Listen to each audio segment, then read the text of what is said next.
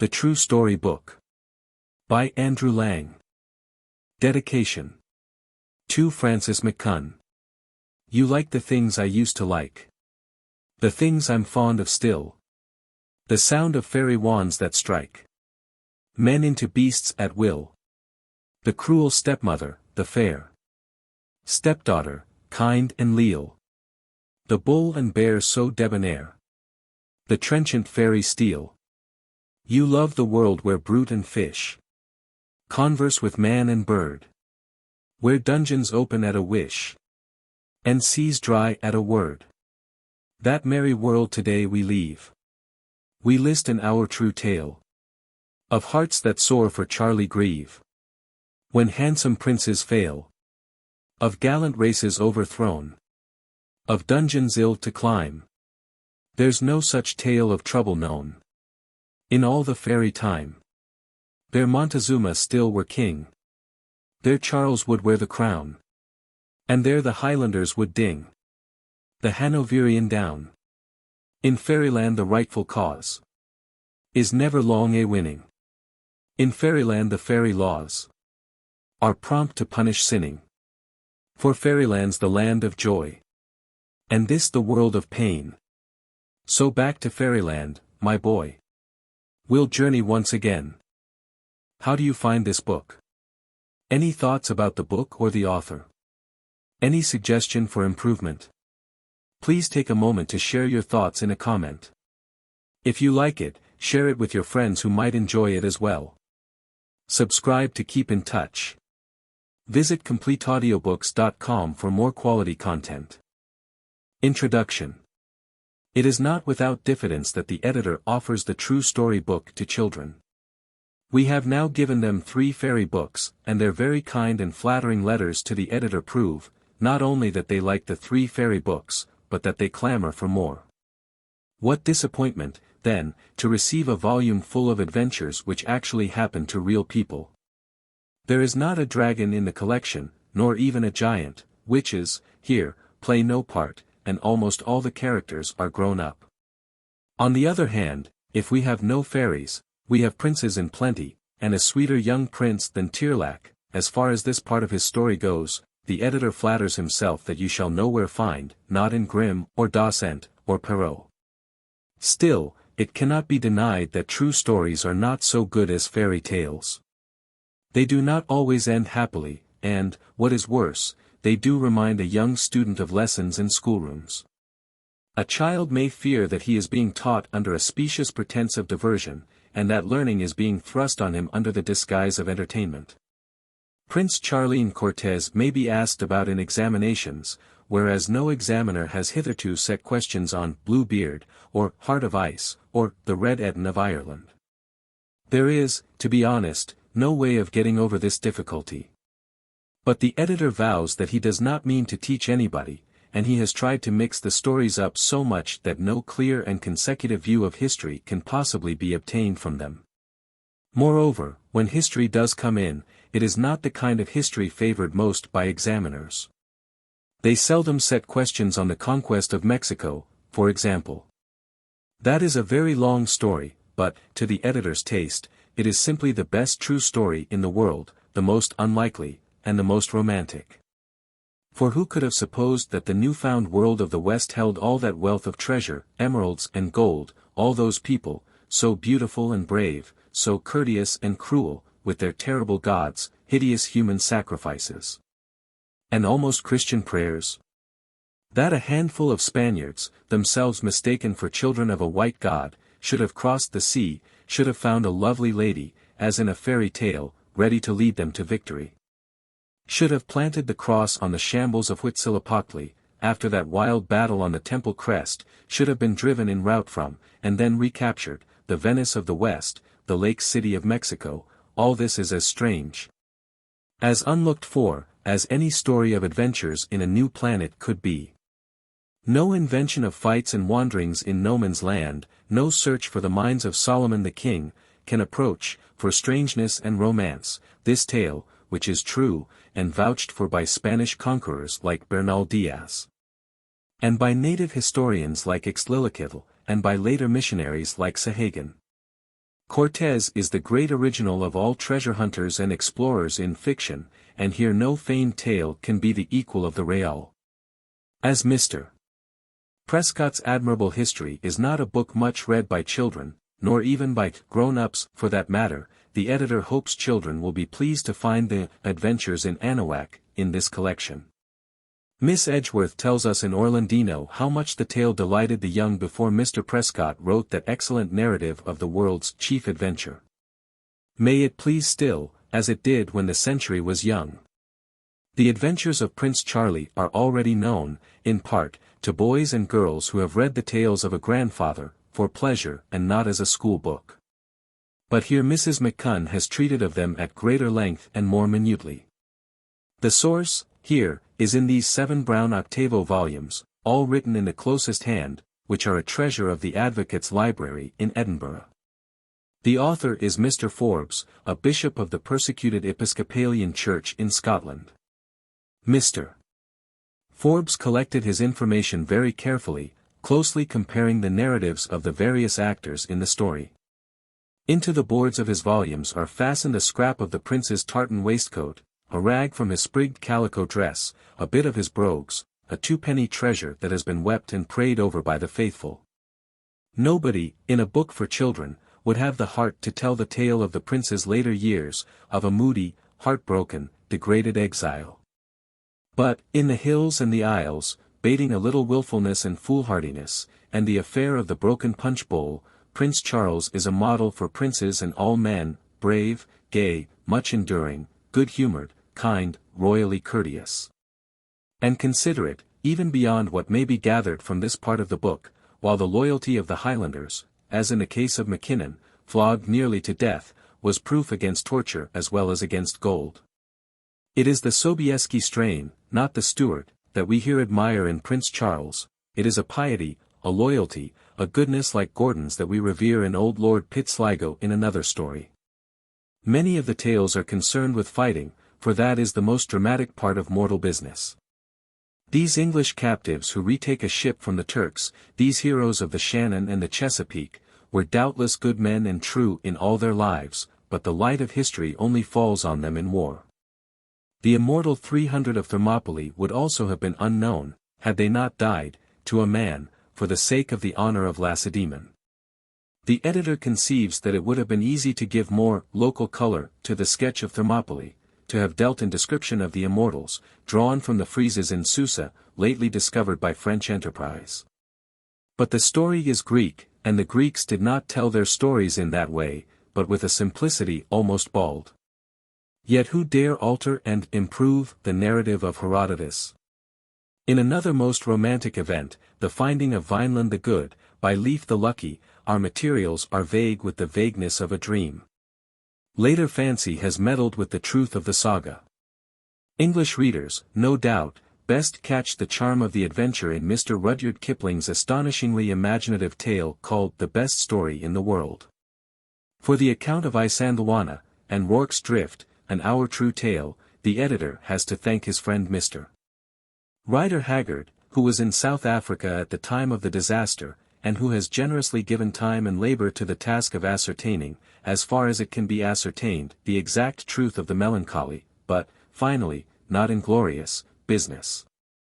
The legend of 2 great cricket matches is taken, in part, from Lillywhite's scores, and Mr. Robert Littleton's spirited pages in the Badminton Book of Cricket. The second match the editor writes of as he who saw it, to quote Caxton on Dares Phrygius. These legends prove that a match is never lost till it is won. Some of the true stories contain, we may surmise, traces of the imaginative faculty. The escapes of Benvenuto Cellini, of Trenck, and of Casanova must be taken as the heroes chose to report them. Benvenuto and Casanova have no firm reputation for veracity. Again, the escape of Cæsar Borgia is from a version handed down by the great Alexander Dumas, and we may surmise that Alexander allowed it to lose nothing in the telling. He may have given it a sword and a cocked hat, as was Sir Walter's wont. About Kaspar Hauser's mystery we can hardly speak of the truth, for the exact truth will never be known.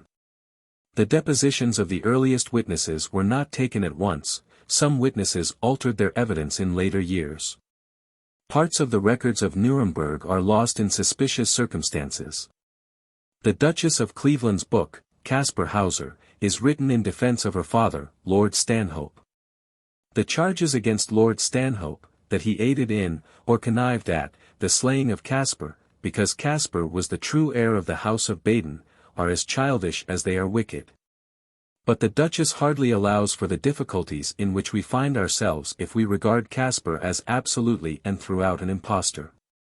This, however, is not the place to discuss an historical mystery. This true story is told as a romance founded on fact. The hypothesis that Kaspar was a son and heir of the House of Baden seems, to the editor, to be absolutely devoid of evidence. To Madame von Platt-Stewart the author owes permission to quote the striking adventures of her father, or of her uncle, on the flooded Findhorn. The Lays of the Deer Forest, which contain this tale in the volume of notes, were written by John Sobieski Stewart, and by Charles Edward Stewart.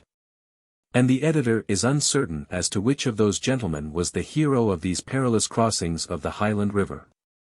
Many other good tales, legends, and studies of natural history and of Highland manners may be found in the Lays of the Deer Forest, apart from the curious interest of the poems. On the whole, with certain exceptions, the editor has tried to find true stories rather out of the beaten paths of history. The narrative of John Tanner, for instance, is probably true, but the book in which his adventures were published is now rather difficult to procure.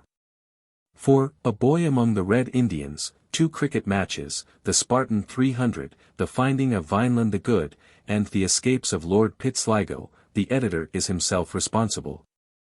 As far as they do not consist of extracts from the original sources. Miss May Kendall translated or adapted Casanova's Escape and the piratical and Algerine tales. Mrs. Lang reduced the narrative of the Chevalier Johnstone, and did the escapes of Cæsar Borgia, of Trenck, and Cervantes, while Miss Blackley renders that of Benvenuto Cellini. Mrs. McCunn, as already said, compiled from the sources indicated the adventures of Prince Charles, and she tells the story of Grace Darling. The contemporary account is, unluckily, rather meagre. Miss Aline did The Kidnapping of the Princes, Mrs. Plowden the story of Caspar Hauser. Miss Wright reduced the adventures of Cortez from Prescott, and Mr. Rider Haggard has already been mentioned in connection with Isandhlwana. Here the editor leaves the true story book to the indulgence of children, explaining, once more, that his respect for their judgment is very great, and that he would not dream of imposing lessons on them, in the shape of a Christmas book. No, lessons are one thing, and stories are another. But though fiction is undeniably stranger and more attractive than truth, yet true stories are also rather attractive and strange, now and then. And, after all, we may return once more to fairyland, after this excursion into the actual workaday world. A Boy Among the Red Indians. The earliest event of my life which I distinctly remember, says John Tanner, is the death of my mother.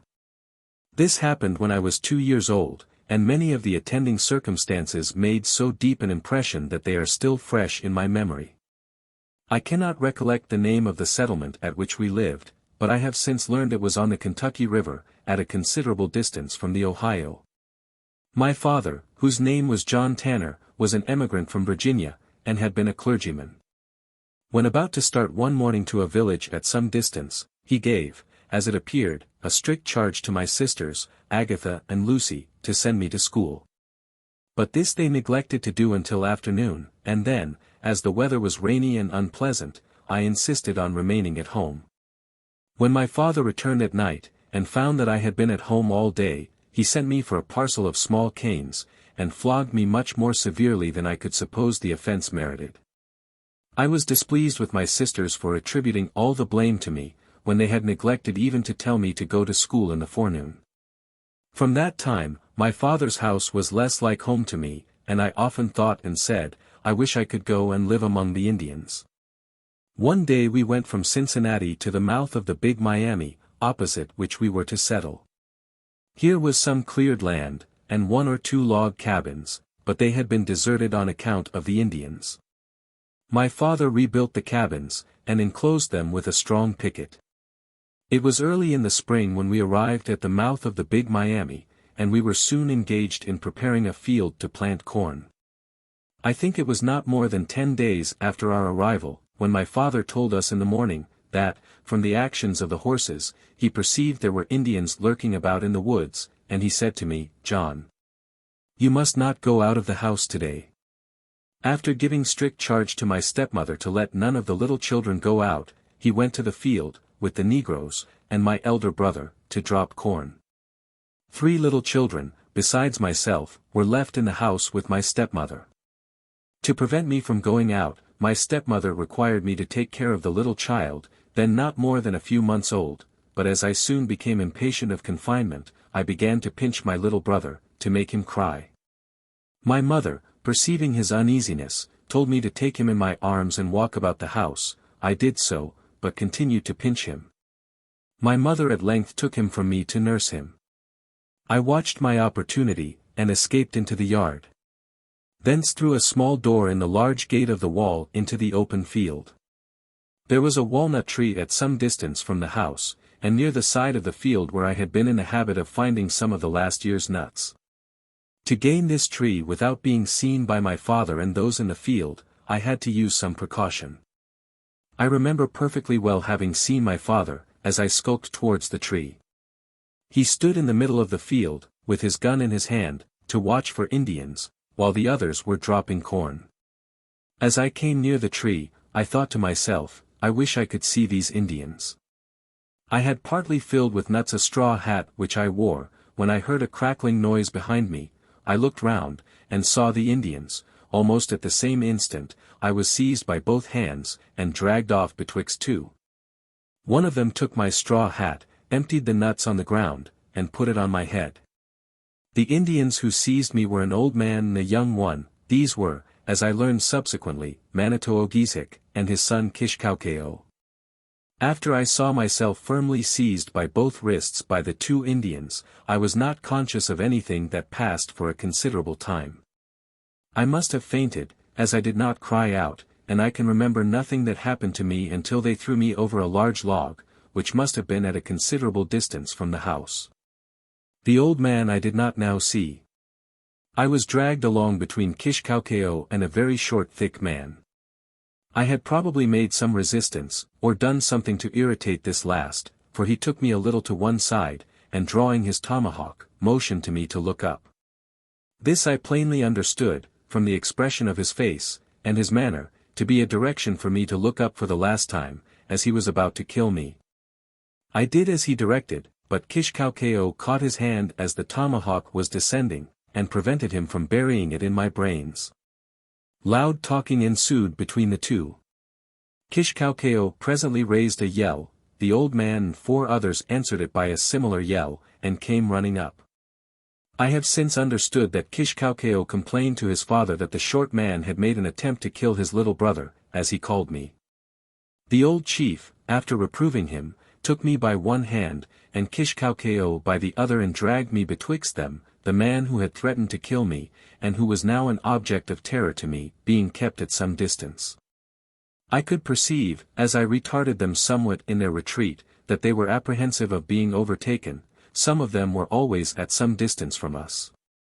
It was about 1 mile from my father's house to the place where they threw me into a hickory-bark canoe, which was concealed under the bushes, on the bank of the river. Into this they all 7 jumped, and immediately crossed the Ohio, landing at the mouth of the Big Miami, and on the south side of that river.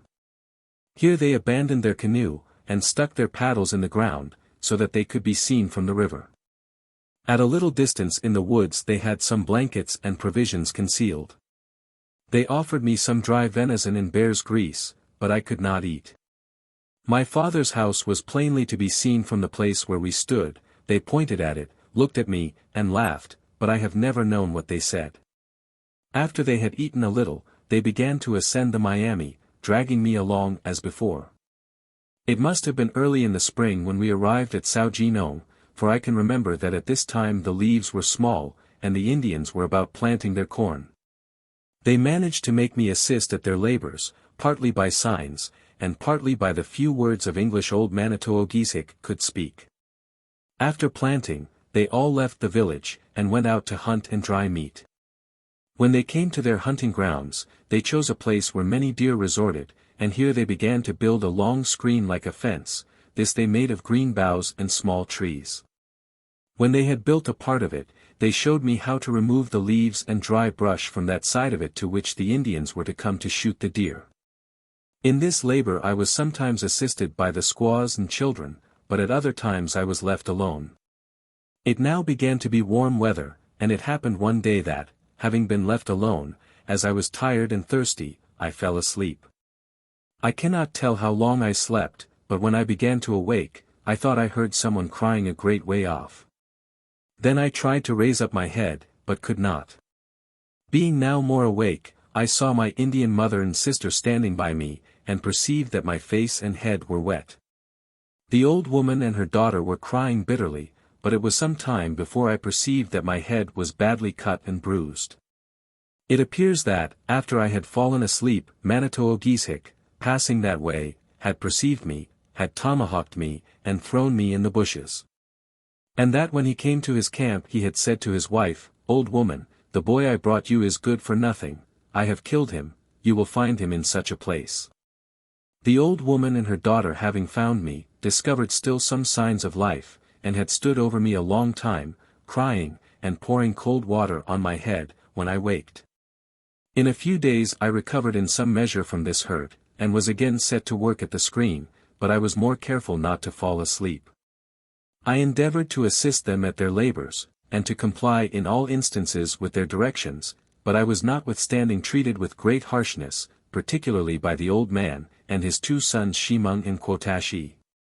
While we remained at the hunting camp, one of them put a bridle in my hand, and pointing in a certain direction motioned me to go.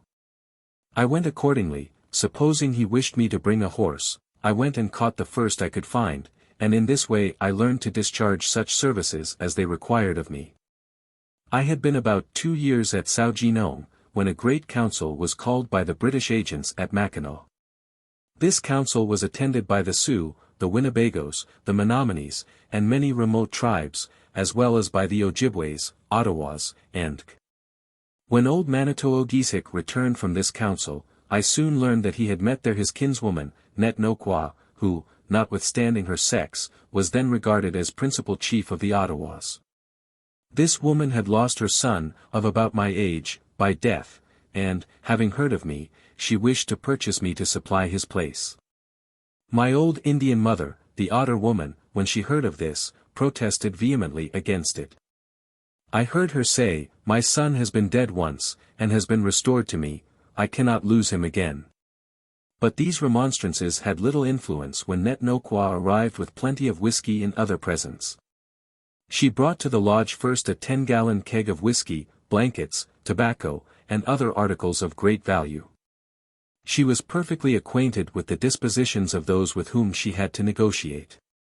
Objections were made to the exchange until the contents of the keg had circulated for some time, then an additional keg, and a few more presents, completed the bargain, and I was transferred to Net-no-kwa. This woman, who was then advanced in years, was of a more pleasing aspect than my former mother. She took me by the hand, after she had completed the negotiation with my former possessors, and led me to her own lodge, which stood near. Here I soon found I was to be treated more indulgently than I had been. She gave me plenty of food, put good clothes upon me, and told me to go and play with her own sons. We remained but a short time at Saugenong. She would not stop with me at Mackinac, which we passed in the night, but ran along to Point St. Ignace, where she hired some Indians to take care of me, while she returned to Mackinac by herself, or with 1 or 2 of her young men. After finishing her business at Mackinac, she returned, and, continuing on our journey, we arrived in a few days at Shabawidwigan. The husband of Net-no-kwa was an Ojibway of Red River, called Tajiewinin, the hunter. He was 17 years younger than Net-no-kwa, and had turned off a former wife on being married to her. Tajiewinin was always indulgent and kind to me, treating me like an equal, rather than as a dependent. When speaking to me, he always called me his son. Indeed, he himself was but of secondary importance in the family, as everything belonged to Netnoqua, and she had the direction in all affairs of any moment. She imposed on me, for the first year, some tasks. She made me cut wood, bring home game, bring water, and perform other services not commonly required of the boys of my age.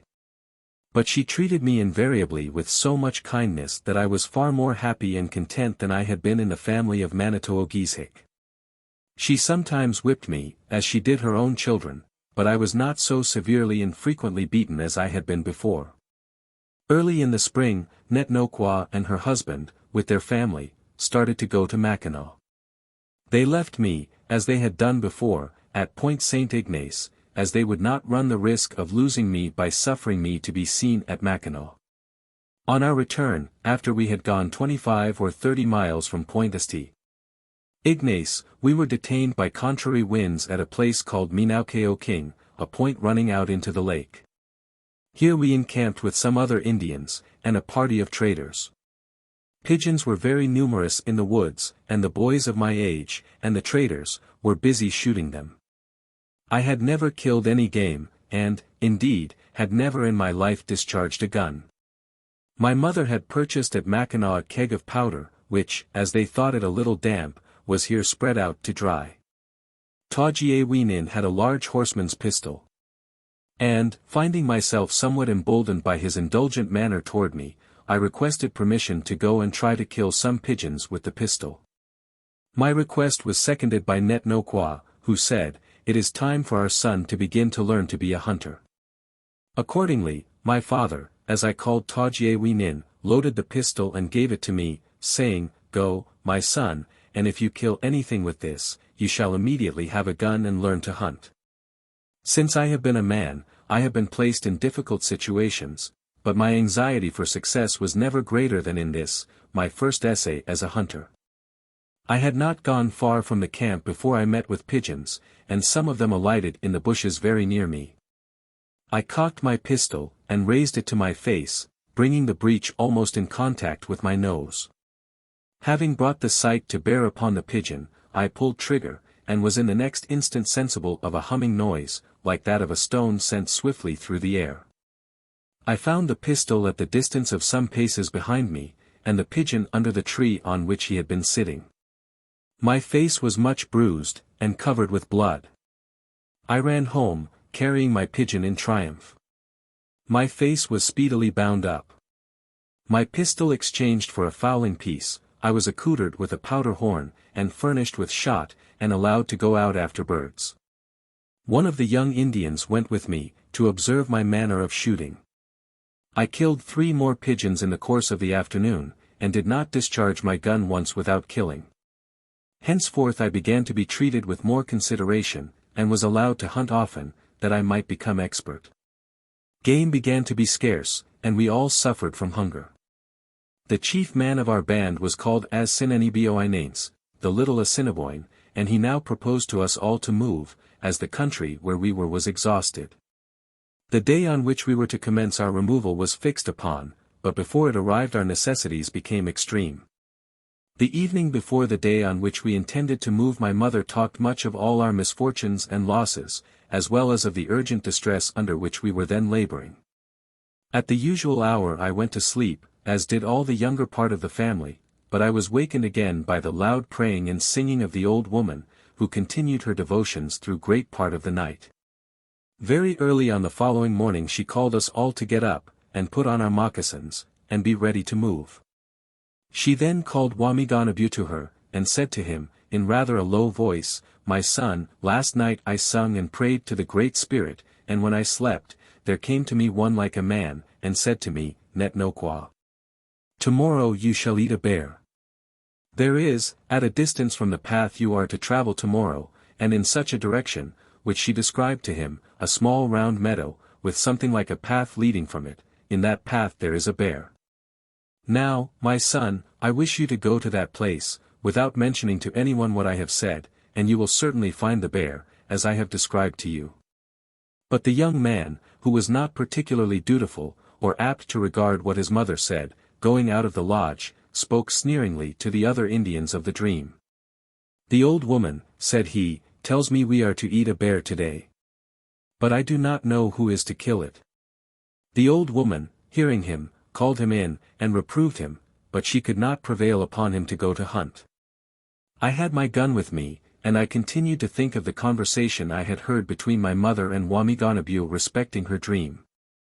At length I resolved to go in search of the place she had spoken of, and without mentioning to anyone my design, I loaded my gun as for a bear, and set off on our back track. I soon met a woman belonging to one of the brothers of Taugier Wenin, and of course my aunt. This woman had shown little friendship for us, considering us as a burthen upon her husband, who sometimes gave something for our support. She had also often ridiculed me. She asked me immediately what I was doing on the path, and whether I expected to kill Indians, that I came there with my gun. I made her no answer. And thinking I must be not far from the place where my mother had told Wamigonabu to leave the path, I turned off, continuing carefully to regard all the directions she had given. At length I found what appeared at some former time to have been a pond. It was a small, round, open place in the woods, now grown up with grass and small bushes. This I thought must be the meadow my mother had spoken of. And examining around it, I came to an open space in the bushes, where, it is probable, a small brook ran from the meadow, but the snow was now so deep that I could see nothing of it. My mother had mentioned that, when she saw the bear in her dream, she had, at the same time, seen a smoke rising from the ground. I was confident this was the place she had indicated, and I watched long, expecting to see the smoke. But, wearied at length with waiting, I walked a few paces into the open place, resembling a path, when I unexpectedly fell up to my middle in the snow. I extricated myself without difficulty, and walked on. But, remembering that I had heard the Indians speak of killing bears in their holes, it occurred to me that it might be a bear's hole into which I had fallen, and, looking down into it, I saw the head of a bear lying close to the bottom of the hole. I placed the muzzle of my gun nearly between his eyes and discharged it. As soon as the smoke cleared away, I took a piece of stick and thrust it into the eyes and into the wound in the head of the bear, and, being satisfied that he was dead, I endeavored to lift him out of the hole. But being unable to do this, I returned home, following the track I had made in coming out. As I came near the camp, where the squaws had by this time set up the lodges, I met the same woman I had seen in going out, and she immediately began again to ridicule me. "Have you killed a bear, that you come back so soon, and walk so fast?" I thought to myself, how does she know that I have killed a bear? But I passed by her without saying anything, and went into my mother's lodge. After a few minutes, the old woman said, "My son, look in that kettle, and you will find a mouthful of beaver meat, which a man gave me since you left us in the morning. You must leave half of it for Wamigonabu, who has not yet returned from hunting, and has eaten nothing today." I accordingly ate the beaver meat, and when I had finished it, observing an opportunity when she stood by herself, I stepped up to her, and whispered in her ear, "My mother, I have killed a bear." "What do you say, my son?" said she. "I have killed a bear." "Are you sure you have killed him?" "Yes." "Is he quite dead?" "Yes." She watched my face for a moment, and then caught me in her arms, hugging and kissing me with great earnestness, and for a long time. I then told her what my aunt had said to me, both going and returning, and this being told to her husband when he returned, he not only reproved her for it, but gave her a severe flogging.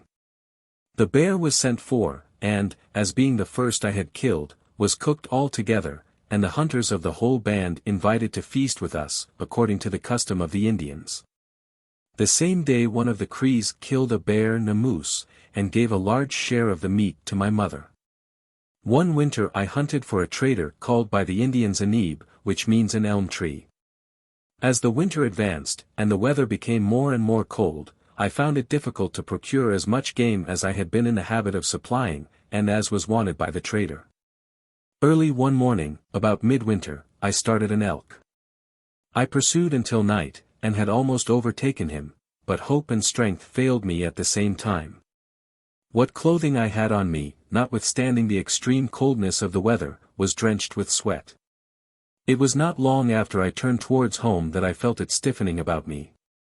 My leggings were of cloth, and were torn in pieces in running through the bush. I was conscious I was somewhat frozen before I arrived at the place where I had left our lodge standing in the morning, and it was now midnight. I knew it had been the old woman's intention to move, and I knew where she would go. But I had not been informed she would go on that day. As I followed on their path, I soon ceased to suffer from cold, and felt that sleepy sensation which I knew preceded the last stage of weakness in such as die of cold. I redoubled my efforts, but with an entire consciousness of the danger of my situation, it was with no small difficulty that I could prevent myself from lying down. At length I lost all consciousness for some time, how long I cannot tell, and, awaking as from a dream, I found I had been walking round and round in a small circle not more than 20 or 25 yards over. After the return of my senses, I looked about to try to discover my path, as I had missed it, but, while I was looking, I discovered a light at a distance, by which I directed my course. Once more, before I reached the lodge, I lost my senses. But I did not fall down. If I had, I should never have got up again, but I ran round and round in a circle as before. When I at last came into the lodge, I immediately fell down, but I did not lose myself as before. I can remember seeing the thick and sparkling coat of frost on the inside of the Puckwee lodge, and hearing my mother say that she had kept a large fire in expectation of my arrival. And that she had not thought I should have been so long gone in the morning, but that I should have known long before night of her having moved. It was a month before I was able to go out again, my face, hands, and legs having been much frozen. There is, on the bank of the little Saskatchewan, a place which looks like one the Indians would always choose to encamp at. In a bend of the river is a beautiful landing place, behind it a little plain, a thick wood, and a small hill rising abruptly in the rear. But with that spot is connected a story of fratricide, a crime so uncommon that the spot where it happened is held in detestation, and regarded with terror. No Indian will land his canoe, much less encamp, at the place of the two dead men. They relate that many years ago the Indians were encamped here, when a quarrel arose between two brothers, having GwI for totems. One drew his knife and slew the other. But those of the band who were present, looked upon the crime as so horrid that, without hesitation or delay, they killed the murderer, and buried them together. As I approached this spot, I thought much of the story of the two brothers, who bore the same totem with myself, and were, as I supposed, related to my Indian mother.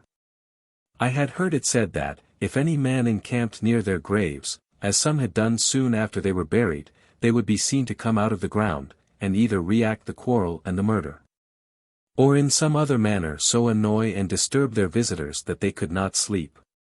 Curiosity was in part my motive, and I wished to be able to tell the Indians that I not only stopped, but slept quietly at a place which they shunned with so much fear and caution. The sun was going down as I arrived. And I pushed my little canoe into the shore, kindled a fire, and, after eating my supper, lay down and slept. Very soon I saw the two dead men come and sit down by my fire, opposite me. Their eyes were intently fixed upon me, but they neither smiled nor said anything. I got up and sat opposite them by the fire, and in this situation I awoke. The night was dark and gusty, but I saw no men, or heard any other sound than that of the wind in the trees. It is likely I fell asleep again, for I soon saw the same two men standing below the bank of the river, their heads just rising to the level of the ground I had made my fire on, and looking at me as before. After a few minutes, they rose one after the other, and sat down opposite me, but now they were laughing, and pushing at me with sticks, and using various methods of annoyance. I endeavored to speak to them, but my voice failed me. I tried to fly, but my feet refused to do their office. Throughout the whole night I was in a state of agitation and alarm. Among other things which they said to me, one of them told me to look at the top of the little hill which stood near. I did so, and saw a horse fettered, and standing looking at me. "There, my brother," said the ghost, "is a horse which I give you to ride on your journey tomorrow. And as you pass here on your way home, you can call and leave the horse, and spend another night with us."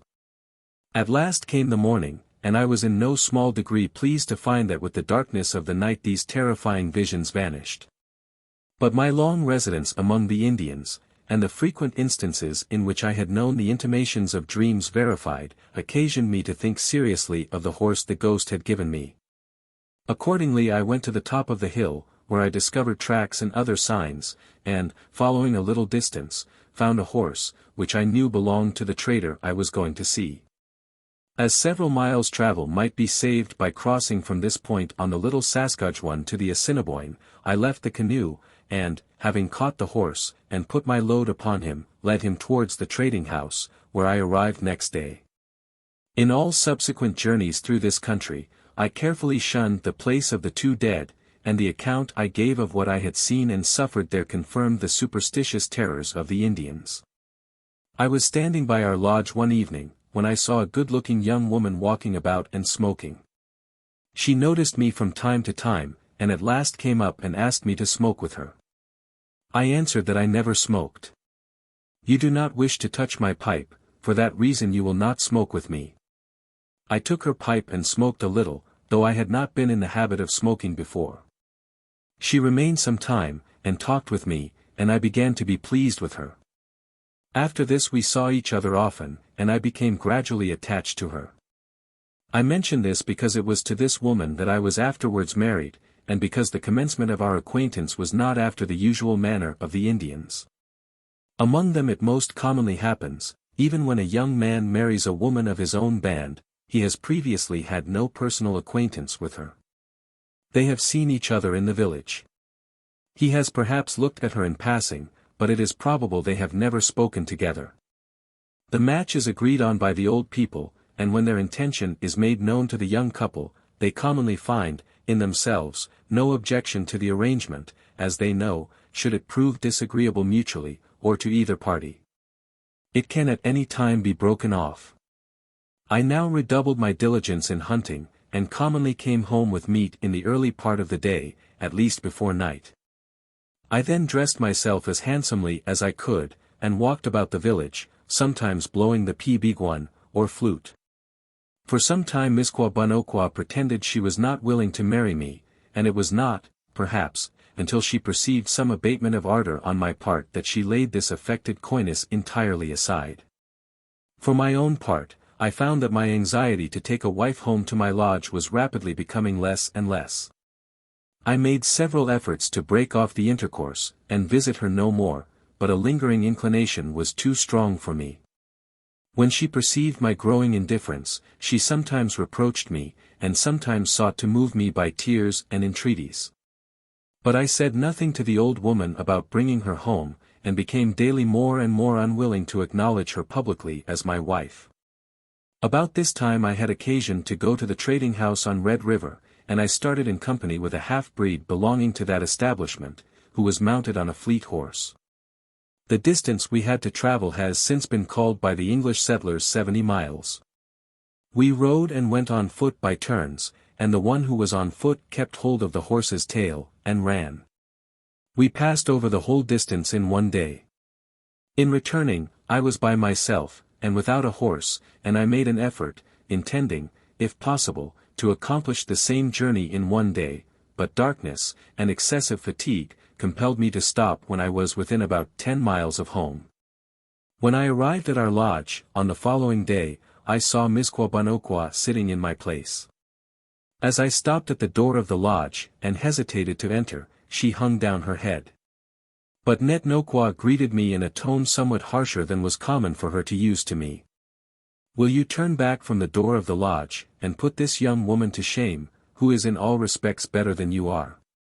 This affair has been of your seeking, and not of mine or hers. You have followed her about the village heretofore, now you would turn from her, and make her appear like one who has attempted to thrust herself in your way." I was, in part, conscious of the justness of Netnokwa's reproaches, and in part prompted by inclination, I went in and sat down by the side of Miss Quabanokwa, and thus we became man and wife. Old Netnokwa had, while I was absent at Red River, without my knowledge or consent, made her bargain with the parents of the young woman, and brought her home, rightly supposing that it would be no difficult matter to reconcile me to the measure. In most of the marriages which happen between young persons, the parties most interested have less to do than in this case. The amount of presents which the parents of a woman expect to receive in exchange for her diminishes in proportion to the number of husbands she may have had. I now began to attend to some of the ceremonies of what may be called the initiation of warriors, this being the first time I had been on a war party. For the first 3 times that a man accompanies a war party, the customs of the Indians require some peculiar and painful observances, from which old warriors may, if they choose, be exempted. The young warrior must constantly paint his face black. Must wear a cap, or headdress of some kind, must never precede the old warriors, but follow them, stepping in their tracks. He must never scratch his head, or any other part of his body, with his fingers, but if he is compelled to scratch he must use a small stick. The vessel he eats or drinks out of, or the knife he uses, must be touched by no other person. The young warrior, however long and fatiguing the march, must neither eat, nor drink, nor sit down by day. If he halts for a moment, he must turn his face towards his own country, that the Great Spirit may see that it is his wish to return home again. It was Tanner's wish to return home again, and after many dangerous and disagreeable adventures he did at last, when almost an old man, come back to the whites and tell his history, which, as he could not write, was taken down at his dictation. Point 2. Casanova's escape. In July 1755 Casanova di Seingalt, a Venetian gentleman, by reason of certain books of magic he possessed, fell under the displeasure of the church, was imprisoned by order of the Inquisition in a cell in the ducal palace. The cell in which he was imprisoned was one of 7 called the Leads, because they were under the palace roof, which was covered neither by slates nor bricks, but great heavy sheets of lead. They were guarded by archers, and could only be reached by passing through the Hall of Council. The Secretary of the Inquisition had charge of their key, which the jailer, after going the round of the prisoners, restored to him every morning. 4 of the cells faced eastward over the palace canal, the other 3 westward over the court. Casanova's was one of the 3, and he calculated that it was exactly above the private room of the inquisitors. For many hours after the jailer first turned the key upon Casanova he was left alone in the gloomy cell, not high enough for him to stand upright in, and destitute even of a couch. He laid aside his silk mantle, his hat adorned with Spanish lace and a white plume, for, when roused from sleep and arrested by the Inquisition, he had put on the suit lying ready, in which he intended to have gone to a gay entertainment. The heat of the cell was extreme. The prisoner leaned his elbows on the ledge of the grating which admitted to the cell what light there was, and fell into a deep and bitter reverie. 8 hours passed, and then the complete solitude in which he was left began to trouble him. Another hour, another, and another. But when night really fell, to take Casanova's own account, I became like a raging madman, stamping, cursing, and uttering wild cries. After more than an hour of this furious exercise, seeing no one, not hearing the least sign which could have made me imagine that anyone was aware of my fury, I stretched myself on the ground. But my bitter grief and anger, and the hard floor on which I lay, did not prevent me from sleeping. The midnight bell woke me. I could not believe that I had really passed 3 hours without consciousness of pain. Without moving, lying as I was on my left side, I stretched out my right hand for my handkerchief, which I remembered was there. Groping with my hand, heavens! Suddenly it rested upon another hand, icy cold. Terror thrilled me from head to foot, and my hair rose. I had never in all my life known such an agony of fear, and would never have thought myself capable of it. 3 or 4 minutes I passed, not only motionless, but bereft of thought. Then, recovering my senses, I began to think that the hand I touched was imaginary. In that conviction I stretched out my arm once more, only to encounter the same hand, which, with a cry of horror, I seized, and let go again, drawing back my own. I shuddered, but being able to reason by this time, I decided that while I slept a corpse had been laid near me, for I was sure there was nothing when I lay down on the floor. But whose was the dead body? Some innocent sufferer, perhaps one of my own friends, whom they had strangled, and laid there that I might find before my eyes when I woke the example of what my own fate was to be. That thought made me furious. For the third time I approached the hand with my own, I clasped it, and at the same instant I tried to rise, to draw this dead body towards me, and be certain of the hideous crime. But, as I strove to prop myself on my left elbow, the cold hand I was clasping became alive, and was withdrawn, and I knew that instant, to my utter astonishment, that I held none other than my own left hand, which, lying stiffened on the hard floor, had lost heat and sensation entirely. That incident, though comic, did not cheer Casanova, but gave him matter for the darkest reflections, since he saw himself in a place where, if the unreal seemed so true, reality might one day become a dream. In other words, he feared approaching madness. But at last came daybreak, and by and by the jailer returned, asking the prisoner if he had had time to find out what he would like to eat. Casanova was allowed to send for all he needed from his own apartments in Venice, but writing implements, any metal instruments whatever, even knife and fork, and the books he mentioned, were struck from his list. The inquisitors sent him books which they themselves thought suitable, and which drove him, he said, to the verge of madness. He was not ill-treated, having a daily allowance given him to buy what food he liked, which was more than he could spend. But the loss of liberty soon became insupportable. For months he believed that his deliverance was close at hand, but when November came, and he saw no prospect of release, he began to form projects of escape. And soon the idea of freeing himself, however wild and impossible it seemed, took complete possession of him. By and by he was allowed half an hour's daily promenade in the corridor, Galetas, outside his cell, a dingy, rat-infested place, into which old rubbish was apt to drift. One day Casanova noticed a piece of black marble on the floor, polished, an inch thick and 6 inches long.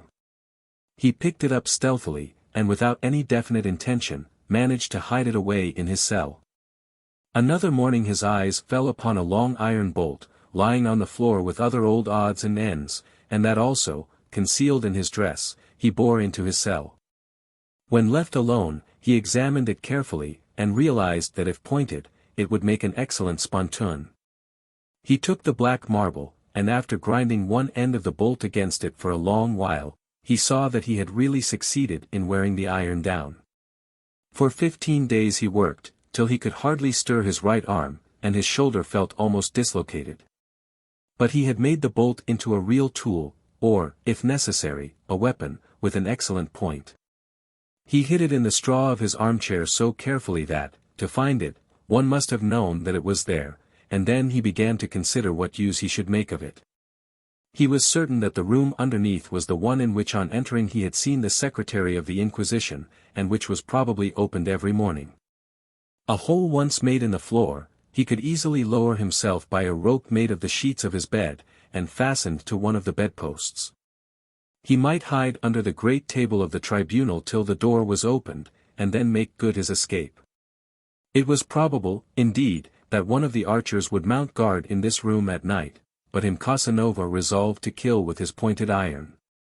The great difficulty really was that the hole in the floor was not to be made in a day, but might be a work of months. And therefore some pretext must be found to prevent the archers from sweeping out the cell, as they were accustomed to do every morning. Some days after, alleging no reason, he ordered the archers not to sweep. This omission was allowed to pass for several mornings, and then the jailer demanded Casanova's reason. He answered, that the dust settled on his lungs, and made him cough, and might give him a mortal disease. Laurent, the jailer, offered to throw water on the floor before sweeping it, but Casanova's arguments against the dampness of the atmosphere that would result were equally ingenious.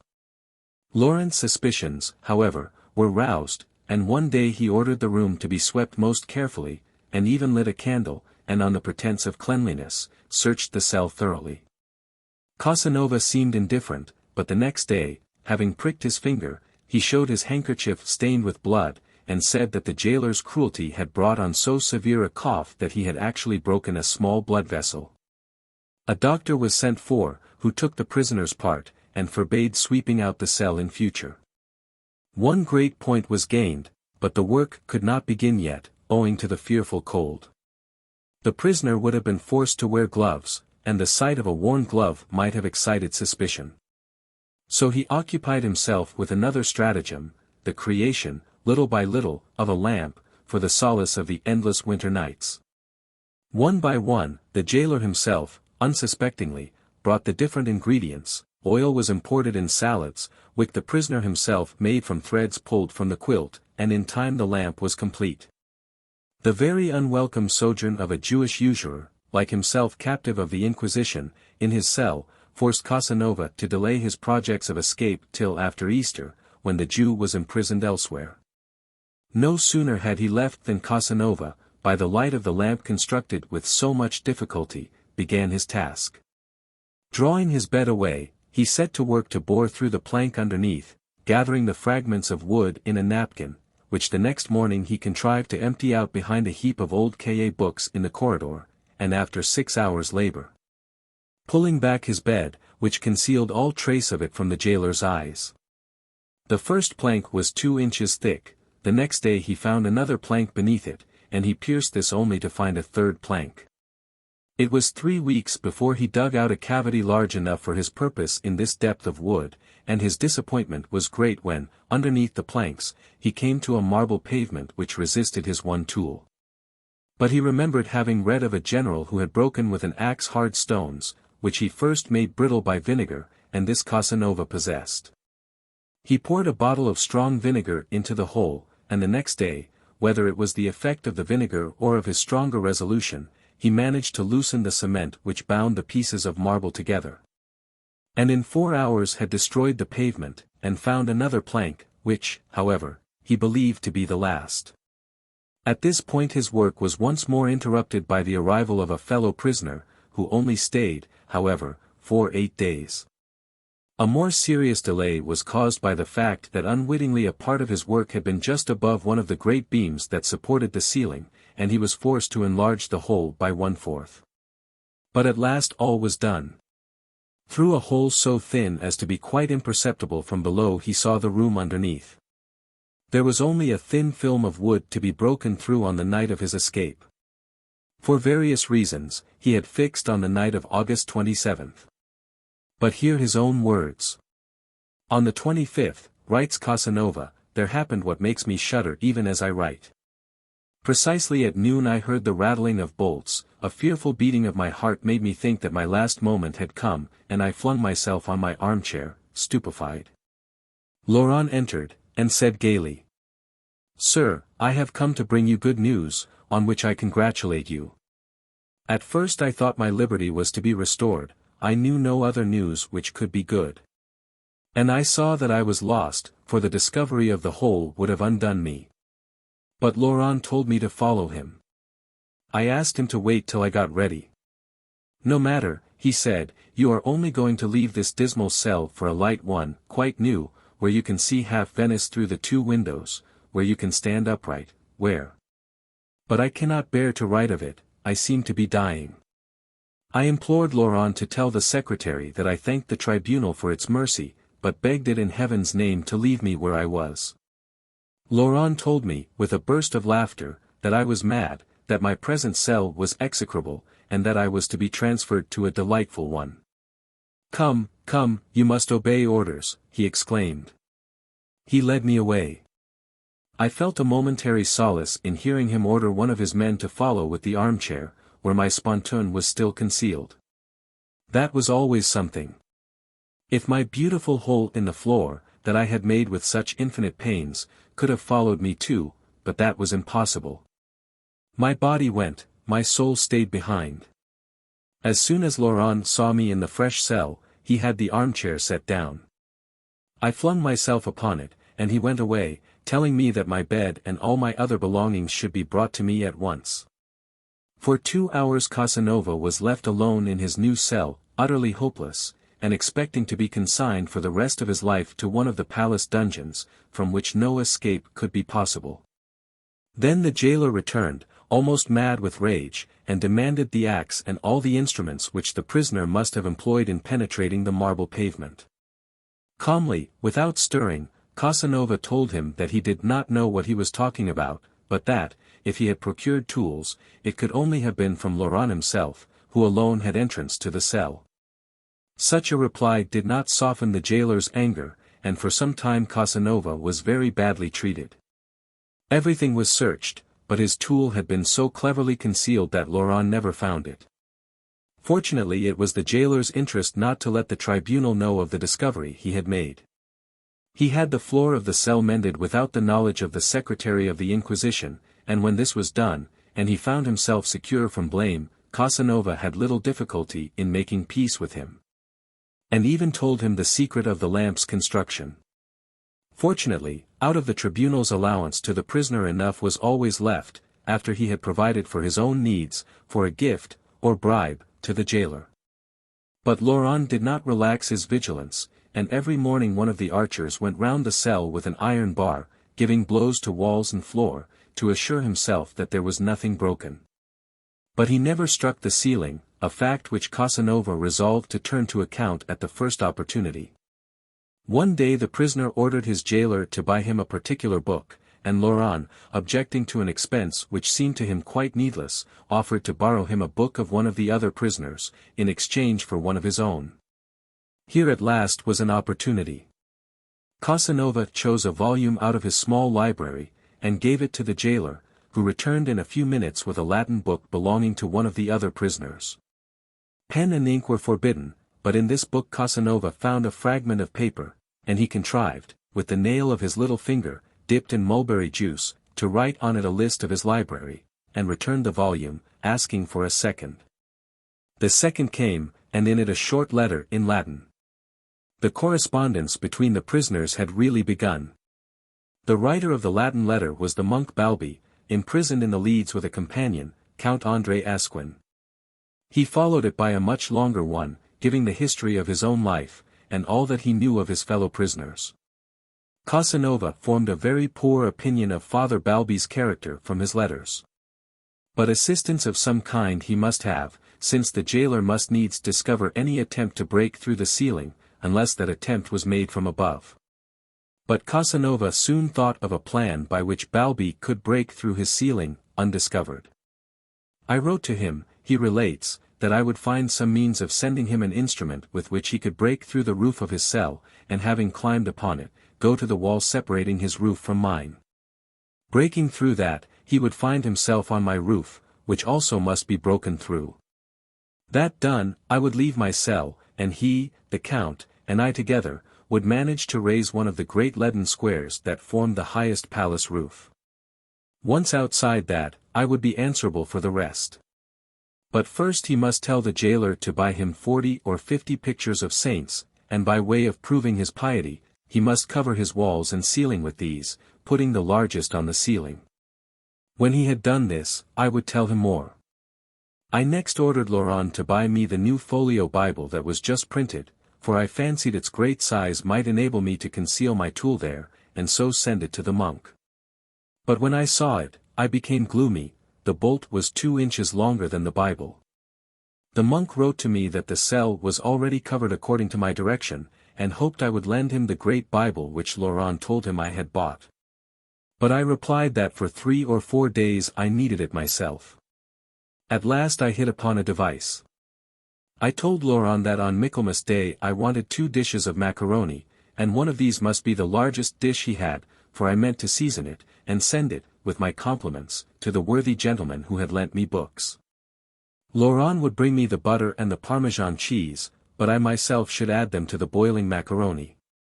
I wrote to the monk preparing him for what was to happen, and on St. Michael's Day all came about as I expected. I had hidden the bolt in the great Bible, wrapped in paper, 1 inch of it showing on each side. I prepared the cheese and butter, and in due time Laurent brought me in the boiling macaroni and the great dish. Mixing my ingredients, I filled the dish so full that the butter nearly ran over the edge, and then I placed it carefully on the Bible, and put that, with the dish resting on it, into Laurent's hand, warning him not to spill a drop. All his caution was necessary. He went away with his eyes fixed on his burden, lest the butter should run over, and the Bible, with the bolt projecting from it, were covered, and more than covered, by the huge dish. His one care was to hold that steady, and I saw that I had succeeded. Presently he came back to tell me that not a drop of butter had been spilt. Father Balbi next began his work, detaching from the roof one large picture, which he regularly put back in the same place to conceal the hole. In 8 days he had made his way through the roof, and attacked the wall. This was harder work, but at last he had removed 26 bricks, and could pass through to Casanova's roof. This he was obliged to work at very carefully, lest any fracture should appear visible below. One Monday, as Father Balbi was busy at the roof, Casanova suddenly heard the sound of opening doors. It was a terrible moment, but he had time to give the alarm signal, 2 quick blows on the ceiling. Then Laurent entered, bringing another prisoner, an ugly, ill-dressed little man of 50, in a black wig, who looked like what he was, a spy of the Inquisition. Casanova soon learned the history of Cervantes, for this was the spy's name, and when his new companion was asleep he wrote to Balbi the account of what had happened. For the present, evidently the work must be given up, no confidence whatever could be placed in Cervantes. Yet soon Casanova thought of a plan of making use even of this traitor. First he ordered Laurent to buy him an image of the Virgin Mary, holy water, and a crucifix. Next he wrote 2 letters, addressed to friends in Venice, letters in which he made no complaint, but spoke of the benevolence of the Inquisition, and the blessing that his trials had been to him. These letters, which, even if they reached the hands of the secretary, could do him no possible harm, he entrusted to Cervantes, in case he should soon be set free.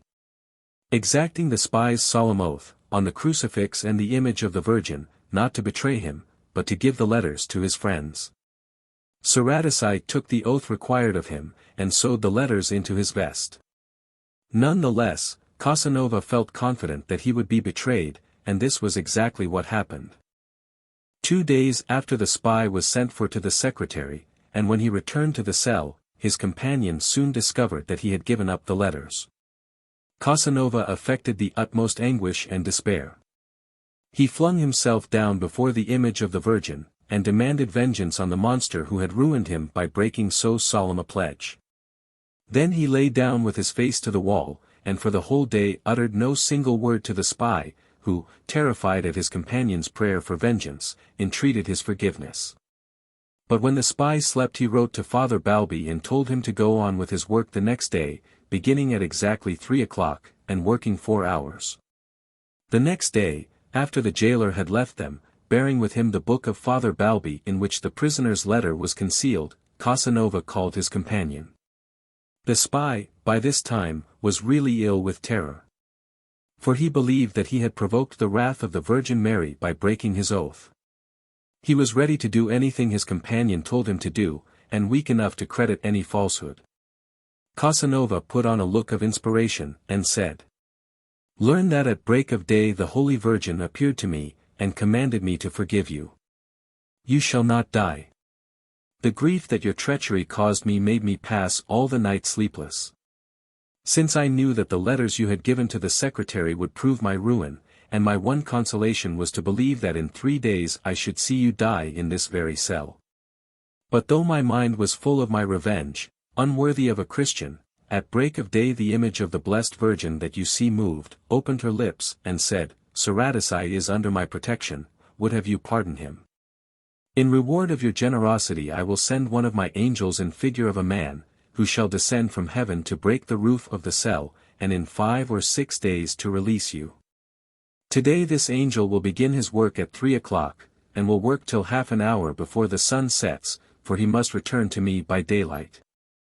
When you escape you will take Cervantes with you, and you will take care of him all his life, on condition that he quits the profession of a spy forever.' With these words the Blessed Virgin disappeared. At first even the spy's credulity would hardly be persuaded that Casanova had not dreamed. But when at the appointed hour the sound of the angel working in the roof was really to be heard, when it lasted 4 hours, and ceased again as foretold, all his doubt vanished, and he was ready to follow Casanova blindly. The thought of once more betraying him never entered his mind. He believed that the Blessed Virgin herself was on the side of his companion. The angel would appear, Casanova told him, on the evening of October 31st. And at the hour appointed Father Balbi, not looking in the least like an angel, came feet foremost through the ceiling. Casanova embraced him, left him to guard the spy, and himself ascending through the roof, crossed over into the other cell and greeted the monk's fellow prisoner, Count André, who had all this time kept their secret, but, being old and infirm, had no desire to fly with them. The next thing was to return into the garret above the two cells, and set to work to break through the palace roof itself. Most of this task fell to Casanova, till he reached the great sheet of lead surmounting the planks, and there the monk's help was necessary. Uniting their strength, they raised it till an opening was made wide enough to pass through. But outside the moonlight was too strong, and they would have been seen from below had they ventured on the roof. They returned into the cell and waited. Casanova had made strong ropes by tying together sheets, towels, and whatever else would serve. Now, since there was nothing to be done till the moon sank, he sat down and wrote a courteous letter to the Inquisition, explaining his reasons for attempting to escape.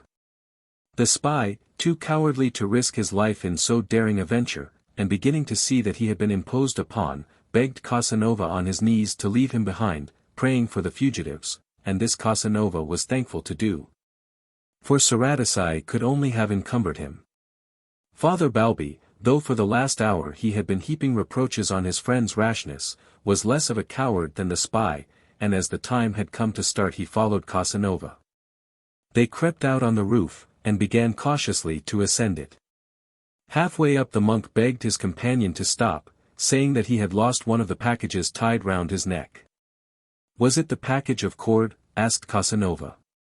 No, replied the monk, but a black coat, and a very precious manuscript. Then, said Casanova, resisting a sudden temptation to throw Balbi after his packet, you must be patient, and come along. The monk sighed, and followed. Soon they had reached the highest point of the roof, and here Balbi contrived to lose his hat, which rolled down the roof, failed to lodge in the gutter, and fell into the canal below. The poor fellow grew desperate, and said it was a bad omen. Casanova soothed him, and left him seated where he was, while he himself went to investigate, his faithful tool in his hand. Now fresh difficulties began. For a long time Casanova could find no way of re-entering the palace, except into the cell they had quitted. He was growing hopeless, when he saw a skylight, that he was sure was too far away from their starting point to belong to any of the cells. He made his way to it. It was barred with a fine iron grating that needed a file. And Casanova only had one tool. Sitting on the roof of the skylight, he nearly abandoned himself to despair, till the bell striking midnight suddenly roused him. It was the 1st of November, All Saints' Day, the day on which he had long had a curious foreboding that he should recover his liberty. Fired with hope, he set his tool to work at the grating, and in a quarter of an hour he had wrenched it away entire. He set it down by the skylight, and went back for the monk. They regained the skylight together. Casanova let down his companion through the skylight by the cord, and found that the floor was so far away that he himself dared not risk the leap. And though the cord was still in his hands, he had nowhere to fasten it. The monk, inside, could give him no help, and, not knowing what to do, he set out on another voyage of discovery. It was successful, for in a part of the roof which he had not yet visited he found a ladder left by some workmen, and long enough for his purpose. Indeed, it seemed likely to be too long, for when he tried to introduce it into the skylight, it only entered as far as the 6th round, and then was stopped by the roof.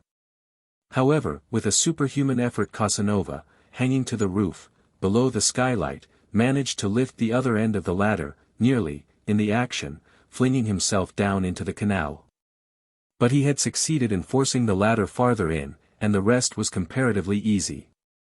He climbed up again to the skylight, lowered the ladder, and in another moment was standing by his companion's side. They found themselves in a garret opening into another room, well barred and bolted. But just then Casanova was past all exertion. He flung himself on the ground, the packet of cord under his head, and fell into a sleep of utter exhaustion. It was dawn when he was roused at last by the monk's despairing efforts. For 2 hours the latter had been shaking him, and even shouting in his ears, without the slightest effect. Casanova rose, saying, "This place must have a way out. Let us break everything, there is no time to lose." They found, at last, a door, of which Casanova's tool forced the lock, and which led them into the room containing the archives or records of the Venetian Republic. From this they descended a staircase, then another, and so made their way into the Chancellor's office. Here Casanova found a tool which secretaries used to pierce parchment, and which was some little help to them, for he found it impossible to force the lock of the door through which they had next to part, and the only way was to break a hole in it. Casanova set to work at the part of the door that looked most likely to yield, while his companion did what he could with the secretary's instrument. They pushed, rent, tore the wood. The noise that they made was alarming, but they were compelled to risk it. In half an hour they had made a hole large enough to get through. The monk went first, being the thinner. He pulled Casanova after him, dusty, torn, and bleeding, for he had worked harder than Father Balbi, who still looked respectable. They were now in a part of the palace guarded by doors against which no possible effort of theirs could have availed. The only way was to wait till they were opened, and then take flight. Casanova tranquilly changed his tattered garments for a suit which he had brought with him, arranged his hair, and made himself look, except for the bandages he had tied round his wounds, much more like a strayed reveller than an escaped prisoner. All this time the monk was upbraiding him bitterly, and at last, tired of listening, Casanova opened a window, and put out his head, adorned with a gay plumed hat. The window looked out upon the palace court, and Casanova was seen at once by people walking there. He drew back his head, thinking that he had brought destruction upon himself, but after all the accident proved fortunate. Those who had seen him went immediately to tell the authority who kept the key of the hall at the top of the grand staircase, at whose window Casanova's head had appeared, that he must unwittingly have shut someone in the night before. Such a thing might easily have happened, and the keeper of the keys came immediately to see if the news were true. Presently the door opened, and quite at his ease, the keeper appeared, key in hand. He looked startled at Casanova's strange figure, but the latter, without stopping or uttering a word, passed him, and descended the stairs, followed by the frightened monk. They did not run, nor did they loiter. Casanova was already, in spirit, beyond the confines of the Venetian Republic. Still followed by the monk, he reached the waterside, stepped into a gondola, and flinging himself down carelessly, promised the rowers more than their fare if they would reach Fusina quickly. Soon they had left Venice behind them. And a few days after his wonderful escape Casanova was in perfect safety beyond Italy. Adventures on the Findhorn. The following adventures in crossing the Findhorn are extracted from Lays of the Deer Forest, by John Sobieski and Charles Edward Stewart, London, 1848. I had lost my boat in the last speed, it was the third which had been taken away in that year, and, until I obtained another, I was obliged to ford the river. I went one day as usual. There was a dark bank of cloud lying in the west upon Bindrenichain, but all the sky above was blue and clear, and the water moderate, as I crossed into the forest. I merely wanted a buck, and, therefore, only made a short circuit to the edge of Dunfern, and rolled a stone down the steep into the deep, wooded den. As it plunged into the burn below, I heard the bound of feet coming up. But they were only two small does, and I did not speak to them, but amused myself with watching their uneasiness and surprise as they perked into the bosky gorge, down which the stone had crashed like a 9-pounder. And, as their white targets jinked over the brae, I went on to try the western terraces. There is a smooth dry brae opposite to Logie Coming, called Brae Coilichoil, 3 great part of the slope of which is covered with a growth of brackens from 5 to 6 feet high, mixed with large masses of foxgloves. Of such luxuriance that the stems sometimes rise 5 from a single root, and more than 7 feet in height, of which there is often an extent of 5 feet of blossoms, loaded with a succession of magnificent bells. As we crossed below this beautiful covert, I observed Dreadnought suddenly turn up the wind towards it. I immediately made for the crest beyond where the bank rises smooth and open, and whence I had a free sweep of the summit and of both sides. I had just reached the top when the dog entered the thicket of the ferns, and I saw their tall heads stir about 20 yards before him, followed by a roar from his deep tongue, and a fine buck bolted up the brae. I gave a short whistle to stop him, and immediately he stood to listen, but behind a great spruce fir, which then, with many others, formed a noble group upon the summit of the terrace. The sound of the dog dislodged him in an instant, and he shot out through the open glade, when I followed him with the rifle, and sent him over on his horns like a wheel down the steep, and splash, like a round shot, into the little rill at its foot. We bridled him on the nog of an old pine, and rewarded the dog, and drank the duck falla. When, having occasion to send the piper to the other side of the wood, and being so near home, I shouldered the roe, and took the way for the ford of Craigdarach, a strong wide broken stream with a very bad bottom, but the nearest then passable. As I descended the Bruch Garb, Dreadnought stopped and looked up into a pine, then approaching the tree, searched it all round with his nose.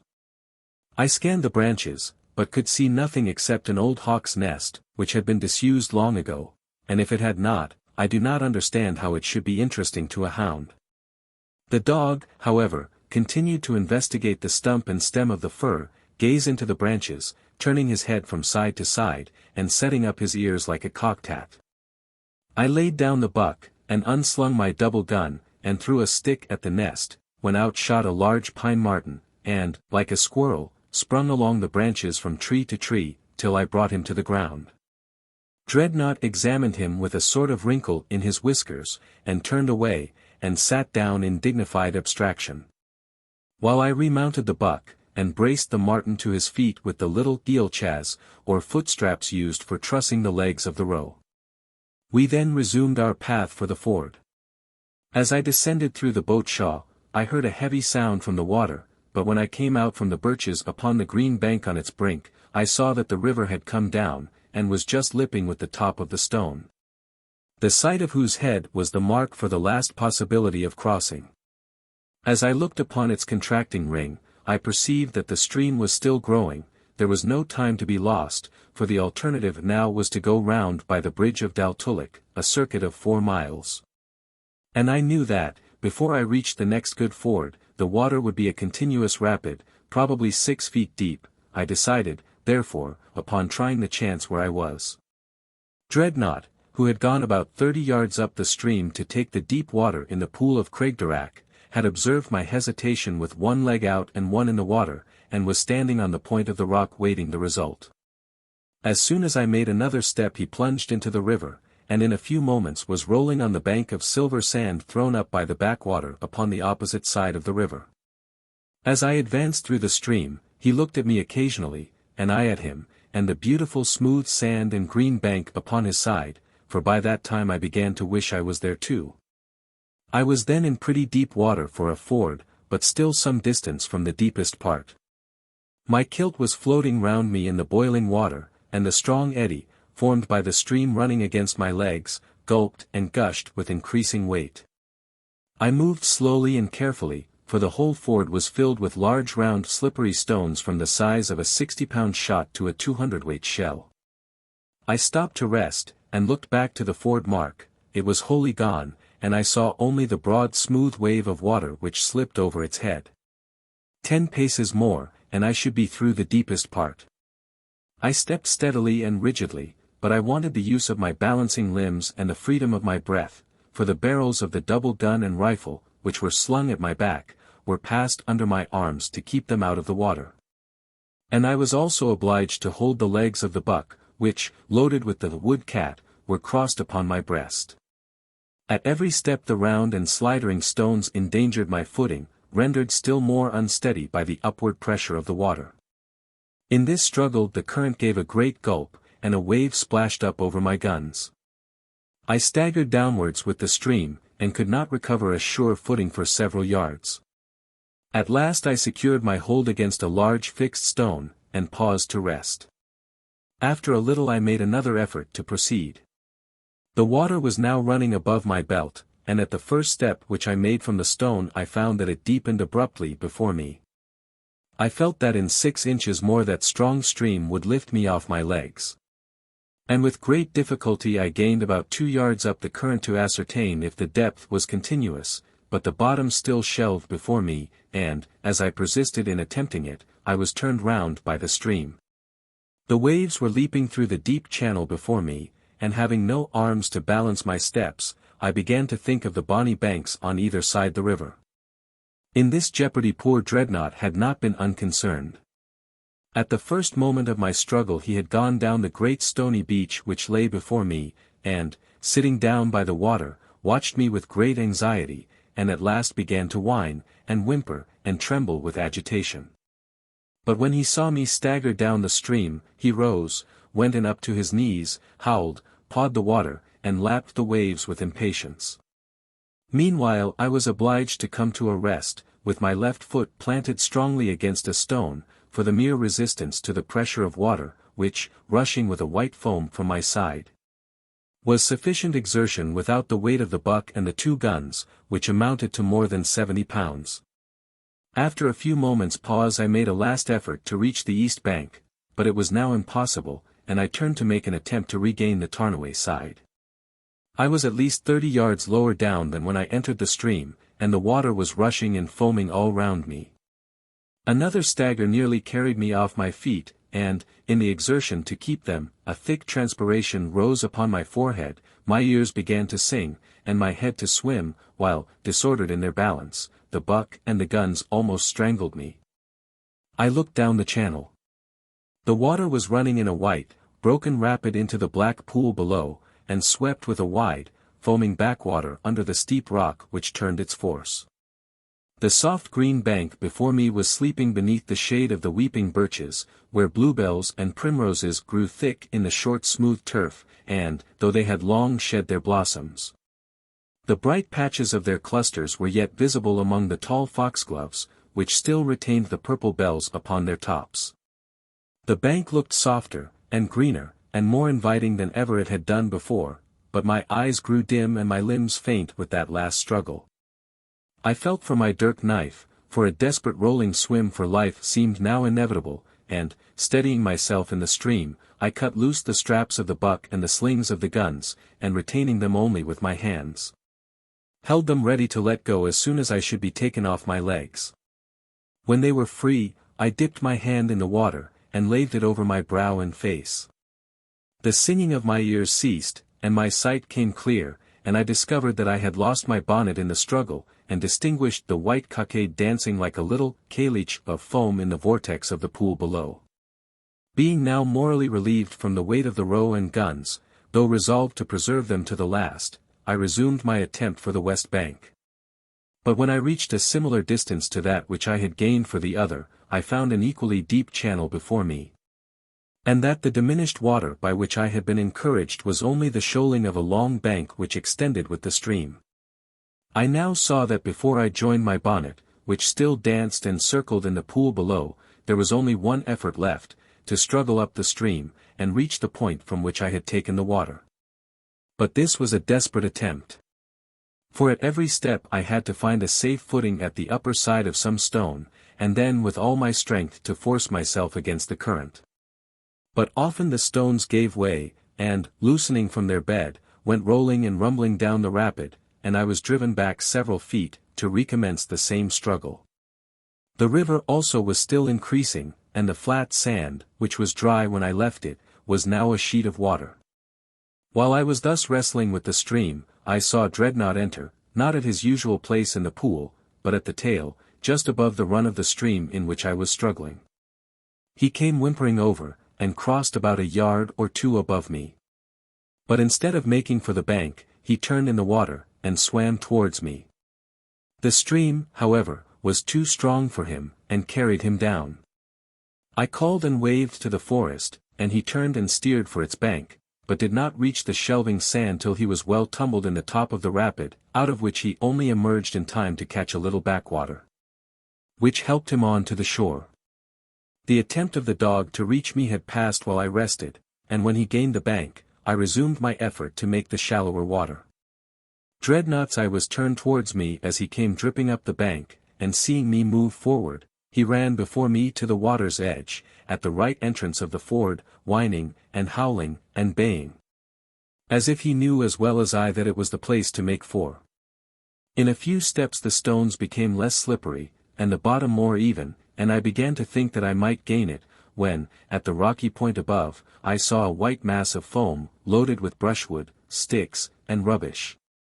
Borne along by a ridge of yellow curdling water, at least 2 feet higher than the stream. I gathered all my strength, and made a struggle for the bank opposite to where I was. The water was already above my belt, and rushing between my arms as I bore up the guns. I felt myself lifted off my legs, again I held the ground. The green bank was only a few yards distant, but the deep water was close below, and the yellow foaming flood above. As I staggered on, I heard it coming down, crumpling up and crackling the dead boughs which it bore along. I stumbled upon a round stone, and nearly fell backward, but it was against the stream which forced me forward. I felt the spray splash over my head, I was nearly blind and deaf. I made a desperate effort with the last strength which I had left, and threw myself gasping on the bank. Dreadnought sprang forward, jumped over and over me, whined, and kissed my face and hands, and tried to turn me over with his snout, and scratched and pawed me to make me speak. But I could not yet, and gasped, and choked, and felt as if my heart would burst. I lay, dripping and panting, with my arms stretched out on the grass, unable to move, except with the convulsive efforts of my breath. At last I sat up, but I could scarcely see, a thin gauzy cloud was over my eyes, a heavy pressure rung in my ears, my feet still hung in the water, which was now sweeping a wide white torrent from bank to bank, and running with a fierce current through both the pools below. The backwater, where my bonnet had danced, no longer remained, all was carried clear out in one long rush down to the cloac. Benedictum sit nomen Domini. I thought, as I crossed myself. I stretched out my hand, and plucked the nearest flowers, and smelled their sweet greenwood scent with inexpressible delight. I never thought that flowers looked so beautiful, or had half so much perfume, though they were only the pale wild blossoms of the fading year. I placed them in my breast, and have them still, and never look upon them without repeating. De profundis clamavi adte, Domini. Such were the hazards on the fords of the Findhorn. But even by boat the struggle was sometimes no less arduous, though it enabled us to cross the water at a height otherwise impassable, of which the following passage is an example. One evening I was returning with the piper, and the old hound which had accompanied me at the ford. As we descended towards the pool of Cloac, where I had left the kobold quietly moored in the morning, Dreadnought frequently turned and looked at me with hanging ears and a heavy cheerless eye. And when we came to the path which led down to the river he stopped, and dropped behind, and followed at my heel, though usually he trotted on before, and instead of waiting for the boat, took the water, which he preferred to the kobold. When we came out from the trees upon the steep bank above the river, I understood his altered manner. From rock to rock the stream was running a white, furious, rushing torrent, and the little boat tugging and jibbing on her chain, and swinging and bobbing upon the top of the froth, like the leaves which danced upon the eddy. Dreadnought had heard the sound of the river, and knew what there was at work before us. The boat was moored near the throat of the pool, in the backwater of a little bay, now entirely filled with froth and foam up to the gunwale of the kobold, which was defended by a sharp point of rock, from whose breakwater the stream was thrown off in a wild shooting torrent. Within the bay the reaction of the tide formed a quick backwater, which raised the stream without nearly 2 feet higher than the level within, and at times sucked the boat on to the point, where she was struck in the stem by the gushing stream and sent spinning round at the full swing of her tether. Donald looked at me. There was no alternative but the bridge of Daltulloch, more than 4 miles about, with 2 bucks to carry, and ourselves well run since 4 o'clock in the morning. I stood for some moments considering the chances, and the manifest probability of going down the stream. Immediately after emerging from the little mooring bay there was a terrific rush of water discharged through the narrow throat of the pool, and raised to the center in a white fierce tumbling ridge, for which the shortness of the pool afforded no allowance for working, while the little backwater, which, in ordinary cases, caught us on the opposite side, and took us into the bank, was lost in a flood, which ran right through the basin like a mill lead. "Can you swim, Donald?" said I mechanically. "Swim, sir," said he, who knew how often I had seen him tumbled by the waves both in salt water and fresh. "Oh yes, I know you can. But I was thinking of that stream." "Augudurb," replied Donald, "but it was myself that never tried it yon way." "And what do you think of her?" "Faith, Thigharna, you know best, but if you try it, I shall not stay behind." We had often ridden the water together by day and night, in flood and fair, and, narrow as the pool was, I thought we could get through it. We threw in a broken branch to prove the speed of the current, but it leaped through the plunging water like a greyhound, and was away in a moment down to the fierce white battling vortex of the Scuttock, where there was no salvation for thing alive. A few moments it disappeared in the wild turmoil, and then came up beyond, white and barked, and shivered like a splintered bone. Donald, however, saw that I was going to try the venture, and he was already up the bank unlocking the chain without a word.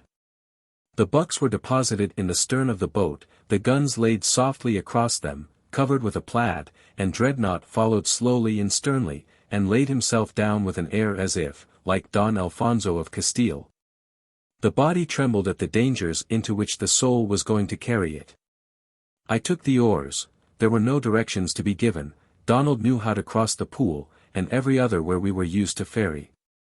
The boat's head was brought round to the stream, for it was necessary to run her into it with the impulse of the backwater to shoot her forward, or she would have been drawn back, stern foremost, into the eddy, where the jaw of the water, over the point of the rock, would have swamped us in an instant.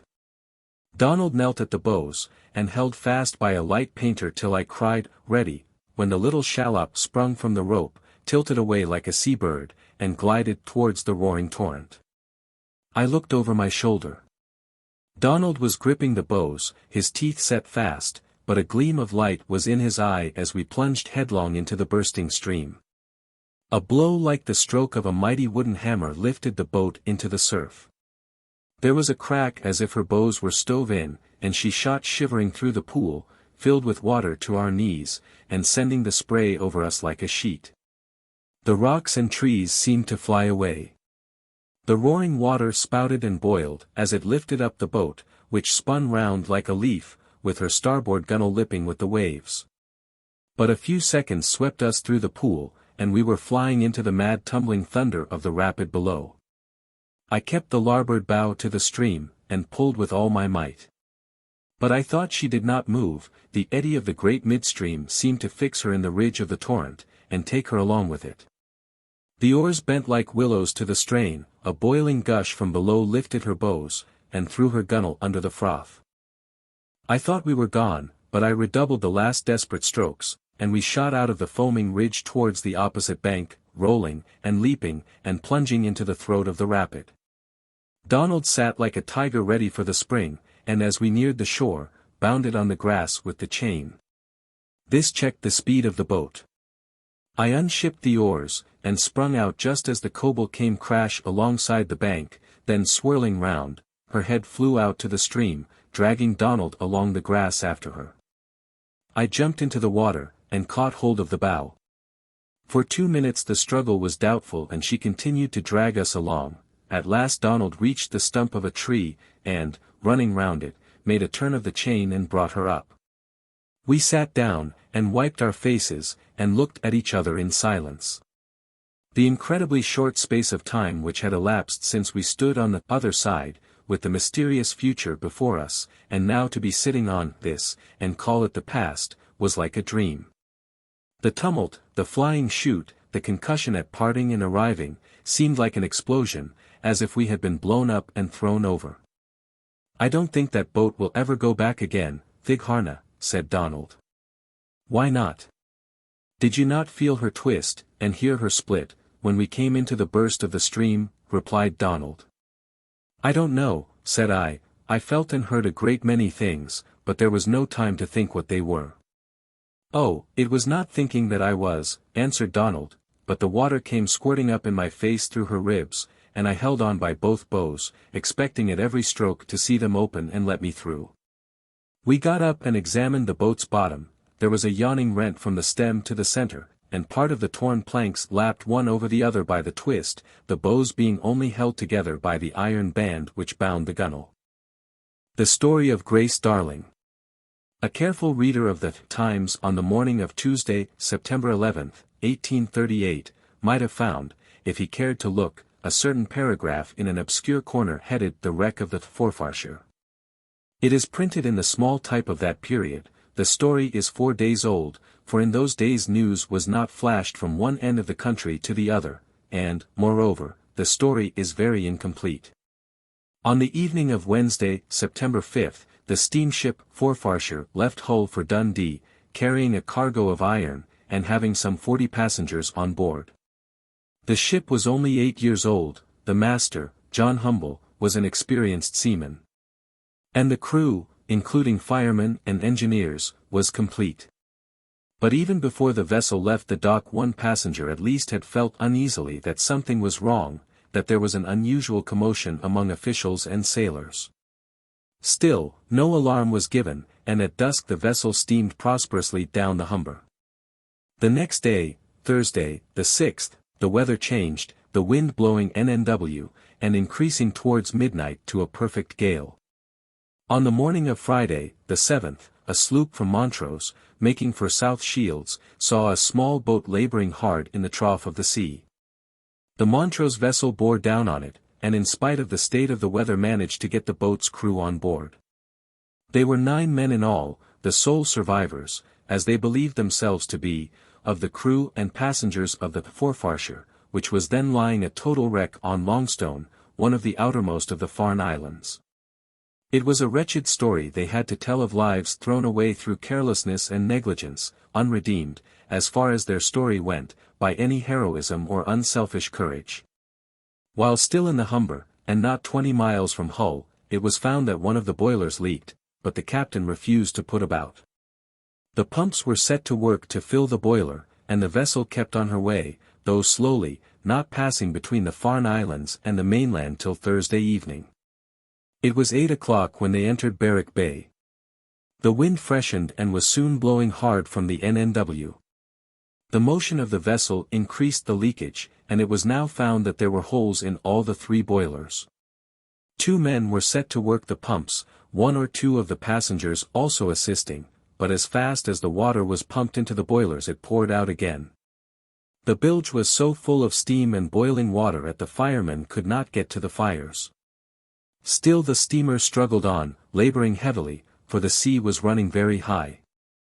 At midnight they were off Street Abbs Head, when the engineers reported that the case was hopeless, the engines had entirely ceased to work.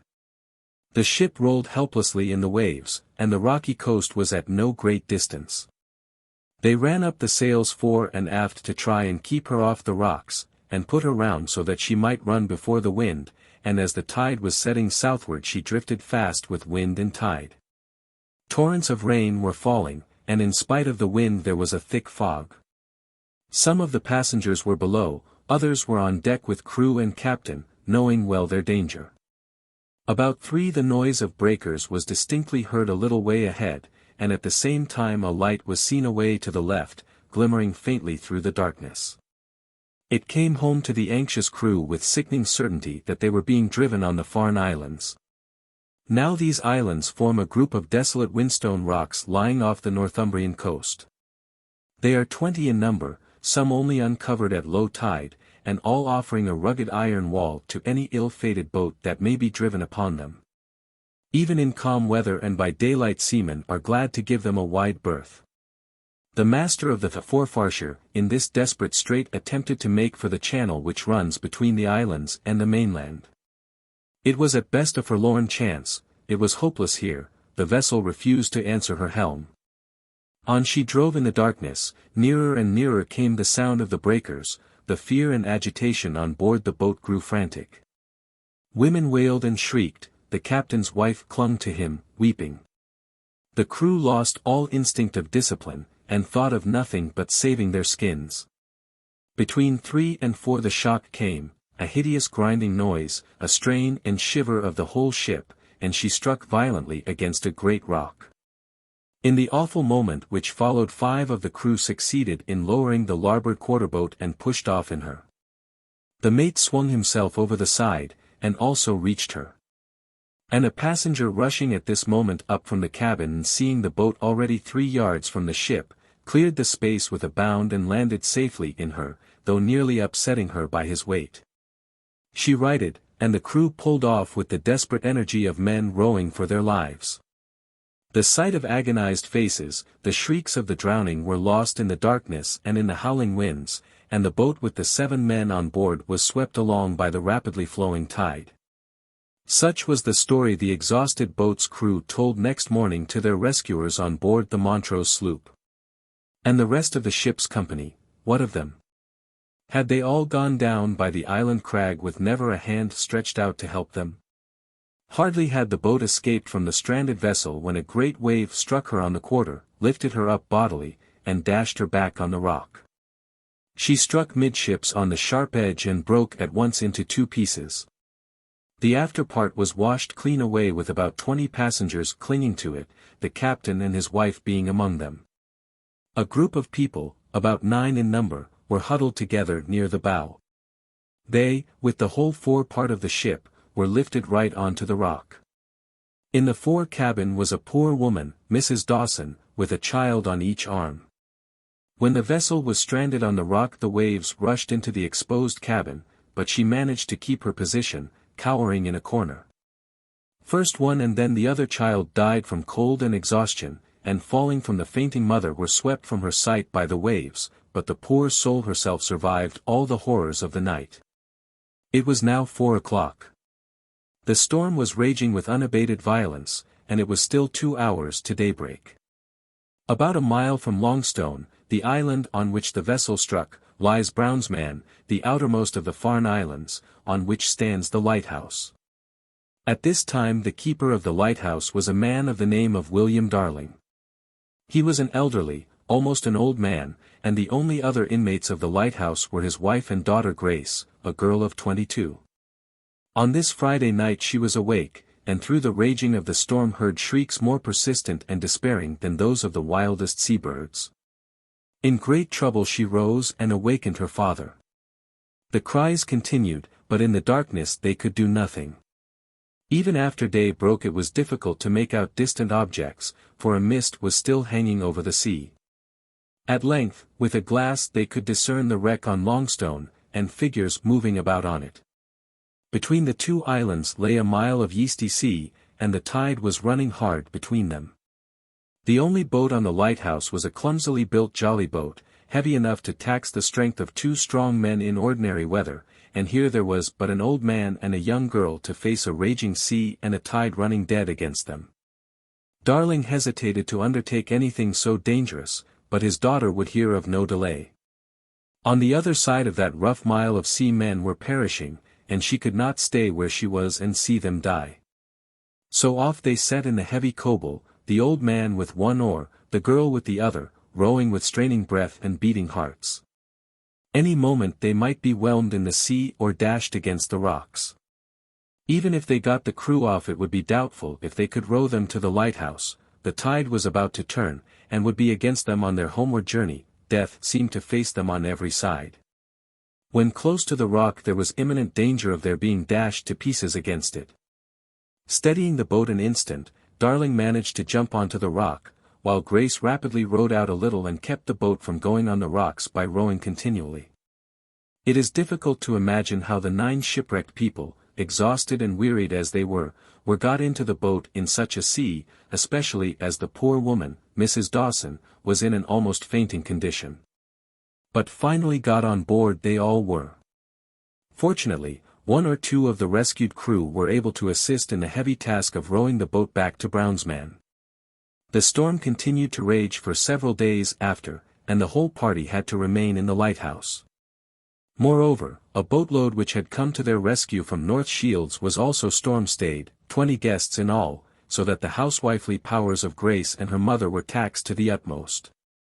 It is told of this admirable girl that she was the tenderest and gentlest of nurses and hostesses, as she was certainly one of the most singularly courageous of women.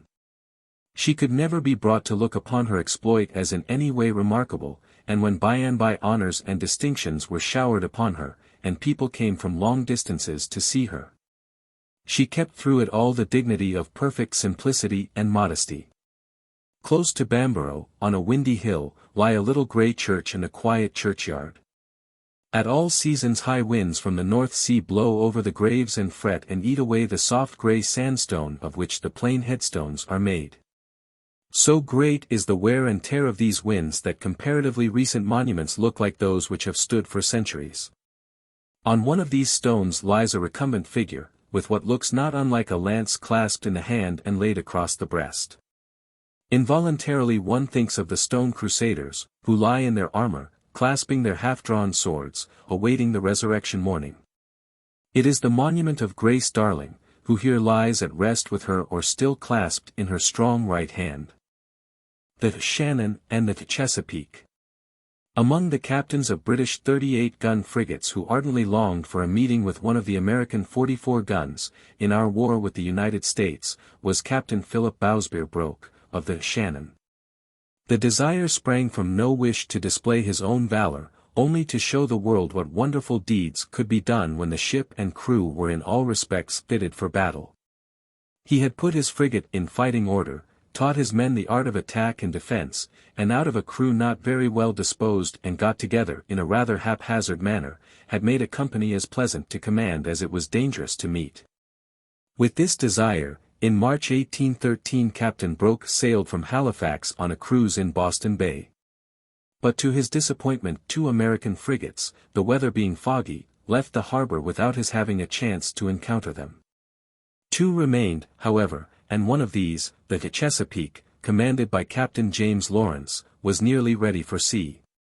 When her preparations were complete, Captain Broke addressed to her commanding officer a letter of challenge, having previously sent a verbal message, which had met with no reply. As the Chesapeake appears now ready for sea, began this letter, I request you will do me the favor to meet the Shannon with her, ship to ship, to try the fortune of our respective flags. He then gave an account of the Shannon's forces, which were somewhat inferior to the Chesapeake's. The Chesapeake had 376 men, the Shannon 306 men and 24 boys, and the American vessel also had the advantage in guns. I entreat you, sir, Captain Broke concluded, not to imagine that I am urged by mere personal vanity to the wish of meeting the Chesapeake, or that I depend only upon your personal ambition for your acceding to this invitation. We have both nobler motives. Favor me with a speedy reply. We are short of provisions and water, and cannot stay long here. This letter he entrusted to Captain Plocum, a discharged prisoner. But it so happened that before his boat reached the shore, the American frigate left it, Captain Lawrence having received permission from Commodore Bearbridge to sail and attack the Shannon, in response to Captain Broke's verbal challenge. Some maneuvering between the 2 ships took place, but at last, in the evening of June 1, 1813, the Chesapeake, with 3 ensigns flying, steered straight for the Shannon's starboard quarter. Besides the ensigns, she had flying at the fore a large white flag, inscribed with the words, Sailors' Rights and Free Trade, with the idea, perhaps, that this favorite American motto would damp the energy of the Shannon's men. The Shannon had a Union Jack at the fore, an old rusty blue ensign at the mizzen peak, and 2 other flags rolled up, ready to be spread if either of these should be shot away. She stood much in need of paint, and her outward appearance hardly inspired much belief in the order and discipline that reigned within. At 20 minutes to 6 Captain Lawrence came within 50 yards of the Shannon's starboard quarter, and gave 3 cheers. 10 minutes after the Shannon fired her first gun, then a second. Then the Chesapeake returned fire, and the remaining guns on the broadside of each ship went off as fast as they could be discharged. 4 minutes before 6 the Chesapeake's helm, probably from the death of the men stationed at it, being for the moment unattended to, the ship lay with her stem and quarter exposed to her opponent's broadside, which did terrible execution. At 6 o'clock, the Chesapeake and Shannon being in close contact, the Chesapeake, endeavoring to make a little ahead, was stopped by becoming entangled with the anchor of the Shannon. Captain Broke now ran forward, and, seeing the Chesapeake's men deserting the quarterdeck guns, he ordered the two ships to be lashed together, the great guns to cease firing, and Lieutenant Watt to bring up the quarterdeck men, who were to act as boarders. This was done instantly, and at 6:02 Captain Broke leaped aboard the Chesapeake, followed by 20 men, and reached her quarterdeck. Here not an officer or man was to be seen. Upon the Chesapeake's gangways, 25 or 30 Americans made a slight resistance, but were quickly driven towards the forecastle. Several fled over the bows, some, it is believed, plunged into the sea, the rest laid down their arms and submitted. Lieutenant Watt, with others, followed quickly. Hardly had he stepped upon the taffrail of the Chesapeake, when he was shot through the foot by a musket ball. But, rising in spite of it, he ordered one of the Shannon's 9-pounders to be directed at the Chesapeake's mizzen top, whence the shot had come. The 2nd Division of the Marines now rushed forward, and while one party kept down the Americans who were ascending the main hatchway, another party answered a destructive fire which still continued from the main and mizzen tops. The Chesapeake's main top was presently stormed by Midshipman William Smith. This gallant young man deliberately passed along the Shannon's foreyard, which was braced up to the Chesapeake's main yard, and thence into her top. All further annoyance from the Chesapeake's mizzen top was put a stop to by another of the Shannon's midshipmen, who fired at the Americans from the yardarm as fast as his men could load the muskets and hand them to him. After the Americans upon the forecastle had submitted, Captain Broke ordered one of his men to stand sentry over them, and sent most of the others aft, where the conflict was still going on. He was in the act of giving them orders when the sentry called out lustily to him. On turning, the captain found himself opposed by 3 of the Americans, who, seeing they were superior to the British then near them, had armed themselves afresh. Captain Broke parried the middle fellow's pike, and wounded him in the face, but instantly received from the man on the pikeman's right a blow with the butt end of a musket, which bared his skull and nearly stunned him.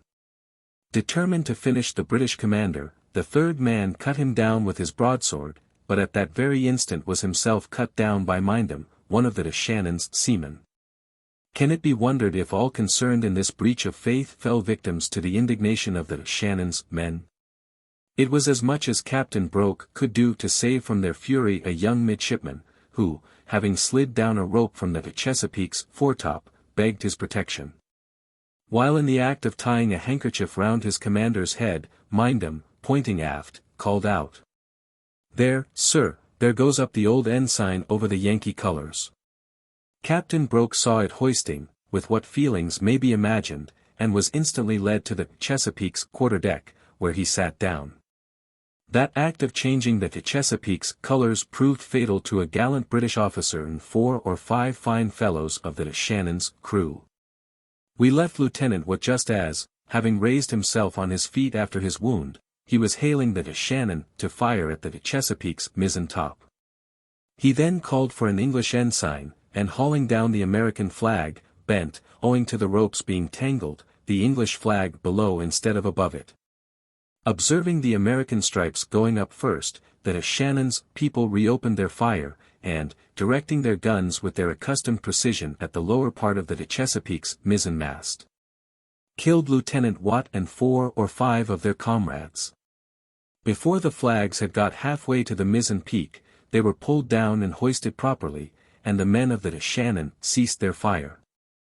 An unexpected fire of musketry, opened by the Americans who had fled to the hold, killed a fine young marine, William Young. On this, Lieutenant Faulkner ordered 3 or 4 muskets that were ready to be fired down the hold, and Captain Broke, from the quarterdeck, told the lieutenant to summon. The Americans replied, "We surrender," and all hostilities ceased.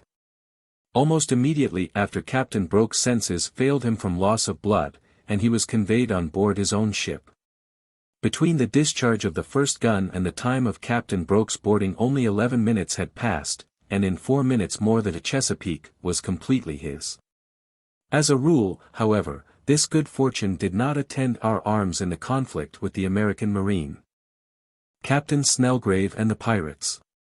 I in the year 1719, being appointed commander of the Bird galley, arrived at the river Sierra Leone, on the north coast of Guinea. There were, at the time of our unfortunate arrival in that river, 3 pirate ships, who had then taken 10 English ships in that place. The first of these was the Rising Sun, one Cochran commander, who had not with him above 25 men. The second was a brigantine commanded by one Lebaus, a Frenchman, whose crew had formerly served with Cochran's under the pirate Moody. The third was a large ship commanded by Captain Davis, with a crew of near 150 men. This Davis was a generous man, nor had he agreed to join with the others when I was taken by Cochran, which proved a great misfortune to me, for I found Cochran and his crew to be a set of the basest and most cruel villains that ever were. I come now to give an account of how I was taken by them.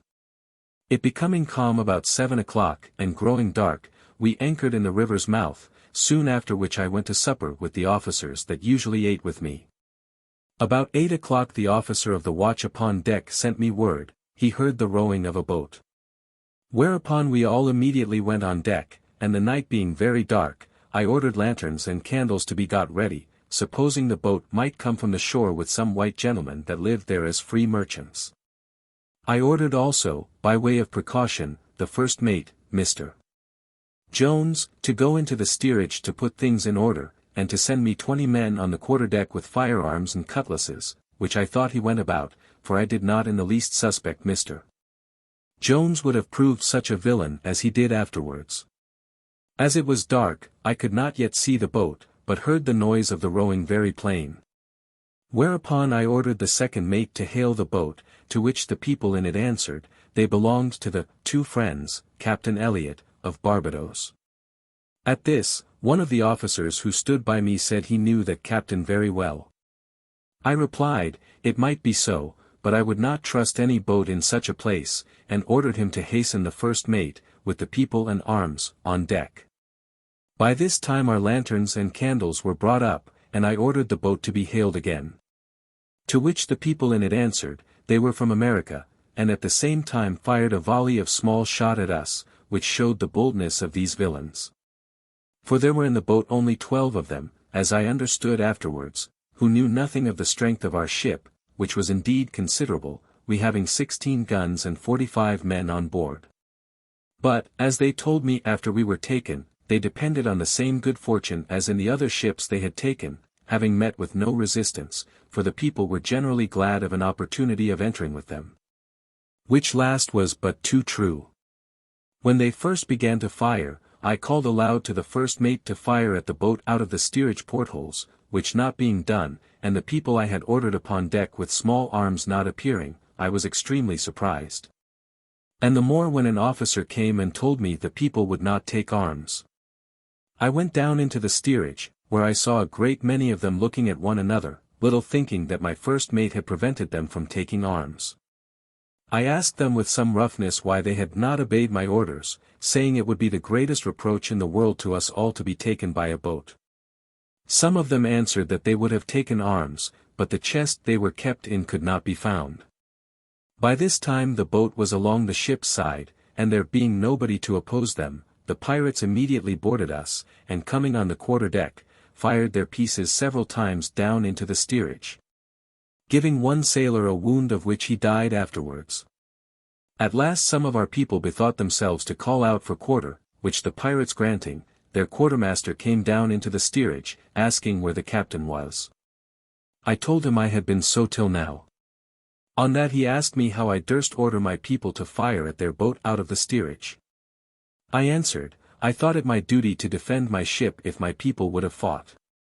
On that he presented a pistol to my breast, which I had but just time to parry before it went off, so that the bullet passed between my side and arm. The rogue, finding he had not shot me, turned the butt end of the pistol, and gave me such a blow on the head as stunned me, so that I fell on my knees, but immediately recovering myself, I jumped out of the steerage upon the quarterdeck, where the pirate boatswain was. He was a bloodthirsty villain, having a few days before killed a poor sailor because he did not do something as soon as he ordered him. This cruel monster was asking some of my people where their captain was, so at my coming upon deck one of them pointed me out. Though the night was very dark, yet, there being 4 lanterns with candles, he had a full sight of me. Whereupon, lifting up his broadsword, he swore that no quarter should be given to any captain that defended his ship, at the same time aiming a full stroke at my head. To avoid it I stooped so low that the quarterdeck rail received the blow, and was cut in at least an inch deep, which happily saved my head from being cleft asunder, and the sword breaking at the same time with the force of his blow on the rail. It prevented his cutting me to pieces. By good fortune his pistols, that hung at his girdle, were all discharged, otherwise he would doubtless have shot me. But he took one of them and endeavored to beat out my brains, which some of my people observing, cried, "For God's sake don't kill our captain, for we never were with a better man." This turned the rage of him and 2 other pirates on my people, and saved my life, but they cruelly used my poor men, cutting and beating them unmercifully. One of them had his chin almost cut off, and another received such a wound on the head that he fell on the deck as dead, but afterwards, by the care of our surgeon, he recovered. Then the quartermaster, coming on deck, took me by the hand, and told me my life was safe, provided none of my people complained of me. I answered that I was sure none of them could. By this time the pirate ship had drawn near, for they had sent their boat before to discover us.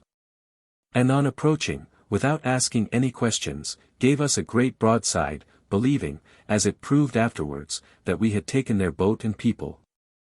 So the quartermaster told them, through the speaking trumpet, that they had taken a brave prize, with all manner of good victuals and fresh provisions on board. Just after this, Culloden, the pirate captain, ordered them to dress a quantity of these victuals. So they took many geese, turkeys, fowls, and ducks, making our people cut their heads off and pull the great feathers out of their wings, but they would not stay till the other feathers were pulled off. All these they put into our great furnace, which would boil victuals for 500 negroes, together with several Westphalia hams and a large pig. This strange medley filled the furnace, and the cook was ordered to boil them out of hand. As soon as the pirate ship had done firing, I asked the quartermaster's leave for our surgeon to dress my poor people that had been wounded, and I likewise went to have my arm dressed. It being very much bruised by the blow given me by the pirate boatswain. Just after that a person came to me from the quartermaster, desiring to know what o'clock it was by my watch. Which, judging to be a civil way of demanding it, I sent it him immediately, desiring the messenger to tell him it was a very good gold watch. When it was delivered to the quartermaster he held it up by the chain, and presently laid it down on the deck, giving it a kick with his foot, saying it was a pretty football. On which one of the pirates caught it up, saying he would put it in a common chest to be sold at the mast. By this time I was loudly called upon to go on board the pirate ship, and there was taken to the commander, who asked me several questions about my ship, saying she would make a fine pirate man-of-war. As soon as I had done answering the captain's questions, a tall man, with 4 pistols in his girdle and a broadsword in his hand, came to me on the quarter-deck, telling me his name was James Griffin, and we had been schoolfellows. Though I remembered him very well, yet having formerly heard it had proved fatal to some who had been taken by pirates to own any knowledge of them, I told him I could not remember any such person by name. On that he mentioned some boyish pranks that had formerly passed between us. But I, still denying any knowledge of him, he told me that he supposed I took him to be one of the pirates' crew because I saw him dressed in that manner, but that he was a forced man, and since he had been taken, though they spared his life, they had obliged him to act as master of the pirate ship. And the reason of his being so armed was to prevent their ill-using him, for there were hardly any among the crew but what were cruel villains. But he would himself take care of me that night, when I should be in the greatest danger, because many of their people would soon get drunk with the good liquors found in my ship. I then readily owned my former acquaintance with him, and he turned to Captain Culloden and desired that a bowl of punch might be made. So we went into the cabin, where there was not chair, nor anything else to sit upon, for they always kept a clear ship, ready for an engagement. So a carpet was spread on the deck, on which we sat down cross-legged, and Captain Culloden drank my health, desiring that I would not be cast down at my misfortune, for my ship's company in general spoke well of me. And they had goods enough left in the ships they had taken to make a man of me. Then he drank several other healths, among which was that of the Pretender, by the name of King James III. It being by this time midnight, my schoolfellow desired the captain to have a hammock hung up for me to sleep in, for it seemed everyone lay rough, as they call it, that is, on the deck, the captain himself not being allowed a bed. This being granted, and soon after done, I took leave of the captain, and got into my hammock, but I could not sleep in my melancholy circumstances. Moreover, the execrable curses I heard among the ship's company kept me awake, though Mr. Griffin, according to his promise, walked by me with his broadsword in his hand, to protect me from insults. Some time after, it being about 2 o'clock in the morning, the pirate boatswain, that attempted to kill me when taken, came on board very drunk, and being told I was in a hammock, he came near me with his cutlass. My generous schoolfellow asked him what he wanted. He answered, to kill me, for I was a vile dog. Then Griffin bade the boatswain keep his distance, or he would cleave his head asunder with his broadsword. Nevertheless, the bloodthirsty villain came on to kill me, but Mr. Griffin struck at him with his sword, from which he had a narrow escape, and then he ran away. So I lay unmolested till daylight. I come now to relate how Mr. Simon Jones, my first mate, and 10 of my men entered with the pirates. The morning after we were taken he came to me and told me that his circumstances were bad at home, moreover, he had a wife whom he could not love. And for these reasons he had entered with the pirates and signed their articles. I was greatly surprised at this declaration, and told him I believed he would repent when too late. And, indeed, I saw the poor man afterwards despised by his brethren in iniquity, and have been told he died a few months after they left Sierra Leone. However, I must do him the justice to own he never showed any disrespect to me, and the 10 people he persuaded to enter with him remained very civil to me. But I learned afterwards from one of them that, before we came to Sierra Leone, Jones had said that he hoped we should meet with pirates, and that it was by his contrivance that the chest of arms was hid out of the way when we were taken. And when I called on the people in the steerage to fire on the pirate boat, Jones prevented them, declaring that this was an opportunity he had long wished for, and that if they fired a musket they would all be cut to pieces. Moreover, to induce them to enter with the pirates, he had assured them that I had promised to enter myself. So it was a wonder I escaped so well, having such a base wretch for my first officer. As soon as the fumes of the liquor were out of the pirates' heads they went on board the prize, as they called my ship, and all hands went to work to clear it, by throwing over bales of woolen goods, with many other things of great value. So that before night they had destroyed between 3,000 and 4,000 pounds worth of the cargo, money and necessaries being what they wanted. The sight of this much grieved me, but I was obliged in prudence to be silent. That afternoon there came on board to see me Captain Henry Glynn, with whom I was acquainted, who resided at Sierra Leone, but though an honest, generous person, was on good terms with the pirates. He brought with him the captains of the 2 other pirate ships, and Captain Davis generously said he was ashamed to hear how I had been used, for their reasons for going a-pirating were to revenge themselves on base merchants and cruel commanders. But none of my people gave me the least ill character. And, indeed, it was plain that they loved me. This was by no means relished by Cochran, however, he put a good face on it. That night the boatswain came down into the steerage, where he had seen me sitting with the ship's carpenter, but since we happened to have changed places, and it had grown so dark he could not distinguish our faces, he, thinking I sat where he had seen me before, presented a pistol and drew the trigger, swearing he would blow my brains out. By good fortune the pistol did not go off, but only flashed in the pan. By the light of which the carpenter, observing that he should have been shot instead of me, it so provoked him that he ran in the dark to the boatswain, and having wrenched the pistol out of his hand, he beat him to such a degree that he almost killed him. The noise of the fray being heard on board the pirate ship that lay close to us, a boat was sent from her, and they being told the truth of the matter, the officer in her carried away this wicked villain, who had 3 times tried to murder me. I had 1 bundle of my own things left to me, in which was a black suit of clothes. But a pirate, who was tolerably sober, came in and said he would see what was in it. He then took out my black suit, a good hat and wig, and some other things. Whereon I told him I hoped he would not deprive me of them, for they would be of no service to him in so hot a country, but would be of great use to me, as I hoped soon to return to England. I had hardly done speaking, when he lifted up his broadsword and gave me a blow on the shoulder with the flat side of it, whispering in my ear at the same time. I give you this caution, never to dispute the will of a pirate. For, supposing I had cleft your skull asunder for your impudence, what would you have got by it but destruction? I gave him thanks for his warning, and soon after he put on the clothes, which in less than half an hour after I saw him take off and throw overboard, for some of the pirates, seeing him dressed in that manner, had thrown several buckets of claret upon him. This person's true name was Francis Kennedy. The next day, understanding that the 3 pirate captains were on shore at my friend Captain Glynn's, I asked leave to go to them, which was granted, and next day I went on board in company with them.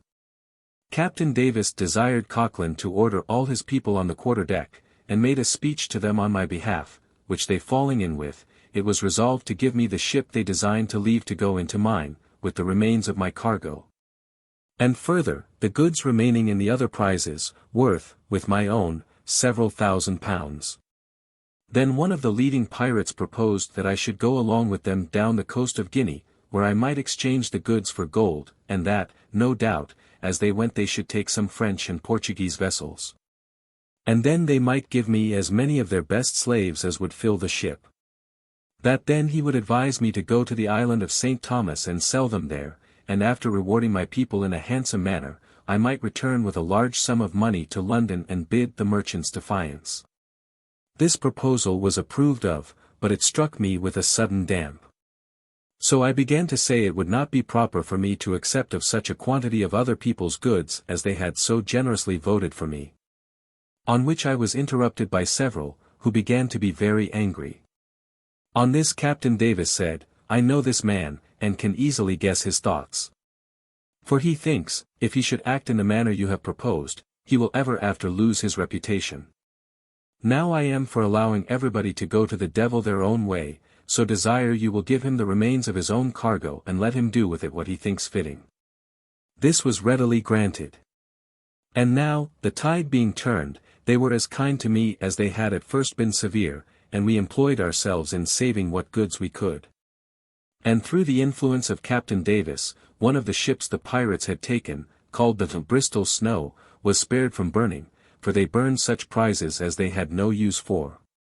And I was set entirely at liberty, and went to the house of Captain Glynn, who, when the pirates left the river of Sierra Leone, together with other English captains who had been hiding from the pirates in the woods, their ships having been taken, helped me to fit up the Bristol Snow that we might return to England in it.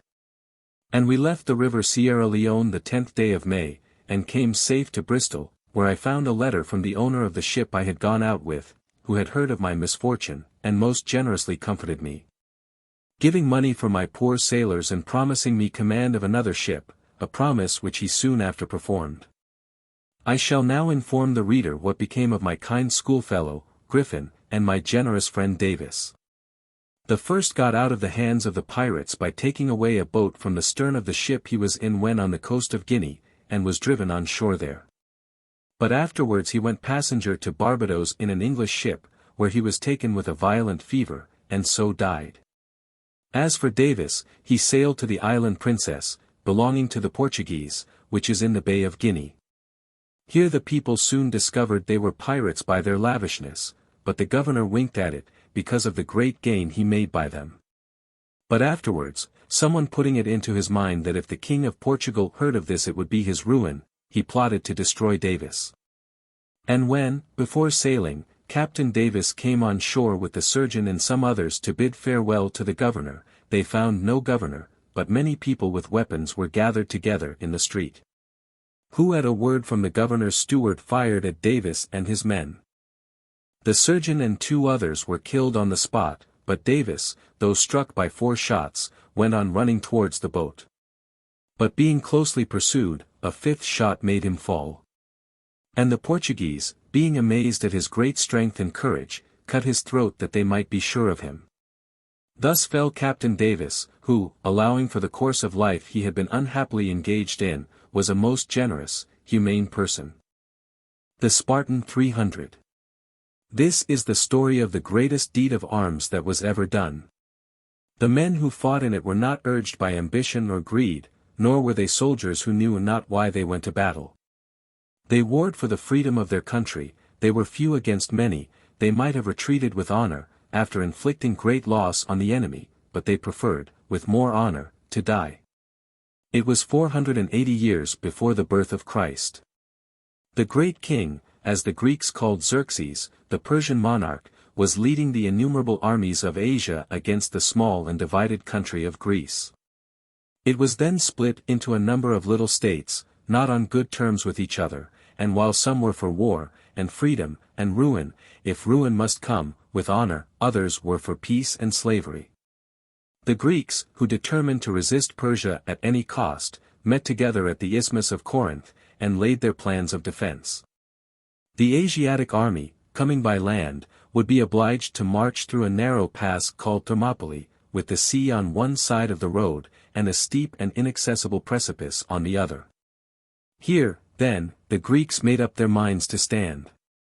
They did not know, till they had marched to Thermopylae, that behind the pass there was a mountain path, by which soldiers might climb round and over the mountain, and fall upon their rear. As the sea on the right hand of the pass of Thermopylae lies in a narrow strait, bounded by the island of Euboea, the Greeks thought that their ships would guard their rear and prevent the Persians from landing men to attack it. Their army encamped in the pass, having wide enough ground to maneuver in, between the narrow northern gateway, so to speak, by which the invaders would try to enter, and a gateway to the south. Their position was also protected by an old military wall, which they repaired. The Greek general was Leonidas, the Spartan king. He chose 300 men, all of whom had sons at home to maintain their families and to avenge them if they fell. Now the manner of the Spartans was this, to die rather than yield. However sorely defeated, or overwhelmed by numbers, they never left the ground alive and unvictorious, and as this was well known, their enemies were seldom eager to attack such resolute fighters. Besides the Spartans, Leonidas led some 3,000 or 4,000 men from other cities, and he was joined at Thermopylae by the Locrians and 1,000 Phocians. Perhaps he may have had 6,000 or 8,000 soldiers under him, while the Persians may have outnumbered them by the odds of 100 to 1. Why, you may ask, did the Greeks not send a stronger force? The reason was very characteristic. They were holding their sports at the time, racing, running, boxing, jumping, and they were also about to be engaged in another festival. They would not omit or put off their games however many thousand barbarians might be knocking at their gates. There is something boyish and something fine in this conduct, but we must remember, too, that the games were a sacred festival, and that the gods might be displeased if they were omitted. Leonidas, then, thought that at least he could hold the pass till the games were over, and his countrymen could join him. But when he found, on arriving at Thermopylae, that he would have to hold two positions, the pass itself, and the mountain path, of whose existence he had not been aware, then some of his army wished to return home. But Leonidas refused to let them retreat, and bade the Phocians guard the path across the hills, while he sent home for reinforcements. He could not desert the people whom he had come to protect. Meanwhile the Greek fleet was also alarmed, but was rescued by a storm which wrecked many of the Persian vessels. Xerxes was now within sight of Thermopylae. He sent a horseman forward to spy out the Greek camp, and this man saw the Spartans amusing themselves with running and wrestling, and combing their long hair, outside the wall. They took no notice of him, and he returning, told Xerxes how few they were, and how unconcerned. Xerxes then sent for Demaratus, an exiled king of Sparta in his camp, and asked what these things meant. "O king," said Demaratus, "this is what I told you of yore, when you laughed at my words. These men have come to fight you for the pass, and for that battle they are making ready, for it is our country fashion to comb and tend our hair when we are about to put our heads in peril." Xerxes would not believe Demaratus. He waited 4 days, and then, in a rage, bade his best warriors, the Medes and Scythians, bring the Greeks into his presence. The Medes, who were brave men, and had their defeat at Marathon, 10 years before, to avenge, fell on, but their spears were short, their shields were thin, and they could not break a way into the stubborn forest of bronze and steel. In wave upon wave, all day long, they dashed against the Greeks, and left their best lying at the mouth of the pass. Thereby was it made clear to all men, and not least to the king, that men are many, but heroes are few. Next day Xerxes called on his bodyguard, the 10,000 immortals, and they came to close quarters, but got no more glory than the Medes. Thrice the king leaped from his chair in dismay as thrice the Greeks drove the barbarians in rout. And on the third day they had no better fortune. But there was a man, a Malian, whose name is a scorn to this hour, he was called Ephialtes. He betrayed to Xerxes the secret of the mountain path, probably for money. He later fled to Thessaly with a price on his head, but returned to Anticyra, and there he was slain by Athenada. Then Xerxes was glad beyond measure when he heard of the path, and sent his men along the path by night. They found the Phocians guarding it, but the Phocians disgracefully fled to the higher part of the mountain. The Persians, disdaining to pursue them, marched to the pass behind the Spartan camp, and the Greeks were now surrounded in van and rear. But news of this had come to Leonidas, and his army was not of one mind as to what they should do. Some were for retreating and abandoning a position which it was now impossible to hold. Leonidas bade them depart. But for him and his countrymen it was not honorable to turn their backs on any foe. He sent away the soothsayer, or prophet, Megistheus, but he returned, and bade his son go home. The Thespians, to their immortal honor, chose to bide the brunt with Leonidas. There thus remained what was left of the 300, their personal attendants, 700 Thespians, and some Thebans, about whose conduct it is difficult to speak with certainty, as accounts differ. Leonidas, on this last day of his life, did not wait to be attacked in front and rear, but, sallying into the open, himself assailed the Persians. They drove the barbarians like cattle with their spears. The captains of the barbarians drove them back on the spears with whips. Many fell from the path into the sea, and there perished, and many more were trodden down and died beneath the feet of their own companions. But the spears of the Greeks broke at last in their hands, so they drew their swords, and rushed to yet closer quarters. In this charge fell Leonidas, the bravest man, says the Greek historian, of men whose names I know, and he knew the names of all the 300. Over the body of Leonidas fell the 2 brothers of Xerxes, for they fought for the corpse, and 4 times the Greeks drove back the Persians. Now came up the Persians with the traitor Ephialtes, attacking the Greeks in the rear. Now was their last hour come, so they bore the body of the king within the wall. There they occupied a little mound in a sea of enemies, and there each man fought till he died, stabbing with his dagger when his sword was broken, and biting, and striking with the fist, when the dagger point was blunted. Among them all, none made a better end than Eurytus. He was suffering from a disease of the eyes, but he bade them arm him, and lead him into the thick of the battle. Of another, Dionysus, it is told that hearing the arrows of the Persians would darken the sun, he answered, "Good news. We shall fight in the shade." One man only, Aristodemus, who also was suffering from a disease of the eyes, did not join his countrymen, but returned to Sparta. There he was scouted for a coward, but, in the following year, he fell at Plataea, excelling all the Spartans in deeds of valor. This is the story of the 300. The marble lion erected where Leonidas fell has perished, and perished has the column engraved with their names, but their glory is immortal. 4. Prince Charlie's Wanderings. Chapter 1. The Flight. April 16, 1746. It was an April afternoon, grey and cold, with gleams of watery sunshine, for in the wilds of Badenoch the spring comes but slowly, and through April on to May the mountains are as black and the moors as sombre and lifeless as in the dead of winter. In a remote corner of this wild tract stood, in 1746, a grey, stone house with marshlands in front, severe and meagre as the houses were at that time in the Highlands. Upstairs in a room by herself a little girl of 10 was looking out of the window. She had been sent up there to be out of the way, for this was a very busy day in the household of Gorcheleg. The master, Mr. Fraser, was entertaining the chief of his clan, old Lord Lovat, who, in these anxious days, when the prince was at Inverness and the Duke of Cumberland at Aberdeen, had thought fit to retire into the wilds of Badenoch, to the house of his faithful clansmen. Downstairs, the astute old man of 80 was sitting in his armchair by the fire, plotting how he could keep in with both parties and secure his own advantage whichever side might win. By some strange infatuation the household at Gorcheleg were cheerful and elate. A battle was imminent, nay, might have been fought even now, and they were counting securely on another success to the prince's army. So the ladies of the family, staunch Jacobites every one of them, as, indeed, most ladies were even in distinctly Whig households, were busy preparing a feast in honor of the expected victory. The little girls sat alone upstairs, hearing the din and commotion and looking out on the vacant marshland outside. Suddenly and completely the noise ceased below, and the child seized her opportunity and crept downstairs.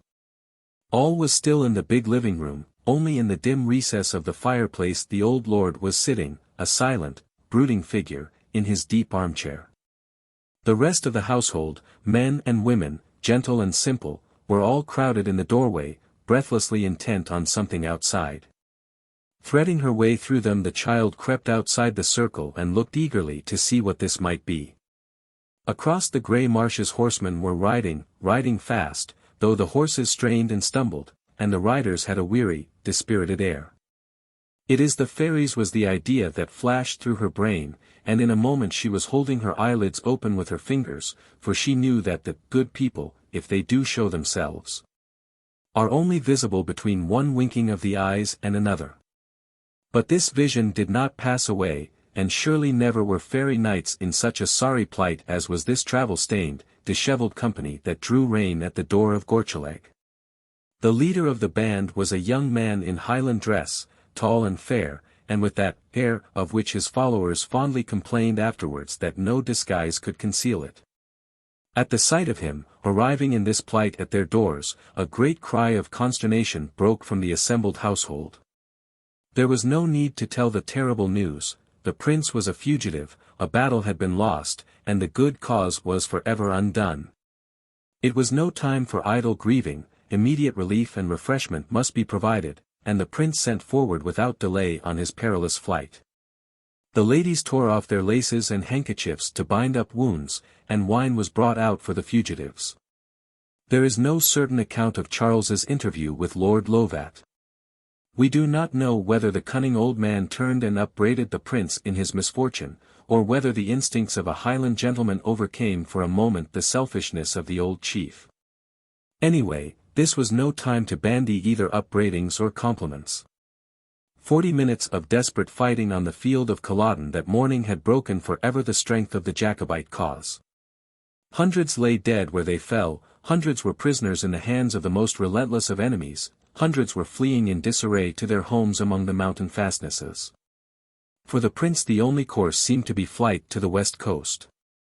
There, surely, some vessel might be found to convey him to France, there to await better times and to secure foreign allies. A price was on his head, his enemies would certainly be soon on his traces, he dared not delay longer than to snatch a hasty meal and drink some cups of wine. At Gorcheleg the party broke up and went their several ways. The prince was accompanied by the Irish officers of his household, Sir Thomas Sheridan, O'Neill, and O'Sullivan, gentlemen adventurers who had accompanied him from France and whose advice in his day of triumph had often been injudicious. Let it be said for them that they were at least faithful and devoted when his fortunes were desperate. As guide went a certain Edward Burke, who, fortunately for the party, knew every yard of rugged ground between Inverness and the Western Sea. During all the time that he shared the prince's wanderings this Edward Burke acted as his valet, giving him that passionate devotion which Charles seems to have inspired in all who knew him personally at this time. Reduced now to a handful of weary, wounded men, the prince's party continued their flight through the chilly April night. At 2 o'clock next morning they had passed the blackened ruins of Fort George. As dawn broke they drew rein at the house of Invergarry. But the gallant chief of the MacDonalds was away, and the hospitable house was deserted and silent. The very rooms were without furniture or any accommodation, and the larder was bare of provisions. But wearied men are not fastidious, and without waiting to change their clothes, they rolled themselves up in their plaids on the bare boards, and slept the sleep of utter weariness. It was high noon before they woke up to find breakfast unexpectedly provided, for the faithful Burke had risen betimes and drawn 2 fine salmon from the nets set in the river. Here for greater security the prince and his valet changed clothes, and the journey was continued through Lochiel's country. The next stage was at the head of Loch Arkaig, where they were the guests of a certain Cameron of Glenpean, a stalwart, courageous farmer, whom the prince was destined to see more of in his wanderings. Here the country became so wild and rugged that they had to abandon their horses and clamber over the high and rocky mountains on foot. In his boyhood in Italy the prince had been a keen sportsman, and had purposely inured himself to fatigue and privations. These habits stood him now in good stead. He could rival even the light-footed Highlanders on long marches over rough ground. The coarsest and scantiest meals never came amiss to him. He could sleep on the hard ground or lie hid in bogs for hours with a stout heart and a cheerful spirit. Here on the night of Saturday, the 19th, among the mountains that surround Loch Morar, no better shelter could be found than a shieling used for shearing sheep. The next day, Sunday, the 20th, they came down to the coast and found refuge in the hospitable house of Borradaile, belonging to Mr. Angus MacDonald, a clansman of Clanranald's. 9 months before, when the prince had landed from France and had thrown himself without arms or following on the loyalty of his Highland friends, this Angus MacDonald had been proud to have him as his guest. One of his sons, John, had joined the prince's army and had fought under his own chief, young Clanranald. This young man was at this time supposed to have been killed at Culloden, though in fact he had escaped unhurt. When the prince, therefore, entered this house of mourning he went up to Mrs. MacDonald and asked her with tears in his eyes if she could endure the sight of one who had caused her such distress. "Yes," said the high-hearted old Highland woman, "I would be glad to have served my prince though all my sons had perished in his service, for in so doing they would only have done their duty." 5. While resting here at Borradaile, Charles sent his final orders to the remnant of his gallant army, which under their chiefs had drawn to a head at Ruthven. They were to disperse, he wrote, and secure their own safety as best they could. They must wait for better times, when he hoped to return bringing foreign succors. Heartbreaking orders these were for the brave men who had lost all in the prince's cause, and who were now proscribed and homeless fugitives. Charles and the handful of men who accompanied him had expected that, once safely arrived at the coast, their troubles would be over and the way to France clear. But at Borradaile they learned that the western seas swarmed with English ships of war and with sloops manned by the local militia. A thorough search was being made of every bay and inlet of the mainland, and of every island, even to the outer Hebrides, and further, to remote Street Kilda. This disconcerting news was brought by young Clanranald and Mr. Aeneas MacDonald of Kinloch Moidart, the Parisian banker who had accompanied Charles from France. The latter had just returned from an expedition to South Uist, where he had more than once narrowly escaped being taken by some vigilant English cruiser. It was impossible, he urged, for a ship of any size to escape through such a closely drawn net. The idea of starting directly for France must be abandoned, but could the prince escape to the outer islands and there secure a suitable vessel, he might be out upon the wide seas before his departure was discovered. It was therefore decided that the little party should cross the Minch in an open boat and make for the Long Island. For this expedition the very man was forthcoming in the person of the Highland pilot who had accompanied Mr. MacDonald to South Uist. This was old Donald MacLeod of Guatergill, in Skye, a trader of substance and a man of shrewdness and experience. In spite of being a MacLeod he was a staunch Jacobite, and had joined the prince's army at Inverness. He had a son, a mere lad, at school in that place. This boy, hearing that a battle was likely to take place, flung aside his book, borrowed a dirk and a pistol, and actually fought in the Battle of Culloden. More lucky than most, he escaped from the fight, tracked the prince to Borradaile, and arrived in time to take his place as one of the 8 rowers whom his father had collected for the expedition. The boat belonged to the missing John MacDonald, for the Borradaile family gave life and property equally unhesitatingly in the prince's service. On April 26, in the deepening twilight, the party started from Lochnanuagh. Hardly had they set out when they were overtaken by a terrible storm, the worst storm, Donald declared, that he had ever been out in, and he was an experienced sailor. The prince demanded vehemently that the boat should be run on shore, but Donald, knowing the rock-bound coast, answered that to do so would be to run on certain death. Their one chance was to hold out straight to sea. It was pitch dark, the rain fell in torrents, they had neither lantern, compass, nor pump on board. Charles lay at the bottom of the boat, with his head between Donald's knees. No one spoke a word. Every moment they expected to be overwhelmed in the waves or dashed against a rock, and for several hours the vessel rushed on in the darkness. But as God would have it, to use Donald's words, by peep of day we discovered ourselves to be on the coast of the Long Isle.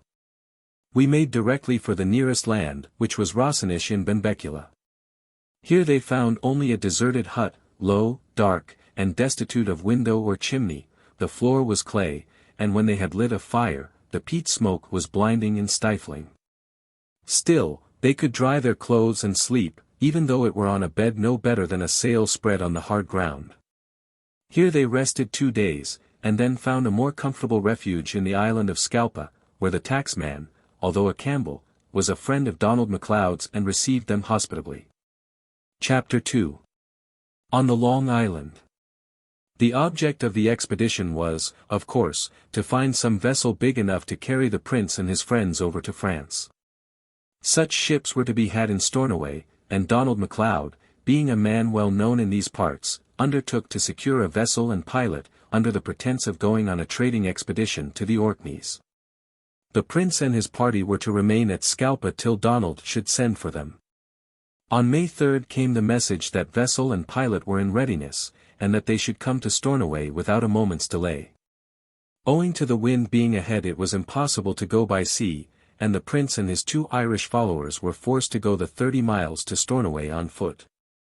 No footpath led through the wastes of heavy, boggy moorlands, the rain fell with an even downpour, and the guide stupidly mistook the way and added 8 long Highland miles to the distance. They were thoroughly drenched, exhausted, and famished when Donald met them at a place a mile or 2 out of Stornoway. Having cheered their bodies with bread and cheese and brandy, and their souls with the hopeful prospect of starting the next day for France, he took them to a house in the neighborhood, Culloden, where the mistress, though a MacLeod, was, like most of her sex, an ardent Jacobite. Leaving the prince and his friends to the enjoyment of food, dry clothes, a good fire, and the prospect of comfortable beds for tired limbs, Donald went back to Stornoway in hopeful spirits to complete his arrangements for taking the prince on board. Another 24 hours and the ship would have weighed anchor, and the worst difficulties would be left behind. But as soon as he entered Stornoway he saw that something was wrong. 300 men of the militia were in arms, and the whole place was in an uproar. The secret had leaked out. One of the boat's crew, getting tipsy, had boasted that the prince was at hand with 500 men, ready to take by force what he could not obtain by goodwill. The inhabitants of Stornoway were all Mackenzies, pledged by their chief, Seaforth, to loyal support of the government. It is eternally to their honor that all that they demanded was that the prince should instantly remove himself from their neighborhood. Not one amongst them seems to have suggested that a sum of 30,000 L was to be gained by taking the prince prisoner. So complete was Donald's confidence in their honesty that he did not hesitate to say to a roomful of armed militiamen, "He has only 2 companions with him, and when I am there I make a 3rd, and yet let me tell you, gentlemen, that if Seaforth himself were here he durst not put a hand to the prince's breast." Donald doubtless looked pretty formidable as he said these words. At any rate, the honest Mackenzies had no sinister intentions, only they vehemently insisted that the party should depart at once, and, what was worse, absolutely refused to give them a pilot. In vain Donald offered 500 L, fear made them obdurate. And so, depressed and crestfallen, Donald returned to Culloden and urged the prince to instant flight. But not even the fear of immediate capture could induce the three wearied men to set out again in the wet and darkness to plod over rocks and morasses with no certain goal. So Donald had to control his fears and impatience till next day. At 8 next morning they started in the boat, hospitable Mrs. MacLeod insisting on their taking with them beef, meal, and even the luxuries of brandy, butter, and sugar. The weather being stormy they landed on a little desert island called Iron, which the Stornoway fishermen used as a place for drying fish. Between some fish which they found drying on the rocks and Mrs. MacLeod's stores they lived in comparative luxury for the next few days. Ned Burke, the valet, was told off as cook, but he soon found that the prince was far more skillful in the art of cookery than himself.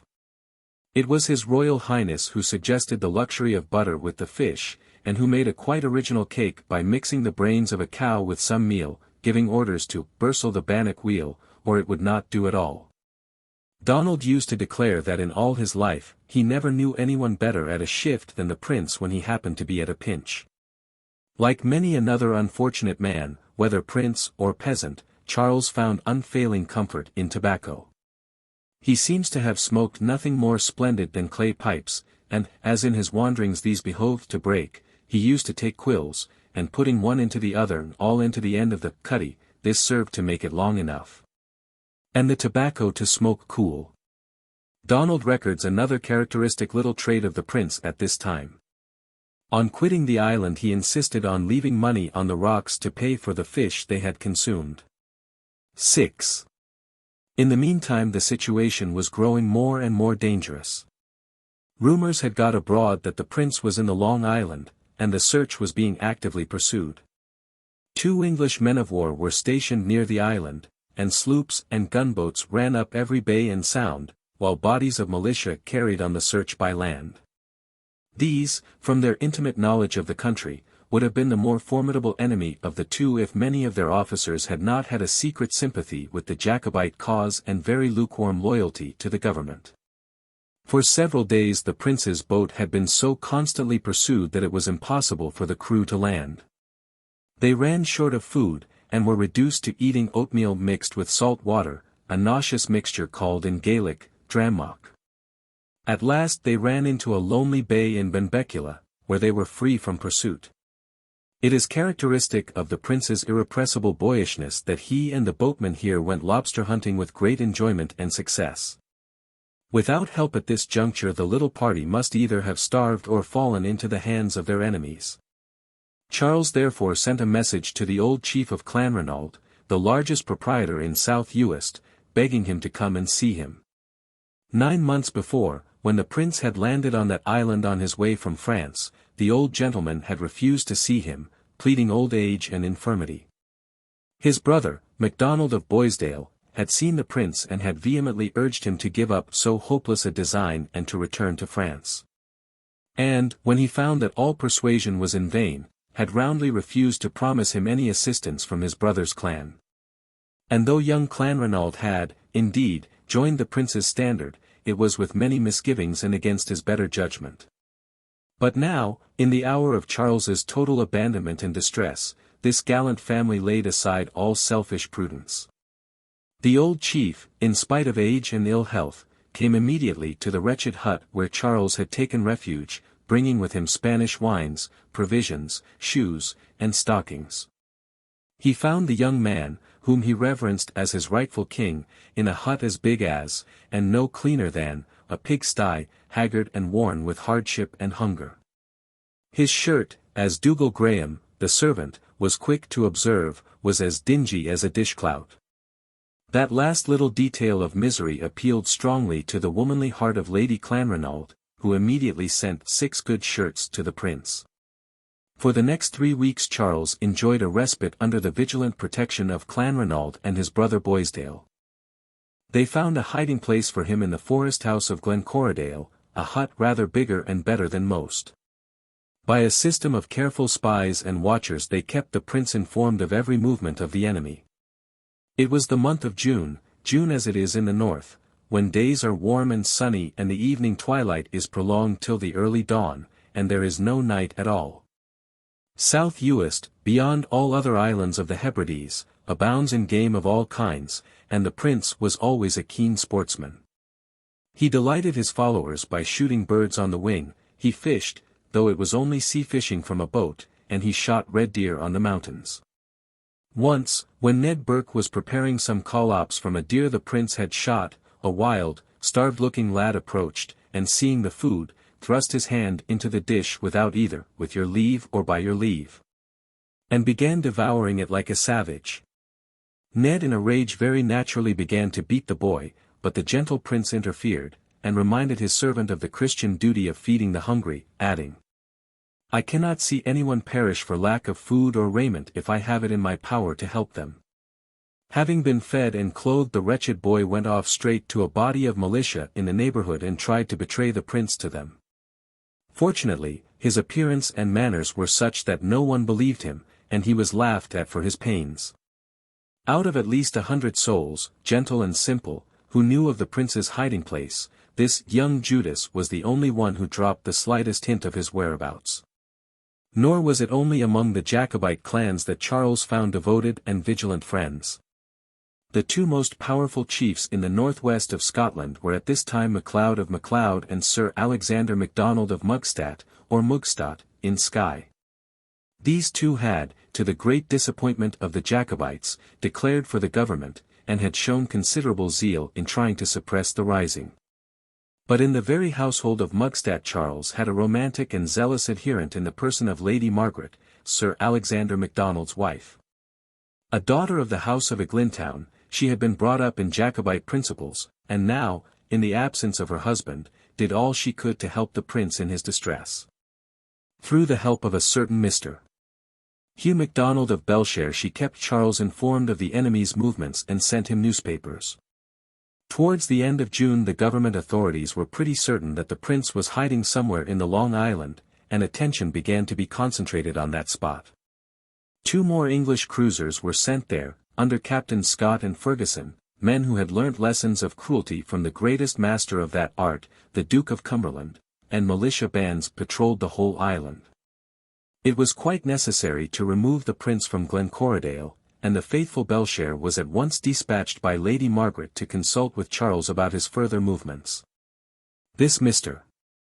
MacDonald of Belshire arranged with MacDonald of Boisdale, one of the shrewdest as well as kindest of the prince's friends, that they should meet at the forest house of Glencorodale.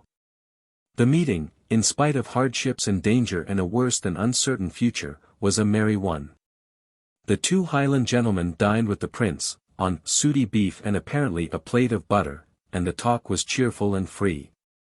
Forgetful of the gloomy prospects of the Jacobite cause, and ignoring the victorious enemies encamped within a few miles of them, they talked hopefully of future meetings at St.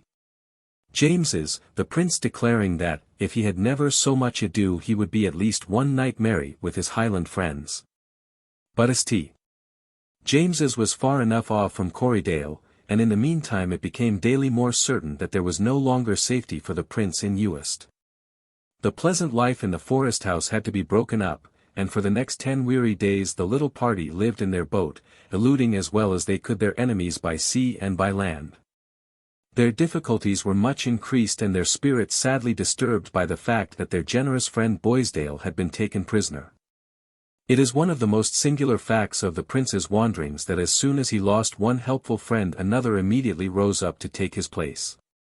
This time an ally was found literally in the enemy's camp.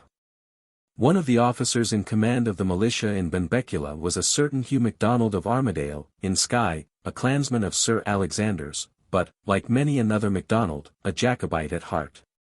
It is very uncertain how far he was personally responsible for the plan that was at this time being formed for the prince's escape. Donald MacLeod and others of the prince's party were certain that Charles had met and talked with him at Rossinish and had presented him with his pistols. This gentleman had a step-daughter, a certain Flora MacDonald, a girl of remarkable character, courage, and discretion. She generally lived with her mother at Armadale, in Skye, but just now she was paying a visit to her brother in South Uist. It is difficult to make out how or when or by whom the idea was first started that this lady should convey the prince to Skye disguised as her servant, but it appears that she had had more than one interview with O'Neill on the subject. On Saturday, June 21st, being closely pursued by the implacable Captain Scott, Charles parted with his faithful little band of followers in Uist, paying the boatman as generously as his slender purse would allow. With 2 clean shirts under his arm and with only O'Neill as his companion, he started for Benbecula. Arriving at midnight in a small shieling belonging to MacDonald of Milton, by good fortune, as O'Neill puts it, we met with Miss Flora MacDonald, whom I formerly knew. It is a little difficult to believe that young ladies of Miss Flora's discretion were in the habit of frequenting lonely shielings far from their homes at midnight, at a time when the whole country was infested with soldiers. Nor does the beginning of her interview with O'Neill sound like the language of surprise. Then I told her I brought a friend to see her, and she, with some emotion, asked me if it was the prince. I answered that it was, and instantly brought him in. Among all the stout Highland hearts which were ready to risk everything for him, Charles never found one more brave and pitiful than that of the girl who was introduced to him in this strange and perilous situation. The plan was at once proposed to her that she should convey the prince with her to Skye disguised in female attire as her maid.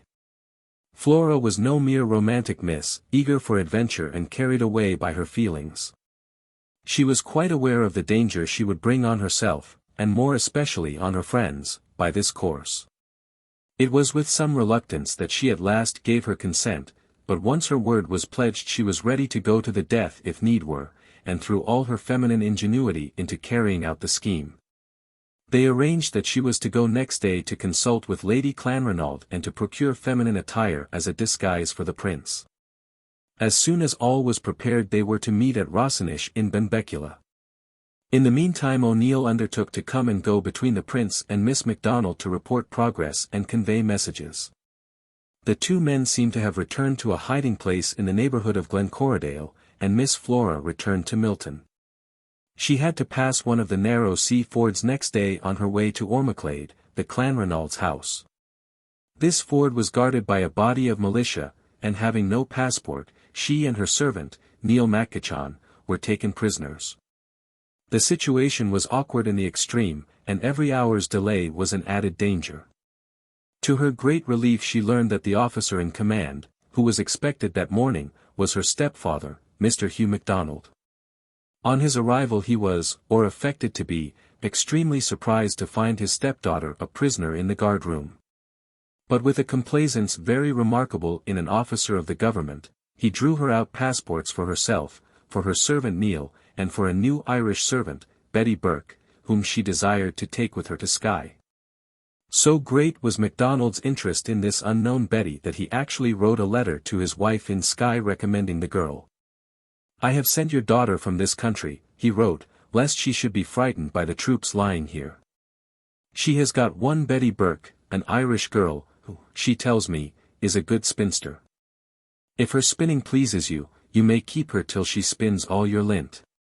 In spite of the gravity of the situation, one cannot help thinking that Flora and her stepfather must have had a good deal of amusement concocting this circumstantial and picturesque falsehood.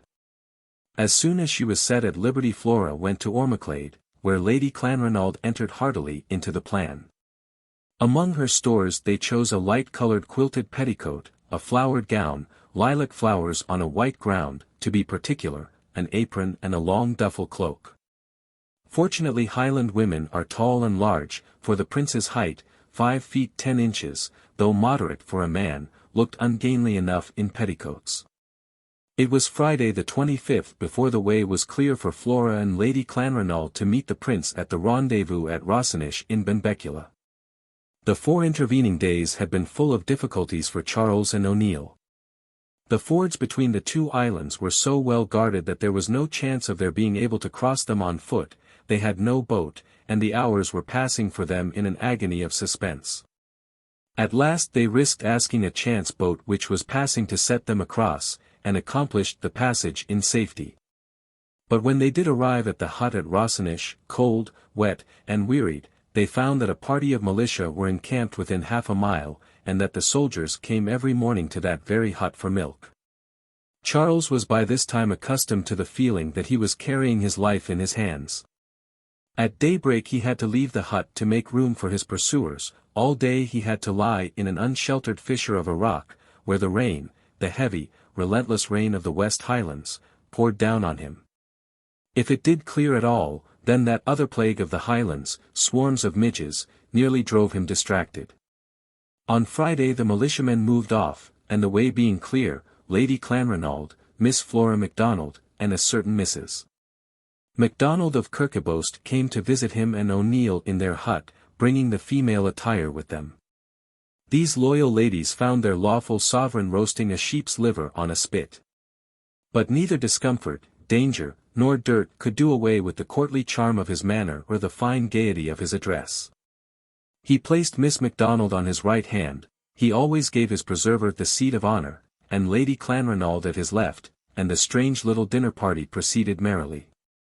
But before it was finished a messenger broke in to tell Lady Clanranald that the infamous Captain Ferguson had arrived at Ormaclade, and was demanding the mistress of the house with angry suspicion.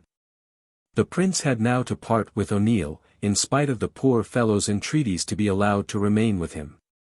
Miss MacDonald had only passports for 3 and the danger was urgent. He was a faithful and affectionate friend, this O'Neill, if a little boastful and muddle-headed.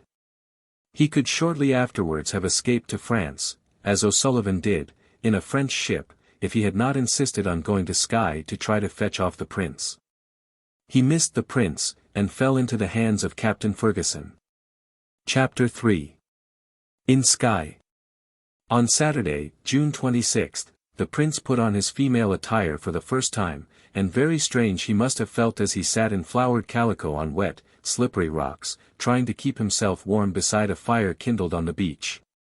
It was 8 in the evening when they started, and the storm broke on them as soon as they were out at sea. The whole party was distressed and anxious, apparently, except Charles himself, who sang songs and told stories to keep up the spirits of his companions. Long afterwards Flora MacDonald loved to tell how chivalrously and considerately he looked after her comfort on that dangerous journey. Going round the north end of the Isle of Skye, they came ashore close to Mugstadt, Sir Alexander MacDonald's place. That chief was himself away at Fort Augustus with the Duke of Cumberland, but his wife, Lady Margaret, who, as we have seen, was a staunch friend to the prince, was at home. Still, in her position it was most undesirable that Charles should present himself at her house. Miss MacDonald and her servant Neil went up to the house. The garden sloped down to the part of the shore where they had landed, leaving Betty Burke sitting on the boxes in her flowered gown and duffel cloak. Miss MacDonald had good reason to congratulate herself on her prudence when she found Lady Margaret's drawing-room full of guests. Among these was Mrs. MacDonald of Kirkebost, but she was already in the secret. Mr. MacDonald of Kingsburgh was also there, but he was a man of such a chivalrous spirit and so kindly in his disposition, that the secret would have been safe with him even if he had not been, as he was, a staunch Jacobite at heart. Far more formidable was a third guest, young Lieutenant MacLeod, a militia officer who, with a small body of men, was stationed at Mugstadt for the express purpose of examining every boat that might arrive from the Long Island. He certainly neglected this duty as far as Miss MacDonald's boat was concerned, possibly out of complaisance to her hostess, Lady Margaret, possibly because the young lady's careless demeanour disarmed all suspicion. The situation was a most anxious one for Miss MacDonald. She had to carry on an easy flow of chat with a young officer while all the time she could think of nothing but Betty Burke sitting on her box on the shore. Every moment was precious and nothing was being done. At last, during dinner, she managed to confide the whole situation to Kingsburgh, and while she kept the lieutenant engaged, the latter left the room and sent for Lady Margaret to speak to him on business.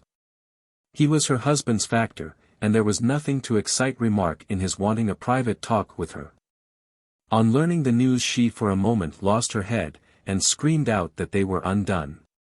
But with much sense and kindness Kingsburgh reassured her, saying that if necessary he would take the prince to his own house, adding, with a touch of his characteristic chivalry, that he was now an old man.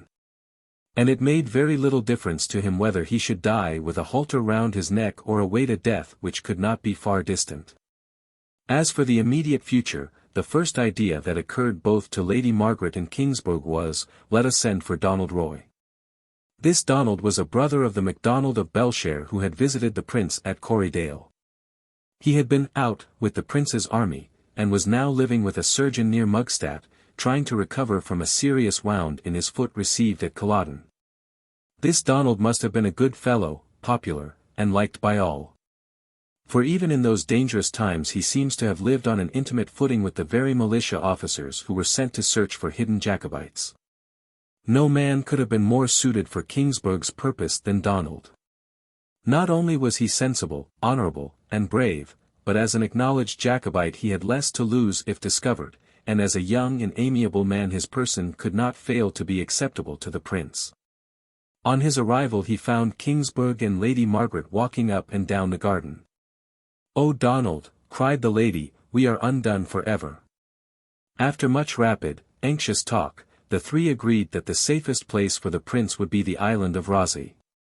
Old Rosse had been out and was in hiding, his second son was recovering from a wound received at Culloden, and the eldest, though he had kept quiet from motives of prudence, was quite as keen a Jacobite as the other two. Their eagerness to serve the prince could be relied on, and as the island had been recently devastated by the government soldiers, it was not likely to be visited again. Donald Roy undertook to see young MacLeod of Rosse and to make arrangements for meeting the prince at Portree next day.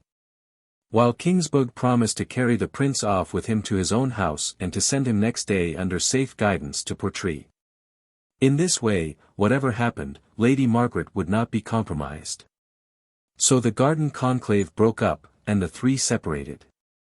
Lady Margaret returned to her drawing-room, where, poor woman, she sadly disconcerted Miss MacDonald by nervously going in and out of the room.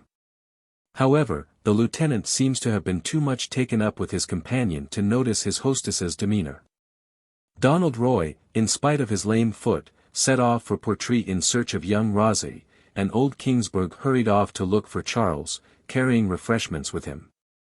Not finding him on the shore below the garden, the old man walked on rather anxiously till, seeing some sheep running, he concluded that someone must have disturbed them, and went to the spot. A tall, ungainly woman in a long cloak started forward to meet him brandishing a big knotted stick. As soon as Kingsburgh named himself the prince knew that he had found a friend, and placed himself in his hands with the frank confidence he always showed in dealing with his Highland followers, a confidence which they so nobly justified. After the prince had had something to eat and drink, the pair set out to walk to Kingsburgh, a considerable distance off. Unfortunately it was Sunday, and they met many country people returning from church, who were all eager to have a little business chat with Sir Alexander's factor. He got rid of most of them by slyly reminding them of the sacredness of the day, for the prince's awkward movements and masculine stride made his disguise very apparent. "They may call you the Pretender," cried Kingsburgh, between annoyance and amusement, "but I never knew anyone so bad at your trade." At the first stream they had to cross the prince lifted his skirts with a most masculine disregard of appearances, and to mend matters, when he came to the next, let his petticoats float in the water with a most unfeminine disregard of his clothes. Halfway on their road Miss MacDonald rode past them on horseback, accompanied by Mrs. MacDonald of Kirkebost and the latter's maid. "Look, look," cried that damsel, "what strides the jade takes. I dare say she's an Irishwoman or else a man in woman's clothes." Miss MacDonald thought it best to quicken her pace and make no reply. She was already at Kingsburgh when the prince and his host arrived there at about 11 o'clock. All the household were in bed. A message was sent up to Mrs. MacDonald to tell her of the arrival of guests, but she very naturally refused to get up, and merely sent her compliments to Miss MacDonald and begged she would help herself to everything she wanted. When, however, her husband came up to her room and gravely requested her to come down and attend to his guest, she felt that something was wrong. Nor did it allay her fears when her little daughter ran up crying that the most odd, muckle, ill-shaken-up wife she had seen in all her life was walking up and down in the hall. Mrs. MacDonald entered the main room with some misgiving, and in the uncertain firelight saw a tall, ungainly woman striding up and down. The figure approached her and, according to the manners of the time, saluted her. The rough touch of the unshaven lip left no doubt on the lady's mind, her husband's guest was certainly a man in disguise, probably a proscribed Jacobite. She hurried out of the room and met Kingsburg in the hall. It did not occur to this good woman to upbraid her husband for bringing danger on his family. Her first question was, "Do you think the stranger will know anything about the prince?" "My dear," said Kingsburg very gravely, taking her hands in his, "this is the prince himself." "The prince," cried Mrs. MacDonald, rather overwhelmed, "then we shall all be hanged." "We can die but once," said her husband, "could we ever die in a better cause?" Then, returning to the homely necessities of the hour, he begged her to bring bread and cheese and eggs. Bread and cheese and eggs to set before royalty. This disgrace to her housewifery affected Mrs. MacDonald almost as feelingly as the danger they were in. The idea, too, of sitting down at supper with her lawful sovereign caused the simple lady the greatest embarrassment. However, she was prevailed upon to take the seat at the prince's left hand, while Miss MacDonald had her usual place at his right. After the ladies had retired, Charles lighted his cuddy, and he and Kingsburg had a comfortable chat and a bowl of punch over the fire. Indeed, good food, good fires, and good company were such congenial luxuries after the life he had been leading, that Charles sat on and on in his chair, and the hospitable Kingsburg had at last to insist upon his guest going to bed. Hour after hour the prince slept on next morning, Kingsburg being unwilling to disturb the one good rest he might have for weeks. Miss MacDonald was growing impatient and Mrs. MacDonald anxious, and at last Kingsburg consented to rouse him at about 1 o'clock. Portree was 7 miles off, and had to be reached before dark. It was decided that the prince might resume male attire en route, but in case of exciting suspicion among the servants he had still to masquerade as Betty Burke till he left the house. Mrs. MacDonald, her daughter, and Miss Flora all came up to assist at his toilet, for "deal a preen could he put in," as his hostess expressed herself. He laughed so heartily over his own appearance that they could hardly get his dress fastened. Before he left the room he permitted Flora MacDonald to cut off a lock of his hair, which she divided with Mrs. MacLeod. What is a still more touching proof of the devotion of these two good women is that they carefully took off the sheets of the prince's bed, vowing that these should be neither washed nor used again till they should serve each of them as winding sheets. Kingsburg accompanied his guests part of the way, assisted Charles to change his dress in a little wood, and then, with tears, bade him farewell. Flora MacDonald rode on to Portree by another road, leaving her servant, Neil Macachon, and a little herd boy to act as guides to the prince. In the meantime, Donald Roy had been active in the prince's service. At Portree he had met young Rona MacLeod of Rossy and his brother Murdoch, and, as he had expected, found them eager to face any danger or difficulty for their prince. They had a cousin rather older than themselves, Malcolm MacLeod, who had been a captain in the prince's army. He entered into the scheme as heartily as the other two, and only suggested prudently that Rona should leave the matter to himself and Murdoch, who were already as black can be. But Rona was not to be balked of his share of the danger and glory of serving the prince, and vowed that he would go even if it should cost him his estate and his head. So with two stout faithful boatmen they arrived within a mile of Portree, drew up their boat among the rocks where it could be hid, and remained waiting for the prince, while the night fell and the rain came down in sheets. It had been arranged at Mugstadt that Donald Roy was to meet the prince late on Monday afternoon in the one public house that Portree could boast. This public house consisted of one large, dirty, smoky room, and people of all kinds kept going in and out, and here Donald took up his post. Flora MacDonald was the first to arrive, and she, Donald Roy, and Malcolm MacLeod sat together over the fire waiting anxiously. It was already dark when a small, wet herd boy slipped in and going up to Donald whispered that a gentleman wanted to see him. The poor prince was standing in the darkness outside drenched to the skin. As soon as they were at the inn Donald insisted on his changing his clothes, and Malcolm at once gave him his own dry fillabag. Food they could get, and water was brought in an old, battered, rusty tin from which the prince drank, being afraid of arousing suspicion by any fastidiousness. He also bought 6 pennyworth of the coarsest tobacco, and nearly betrayed his quality to the already suspicious landlord by a princely indifference to his change, but Malcolm prudently secured the bawbees, and put them into the prince's sporran. Miss Flora now rose very sadly to go, as she had to continue her journey that night.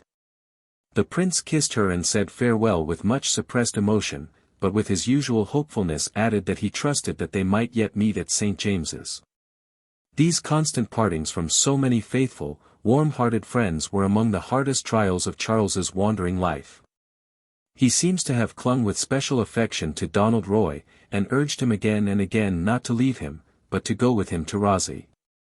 Donald could only reply that the state of his wounded foot made it impossible. This conversation took place as they plunged through wet and darkness from Portree down to the shore where the boat was lying. Malcolm MacLeod, who made a third in the little party, had a spirit as firm and a heart as warm as Donald's own, and before the end of the week the prince was clinging with the same affection to this new friend.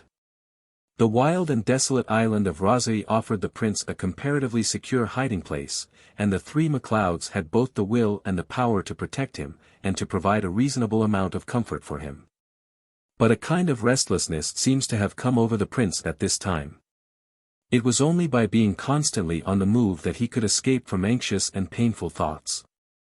Possibly he may have felt a little insecure in the midst of the clan MacLeod, though he had met nowhere with more devotion than that of the three cousins. He certainly seems to have bestowed far more affection and confidence on Malcolm than on the other two. On Thursday he insisted on starting for Skye, in spite of the entreaties of the young MacLeods, nor would he turn back when a storm broke and threatened to overwhelm them. It was night before they landed at Trotternish, a night such as had become familiar to the prince, dark and chill and pouring with rain. They made for a byre on the property of Mr. Nicholson of Scorrebeck. Young Rossi went on in front to see that no one was there. "If there had been anyone in it, what would you have done?" he asked the prince rather reproachfully. For Charles's self-will and foolhardiness must at times have been very trying to those who were risking life and estate for him. In the byre they lighted a fire, dried their clothes, and slept for some hours. The next day, Rona being away, the prince asked Murdoch if he would accompany him into the country of the Mackinnons in the south of Skye. The old chief of that clan had been in the prince's army, and Charles felt that he would be safe amongst them.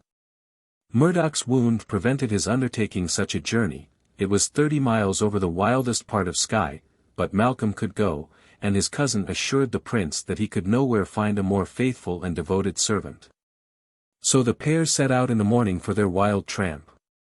To prevent discovery the prince affected to be Malcolm's servant, walked behind him, and, further to disguise himself, put his periwig in his pocket and bound a dirty cloth round his head, a disguise specially calculated, one would think, to excite attention. The two young men talked frankly and confidentially, making great strides in friendship as they went along. Once a covey of partridges rose, and, with a true British instinct for sport at all hazards, the prince raised his gun and would have fired if Malcolm had not caught his arm. They were careful to pass through the hostile MacLeod country at night, and at break of day arrived in Strath, the country of the Mackinnons.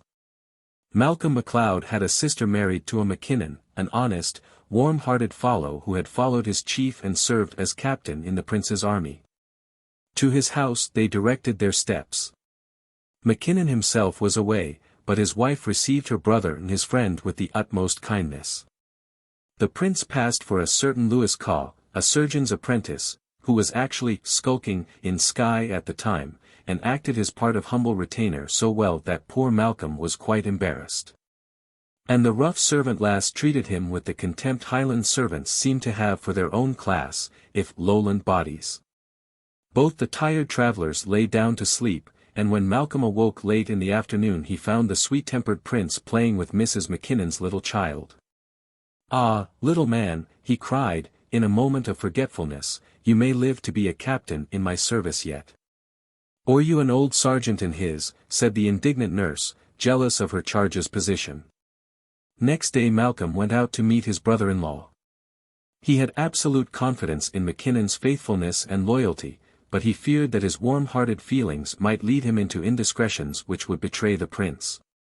And in spite of all warnings Mackinnon could not restrain his tears when he saw his prince under his roof in such a wretched plight. It was important that Charles should be at once taken to the mainland, and John Mackinnon went off at noon to the house of the chief of the Mackinnons to borrow a boat. This old man was a fine type of a Highland gentleman.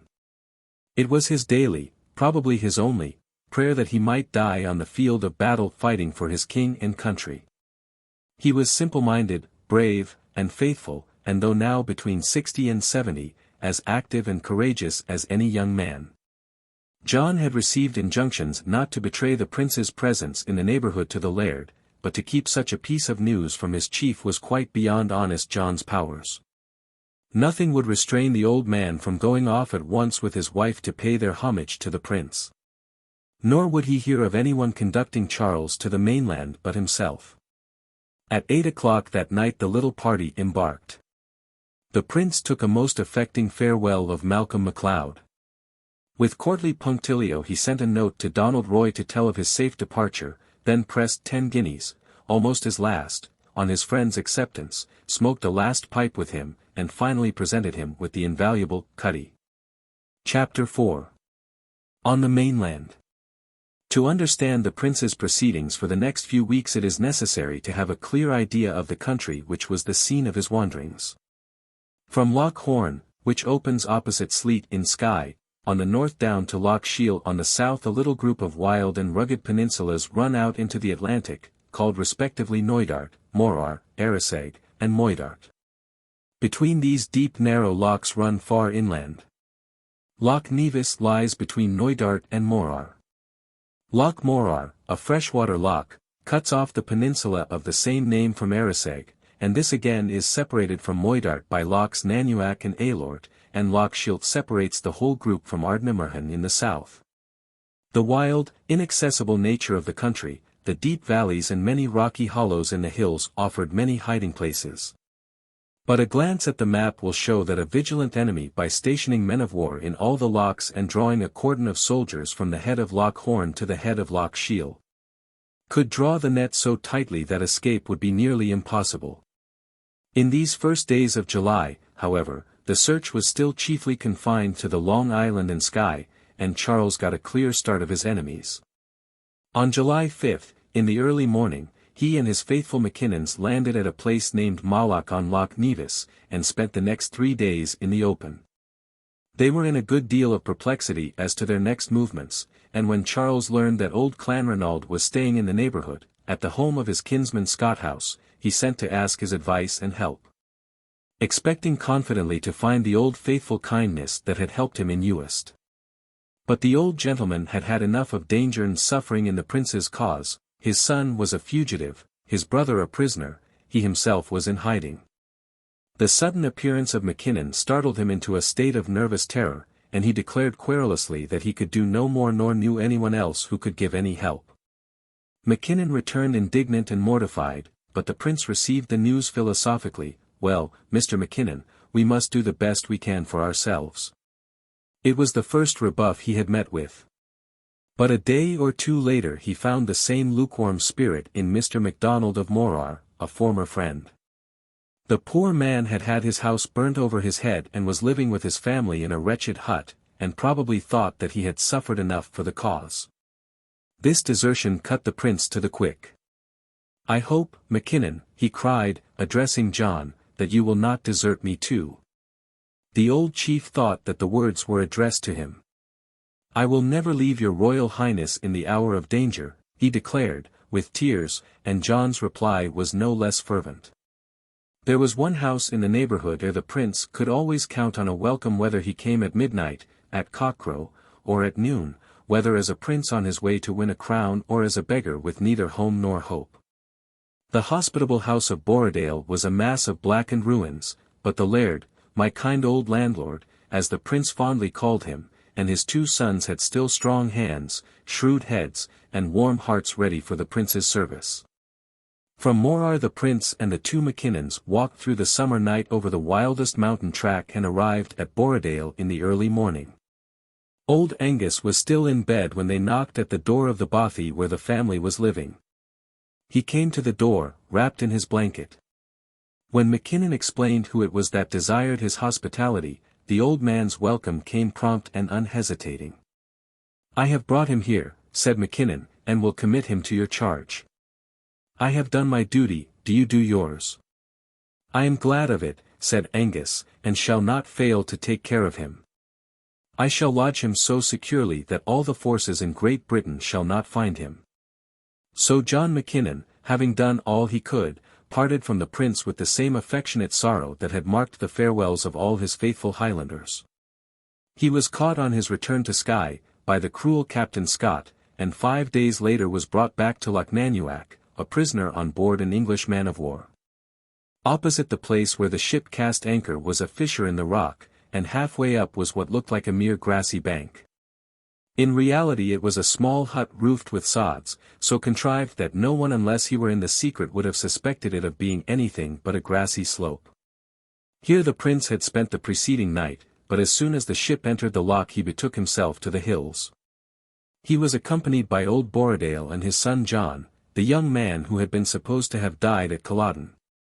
A cousin of Borradaile's, MacDonald of Glenaladale, had always been a special friend of the prince's. He joined him now in the wilds, resolved to share all his worst dangers, though he had to leave his wife and 5 weak pretty children unprotected and living in a bothy, the only home the English soldiers had left them.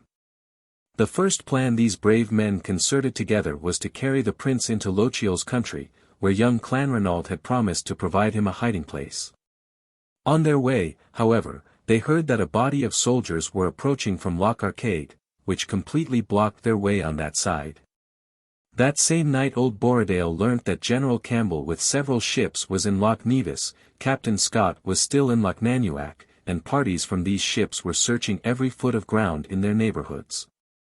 At the same time troops had been landed at the head of Loch Horn, and others simultaneously at the head of Loch Shiel. Between these 2 points the distance as the crow flies must be some 20 or 25 miles, but the wild mountainous nature of the country makes the actual distance far greater. In spite of all difficulties the government troops in a few days had drawn a complete cordon from one point to the other.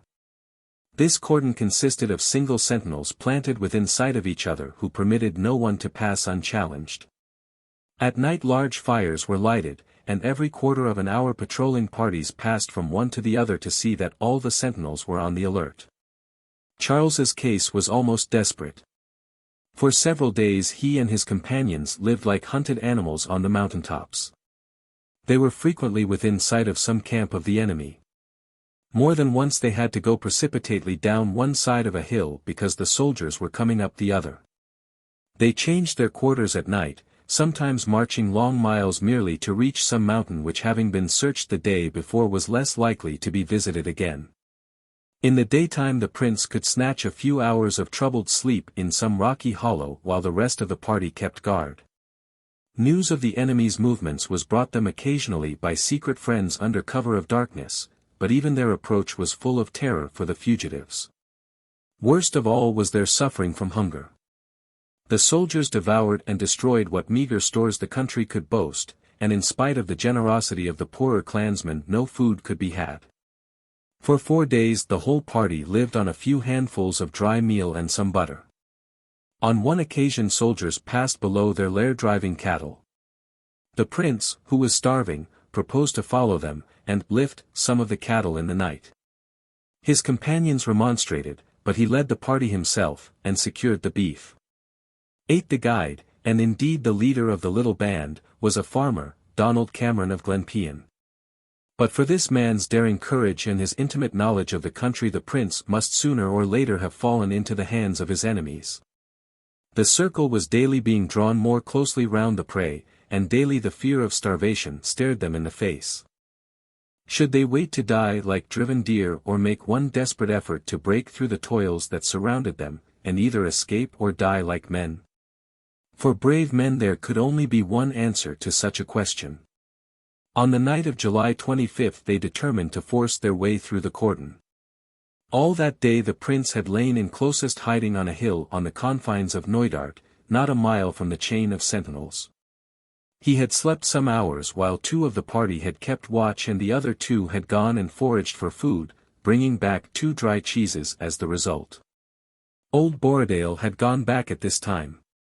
The party consisted of his son John, Glenaladale and his brother, and Cameron of Glenpean.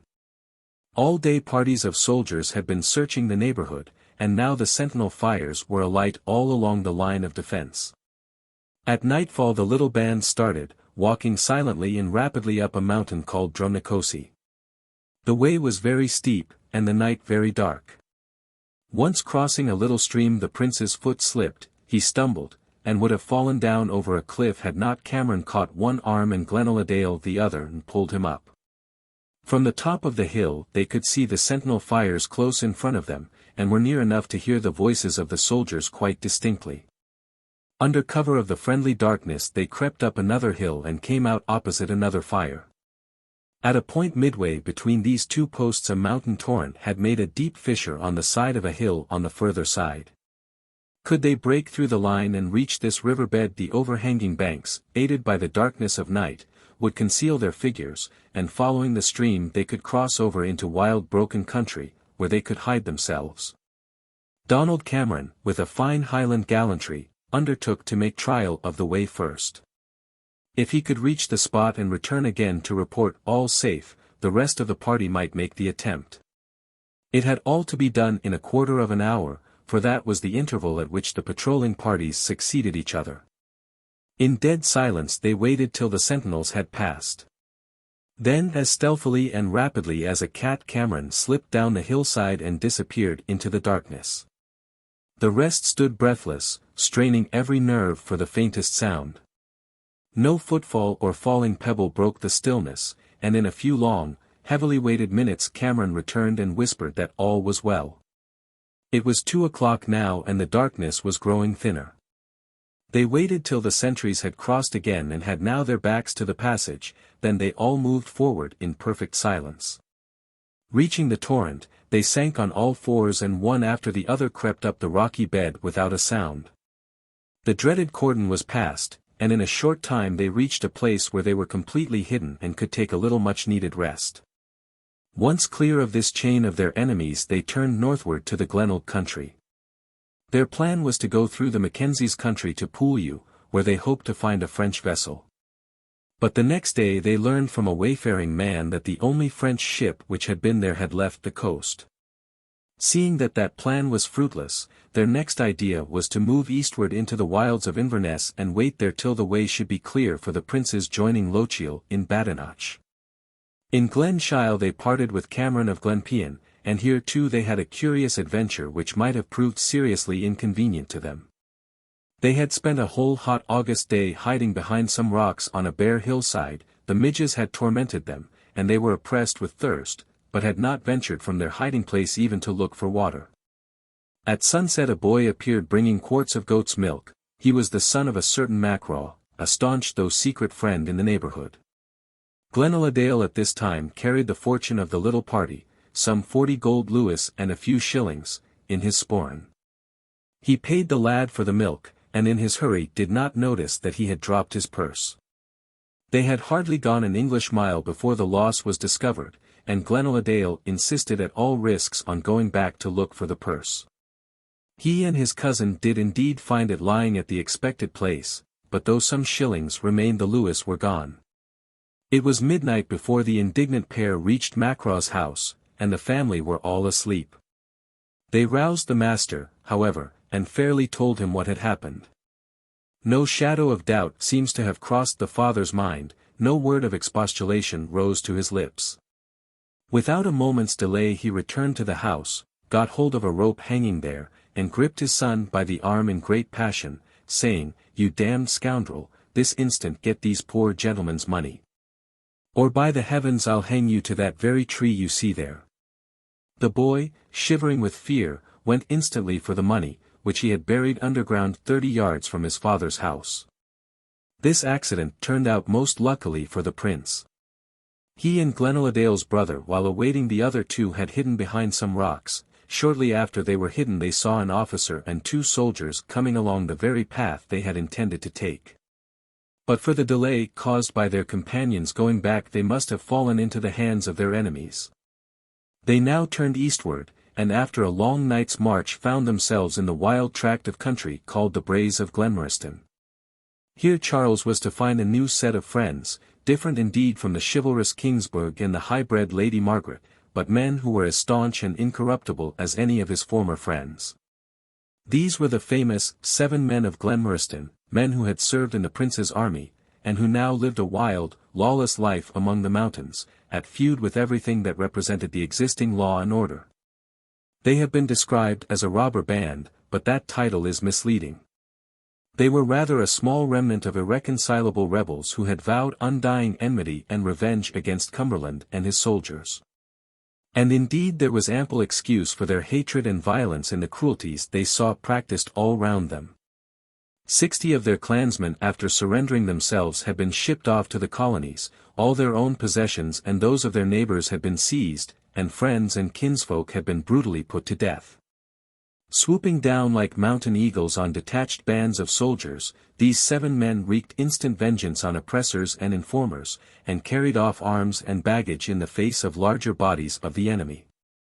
To these men, ignorant, reckless, and lawless, Charles unhesitatingly confided his person, a person on whose head a sum of £30,000 was set.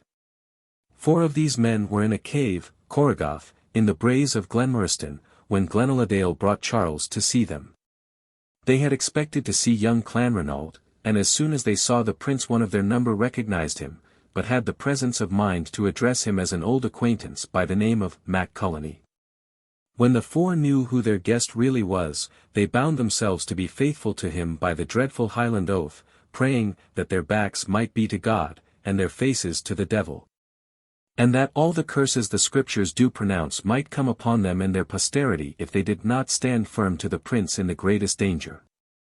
For about 3 weeks Charles shared the life of these outlaws, sleeping in caves and holes of the earth, living on the wild deer of their shooting and the secret gifts of the peasantry. They did not understand his English, but the prince was beginning to pick up a little Gaelic. He was able at least to improve their cooking and reprove their swearing, 2 services they liked afterwards to recall. Here too, as elsewhere on his wanderings, the prince gained the hearts of all his followers by his gracious gaiety and plucky endurance of hardships. In the beginning of August his hopes had again turned to Pouilly, but learning for a second time that no French ship could land on the closely guarded coast, he and his friends determined to remain in the northern straths of Inverness Shire till the government troops should withdraw from the Great Glen, the chain of lakes which now forms the Caledonian Canal, and thus leave the way clear into Badenoch, where Lochiel and Macpherson of Cluny were hiding. A curious incident is supposed to have helped the prince at this time. There had been among his life guards a handsome youth named Roderick Mackenzie, son of a jeweller in Edinburgh, who in face and figure was startlingly like the prince. This lad was actually skulking among the Braes of Glenmoriston at the time when the prince was surrounded in Knoydart. A party of soldiers tracked him to a hut, which they surrounded. Flight was impossible, and the poor boy stood at bay. As he fell beneath their sword thrusts he cried out, "Villains, ye have slain your king." Whether these words were a curious last flash of vanity, or whether he intended to serve the prince by a generous act of imposture, can never be known. The soldiers at any rate believed that they had secured the prize. They carried off Mackenzie's head with them to Fort Augustus, and the authorities seem for some time to have been under the impression that it was indeed that of the prince. Possibly it was owing to this that in the middle of August the government rather relaxed their vigilance along the Great Glen. Charles was eager to press at once into Badenoch, but the wary outlaws would only consent to taking him to the Lochiel country, between Loch Arkaig, Loch Lochy, and Loch Garry. They travelled chiefly by night.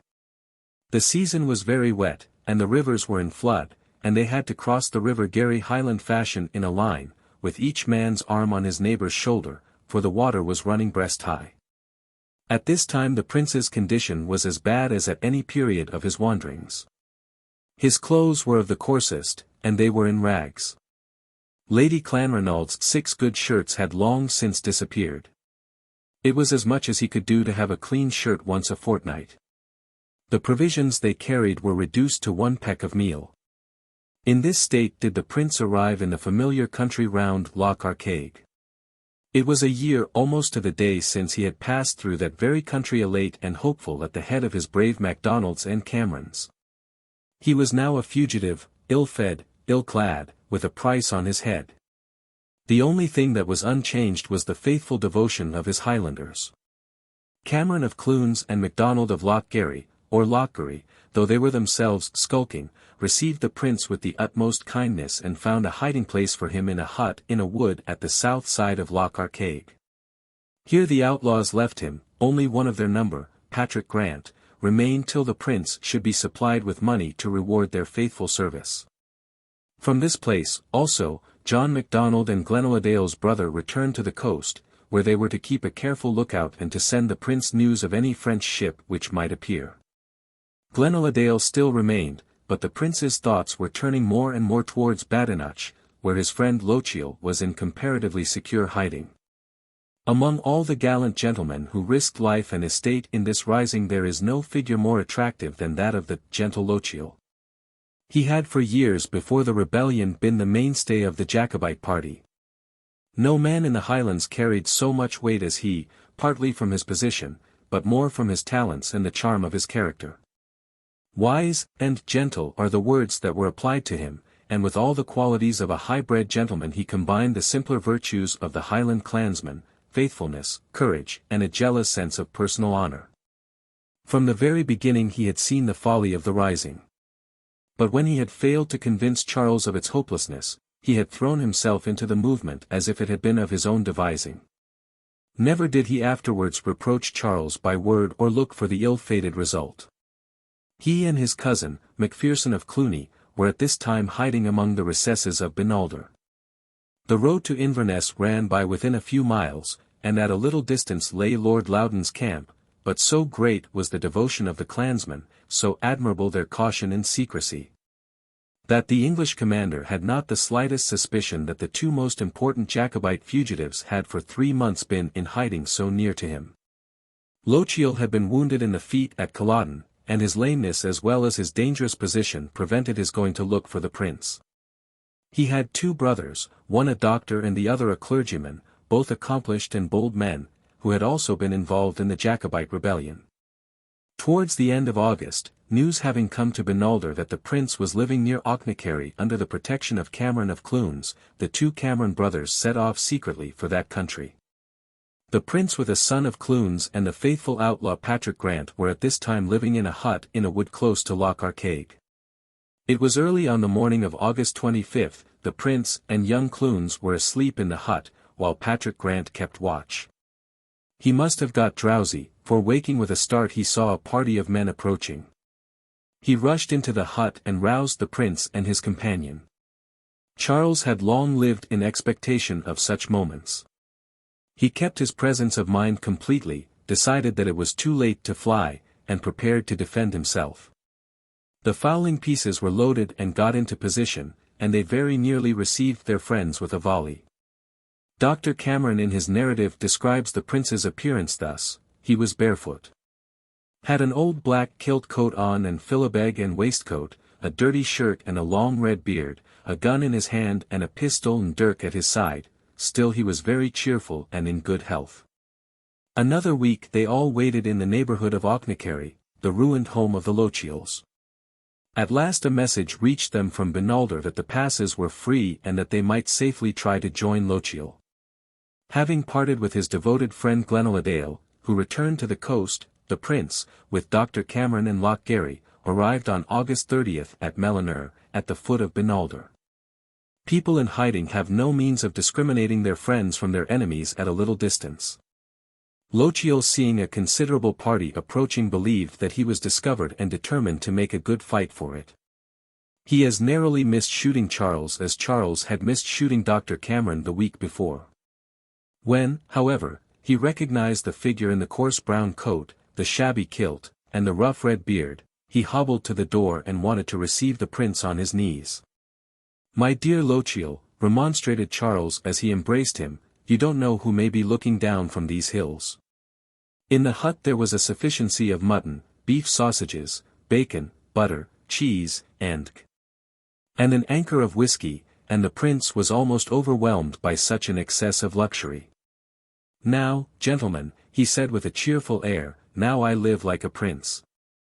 Charles's wardrobe was as usual most dilapidated, and Cluny's 3 sisters set at once to work to make him a set of 6 shirts with their own fair hands, doubtless sewing the most passionate loyalty and infinite regret into their seams. The hiding place where the prince was now concealed was a very curious hut contrived by Cluny in one of the inmost recesses of the hills. It was called the Cage, and was placed in a little thicket on the rocky slope of a hill. The walls were formed by actual growing trees with stakes planted between them, the whole woven together by ropes of heather and birch. Till you were close to the hut it looked merely like a thick clump of trees and bushes. The smoke escaped along the rocks, and the stone being of a bluish color it could easily pass unnoticed. This hut could only hold 6 persons at a time, so the party generally divided in this way: one man cooked the food, or played cards, and the last man looked on at the others and possibly smoked. Probably they played cards and talked and jested over the daily needs and hardships, and spoke little of the disastrous times that lay behind them, or the doubtful hopes that lay before them. Fearing lest the prince might have to remain in hiding all winter, the ingenious Cluny began to fit up a subterranean dwelling, thickly boarded up, where the party would have been in safety and shelter. But in the meantime no efforts were lacking to find a means of escape. Lochiel's brother, the clergyman, a man of great prudence, went secretly to Edinburgh, and there procured a ship and sent it round to a port on the east coast to await the prince. Succour, however, had come from another quarter. It was known to the prince and his followers that a certain Colonel Warren was fitting out a couple of ships in France for the purpose of bringing off the prince, and daily they expected news of their arrival. On September 6 2 ships, l'Euro and La Princesse, appeared at Lochnanuagh. Old Borradaile and his 2 sons immediately fled to the hills, leaving a faithful servant to find out and report to them who the strangers might be. After nightfall, 12 French officers came to the hut where they were hiding and told their errand. Information was at once sent to Glenaladale, who undertook to go to Auchnacarry and send on the news through Cameron of Clunes, he himself not knowing where the prince was hiding. Any delay, even of a few hours, might be fatal, as the presence of the French ships must sooner or later become known to the authorities at Fort Augustus. To his dismay Glenaladale failed to find Clunes, and only by an accident met with an old woman, who directed him to the place where the latter was hiding. A messenger was at once dispatched, and he, happening by a curious chance to meet with Cluny and Dr. Cameron on a dark night in Badenoch, gave them his message, and an express was at once sent to the Cage. On September 13, at 1 in the morning, the party, which now included Cluny, Lochiel, Macpherson of Brackachie, and some others of the prince's more important followers, set off for the coast. They travelled by night, remaining in concealment by day, but so lonely was the country, so recklessly high were the prince's spirits, that one whole day he amused himself by flinging up caps into the air and shooting at them. Again he passed through the well-known country round Loch Arcade, past Auchnacarry, the home of the Lochiels, which was lying in ruins, over the rugged hills where he had been hunted like a wild creature a few weeks before. Down to the familiar waters of Lochnanuagh, back to the warm-hearted household of Borradaile. A considerable number of Jacobite gentlemen who had lain for months in hiding had been drawn to Lochnanuagh by the report of the landing of the French ships. Amongst these were young Clanranald, Glenaladale, and MacDonald of Daleby. On the prince's ship there sailed with him Lochgarry, John Roy Stewart, Dr. Cameron, and Lochiel. The gentlemen as well as commons were seen to weep, though they boasted of being soon back with an irresistible force, says the newspaper of the day. For the greater part they never came back, never saw again the homes they loved so well. Most were to spend a life of hope deferred and of desperate longings for home, as dependents on a foreign court. Dr. Cameron was 10 years later taken prisoner in London and executed, the last man who suffered as a rebel. Lochiel died 2 years after he left Scotland, a heartbroken exile. Weep ye not for the dead, neither bemoan him. But weep sore for him that goeth away, for he shall return no more nor see his native country. 9. 2 great matches. The university matches, between the 11s of Oxford and Cambridge, are the most exciting that are played at Lord's. The 11s have been so equal that neither university is ever more than 1 or 2 victories ahead of its opponent. The players are at their best for activity and strength, and the fielding is usually the finest that can anywhere be seen. But, of all university matches, the most famous are those of 1870 and of 1875, for these were the most closely contested. In 1870 Cambridge had won for 3 years running. They had on their side Mr. Yardley, one among the 3 best gentleman bats who ever played, the others being Dr. Grace and Mr. Allen Steele. In 1869, when Cambridge won by 58 runs, Mr. Yardley had only made 19 and 0. Mr. Dale and Mr. Money were the other pillars of Cambridge batting. They had Mr. Thornton too, the hardest of hitters, who hit over the pavilion, with a bat which did not drive, when he played for Eton against Harrow. On the Oxford side were Mr. Tilecote, E.F.S. A splendid bat, Mr. Ottaway, one of the most finished bats of his day, and Mr. Ponsford. The Oxford team was unlucky in its bowling, as Mr. Butler had strained his arm. In one university match, Mr. Butler took all 10 wickets in one innings. He was fast, with a high delivery, and wickets were not so good then as they are now. Mr. Francis was also an excellent bowler, not so fast as Mr. Butler, and Mr. Belcher, who bowled with great energy, but did not excel as a bat, was a useful man.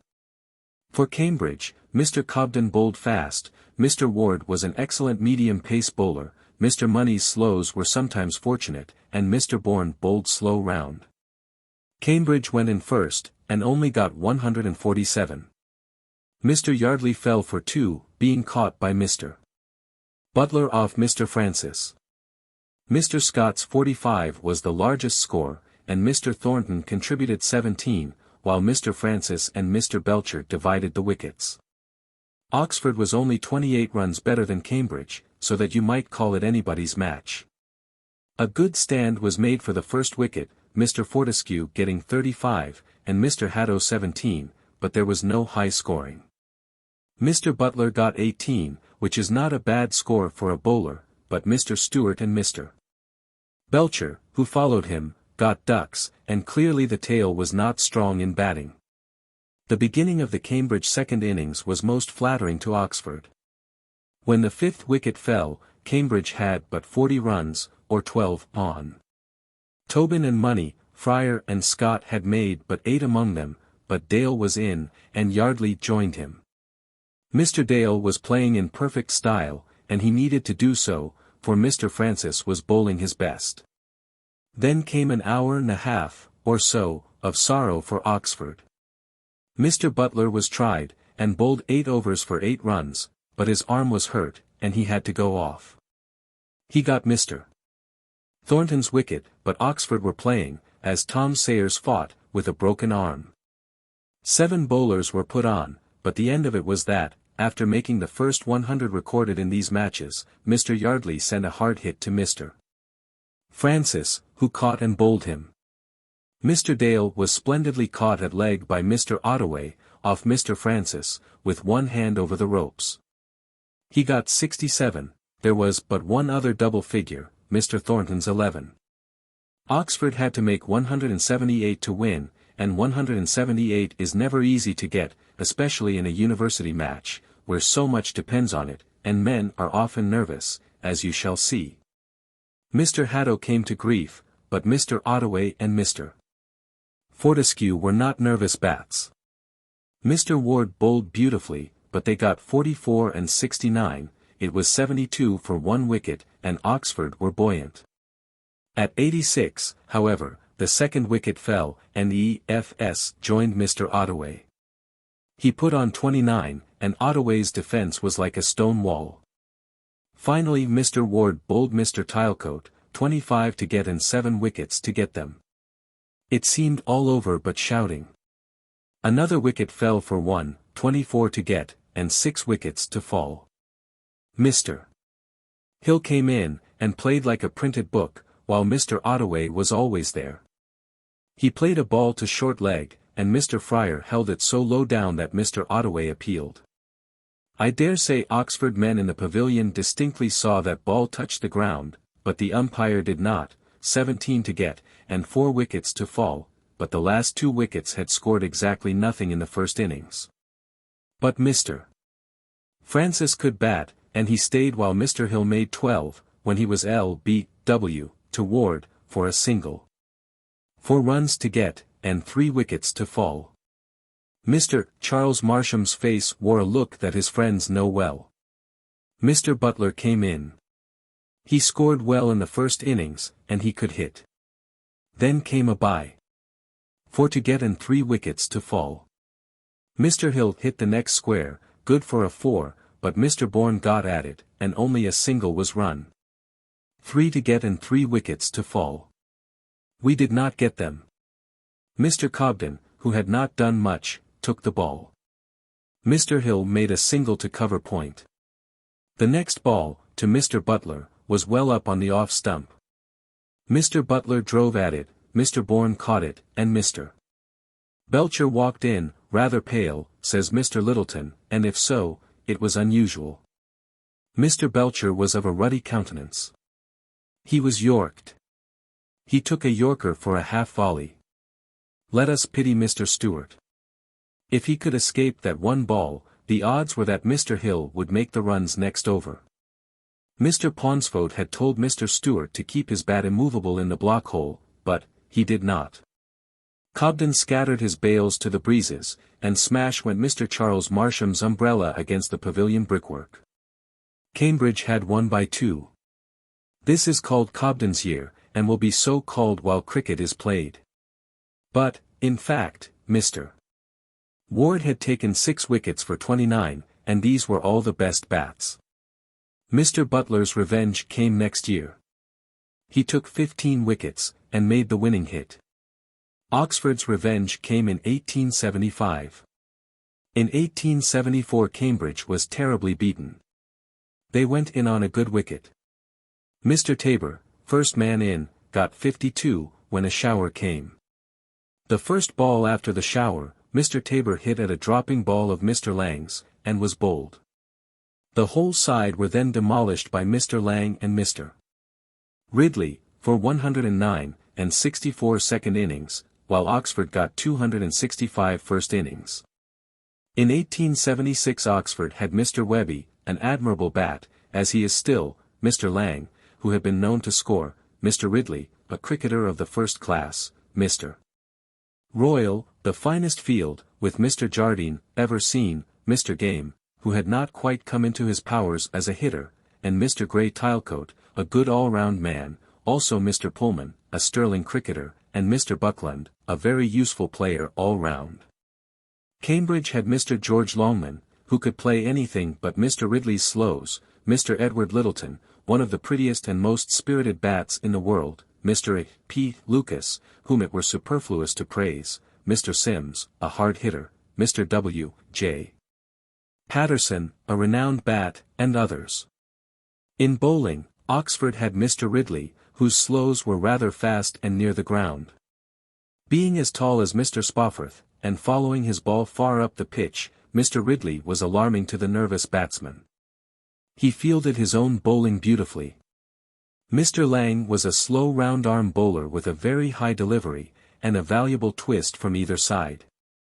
Mr. Buckland was afterwards better known as a bowler. Mr. Royal could also deliver a dangerous ball.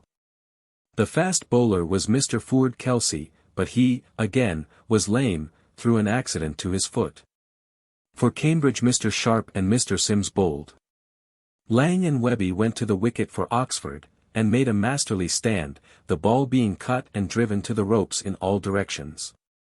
Mr. Webby got 55, Mr. Lang 45, while Mr. Ridley contributed 21, Mr. Pullman 25, and Mr. Buckland 22. The whole score was 286 for the first wicket. Mr. Longman's 40 was the best score for Cambridge, and Mr. Edward Littleton got 23, total 163. Mr. Lang got 5 wickets for 35, Mr. Ridley, Mr. Buckland, and Mr. Ford Kelsey divided the other 4. In the second Oxford innings Mr. Sharp got 6 wickets for 66, and the whole score was but 137, in which Mr. Pullman's 30 was very useful, Mr. Royal, Mr. Game, and Mr. Webby got 21, 22, and 21, and Mr. Grey Tilecoat, not out, contributed an invaluable 12. The tail of the Cambridge side made 14 among them in the first innings, not an assortment of ducks' eggs. Cambridge went in, with 175 to get, much like Oxford in 1870. An over was bowled before 7 o'clock, and resulted in a 4-to-leg.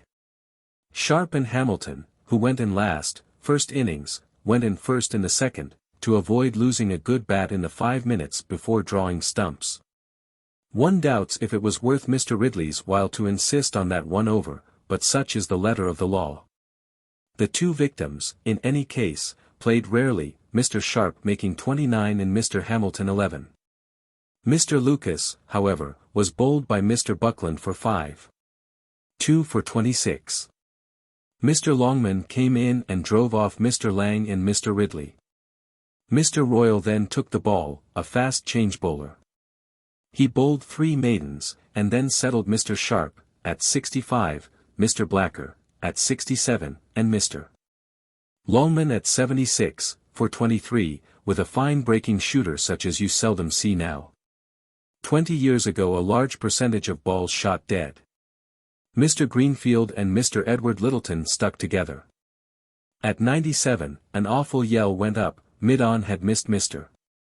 Littleton, a low hard catch, but one which he would have taken 9 times in 10. At 101, Mr. Campbell caught Mr. Greenfield off Mr. Royal, 6 down and 70 to get. Then Mr. Sims came in, and another yell was heard. Mid-on had given Mr. Littleton another let off, an easy thing he might have held in his mouth. Mid-on wished that the earth would open and swallow him. Presently Mr. Littleton hit Mr. Buckland a beautiful skimming smack to square leg. Mr. Webby was standing deeper, but, running at full speed along the ropes, sideways to the catch, he held it low down, a repetition of what he did unto Mr. Littleton when they played for Harrow and Eton. Mr. Littleton had scored 20, but not in his best manner. There were now 3 wickets to fall for 60, Oxford seemed to have the advantage. Sims and Patterson had added 14, 40 to win, when a heavy shower came down, lasted for an hour and a half, and left Oxford with a wet ball and a slippery ground. The rain, which favoured Oxford in 1874, when Cambridge collapsed, was now on the Cambridge side. Mr. Sims was determined to knock the runs off by a forcing game, and these were the right tactics. Then Ridley went on, and his first slow bowled Mr. Patterson clean. Mr. McCung came in, and got a single, 13 to win. Then Mr. Sims hit Mr. Ridley over his head to the ropes for 4, 9 to win. Mr. Lang went on for Mr. Royal, a leg by followed, and then a no ball, 7 to win. Mr. Lang then, in a moment of despair, as unusual measures were needed, bowled a full pitch right at Mr. Sims's head. Mr. Sims, naturally concluding that 2 more hits would finish the match, hit at it as hard as he could. Mr. Pullman was standing by the ropes in the country and the ball soared towards him. Would it cross the ropes? Would Pullman reach it? He had a long way to run. He reached it, he held it, and back went Mr. Sims. There remained Mr. Smith, in the same historical position as Mr. Belcher. There were 6 runs to get, and Mr. McCung, his companion, a good bat, was not yet settled. Someone in the pavilion said, "His legs are trembling, Oxford wins." Mr. Smith, unlike Mr. Belcher, stopped 2 of Mr. Ridley's slows, but not with enthusiasm. To the third he played slowly forward, the ball hit the middle stump, and Oxford won by 6 runs. There was also a very good match in 1891. Cambridge was far the better team, and went in, second innings, for a small score. But Mr. Berkeley, left-hand medium, bowled so admirably that there were only 2 wickets to fall for the last run. Mr. Woods, however, was not nervous, and hit the first ball he received for 4 to the ropes. Still, I am inclined to think that, in these 3 matches, the bowling of Mr. Berkeley was the best, for he had very little encouragement, whereas, with 178 or so to get, a bowler has a good chance, and is on his mettle. The moral is, don't poke about in your block hole, but hit, and, when you bowl in an emergency, aim at getting wickets by any means, rather than at keeping down runs. The story of Kaspar Hauser. On May 28, 1828, the town of Nuremberg, in Bavaria, presented a singularly deserted appearance, as it was Whit Monday, and most of the inhabitants were spending their holiday in the country. A cobbler, who lived in Umschlett Square, was an exception to the general rule, but towards 4 o'clock he, too, thought that he would take a stroll outside the city walls. When he came out of his door his curiosity was excited by a strange figure, which was leaning, as if unable to support itself, against a wall near, and uttering a moaning sound. The figure was that of a young man of about 17, dressed in a grey riding suit, and wearing a pair of dilapidated boots. He held a letter in one hand.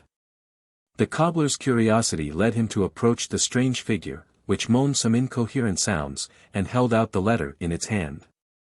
This was addressed to the captain of the 4th Squadron of the 6th Regiment of Dragoons now stationed at Nuremberg, and, as he lived quite near, the cobbler thought the surest way of gratifying his own curiosity was to take the stranger there. The poor creature stumbled and shuffled along behind his guide, and reached the captain's house quite worn out. The captain was not at home, but his servant, pitying the sufferings of the stranger, gave him a sack of straw to lie on in the stable, and brought him some bread and meat and beer. The meat and the beer he would not touch, but ate the bread greedily and drank some water. He then fell fast asleep. Towards 8 o'clock the captain came home, and was told of his strange visitor, and of the letter he had brought with him. This letter was written in a feigned hand, and said that the writer, a poor labourer with 10 children, had received the boy in 1812, and had kept him shut up in his house for 16 years, not allowing him to see or know anything. That he could keep him no longer, and so sent him to the captain, who could make a soldier of him, hang him, or put him up the chimney, just as he chose. He added that the boy knew nothing and could tell nothing, but was quick at learning. Enclosed was a letter giving the date of the boy's birth, April 30th, 1812, and purporting to be written by the mother, but the writing, paper, and ink all showed that the 2 letters were by the same person. The captain could make nothing of this mysterious letter, but went to the stable, where he found the stranger still asleep. After many pushes, kicks, and thumps he awoke. When asked his name and where he came from, he made some sounds, which were at last understood to be, want to be a soldier, as father was, don't know, and horse home. These sentences he repeated over and over again like a parrot, and at last the captain decided to send his new recruit to the police office. Here he was asked his name, where he came from, and. But the result of the police inspector's questioning was the same. The stranger repeated his 3 sentences, and at last, in despair of getting any sensible reply from him, he was put into a cell in the west tower of the prison where vagrants were kept. This cell he shared with another prisoner, a butcher boy, who was ordered to watch him carefully, as the police naturally suspected him of being an impostor. He slept soundly through the night and woke at sunrise. He spent the greater part of the day sitting on the floor taking no notice of anything, but at last the jailer gave him a sheet of paper and a pencil to play with. These he seized with pleasure and carried them off to a seat. Nor did he stop writing until he had covered the paper with letters and syllables, arranged just as they would be in a copybook. Among the letters were 3 complete words, Kaspar Hauser, and writer, horse soldier. Kaspar Hauser was evidently his name, though he did not recognize it when called by it. The news of the strange arrival spread through the city.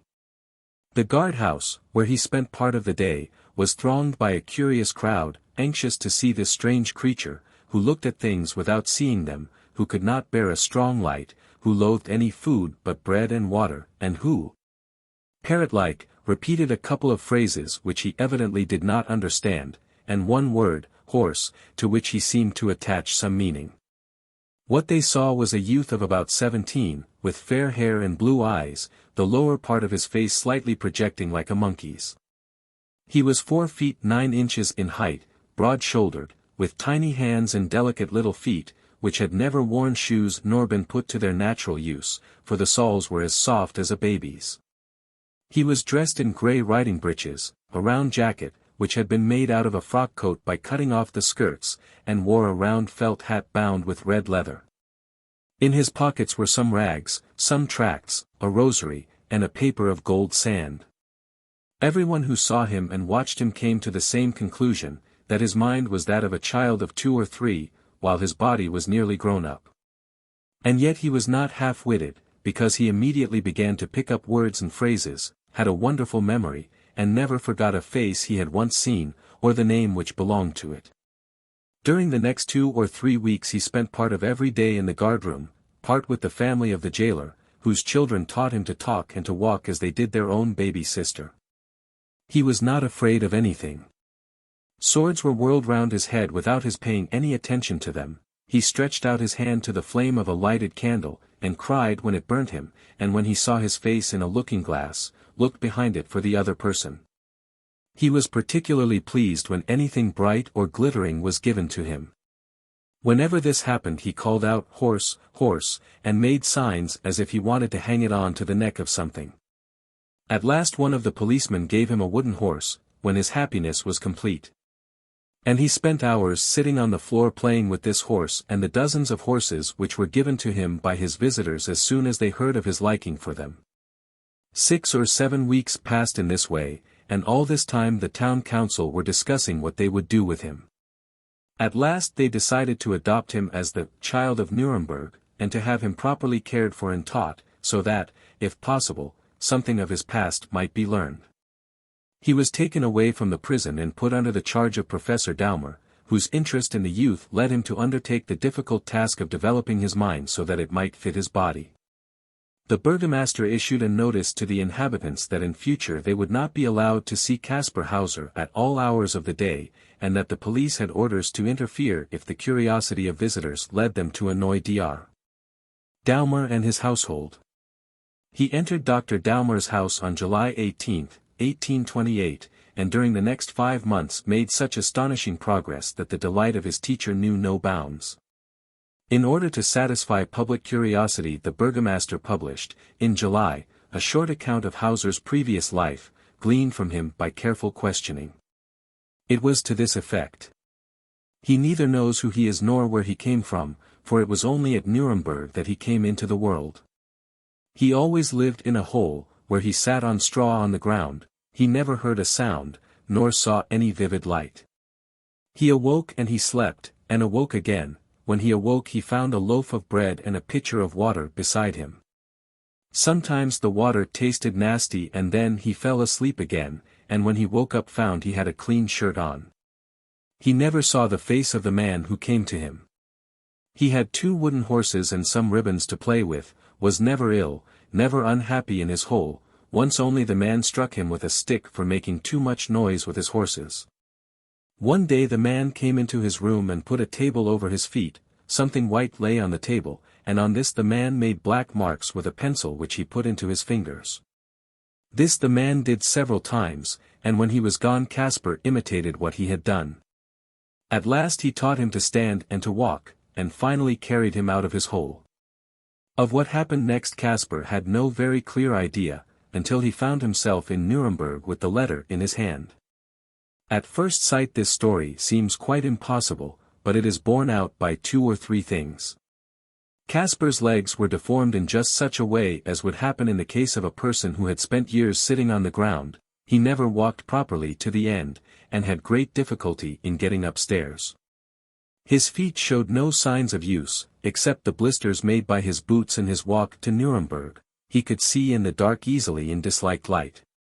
And finally, for several months after he came to Nuremberg, he refused to eat anything but bread and water, and was, in fact, made quite ill by the smell of meat, beer, wine, or milk. For the first 4 months of his stay with Daumer, his senses of sight, taste, hearing, and smell were very acute. He had got past the stage in which he disliked light, and could now see much further than most people by day, without, however, losing his power of seeing in the dark.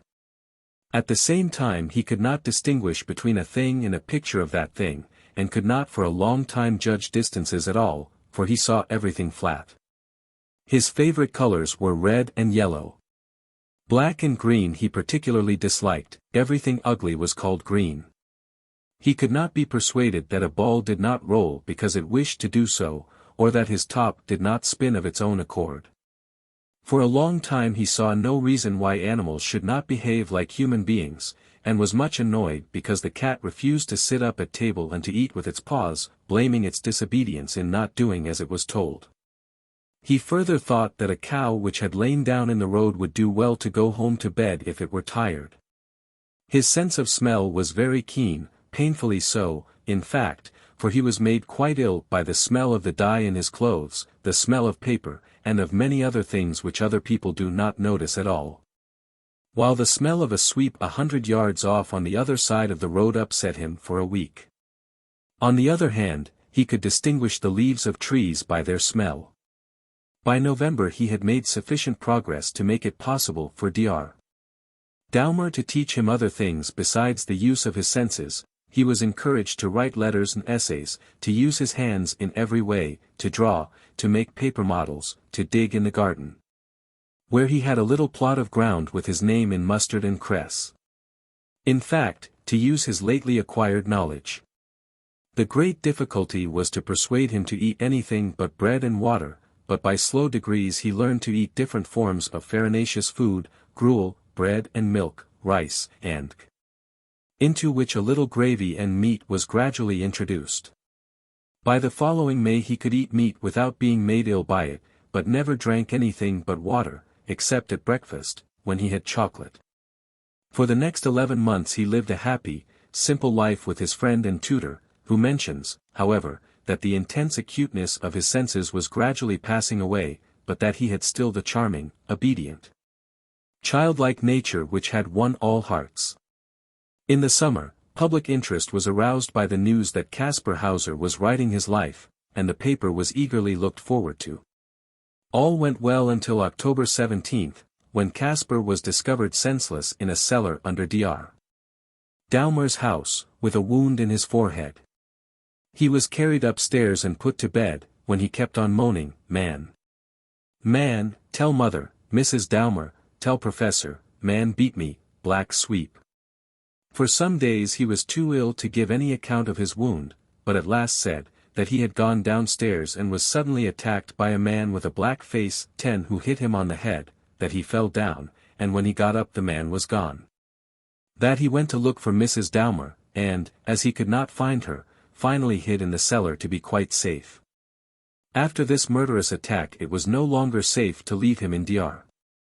Doumer's house, so when well again he was removed to the house of one of the magistrates, and constantly guarded by 2 policemen, without whom he never went out. He was not very happy here, and after some months was put under the charge of Herr von Tucher, June 1830, with whom he remained for 18 months. At first the arrangement answered admirably. He was happy in his new home, his only trouble being that he was sent to the grammar school and put into one of the upper forms, where he had to learn Latin, a task which proved too hard for his brain. By this time his face had quite lost the brutish character it had when he came to Nuremberg, and its expression was pleasant, though rather sad. Unfortunately for himself, he was one of the sights of Nuremberg, was always introduced to any stranger of distinction who came to the town, and attracted even more attention than the kangaroo. So that even his warmest friends were obliged to admit that he was rather spoiled. At the beginning of 1831, an Englishman, Lord Stanhope, came to Nuremberg, saw the foundling, was curiously interested in him, and wished to adopt him.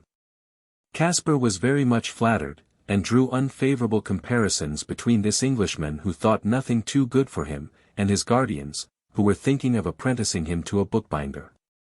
Lord Stanhope's kindness turned his head, and Herr von Tucher, after repeated remonstrances, resigned his guardianship in December 1831. With the full consent of the town council of Nuremberg, Lord Stanhope removed Kaspar to Ausbach, and placed him under the care of Dr. Mayer.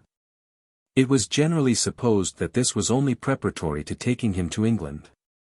Ample funds were provided for his maintenance, but the journey to England was again and again put off, and at last there were signs that Lord Stanhope was not quite satisfied with his new plaything. So much had been said about Caspar's cleverness, that his new teachers were disappointed to find that his acquirements were about those of a boy of 8. They accused him of laziness and of deceit. And he, finding himself suspected and closely questioned as to everything he did, took refuge in falsehood. At last a government clerkship of the lowest class was procured for him, but great complaints were made of his inattention to his duties, mainly copying. He was unhappy, and, when on a visit to Nuremberg in the summer, made plans for the happy time when he should be able to come back and live with his friends there. For the people of Ausbach, though making him one of the shows of the place, do not seem to have had that perfect belief in him shown by his earlier friends, while his new guardians expected a great deal too much from him. His chief friend in Ausbach was the clergyman who had prepared him for confirmation, who noticed, in November 1833, that he was very much depressed, but this passed away. On the afternoon of December 14, Kaspar came to call on the clergyman's wife, and was particularly happy and bright. 3 hours afterwards he staggered into his tutor's house, holding his hand to his side, gasping out, "Garden, man, stabbed, give purse, let it drop, come," and dragged the astonished Dr. Mayor off to a public garden, where a little purse was found on the ground. In it was a piece of paper, on which was written backwards in pencil these lines: "I come from the Bavarian frontier. I will even tell you my name, M.L.O." Kaspar was taken home and put to bed, when it was discovered that there was a deep stab in his left side. For some hours he was too ill to be questioned, but on the 15th he was able to tell his story. On the 14th, as he was coming out of the government buildings to go home to dinner, he was accosted by a man who promised to tell him who his parents were, if he would come to a spot in the public gardens. He refused, as he was going home to dinner, but made an appointment for that afternoon. After dinner he called on the clergyman's wife, and then went to the gardens, where he found the man waiting for him. The man led him to the Uz monument, which was at a little distance from the main path, and shut in by trees. Here he made him take a solemn oath of secrecy and handed him the little purse, which Kaspar, in his hurry to seize it, let drop. As he stooped to pick it up he was stabbed, and when he lifted himself up the stranger was gone. Then he ran home. For 2 days he was not supposed to be in any danger, but fever set in. The doctors gave no hope of his recovery, and on the 17th he died. His death caused great excitement, not only in Ausbach and Nuremberg, but throughout all Germany. The question as to whether he was an impostor or not was hotly debated. Those who favored the former theory insisting that he had killed himself accidentally when he only meant to wound himself and so excite sympathy. Some of the doctors declared, however, that that was quite impossible, for the wound was meant to kill, and could only have been self-inflicted by a left-handed person of great strength, for it had pierced through a padded coat. A large reward, 200 L, was offered for the capture of the assassin, but in vain, and the spot of the murder was marked by an inscription in Latin. Hic. Occultus. Occulto. Oxysis est. Here the mystery was mysteriously murdered. The same idea is repeated on his tombstone. Here lies K.H., the riddle of the age. His birth was unknown, his death mysterious. His death was the signal for a violent paper war between his friends and his enemies. It raged hotly for years. But his friends have never succeeded in proving who he was, why, after having been shut up for so long, he was at last set free, or why his death was, after all, necessary, while his enemies have utterly failed to prove that he was an impostor. 11. An artist's adventure. Nearly 400 years ago, a boy was born in Italy who grew up to be one of the most accomplished artists of his own or any other age. Besides excelling as a sculptor, modeler, and medalist, he was a musician, an author, and an admirable swordsman, and popes, kings, and other great princes eagerly employed him, and vied with each other to secure his services. His name was Benvenuto Cellini. Under Pope Clement VII. He took part in the defense of the castle of Asti. Angelo, when it was besieged by the Constable de Bourbon, and the Pope reposed such confidence in Cellini that he was entrusted with the task of removing all the gems in the treasury from their settings, and concealing the stones in the thick folds of his clothing. However, I am not going to enlarge on Benvenuto's many talents, but to tell you of a wonderful adventure which befell him in the very castle of St. Angelo he had helped to defend. Those were lawless days, and Cellini was a man of fiery temper, to whom blows came more naturally than patience and forbearance. So it came to pass that, being told that a certain goldsmith named Pompeo had been spreading false reports about him, Benvenuto fell upon him one fine day in the very midst of Rome, and promptly stabbed him to death. This might possibly have been overlooked, but a workman, jealous of Cellini's success and reputation, accused the artist to the reigning Pope, Paul III, of having purloined some of the jewels entrusted to his care during the siege, and Paul was not to be trifled with where the affairs of the treasury were concerned. Moreover, a near relation of the Pope's was Cellini's sworn enemy, and this sufficed to seal his fate. So, when taking a walk one morning, Benvenuto suddenly found himself face to face with Crispino, the sheriff, attended by his band of constables. Crispino advanced, saying, "You are the Pope's prisoner." "Crispino," exclaimed Benvenuto, "you must take me for someone else." "No, no," replied Crispino, "I know you perfectly, Benvenuto, and I have orders to carry you to the castle of St. Angelo, where great nobles and men of talent like yourself are sent." Then he politely begged Benvenuto to give up his sword, and led him off to the castle, where he was locked up in a room above the keep. It was easy enough for Benvenuto to refute the accusations brought against him, nevertheless he was kept prisoner, in spite of the intervention of the French ambassador, who demanded his liberty in the name of Francis I. The governor of the castle was, like Cellini, a Florentine, and at first showed himself full of kind attentions towards his countrymen, allowing him a certain amount of liberty on parole, within the castle walls. Growing suspicious later, he kept his prisoner closer, but after a time he restored him to comparative liberty. When Benvenuto found how changeable the governor's humor was, he set himself to think over matters seriously.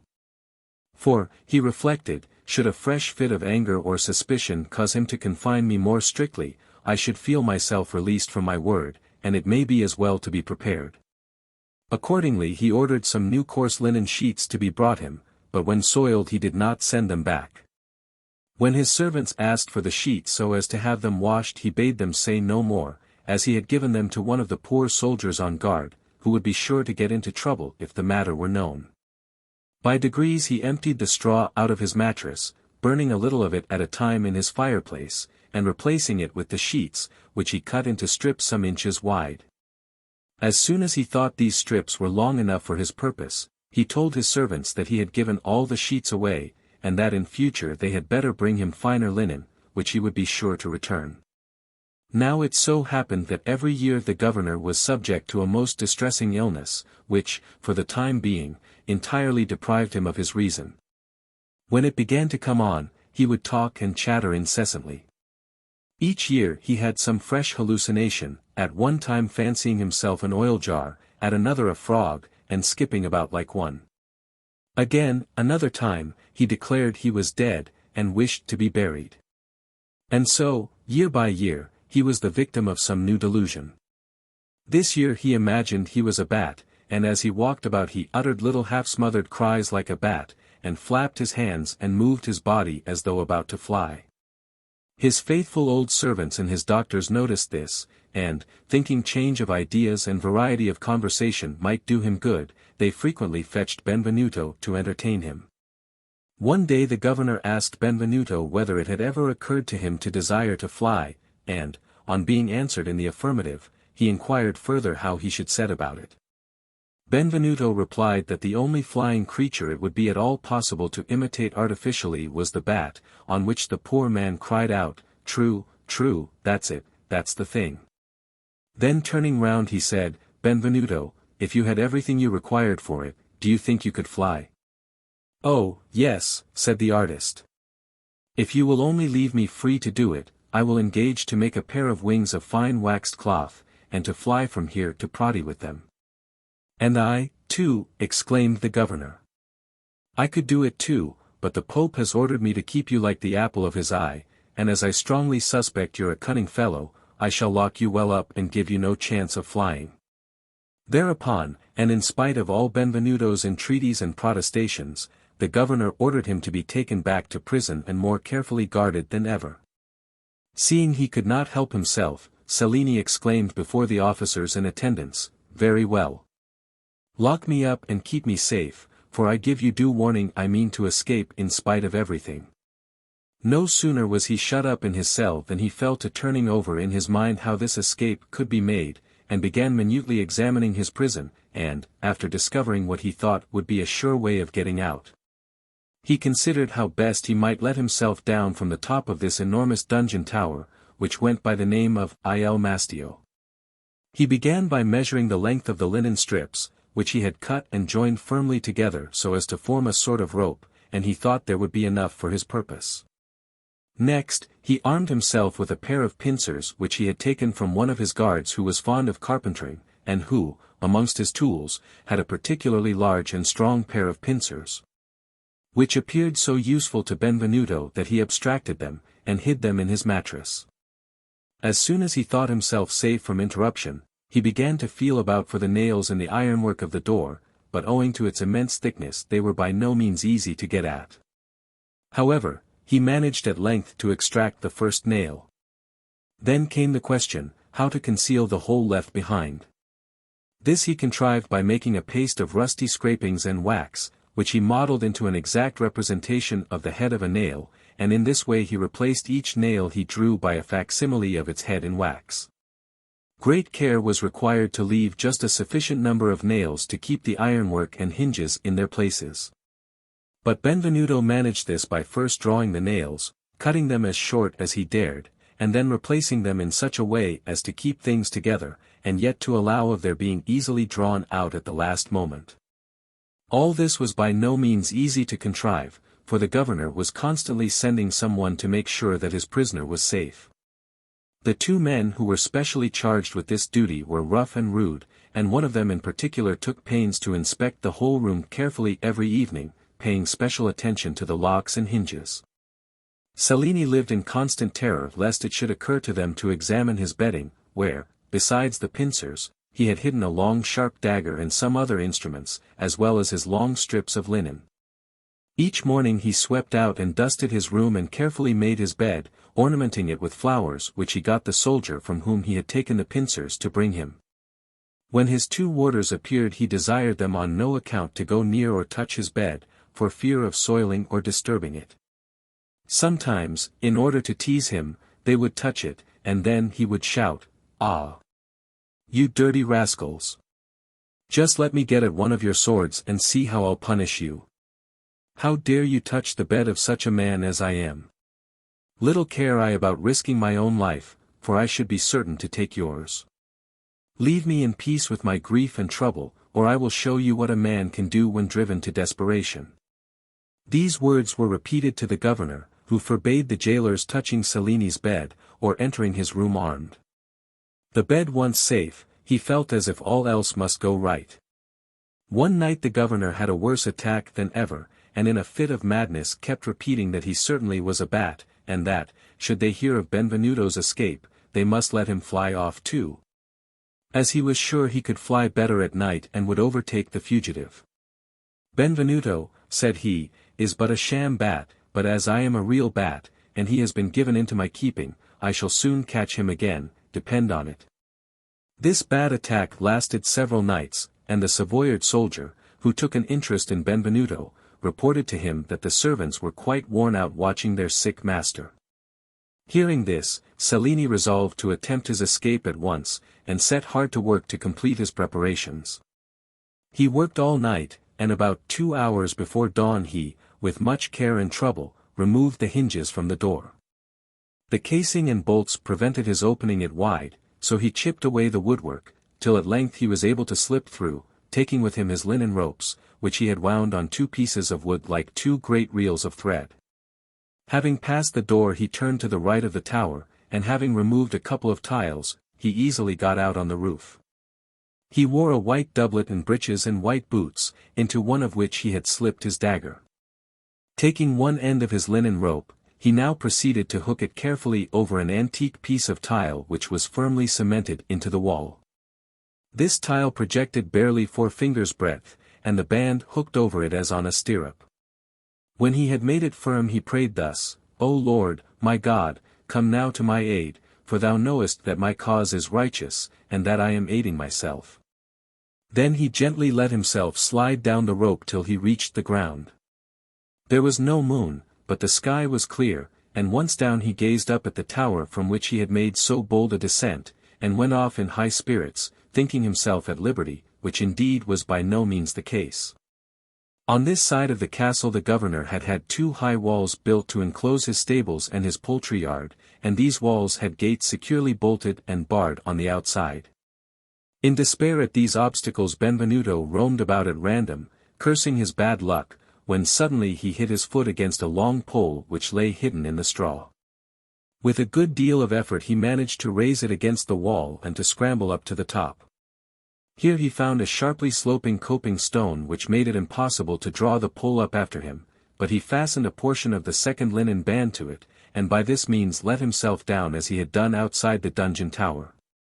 By this time Benvenuto was much exhausted, and his hands were all cut and bleeding. However, after a short rest he climbed the last enclosure, and was just in the act of fastening his rope to a battlement, when, to his horror, he saw a sentinel close to him. Desperate at this interruption, and at the thought of the risk he ran, he prepared to attack the sentry, who, however, seeing a man advance on him with a drawn dagger and determined air, promptly took to his heels. And Benvenuto returned to his rope. Another guard was near, but, hoping not to have been observed, the fugitive secured his band and hastily slid down it. Whether it was fatigue, or that he thought himself nearer the ground than he really was, it is impossible to say, but he loosened his hold, and fell, hitting his head, and lay stretched on the ground for more than an hour. The sharp freshness of the air just before sunrise revived him, but his memory did not return immediately, and he fancied his head had been cut off and that he was in purgatory. By degrees, as his senses returned, he realized that he was no longer in the castle, and remembered what he had done. He put his hands to his head and withdrew them covered with blood, but on carefully examining himself he found he had no serious wound, though on attempting to move he discovered that his right leg was broken. Nothing daunted, he drew from his boot his poniard with its sheath, which had a large ball at the end. The pressure of this ball on the bone had caused the fracture. He threw away the sheath, and cutting off a piece of the remaining linen band with his dagger, he bound up his leg as best he could, and then, dagger in hand, proceeded to drag himself along on his knees towards the gate of the town. It was still closed, but seeing one stone near the bottom, which did not look very huge, he tried to displace it. After repeated efforts it shook, and at length yielded to his efforts, so, forcing it out, he squeezed himself through. He had barely entered Rome when he was attacked by a band of savage dogs, who bit and worried him cruelly. He fought desperately with his dagger, and gave one dog such a stab that it fled howling, followed by the rest of the pack, leaving Benvenuto free to drag himself as best he could towards St. Peter's. By this time it was broad daylight, and there was much risk of discovery, so, seeing a water carrier passing with his train of asses laden with jars full of water, Benvenuto hailed him and begged he would carry him as far as the steps of St. Peter's. "I am a poor fellow," said he, "who have broken my leg trying to get out of the window of a house where I went to see my lady love. As the house belongs to a great family, I much fear I shall be cut to pieces if I am found here. So pray help me off and you shall have a gold crown for your pains," and Benvenuto put his hand to his purse, which was well filled.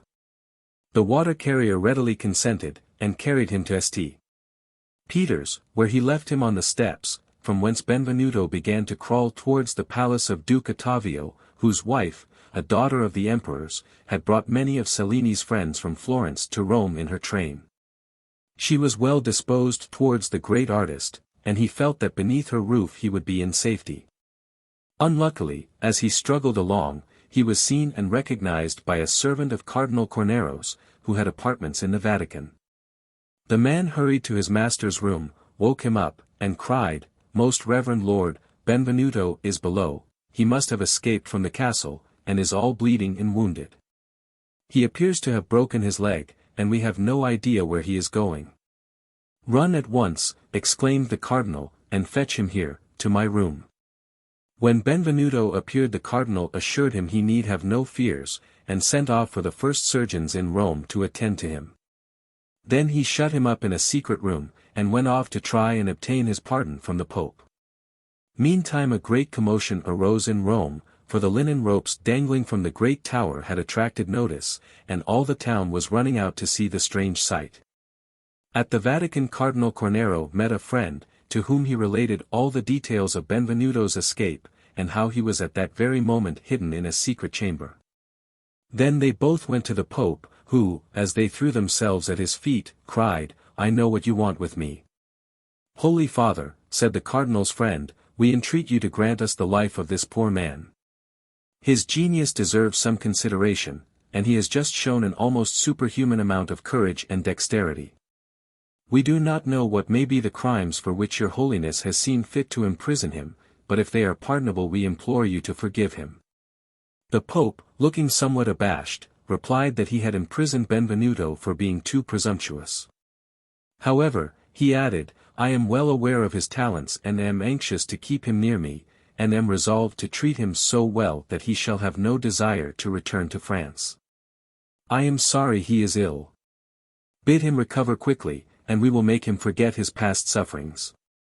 I am sorry to say the Pope was not so good as his words, for Benvenuto's enemies plotted against him, and after a time he was once more shut up in his former prison, from which, however, he was eventually delivered at the urgent request of the King of France, who warmly welcomed the great artist to his court, where he spent some years in high honor.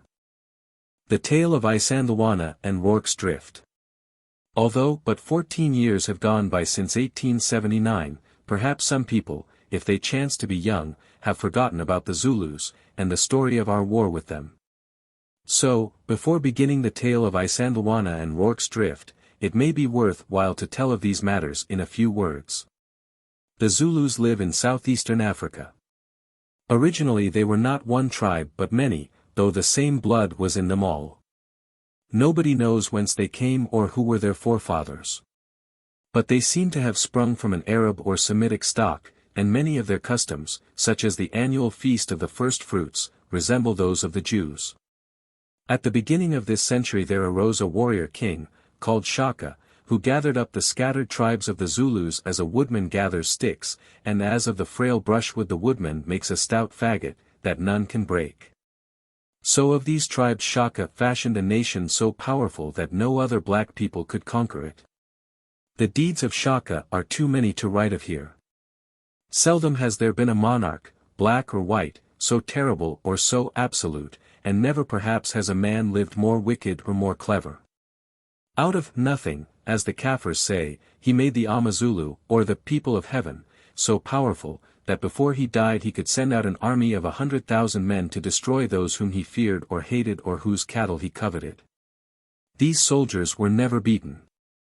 If they dared to turn their back upon an enemy, however numerous, they were killed when the battle was done, so that soon they learned to choose death with honor before the foe in preference to death with shame at the hands of the executioner. Where Shaka's armies went they conquered, till the country was swept of people for hundreds of miles in every direction. At length, after he had killed or been the cause of the violent death of more than 1,000,000 human beings, in the year 1828 Shaka's own hour came, for, as the Zulu proverb says, the swimmer is at last borne away by the stream. He was murdered by the princes of his house and his body servant Umbopo or Mopo. But as he lay dying beneath their spear thrusts, it is said that the great king prophesied of the coming of white men who should conquer the land that he had won. "What," he said, "do you slay me, my brothers, dogs of mine own house whom I have fed, thinking to possess the land? I tell you that I hear the sound of running feet, the feet of a great white people, and they shall stamp you flat, children of my father." After the death of Shaka his brother Dingan reigned who had murdered him. In due course he was murdered also, and his brother Panda succeeded to the throne. Panda was a man of peace, and the only one of the 4 Zulu kings who died a natural death. For though it is not commonly known, the last of these kings, our enemy Cetshwayo, is believed to have met his end by poison. In 1873, Cetshwayo was crowned king of Zululand in succession to his father Panda on behalf of the English government by Sir Theophilus Shepstone. He remained a firm friend to the British till Sir Bartle Frere declared war on him in 1879. Sir Bartle Frere made war upon the Zulus because he was afraid of their power, and the Zulus accepted the challenge because we annexed the Transvaal and would not allow them to fight the Boers or the Swazes.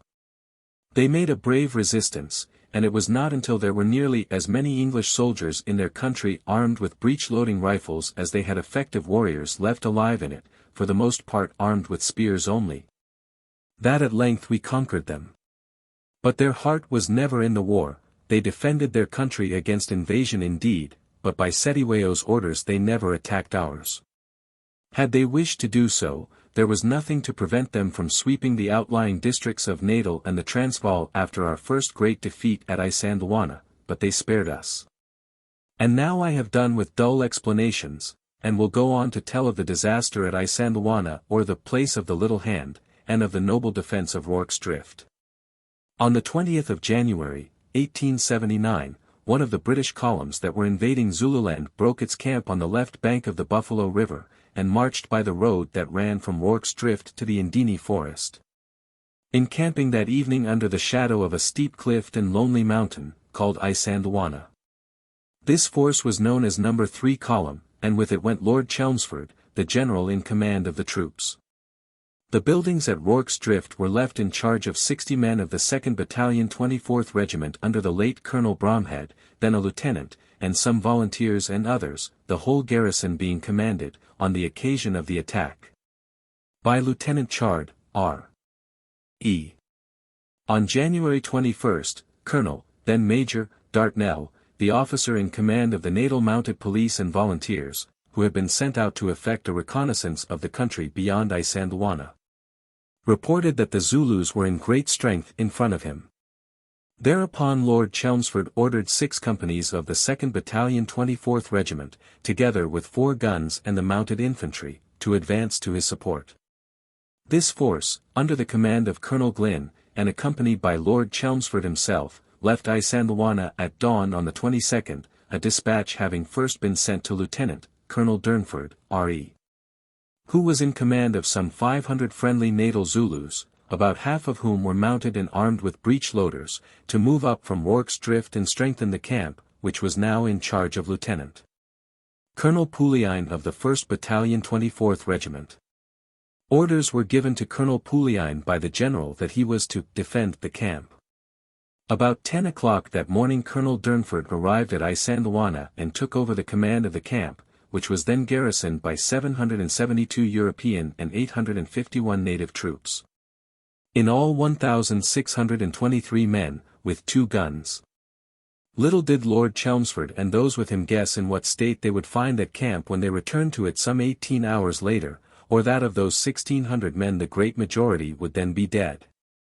Meanwhile a Zulu impi or army, numbering about 20,000 men, or something more than 1/3 of King Cetshwayo's entire strength, had moved from the Upindo Hill on the night of January 21, and taken up its position on a stony plain, 1.5 miles to the east of Isandhlwana. The impi was made up of the Undi Regiment, about 3,000 strong, that formed its breast, or center, the Nokank and Umsitya Regiments, 7,000 strong, that formed its right wing or horn, and the Imbananbai and Kobamakosi Regiments, 10,000 strong, forming its left horn or wing. That night the impi slept upon its spears and watched in silence, lighting no fires. The king had reviewed it 3 days previously, and his orders to it were that it should attack No. 3 Column, and drive it back over the Buffalo, but it had no intention of giving battle on the 22nd, for the state of the moon was not propitious. So said the doctors. Moreover, the soldiers had not been hmaudied, that is, sprinkled with medicines to put a great heart into them and ensure their victory. The intention of the generals was to attack the camp at dawn on the 23rd. And the actual engagement was brought about by an accident. Before I tell of this or of the fight, however, it may be as well to describe how these splendid savages were armed and disciplined. To begin with, every corps had a particular headdress and fighting shields of one color, just as in our army each regiment has its own facings on the tunics.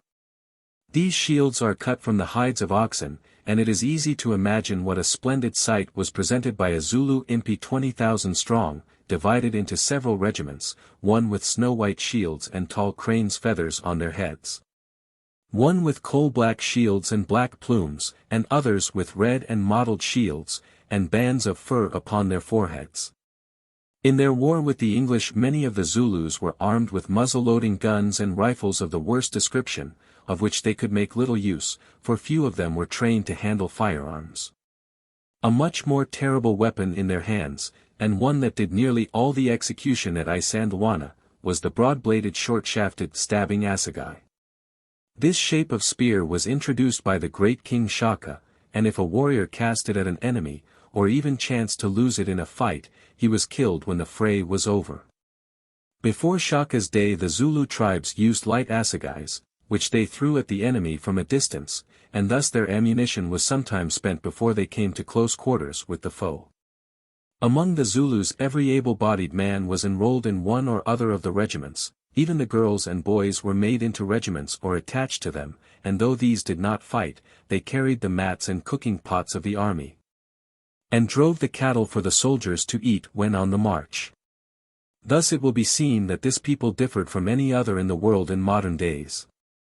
For whereas even the most courageous and martial of mankind look upon war as an exceptional state of affairs and an evil only to be undertaken in self-defense, or perhaps for purposes of revenge and aggrandizement, the Zulus looked on peace as the exceptional state, and on warfare as the natural employment of man. Shaka taught them that lesson, and they had learned it well, and so it came about that Cetewayo was forced to allow the army to fight with us when Sir Bartle Frere gave them an opportunity of doing so, since their hearts were sick with peace. And for years they had clamored to be allowed to wash their spears, saying that they were no longer men, but had become a people of women. Indeed, had the king not done so, they would have fought with each other. It is a terrible thing to be obliged, year after year, to keep quiet an army of some 50 or 60,000 men who are too proud to work and clamor daily to be led to battle that they may die as their fathers died. We may be sure that the heart of many a Zulu warrior beat high as in dead silence he marched that night from the heights of Upindo towards the doomed camp of Isandhlwana, since at last he was to satisfy the longing of his blood, and fight to the death with a foe whom he knew to be worthy of him. Doubtless, also, the hearts of the white men beat high that night as they gathered round the fires of their camp, little knowing that thousands of Zulu eyes were watching them from afar, or that the black rock looming above them was destined to stand like some great tombstone over their bones forever. Englishmen also are a warlike race, and there was honor and advancement to be won, and it would seem that but few of those who marched into the Zulu country guessed how formidable was the foe with whom they had to deal. A horde of half-naked savages armed with spears did not strike English commanders, imperfectly acquainted with the history and nature of those savages, as particularly dangerous enemies. Some there were, indeed, who, having spent their lives in the country, knew what was to be expected, but they were set down as croakers, and their earnest warnings of disaster to come were disregarded. Now let us return to the camp. It will be remembered that Colonel Glynn's force, accompanied by General Lord Chelmsford, had left at dawn.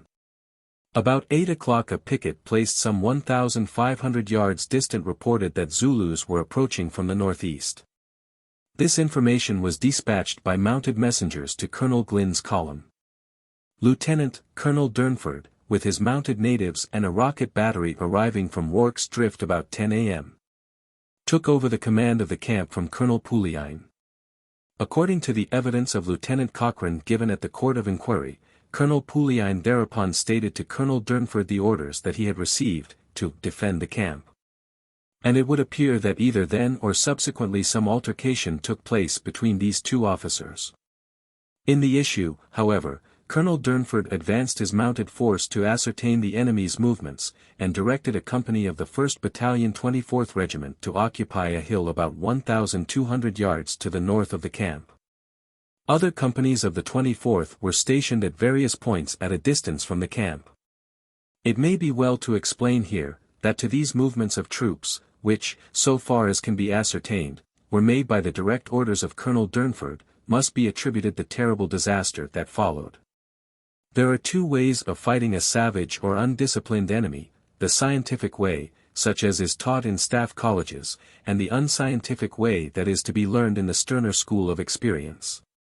We English were not the first white men who had to deal with the rush of the Zulu impis. The Boers had encountered them before, at the Battle of the Blood River, and armed only with muzzle-loading rowers, or elephant guns, despite their desperate valor, had worsted them, with fearful slaughter. But they did not advance bodies of men to this point or to that, according to the scientific method. They drew their ox wagons into a square, lashing them together with reams or hide ropes, and from behind this rough defense, with but trifling loss to themselves, rolled back charge after charge of the warriors of Dingaan. Had this method been followed by our troops at the Battle of Isandhlwana, who had ample wagons at hand to enable them to execute the maneuver, had the soldiers even been collected in a square beneath the cliff of the mountain. It cannot be doubted but that, armed as they were with breech-loaders, they would have been able to drive back not only the impi sent against them, but, if necessary, the entire Zulu army. Indeed, that this would have been so is demonstrated by what happened on the same day at Rorke's Drift, where 130 men repelled the desperate assaults of 3,000 or 4,000. Why, then, it may be asked, did Colonel Durnford, a man of considerable colonial experience, adopt the more risky, if the more scientific, mode of dealing with the present danger? And this in spite of Colonel Poulien's direct intimation to him that his orders were to defend the camp? As it chances, the writer of this account, who knew Colonel Durnford well, and has the greatest respect for the memory of that good officer, an honorable gentleman, is able to suggest an answer to the problem which at the time was freely offered by the natal colonists. A few years before, it happened that Colonel Durnford was engaged upon some military operations against a rebellious native chief in Natal. Coming into contact with the followers of this chief, in the hope that matters might be arranged without bloodshed, Durnford ordered the white volunteers under his command not to fire, with the result that the rebels fired, killing several of his force and wounding him in the arm. This incident gave rise to an irrational indignation in the colony, and for a while he himself was designated by the ungenerous nickname of "Don't Fire Durnford." It is alleged, none can know with what amount of truth, that it was the memory of this undeserved insult which caused Colonel Durnford to insist upon advancing the troops under his command to engage the Zulus in the open, instead of withdrawing them to await attack in the comparative safety of a laager. The events following the advance of the various British companies at Isandhlwana are exceedingly difficult to describe in their proper order, since the evidence of the survivors is confused. It would appear, however, that Durnford's mounted Basutos discovered and fired on a portion of the Umsitya regiment, which, forgetting its orders, sprang up and began to charge. Thereon, accepting the position, the other Zulu regiments joined the movement.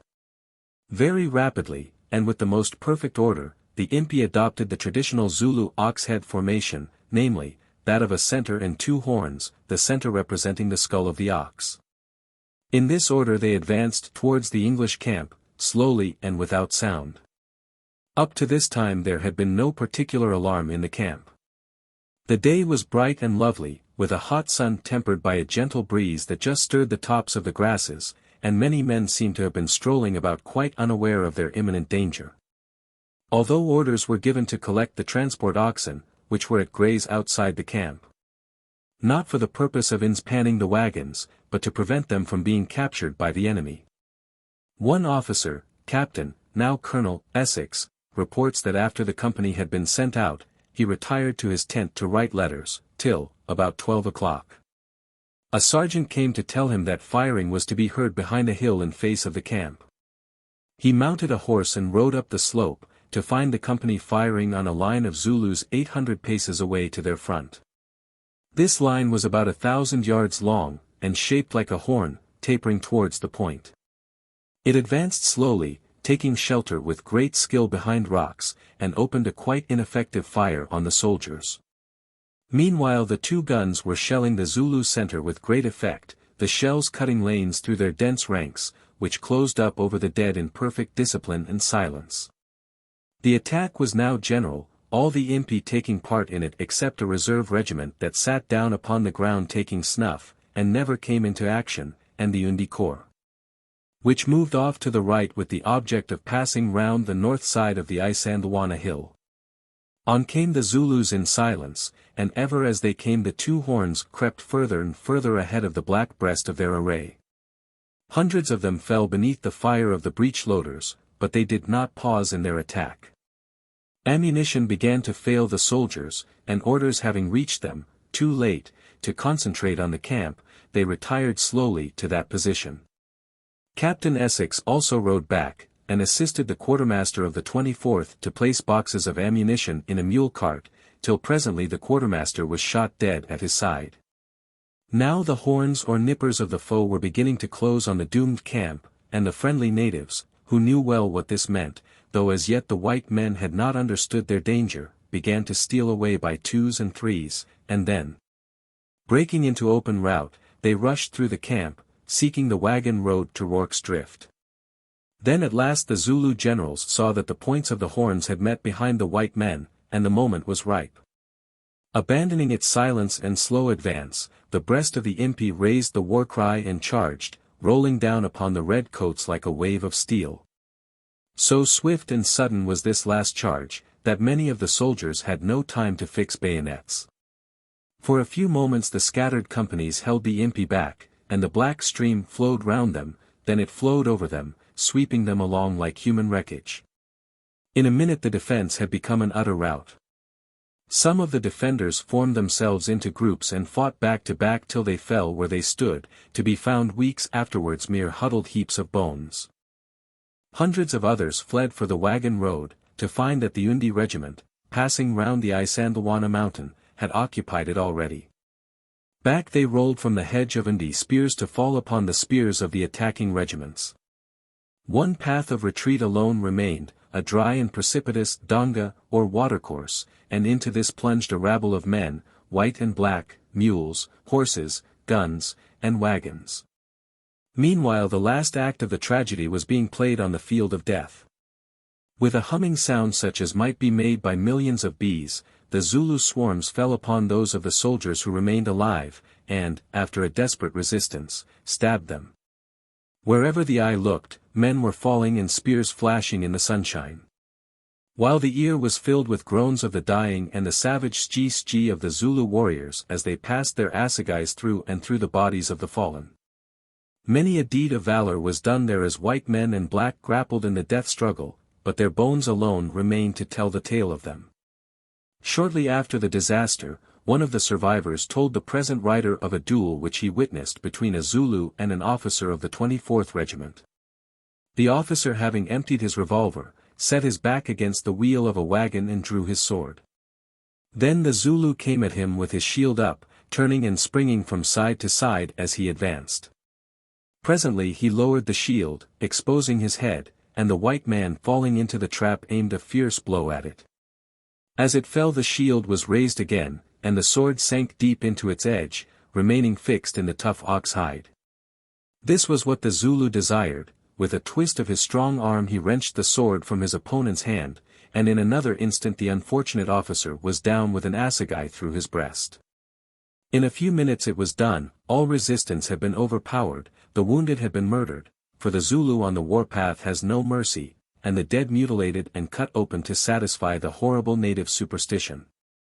Then those regiments that remained upon the field began the work of plunder. Most of the bodies they stripped naked, clothing themselves in the uniforms of the dead soldiers. They stabbed the poor oxen that remained fastened to the petrectos of the wagons, and they drank all the spirits that they could find, some of them, it is said, perishing through the accidental consumption of the medical stores. Then, when the sun grew low, they retreated, laden with plunder, taking with them the most of their dead, of whom there are believed to have been about 1,500, for the Martinis did their work well, and our soldiers had not died unavenged. All this while Lord Chelmsford and the division which he accompanied were in ignorance of what had happened within a few miles of them, though rumors had reached them that a Zulu force was threatening the camp. The first to discover the dreadful truth was Commandant Lonsdale of the native contingent. This officer had been ill, and was returning to camp alone, a fact that shows how little anything serious was expected. He reached it about the middle of the afternoon, and there was nothing to reveal to the casual observer that more than 3,000 human beings had perished there that day. The sun shone, on the white tents and on the ox wagons, around and about which groups of red-coated men were walking, sitting, and lying. It did not chance to occur to him that those who were moving were Zulus wearing the coats of English soldiers, and those lying down, soldiers whom the Zulus had killed. As Commandant Lonsdale rode, a gun was fired, and he heard a bullet whiz past his head. Looking in the direction of the sound, he saw a native with a smoking rifle in his hand, and concluding that it was one of the men under his command who had discharged his piece accidentally, he took no more notice of the matter. Forward he rode, till he was within 10 yards of what had been the headquarter tents, when suddenly out of one of them there stalked a great Zulu, bearing in his hand a broad assegai from which blood was dripping. Then his intelligence awoke, and he understood. The camp was in the possession of the enemy, and those who lay here and there upon the grass like holiday-makers in a London park on a Sunday in summer, were English soldiers indeed, not living but dead. Turning his horse, Commandant Lonsdale fled as swiftly as it could carry him. More than 100 rifle shots were fired after him, but the Zulu marksmanship was poor, and he escaped untouched. A while afterwards, a solitary horseman met Lord Chelmsford and his staff returning. He saluted, and said, "The camp is in the possession of the enemy, sir." None who heard those words will forget them, and few men can have experienced a more terrible shock than that which fell upon the English general in this hour.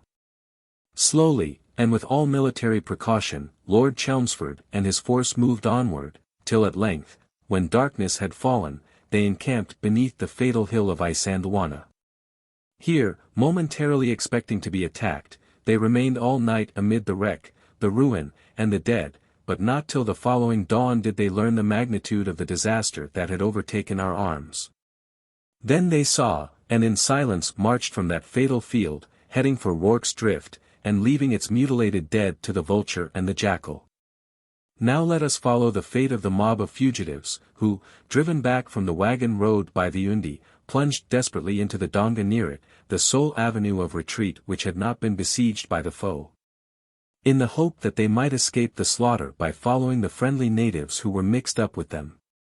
How many entered on that terrible race for life is not known, but it is certain that very few won through. Indeed, it is said that, with the exception of some natives, no single man who was not mounted lived to pass the Buffalo River. For 5 miles or more they rode and ran over paths that a goat would have found it difficult to keep his footing on, while by them, and mixed up with them, went the destroying Zulus.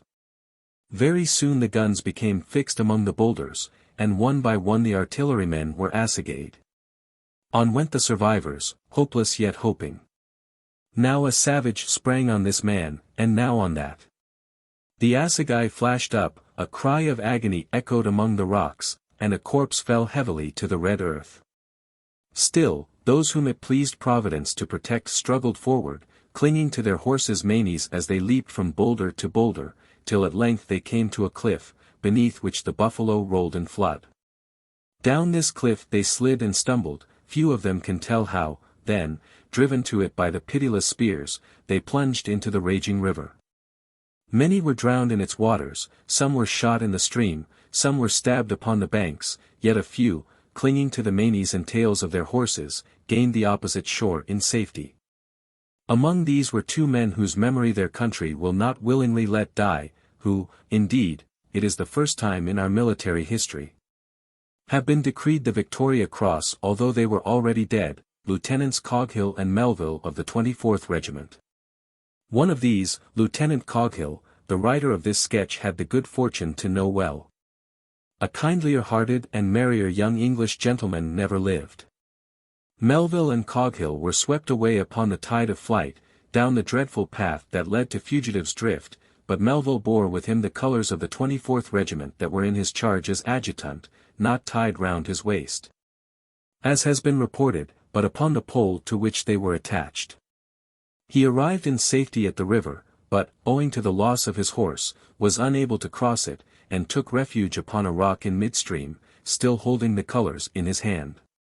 Coghill, whose knee was disabled by an accident and who had reached the Natal bank already, saw the terrible position of his friend and brother officer, and, though spears flashed about him and bullets beat the water like hail, with a courage that has rarely been equalled, he turned his horse and swam back to his assistance. The worst was over, safety lay before him, there behind him in the river was almost certain death, but this gallant gentleman heeded none of these things, for there also were the colours of his regiment and his drowning friend. Back he swam to the rock through the boiling current. Soon his horse was shot dead beneath him, yet, though none knows how, the two of them came safe to shore. The colours were lost indeed, for they could no longer carry them and live, but these never fell into the hands of their savage foes. Days afterwards they were searched for and found in the bed of the river. Breathless, desperate, lamed, and utterly outworn, the two friends struggled up the bank and the hill beyond. But Zulus had crossed that stream as well as the fugitive Englishmen. They staggered forward for a few hundred yards, then, unable to go further, the friends stood back to back and the foe closed in upon them. There they stood, and there, fighting desperately, the heroes died. Peace be with them in that land to which they have journeyed, and among men, immortal honour to their names. They sold their lives dearly, for several Zulus were found lying about their bodies. About 40 white men lived to cross the river at Fugitives' Drift, and these, almost the only English survivors of the force at Isandhlwana, rode on, still followed by Zulus, to the provision depot at Helpmakar some 15 miles away, where they mustered and entrenched themselves as best they were able, expecting to be attacked at any moment.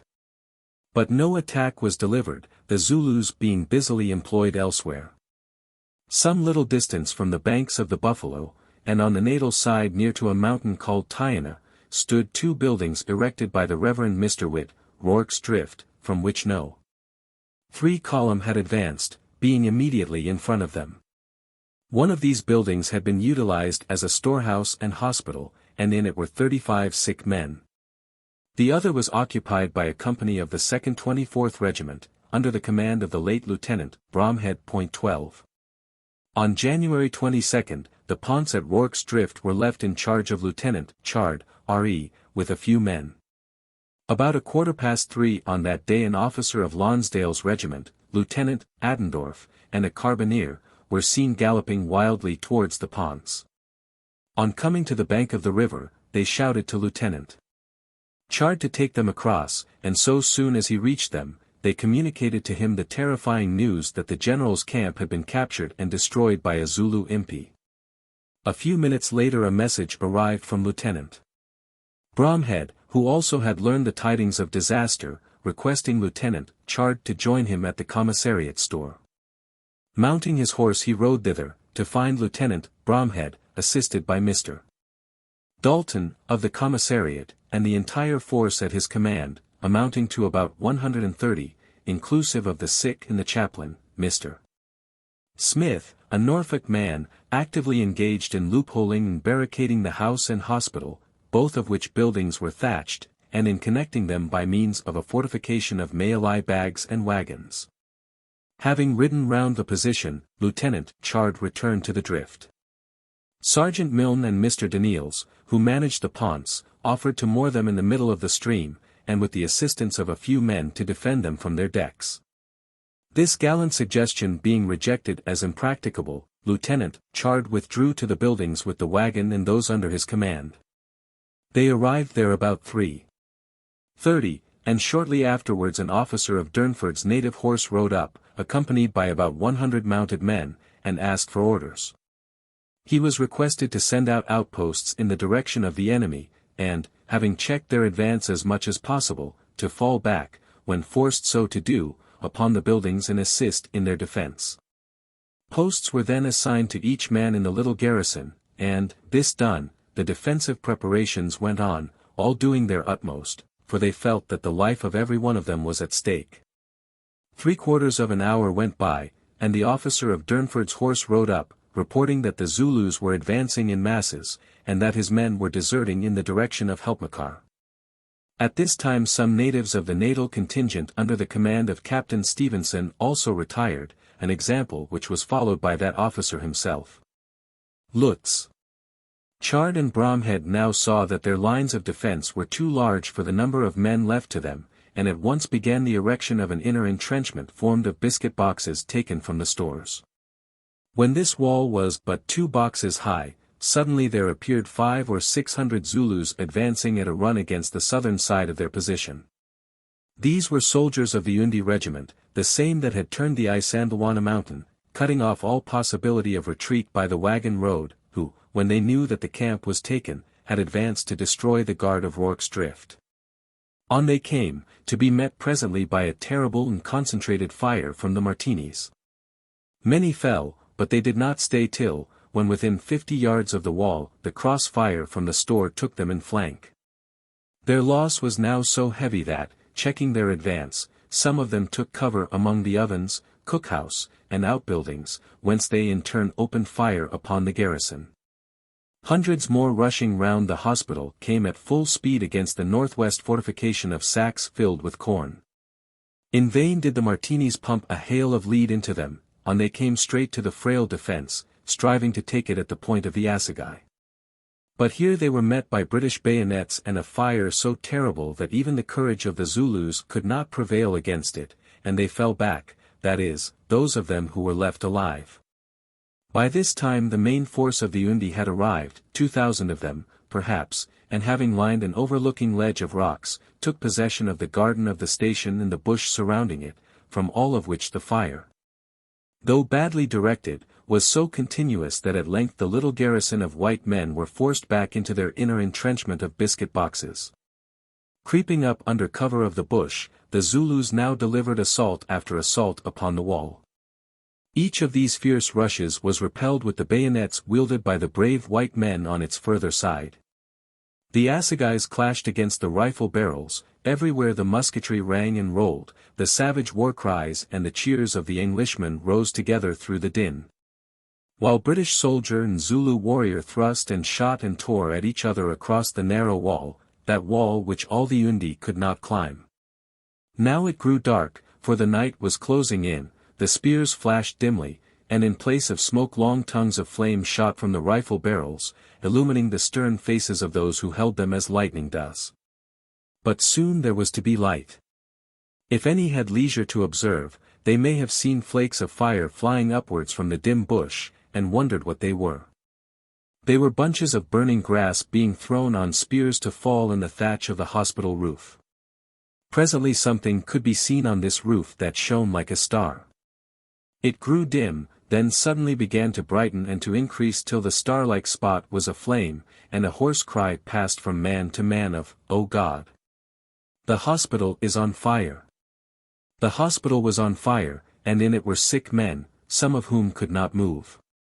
It was defended by a garrison, a handful of men, and at one and the same time these must bear away the sick to the store building, and hold the burning place against the Zulus, who now were upon them.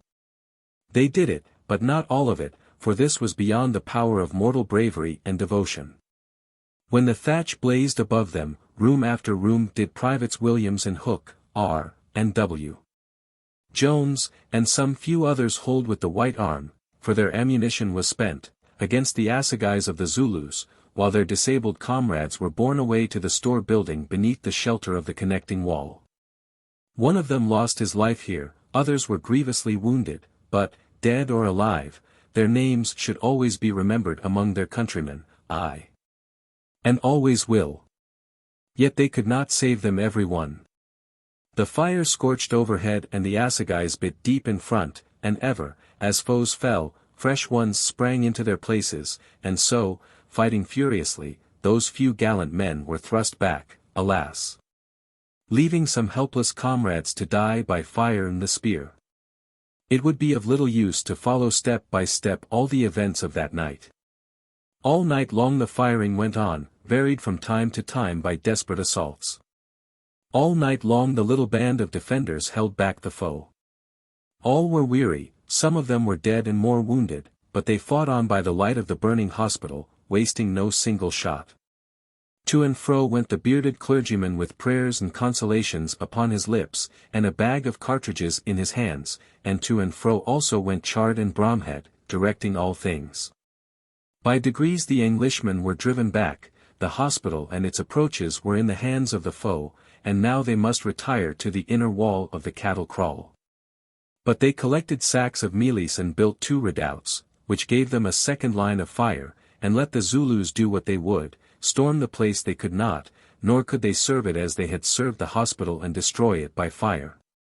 At length the attack slackened, the firing dwindled and died, and the dawn broke, that same dawn which showed to General Lord Chelmsford and those with him all the horror of Isandhlwana's field. Here also at Rorke's drift it revealed death and to spare, but for the most part the corpses were those of the foe, some 400 of whom lay lost in their last sleep around the burning hospital, in the bush, and beneath the walls of corn sacks. 400 killed by 139 white men all told, of whom 35 were sick when the defense began. The little band had suffered, indeed, for 15 of them were dead, and 12 wounded, some mortally, but seeing what had been done the loss was small. Had the Zulus once won an entrance over the last entrenchment of biscuit boxes not a man would have remained alive. Surely biscuits were never put to a nobler or a stranger use. The daylight had come and the enemy vanished with the night, retreating over a hill to the southwest.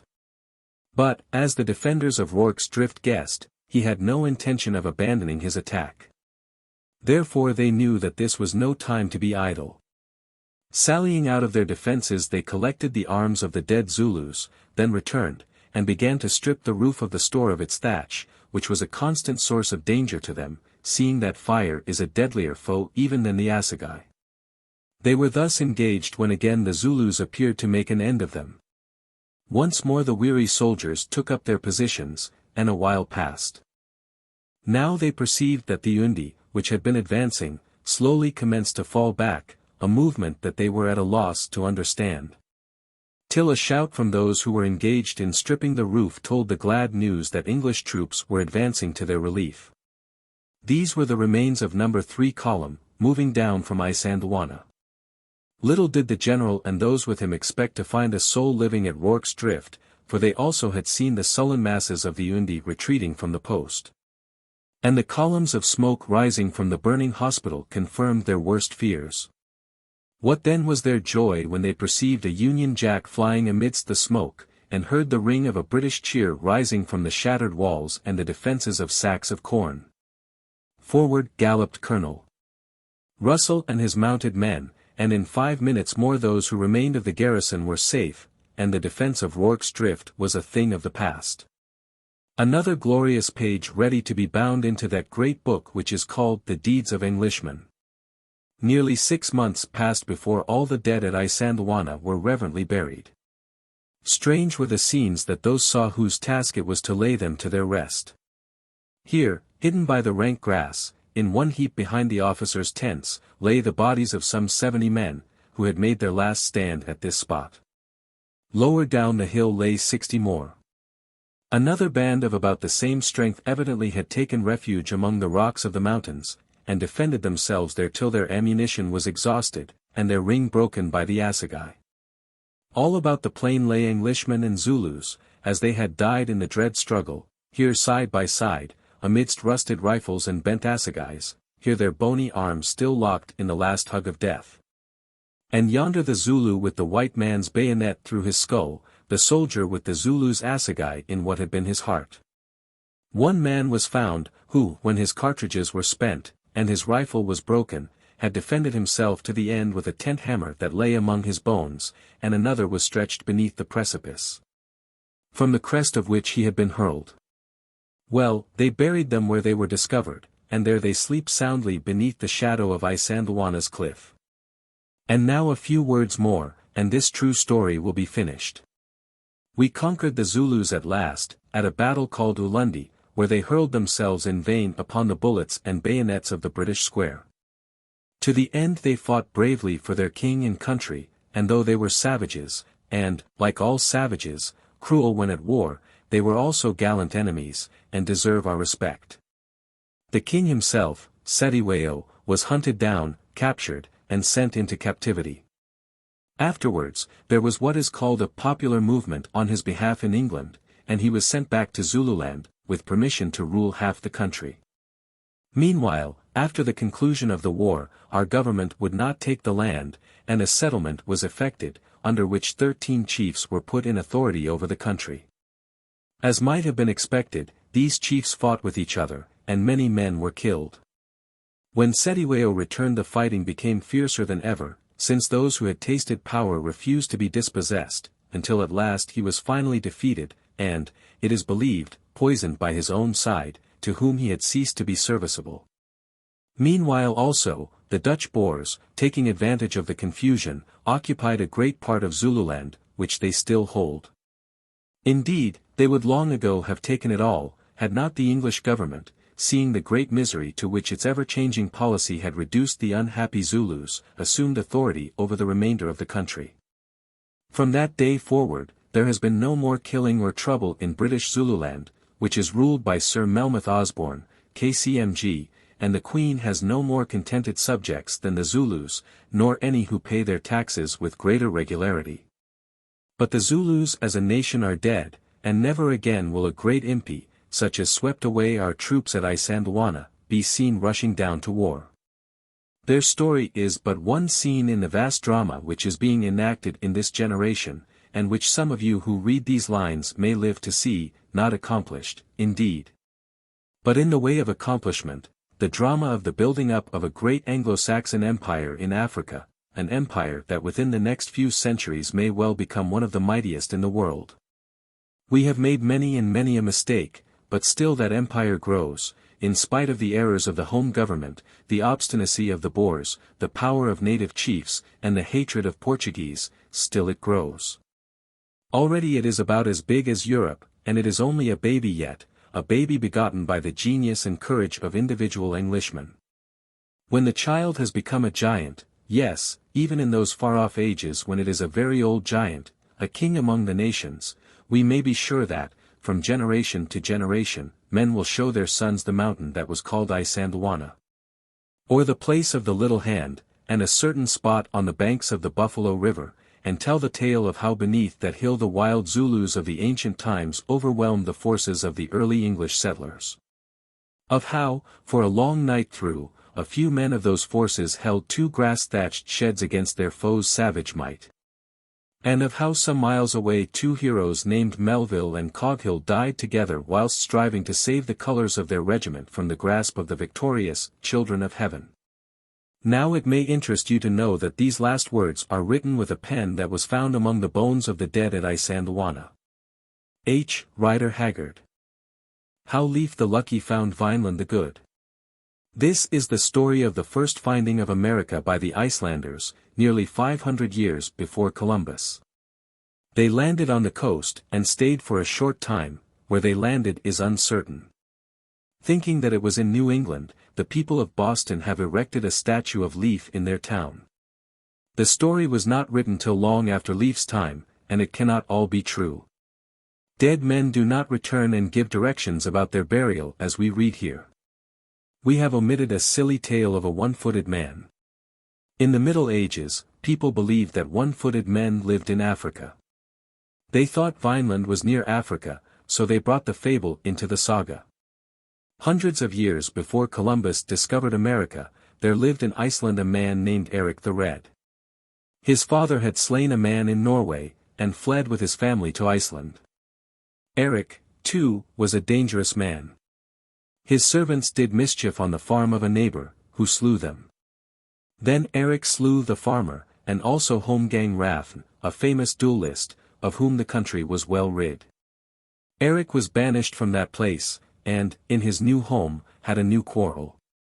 He lent some furniture to a man who refused to restore it. Eric, therefore, carried off his goods, and the other pursued him. They fought, and Eric killed him. For this he was made an outlaw, and went sailing to discover new countries. He found one, where he settled, calling it Greenland, because, he said, people would come there more readily if it had a good name.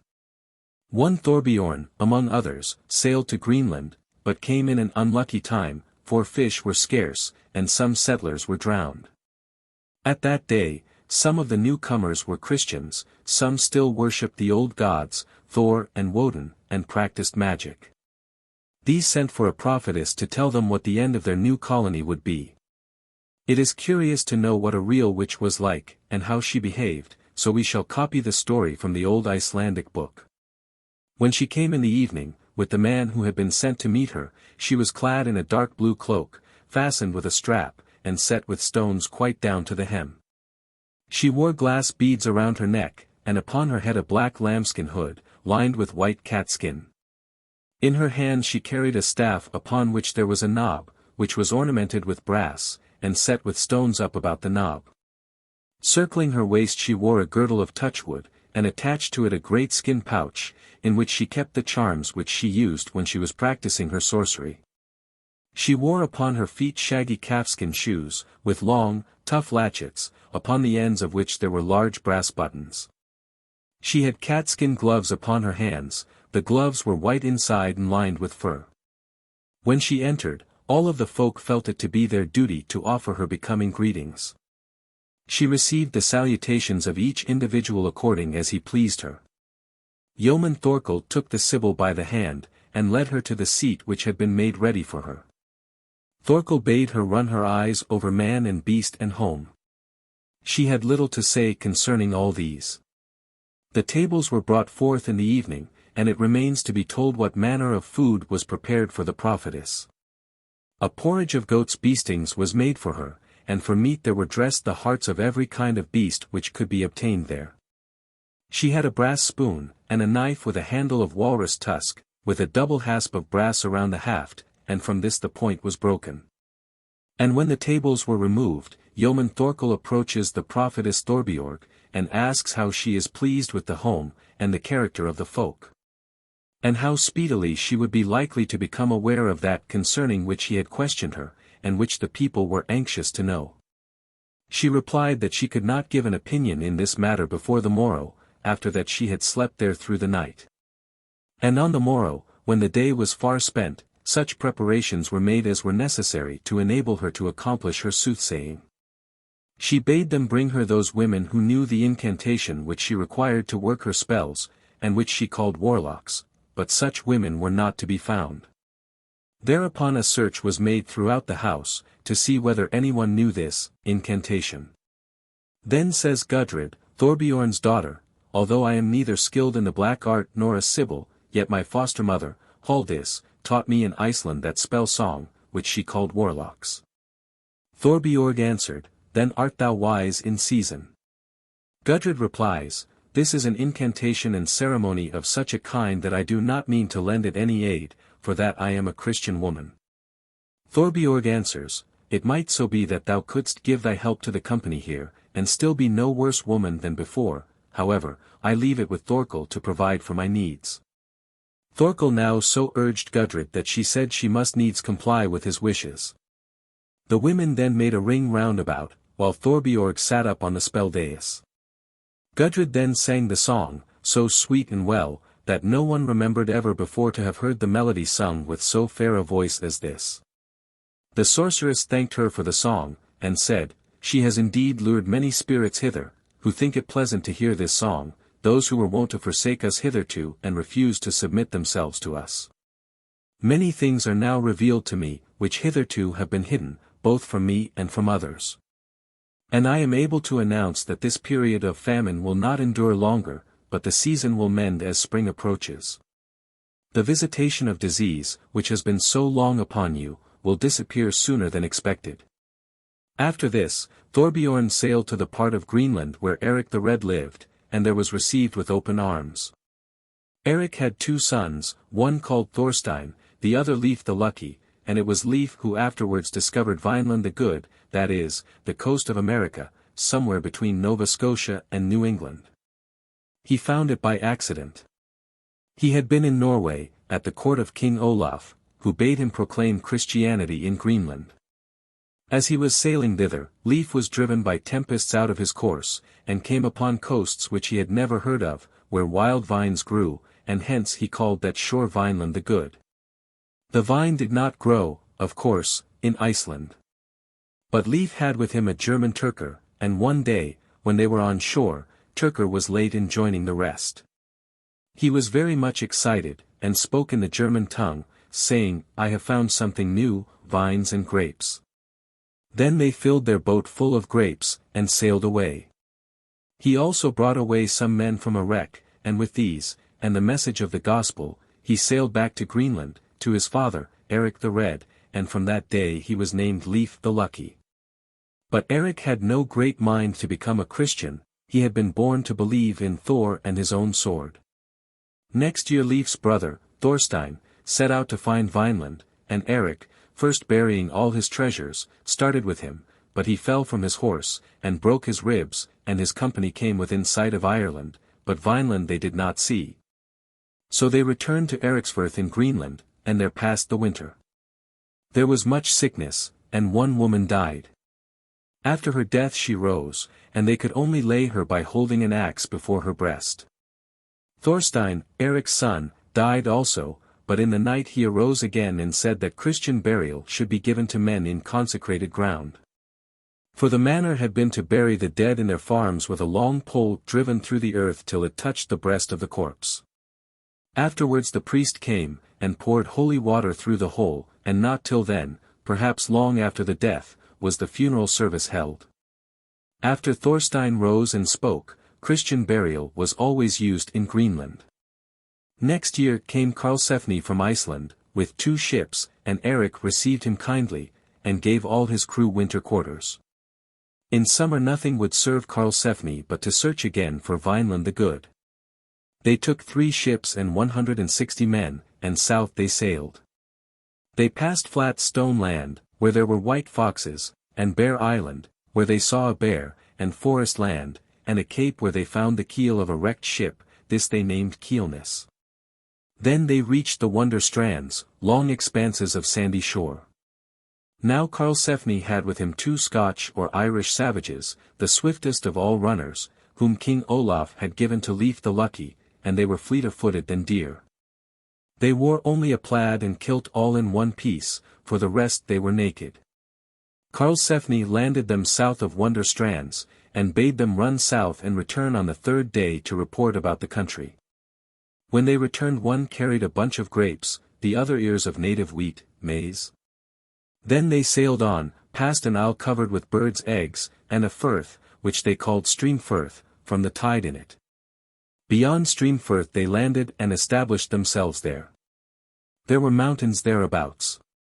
They occupied themselves exclusively with the exploration of the country. They remained there during the winter, and they had taken no thought for this during the summer. The fishing began to fail, and they began to fall short of food. Then Thorhall the huntsman disappeared. They had already prayed to God for food, but it did not come as promptly as their necessities seemed to demand. They searched for Thorhall for 3 half-days, and found him on a projecting crag. He was lying there, and looking up at the sky, with mouth and nostrils agape, and mumbling something. They asked him why he had gone thither. He replied, that this did not concern anyone. They asked him then to go home with them, and he did so. Soon after this a whale appeared there, and they captured it, and flensed it, and no one could tell what manner of whale it was, and when the cooks had prepared it, they ate of it, and were all made ill by it. Then Thorhall, approaching them, says, Did not the red beard, that is, Thor, prove more helpful than your Christ? This is my reward for the verses which I composed to Thor the Trustworthy, seldom has he failed me. When the people heard this, they cast the whale down into the sea, and made their appeals to God. The weather then improved, and they could now row out to fish, and thenceforward they had no lack of provisions, for they could hunt game on the land, gather eggs on the island, and catch fish from the sea. Next spring Thorhall the heathen left them, laughing at the wine which he had been promised, and sailed north. He and his crew were driven to Ireland, where they were captured and sold as slaves, and that was all Thorhall got by worshipping the red beard. Karlsefni sailed south and reached a rich country of wild maize, where also was plenty of fish and of game. Here they first met the natives, who came in a fleet of skin canoes. They were swarthy men and ill-looking, and the hair of their heads was ugly. They had great eyes and were broad of cheek. The Icelanders held up a white shield in sign of peace, and the natives withdrew. They may have been Eskimo or Red Indians. The winter was mild and open, but spring had scarce returned, when the bay was as full of native canoes, as if ashes had been sprinkled over it. They only came to trade and exchanged furs for red cloth, nor did they seem to care whether they got a broad piece of cloth or a narrow one. They also wanted weapons, but these Karlsefni refused to sell. The market was going on busily when a bull that Karlsefni had brought from Greenland came out of the wood and began to bellow, whereon the Skraelings, as they called the natives, ran. 3 weeks passed when the Skraelings returned in very great force, waving their clubs against the course of the sun, whereas in peace they waved them with it. Karlsefni showed a red shield, the token of war, and fighting began. It is not easy to make out what happened, for there are 2 sagas, or stories of these events, both written down long after they occurred. In one we read that the Skraelings were good slingers, and also that they used a machine which reminds one rather of gunpowder than of anything else. They swung from a pole a great black ball, and it made a fearful noise when it fell among Karlsefni's men. So frightened were they that they saw Skraelings where there were none, and they were only rallied by the courage of a woman named Freydis, who seized a dead man's sword and faced the Skraelings, beating her bare breast with the flat of the blade. On this the Skraelings ran to their canoes and paddled away. In the other account Karlsefni had fortified his house with a palisade, behind which the women waited. To one of them, Gudrid, the appearance of a white woman came. Her hair was of a light chestnut color, she was pale and had very large eyes. "What is thy name?" she said to Gudrid. "My name is Gudrid, but what is thine?" "Gudrid," says the strange woman. Then came the sound of a great crash and the woman vanished. A battle followed in which many Skraelings were slain. It all reads like a dream. In the end Karlsefni sailed back to Eriksfirth with a great treasure of furs. A great and prosperous family in Iceland was descended from him at the time when the stories were written down. But it is said that Freydis who frightened the Skraelings committed many murders in Vineland among her own people.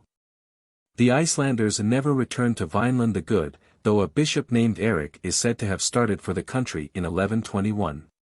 Now, in the story of Cortez, you may read how the Mexicans believed in a god called Quetzalcoatl, a white man in appearance, who dwelt among them and departed mysteriously, saying that he would come again. And they at first took Cortez and his men for the children of Quetzalcoatl. So we may fancy if we please that Bishop Erik, or one of his descendants, wandered from Vineland south and west across the continent and arrived among the Aztecs, and by them was taken for a god. 13. The Escapes of Cervantes.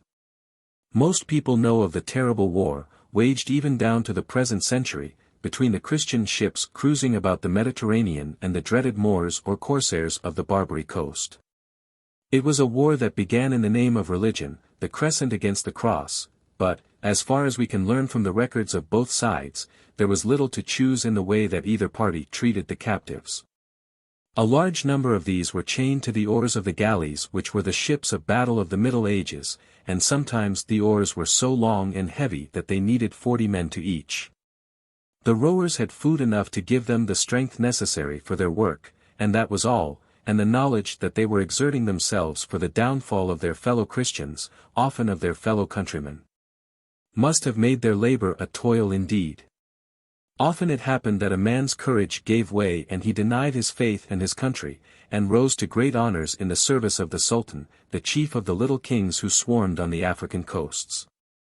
The records of the corsairs bristle with examples of these successful renegades, many of them captured as boys, who were careless under what flag they served, as long as their lives were lives of adventure. All the captives were not, however, turned into galley slaves. Some were taken to the towns and kept in prisons called bagnios, waiting till their friends sent money to redeem them. If this was delayed, they were set to public works, and treated with great severity, so that their letters imploring deliverance might become yet more urgent. The others, known as the king's captives, whose ransom might be promptly expected, did no work and were kept apart from the rest. It was on September 26, 1575, that Miguel Cervantes, the future author of Don Quixote, fell into the hands of a Greek renegade Dali Mami by name, captain of a galley of 22 banks of oars. Cervantes, the son of a poor but well-descended gentleman of Castile, had served with great distinction under Don John of Austria at the Battle of Lepanto 4 years earlier, and was now returning with his brother Rodrigo to Spain on leave. Bearing with him letters from the commander-in-chief, Don John, the Duke of Cæsar, Viceroy of Sicily, and other distinguished men, testifying to his qualities as a soldier, as valiant as he was unlucky, and recommending Philip II to give him the command of a Spanish company then being formed for Italian service. But all these honors proved his bane. The Spanish squadron had not sailed many days from Naples when it encountered a corsair fleet, and after a sharp fight Cervantes and his friends were carried captive into Algiers. Of course the first thing done was to examine each man as to his position in life, and the amount of ransom he might be expected to bring. And the letters found upon Miguel Cervantes impressed them with the notion that he was a person of consequence, and capable of furnishing a large sum of money. They therefore took every means of ensuring his safety, loading him with chains, appointing him guards, and watching him day and night. Stone walls do not a prison make, nor iron bars a cage. Cervantes never lost heart a moment, but at once began to plan an escape for himself and his fellow captives. But the scheme broke down owing to the treachery of the man in whom he had confided, and the Spaniards, particularly Cervantes, were made to suffer a stricter confinement than before. The following year the old Cervantes sent over what money he had been able to raise on his own property and his daughter's marriage portions for the ransom of his sons, by the hands of the Redemptorist fathers. An order which had been founded for the sole purpose of carrying on this charitable work. But when the sum was offered to Dali Mami he declared it wholly insufficient for purchasing the freedom of such a captive, though it was considered adequate as the ransom of the younger brother Rodrigo.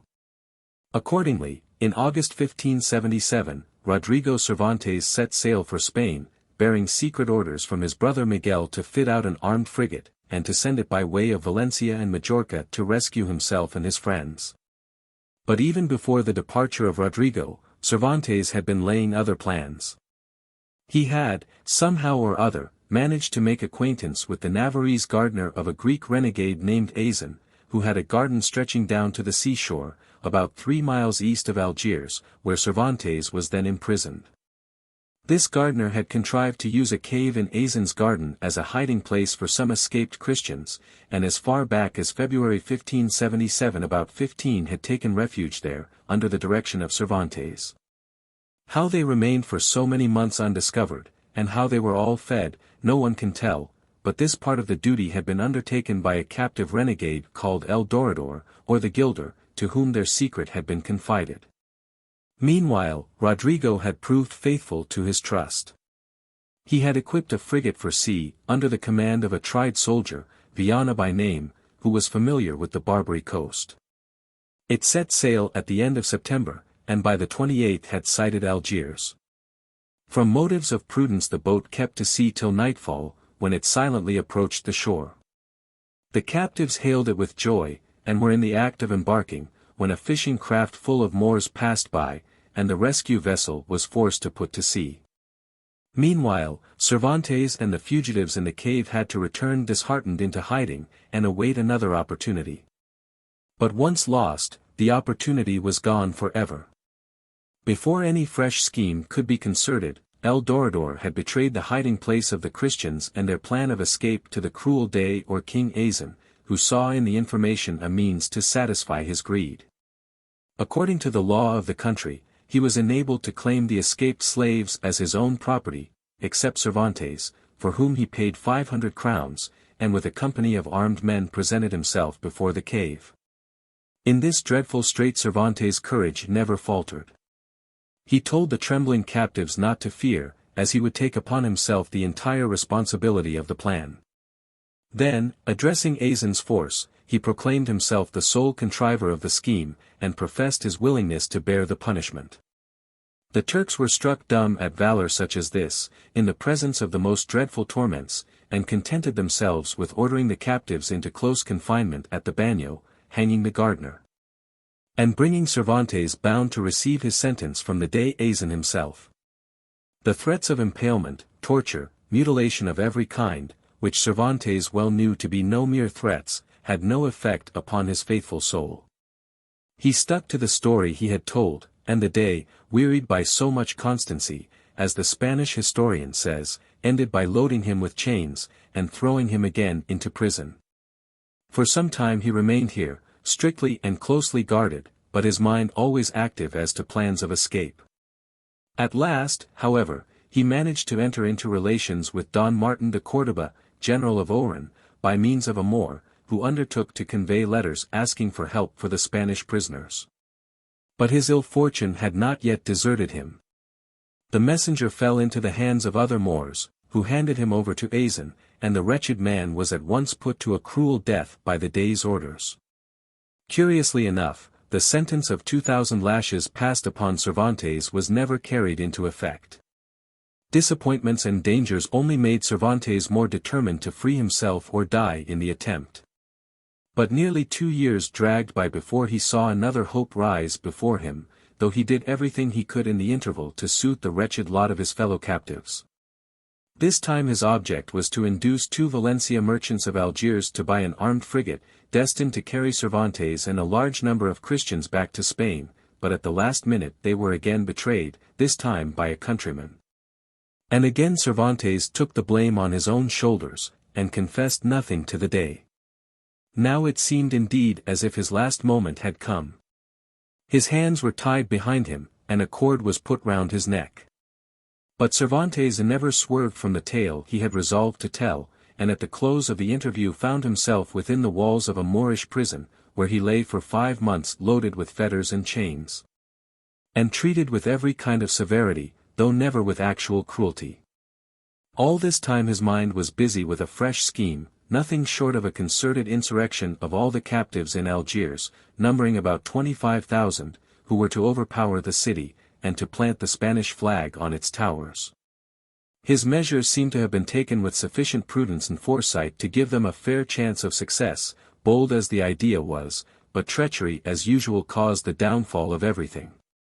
Why, under such repeated provocation, the cruel Azan Aga did not put him to a frightful death it is hard to understand, but in his captive story, Cervantes himself bears testimony to the comparative moderation of the Dey's behavior towards him. Though suffering, he says, often, if not indeed always, from hunger and thirst, the worst of all our miseries was the sight and sound of the tortures daily inflicted by our master on our fellow Christians. Every day he hanged one, impaled another, cut off the ears of a third, and all this for so little reason, or even for none at all, that the very Turks knew he did it for the mere pleasure of doing it. And because to him cruelty was the natural employment of mankind. Only one man did he use well, and that was a Spanish soldier, named Saavedra, and though this Saavedra had struck blows for liberty which will be remembered by Moors for many years to come, yet Azan never either gave him stripes himself, nor ordered his servants to do so, neither did he ever throw him an evil word. While we trembled lest for the smallest of his offences the tyrant would have him impaled, and more than once he himself expected it.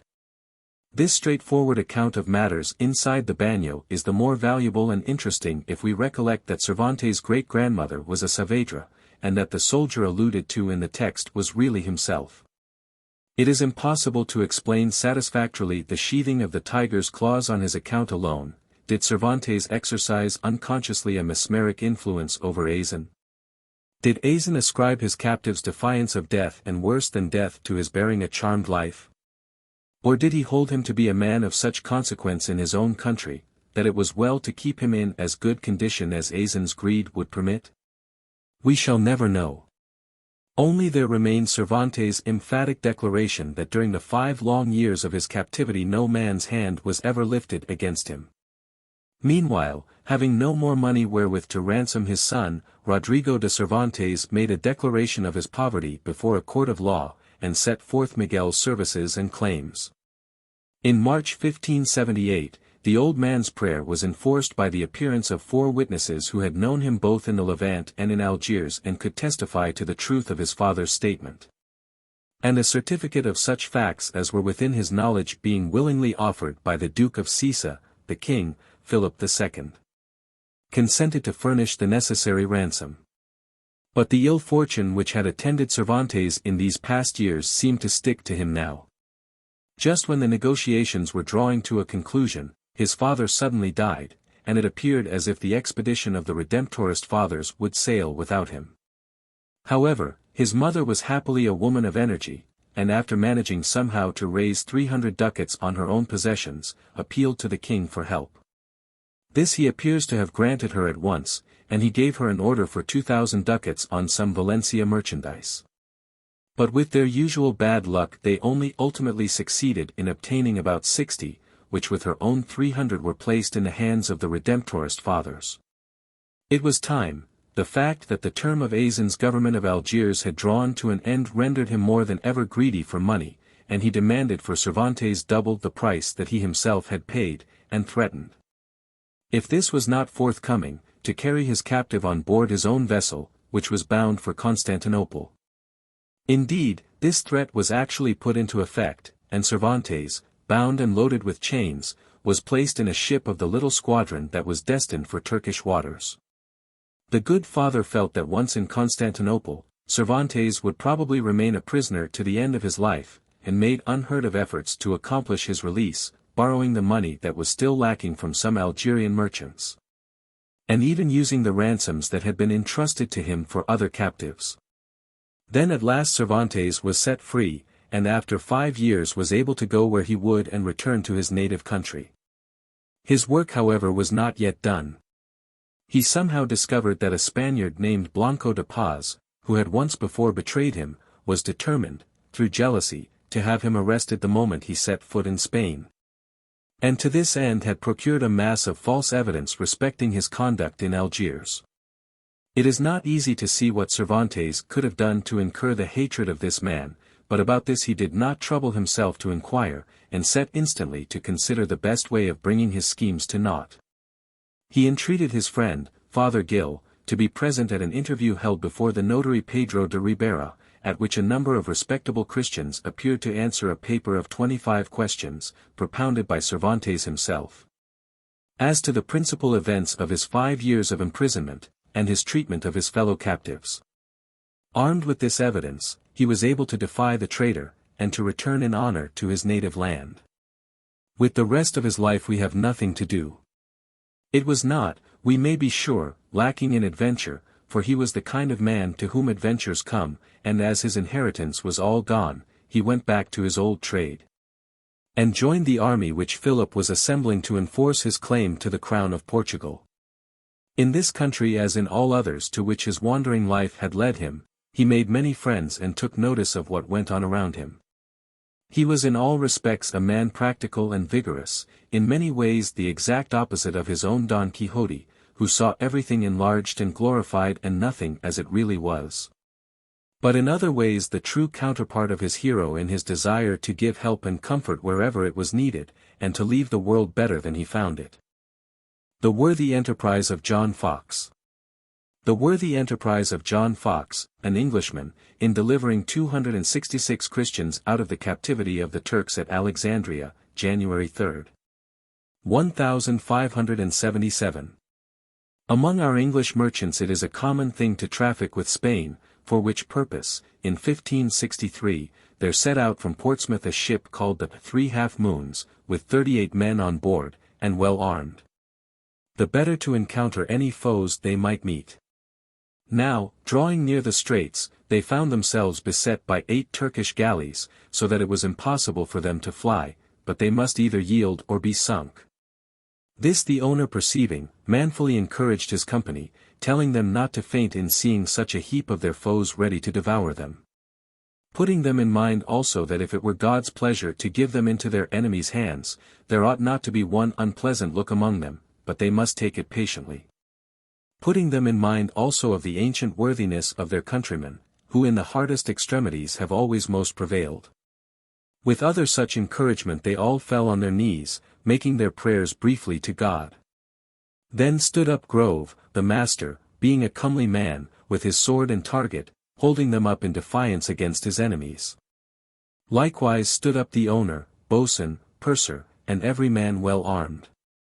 Now also sounded up the trumpets, drums, and flutes, which would have encouraged any man, however little heart he had in him. Then John Foxe, the gunner, took him to his charge, sending his bullets among the Turks, who likewise fired among the Christians, and thrice as fast. But shortly they drew near, so that the English bowmen fell to shooting so terribly among their galleys that there were twice as many of the Turks slain as the whole number of the Christians. But the Turks discharged twice as fast against the Christians, and so long that the ship was very sorely battered and bruised, which the foe perceiving, made the more haste to come aboard. For this coming aboard many a Turk paid dearly with his life, but it was all in vain, and board they did, where they found a hot skirmish. For the Englishmen showed themselves men indeed, and the boatswain was valiant above the rest, for he fought among the Turks like a mad lion, and there was none of them that could stand in his face. Till at last there came a shot that struck him in the breast, so that he fell down, bidding them farewell, and to be of good comfort, and exhorting them rather to win praise by death than to live in captivity and shame. This, they hearing, indeed intended to have done, but the number and press of the Turks was so great that they could not wield their weapons, and so were taken, when they intended rather to have died, except only the master's mate, who shrank from the fight like a notable coward. But so it was, and the Turks were victors, though they had little cause of triumph. Then it would have grieved any hard heart to see these infidels wantonly ill-treating the Christians, who were no sooner in the galleys than their garments were torn from their backs, and they set to the oars. I will make no mention of their miseries, being now under their enemies' raging stripes, their bodies distressed with too much heat, and also with too much cold. But I will rather show the deliverance of those who, being in great misery, continually trust in God, with a steadfast hope that he will deliver them. Near the city of Alexandria, being a harbor, there is a ship road, very well defended by strong walls, into which the Turks are accustomed to bring their galleys every winter, and there repair them and lay them up against the spring. In this road there is a prison, in which the captives and all those prisoners who serve in the galleys are confined till the sea be calm again for voyaging, every prisoner being most grievously laden with irons on his legs, giving him great pain. Into this prison all these Christians were put, and fast guarded all the winter, and every winter. As time passed the master and the owner were redeemed by friends. But the rest were left in misery, and half-starved, except John Foxe, who being a somewhat skilful barber, made shift now and then, by means of his craft, to help out his fare with a good meal. Till at last God sent him favor in the sight of the keeper of the prison, so that he had leave to go in and out to the road, paying a stipend to the keeper, and wearing a lock about his leg. This liberty 6 more had, on the same conditions. For after their long imprisonment, it was not feared that they would work any mischief against the Turks. In the winter of the year 1577, all the galleys having reached port, and their masters and mariners being at their own homes, the ships themselves being stripped of their masts and sails. There were in the prison 268 Christian captives, belonging to 16 different nations. Among these were 3 Englishmen, one of them John Foxe, the others William Wickney and Robert Moore. And John Foxe, now having been 13 or 14 years under the bondage of the Turks, and being weary thereof, pondered continually, day and night, how he might escape, never ceasing to pray God to further his enterprise, if it should be to his glory. Not far from the road, at one side of the city, there was a certain victualling house, which one Peter Untecare had hired, paying a fee to the keeper of the prison. This Peter Untecare was a Spaniard, and also a Christian, and had been a prisoner about 30 years, never contriving any means to escape, but keeping himself quiet without being suspected of conspiracy. But on the coming of John Foxe they disclosed their minds to each other about their loss of liberty. And to this Untecare John Foxe confided a plan for regaining their freedom, which plan the 3 Englishmen continually brooded over, till they resolved to acquaint 5 more prisoners with their secret. This being done, they arranged in 3 more days to make their attempt at escape. Whereupon John Foxe, and Peter unto care, and the other 6 arranged to meet in the prison on the last day of December, and there they told the rest of the prisoners what their intention was, and how they hoped to bring it to pass. And having, without much ado, persuaded all to agree, John Foxe gave them a kind of files, which he had hoarded together by means of Peter unto care, charging them every man to be free of his fetters by 8 o'clock on the following night. The next night John Foxe and his 6 companions, all having met at the house of Peter unto care, spent the evening mirthfully for fear of rousing suspicion, till it was time for them to put their scheme into execution. Then they sent Peter unto care to the master of the road, in the name of one of the masters of the city, with whom he was well acquainted, and at the mention of whose name he was likely to come at once, desiring him to meet him there, and promising to bring him back again. The keeper agreed to go with unto care, telling the warders not to bar the gate, for he would come again with all speed. In the meantime the other 7 had provided themselves with all the weapons they could find in the house, and John Foxe took a rusty old sword without a hilt, which he managed to make serve by bending the hand end of the sword instead of a hilt. Now the keeper being come to the house, and seeing no light nor hearing any noise, straightway suspected the plot, and was turning back. But John Foxe, standing behind the corner of the house, stepped forth to him. He perceiving it to be John Foxe, said, O Foxe! What have I deserved of thee that thou shouldest seek my death? Thou, villain, quoth Foxe, hast been a blood-sucker of many a Christian's blood, and now thou shalt know what thou hast deserved at my hands. Therewith he lifted up his bright shining sword, cleared of its 10 years' rust, and struck him so strong a blow that his head was cleft asunder, and he fell stark dead to the ground. Thereupon Peter unto care went in and told the rest how it was with the keeper, and at once they came forth, and with their weapons ran him through and cut off his head, so that no man should know who he was. Then they marched towards the road, and entered it softly. There were 6 warders guarding it, and one of them asked who was there. Then quoth Foxe and his company, all friends. But when they were within it proved contrary, for, quoth Foxe to his companions, my masters, here there is not a man to a man, so look you play your parts. They so behaved themselves indeed that they had dispatched those 6 quickly. Then John Foxe, intending not to be thwarted in his enterprise, barred the gate surely, and planted a cannon against it. They entered the jailer's lodge, where they found the keys of the fortress and prison by his bedside, and then they all got better weapons. In this chamber was a chest holding a great treasure, all in ducats, which Peter unto care and 2 more stuffed into their garments, as many as they could carry. But Foxe would not touch them, saying that it was his liberty in theirs he sought, and not to make a spoil of the wicked treasure of the infidels. Yet these words did not sink into their hearts, though they had no good of their gain.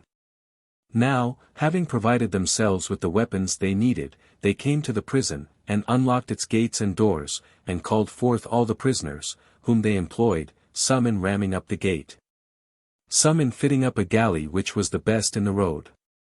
In the prison were several warders, whom John Foxe and his company slew, but this was perceived by 8 more Turks, who fled to the top of the prison, where Foxe and his company had to reach them by ladders.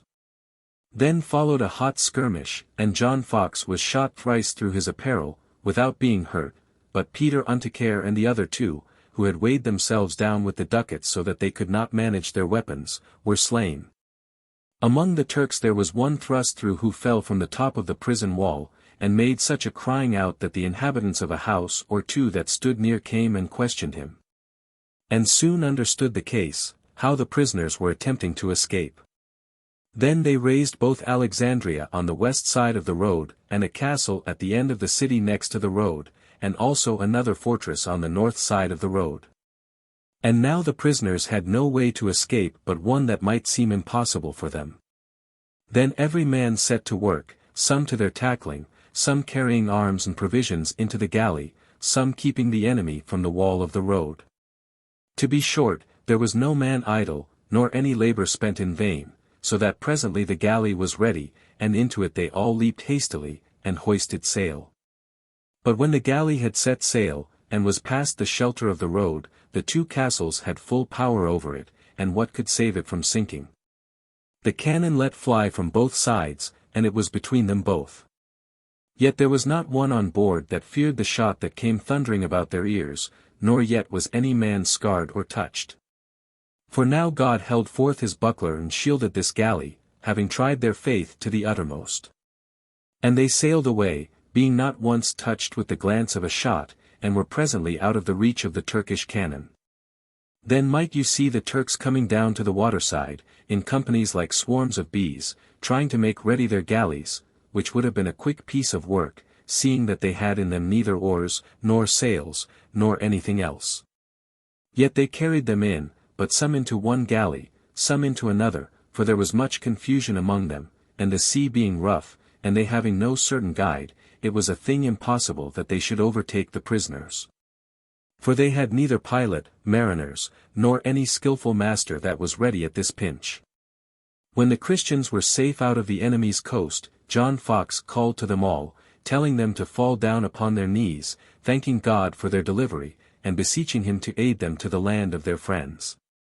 Then they fell straightway to laboring at the oars, striving to come to some Christian country, as near as they could guess by the stars.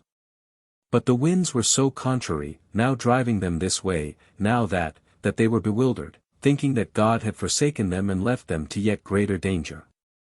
And soon there were no victuals left in the galley. And the famine grew to be so great that in 28 days there had died 8 persons. But it fell out that upon the 29th day, they reached the Isle of Candy, and landed at Gallipoli, where they were made much of by the abbot and monks, and cared for and refreshed. They kept there the sword with which John Foxe had killed the keeper, esteeming it a most precious jewel.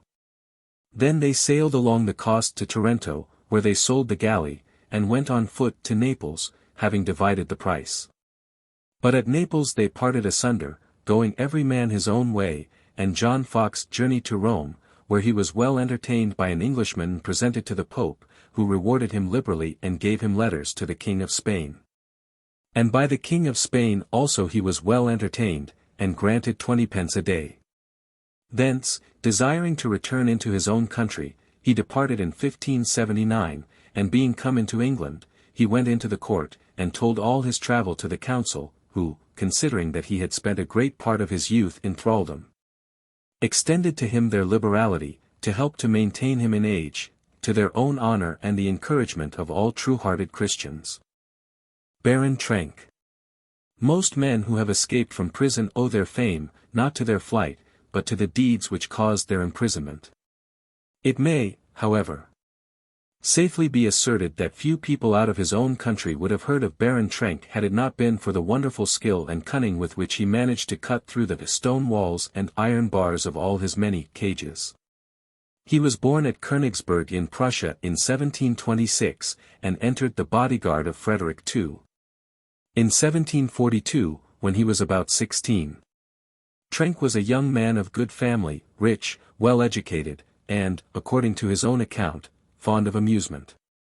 He confesses to having shirked his duties more than once for the sake of some pleasure, even after the War of the Austrian Succession had broken out, September 1744, and Frederick, strict though he was, had forgiven him. It is plain from this, that the king must have considered that Trenck had been guilty of some deadly treachery towards him, when in after years he declined to pardon him for crimes which after all the young man had never committed. Trenck's first confinement was in 1746, when he was thrown into the castle of Glatz, on a charge of corresponding with his cousin and namesake, who was in the service of the Empress Maria Theresa, and of being an Austrian spy. At first he was kindly treated and allowed to walk freely about the fortifications, and he took advantage of the liberty given him to arrange a plan of escape with one of his fellow prisoners. The plot was, however, betrayed by the other man, and a heavy punishment fell on Trenck. By the king's orders, he was promptly deprived of all his privileges, and placed in a cell in one of the towers, which overlooked the ramparts lying 90 feet below, on the side nearest the town. This added a fresh difficulty to his chances of escape, as, in passing from the castle to the town, he was certain to be seen by many people. But no obstacles mattered to Trenck. He had money, and then, as now, money could do a great deal. So he began by bribing one of the officials about the prison, and the official in his turn bribed a soap boiler, who lived not far from the castle gates, and promised to conceal Trenck somewhere in his house. Still, liberty must have seemed a long way off, for Trenck had only one little knife, canif, with which to cut through everything. By dint of incessant and hard work, he managed to saw through 3 thick steel bars, but even so, there were 8 others left to do. His friend the official then procured him a file, but he was obliged to use it with great care, lest the scraping sound should be heard by his guards. Perhaps they willfully closed their ears, for many of them were sorry for Trenck. But, at all events, the 11 bars were at last sawn through, and all that remained was to make a rope ladder. This he did by tearing his leather portmanteau into strips, and plaiting them into a rope, and as this was not long enough, he added his sheets. The night was dark and rainy, which favored him, and he reached the bottom of the rampart in safety. Unluckily, he met here with an obstacle on which he had never counted. There was a large drain, opening into one of the trenches, which Trenck had neither seen nor heard of, and into this he fell. In spite of his struggles, he was held fast, and his strength being at last exhausted, he was forced to call the sentinel, and at midday, having been left in the drain for hours to make sport for the town, he was carried back to his cell. Henceforth he was still more strictly watched than before, though, curiously enough, his money never seems to have been taken from him, and at this time he had about 80 louis left, which he always kept hidden about him. 8 days after his last attempt, Fouquet, the commandant of Glatz, who hated Trenck and all his family, sent a deputation consisting of the adjutant, an officer, and a certain major-domo, to speak to the unfortunate man, and exhort him to patience and submission. Trenck entered into conversation with them for the purpose of throwing them off their guard, when suddenly he snatched away Doux's sword, rushed from his cell, knocked down the sentinel and lieutenant who were standing outside, and striking right and left at the soldiers who came flying to bar his progress, he dashed down the stairs and leapt from the ramparts. Though the height was great, he fell into the fosse without injury, and still grasping his sword. He scrambled quickly to his feet and jumped easily over the second rampart, which was much lower than the first, and then began to breathe freely, as he thought he was safe from being overtaken by the soldiers, who would have to come a long way round. At this moment, however, he saw a sentinel making for him a short distance off, and he rushed for the palisades which divided the fortifications from the open country, from which the mountains and Bohemia were easily reached. In the act of scaling them, his foot was caught tight between the bars, and he was trapped till the sentinel came up, and after a sharp fight got him back to prison. For some time poor Trenck was in a sad condition. In his struggle with the sentinel he had been wounded, while his right foot had got crushed in the palisades. Beside this, he was watched far more strictly than before, for an officer and 2 men remained always in his cell, and 2 sentinels were stationed outside.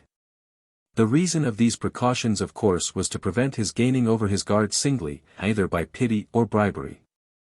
His courage sank to its lowest ebb, as he was told on all sides that his imprisonment was for life, whereas long after he discovered the real truth, that the king's intention had been to keep him under arrest for a year only. And if he had had a little more patience, 3 weeks would have found him free.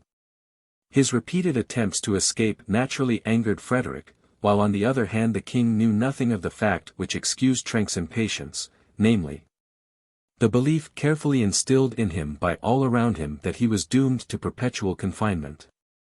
It is impossible to describe in detail all the plans made by Trenck to regain his freedom, first because they were endless, and secondly because several were nipped in the bud. Still the unfortunate man felt that as long as his money was not taken from him his case was not hopeless, for the officers in command were generally poor and in debt, and were always sent to garrison work as a punishment. After one wild effort to liberate all the prisoners in the fortress, which was naturally discovered and frustrated, Trenck made friends with an officer named Schell, lately arrived at Glatz, who promised not only his aid but his company in the new enterprise. As more money would be needed than Trenck had in his possession, he contrived to apply to his rich relations outside the prison, and by some means, what we are not told, they managed to convey a large sum to him. Suspicion, however, got about that Trenck was on too familiar a footing with the officers, and orders were given that his door should always be kept locked. This occasioned further delay, as false keys had secretly to be made, before anything else could be done. Their flight was unexpectedly hastened by Schell accidentally learning that he was in danger of arrest. One night they crept unobserved through the arsenal and over the inner palisade, but on reaching the rampart they came face to face with two of the officers, and again a leap into the fosse was the only way of escape.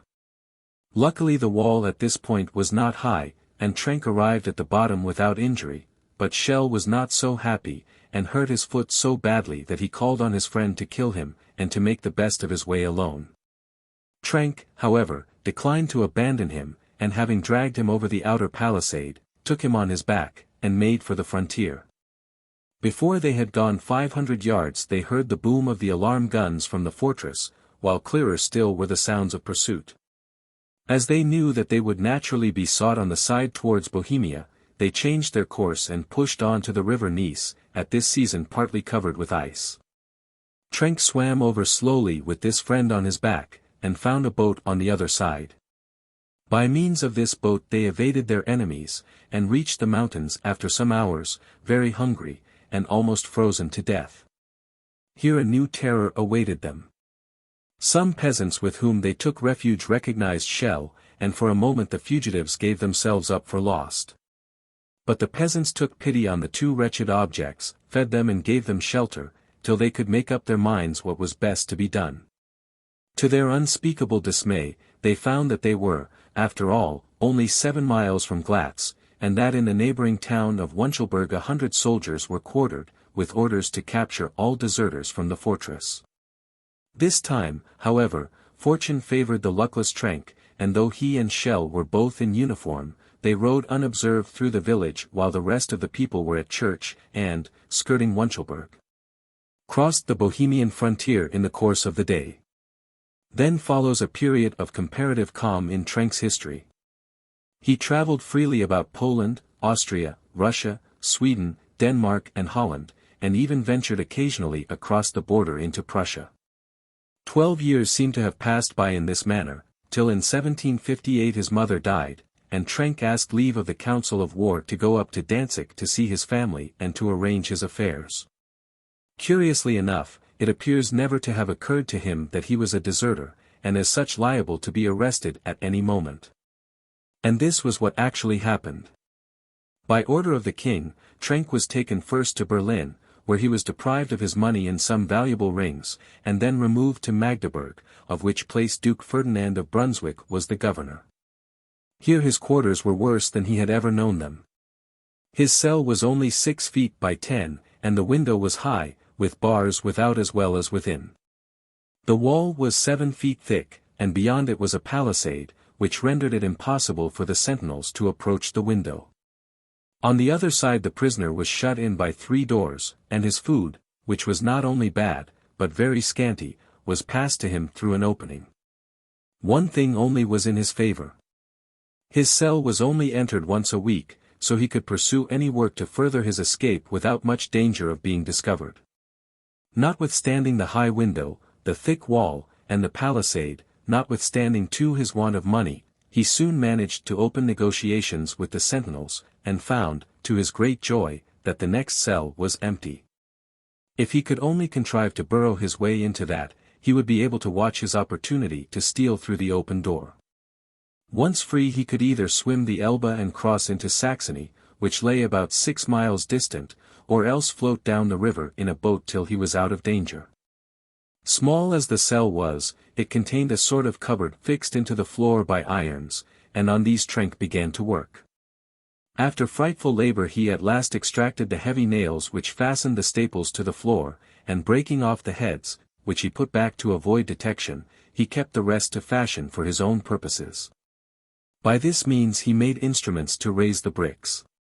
On this side also the wall was 7 feet thick, and formed of bricks and stones. Trenck numbered them as he went on with the greatest care, so that the cell might present its usual appearance before the Wednesday visit of his guards. To hide the joins, he scraped off some of the mortar, which he smeared over the place. As may be supposed, all this took a very long time. He had nothing to work with but the tools he himself had made, which of course were very rough. But one day a friendly sentinel gave him a little iron rod, and a small knife with a wooden handle. These were treasures, indeed. And with their help he worked away for 6 months at his hole, as in some places the mortar had become so hard that it had to be pounded like a stone. During this time he enlisted the compassion of some of the other sentinels, who not only described to him the lie of the country which he would have to traverse if he ever succeeded in getting out of prison, but interested in his behalf a Jewess named Esther Haymon, whose own father had been for 2 years a prisoner in Magdeburg. In this manner Trenck became the possessor of a file, a knife, and some writing paper, as the friendly Jewess had agreed to convey letters to some influential people both at Vienna and Berlin, and also to his sister. But this step led to the ruin, not only of Trenck, but of several persons concerned, for they were betrayed by an imperial secretary of embassy called Weingarten, who was tempted by a bill for 20,000 florins. Many of those guilty of abetting Trenck in this fresh effort to escape were put to death, while his sister was ordered to build a new prison for him in the Fort de la Toile, and he himself was destined to pass 9 more years in chains. In spite of his fetters, Trenck was able in some miraculous way to get on with his hole, but his long labor was rendered useless by the circumstance that his new prison was finished sooner than he expected, and he was removed into it hastily, being only able to conceal his knife. He was now chained even more heavily than before, his 2 feet being attached to a heavy ring fixed in the wall, another ring being fastened round his body. From this ring was suspended a chain with a thick iron bar, 2 feet long at the bottom, and to this his hands were fastened. An iron collar was afterwards added to his instruments of torture. Besides torments of body, nothing was wanting which could work on his mind. His prison was built between the trenches of the principal rampart, and was of course very dark. It was likewise very damp, and, to crown all, the name of Trenck had been printed in red bricks on the wall, above a tomb whose place was indicated by a death's head.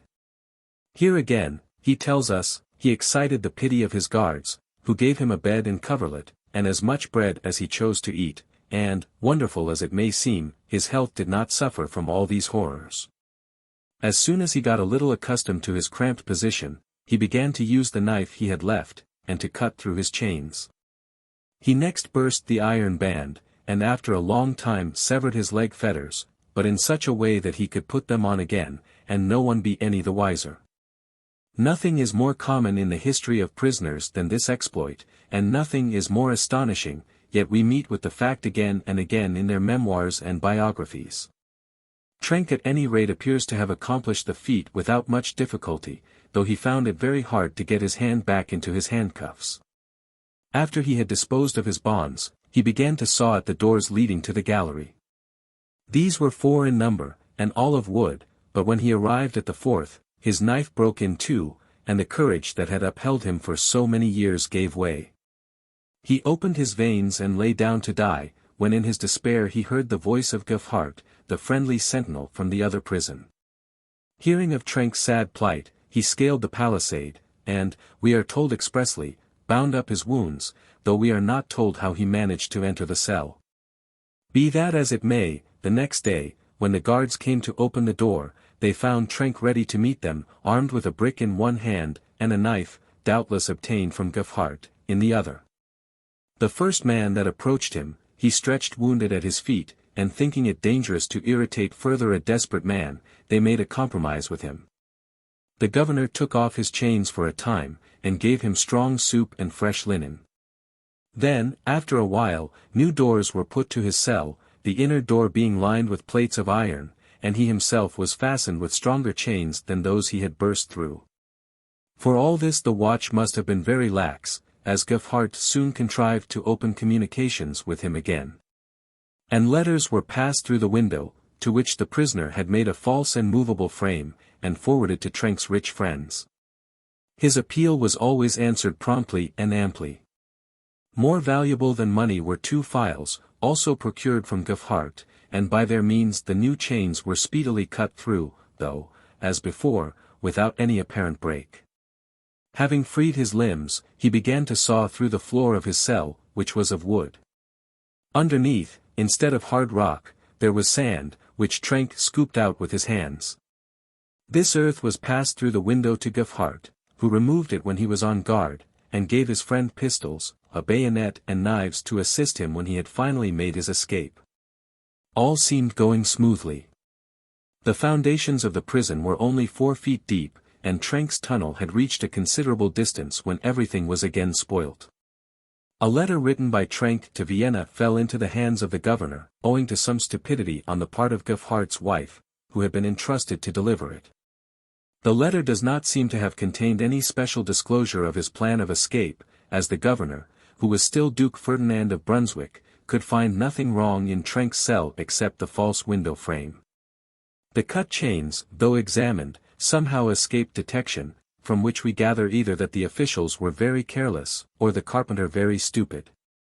Perhaps both may have been the case, for as the 7 Years' War, against Austria, was at this time raging, sentinels and officers were frequently changed, and prison discipline insensibly relaxed.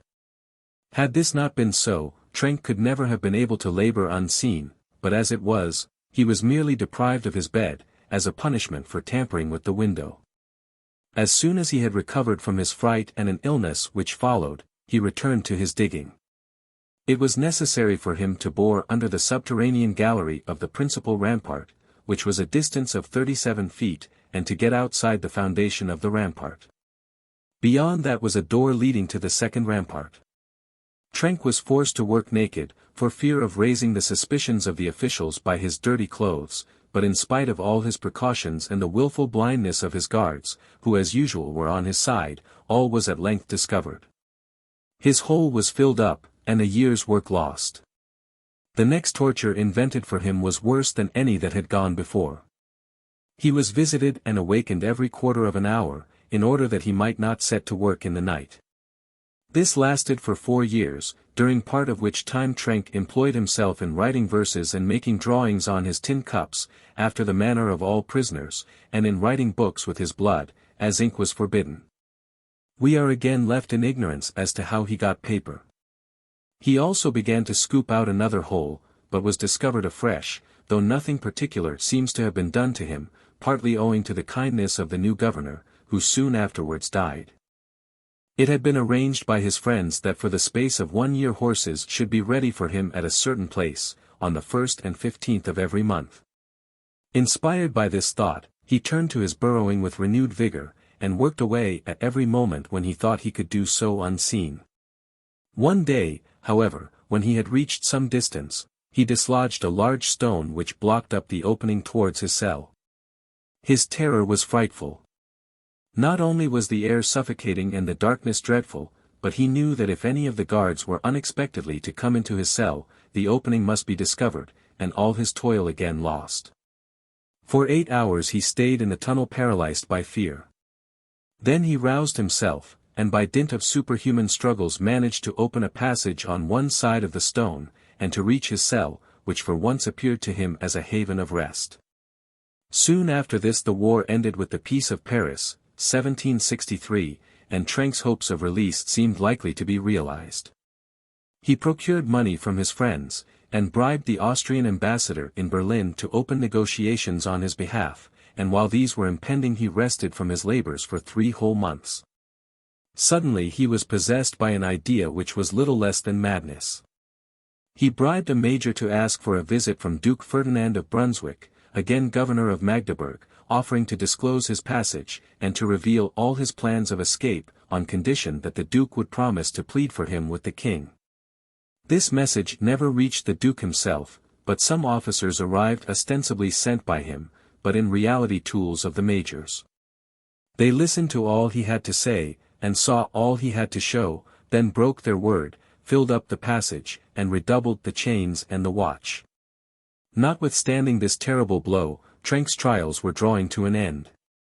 Whether Frederick's heart was softened by his brilliant victories, or whether Trenck's influential friends succeeded in making themselves heard, we do not know, but 6 months later he was set free.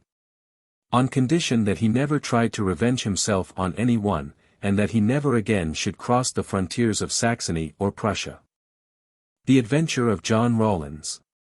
In the year 1621, one John Rawlins, native of Rochester, sailed from Plymouth in a ship called the Nicholas, which had in its company another ship of Plymouth, and had a fair voyage till they came within sight of Gibraltar. Then the watch saw 5 sails that seemed to do all in their power to come up with the Nicholas, which, on its part, suspecting them to be pirates, hoisted all the sail it could.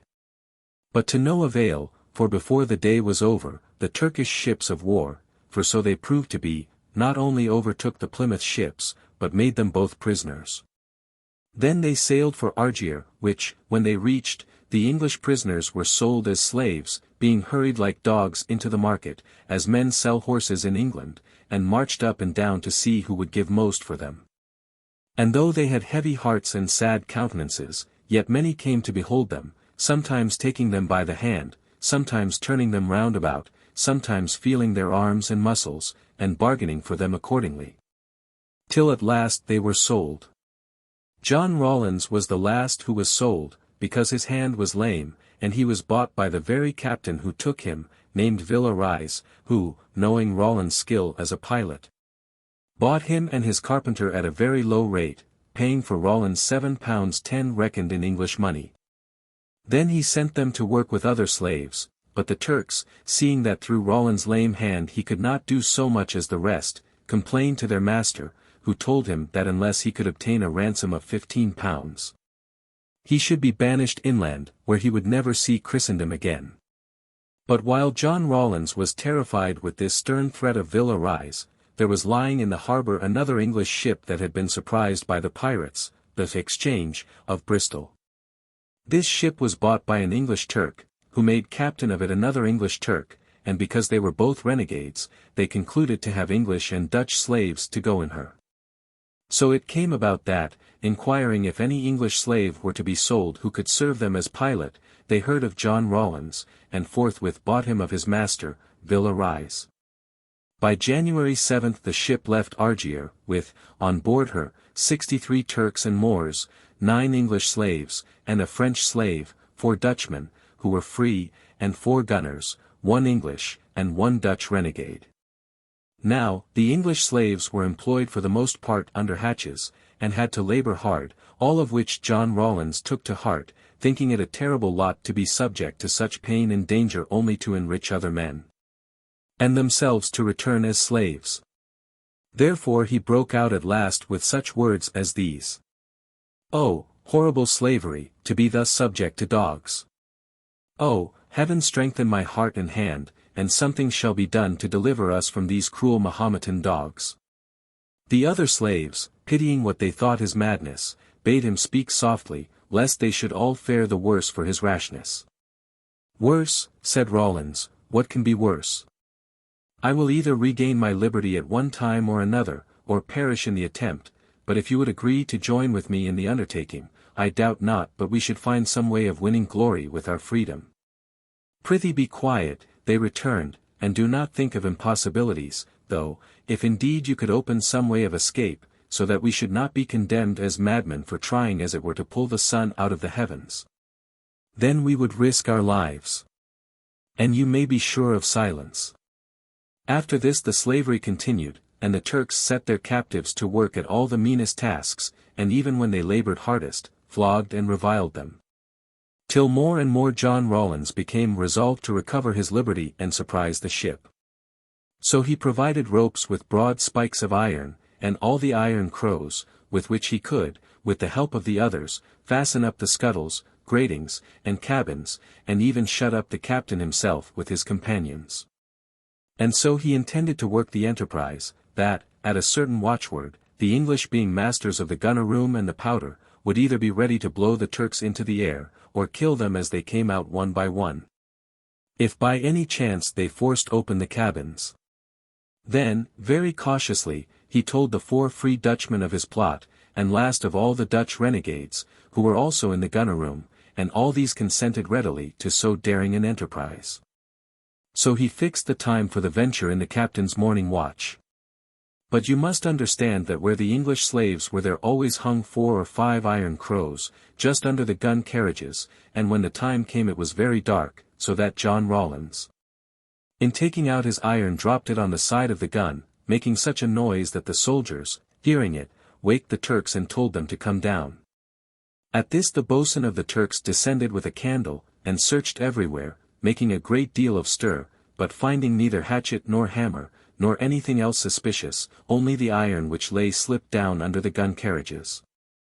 He went quietly up again and told the captain what had happened, who thought that it was no remarkable thing to have an iron slip from its place.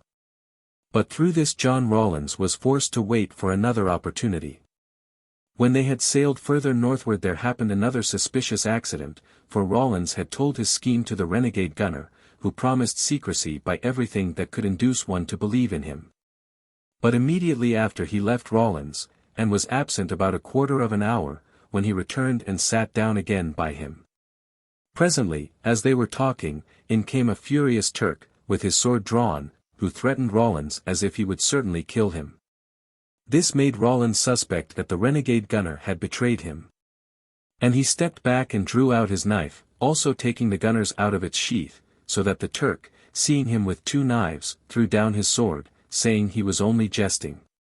But the gunner, seeing that Rawlins suspected him, whispered something in his ear, calling heaven to witness that he had never breathed a word of the enterprise, and never would. Nevertheless, Rawlins kept the knives in his sleeve all night, and was somewhat troubled, though afterwards the gunner proved faithful and zealous in the undertaking. All this time Rawlins persuaded the captain, who himself had little knowledge of seamanship, to steer northward, meaning to draw him away from the neighborhood of other Turkish vessels. On February 6 they descried a sail, and at once the Turks gave chase, and made her surrender. It proved to be a ship from near Dartmouth, laden with silk. As it was stormy weather, the Turks did not put down their boat, but made the master of the conquered ship put down his, and come on board with 5 of his men and a boy, while 10 of the Turks' men, among whom were 1 English and 2 Dutch renegades belonging to the conspiracy, went to man the prize instead. But when Rawlins saw this division of his friends, before they could set out for the other ship, he found means to tell them plainly that he would complete his enterprise either that night or the next. And that whatever came of it they must acquaint the 4 English left on the captured ship with his resolution, and steer for England while the Turks slept and suspected nothing. For, by God's grace, in his first watch he would show them a light, to let them know that the enterprise was begun, or about to be begun. So the boat reached the ship from Dartmouth.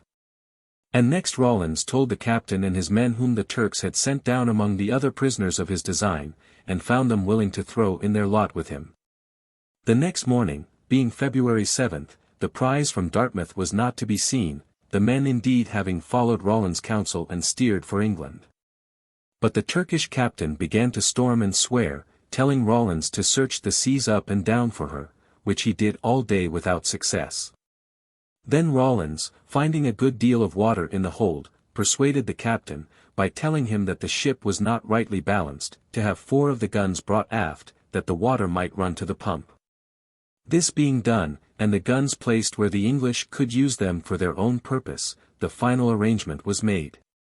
The ship having 3 decks, those that belonged to the gunner room were all to be there, and break up the lower deck. The English slaves, who belonged to the middle deck, were to do the same with that, and watch the scuttles. Rawlins himself prevailed with the gunner to give him as much powder as would prime the guns, and told them all there was no better watchword than, when the signal gun was heard, to cry, "For God, and King James, and St. George for England." Then, all being prepared, and every man resolute, knowing what he had to do, Rawlins advised the gunner to speak to the captain, that he might send the soldiers to the poop, to bring the ship aft, and, weighing it down, send the water to the pumps. This the captain was very willing to do, and so, at 2 o'clock in the afternoon the signal was given, by the firing of the gun, whose report tore and broke down all the binnacle and compasses. But when the Turks heard this, and the shouts of the conspirators, and saw that part of ship was torn away, and felt it shake under them, and knew that all threatened their destruction, no bear robbed of her whelps was ever so mad as they. For they not only called us dogs, and cried in their tongue, "The fortune of war! The fortune of war!" But they tried to tear up the planking, setting to work hammers, hatchets, knives, the oars of the boat hook, and whatever else came to hand, besides the stones and bricks of the cookroom, still trying to break the hatches. And never ceasing their horrible cries and curses. Then Rawlins, seeing them so violent, and understanding that the slaves had cleared the decks of all the Turks and Moors underneath, began to shoot at them through different scout holes, with their own muskets, and so lessened their number. At this they cried for the pilot, and so Rawlins, with some to guard him, went to them, and understood by their kneeling that they cried for mercy and begged to come down. This they were bidden to do, but coming down one by one, they were taken and slain with their own curtle-axes. And the rest, perceiving this, some of them leapt into the water, still crying, "The fortune of war." And calling their foes English dogs, and some were slain with the curtle-axes, till the decks were well cleared, and the victory assured. At the first report of the gun, and the hurly-burly on deck, the captain was writing in his cabin, and he came out with his curtle-axe in hand, thinking by his authority to quell the mischief. But when he saw that the ship was surprised, he threw down his curtle-axe, and begged Rawlins to save his life, telling him how he had redeemed him from Villa Rise, and put him in command in the ship, besides treating him well through the voyage. This Rawlins confessed, and at last consented to be merciful, and brought the captain and 5 more renegades into England. When all was done, and the ship cleared of the dead bodies, John Rawlins assembled his men, and with one consent gave the praise to God, using the accustomed services on shipboard. And for want of books they lifted up their voices to God, as he put it into their hearts or renewed their memories. Then did they sing a psalm, and last of all, embraced one another for playing the men in such a deliverance, whereby their fear was turned into joy. That same night they steered for England, and arrived at Plymouth on February 13th, and were welcomed with all gladness. As for the ship from Dartmouth, that had arrived in Penzance on February 11th, for the English had made the Turks believe that they were sailing to Argier, till they came in sight of England. Then one of the Turks said plainly that the land was not like Cape Vincent, but the Englishmen told them to go down into the hold, and trim more to windward, and they should see and know more tomorrow. Thereupon 5 of them went down very orderly, while the English feigned themselves asleep, but presently they started up, and nailed down the hatches, and so overpowered the Turks. And this is the story of this enterprise, and the end of John Rawlins' voyage. The Chevalier Johnstone's escape from Culloden. The Chevalier Johnstone, or de Johnstone, as he preferred to call himself, was closely connected with the Highland army. Hastily collected in 1745 for the purpose of restoring Charles Edward to his grandfather's throne.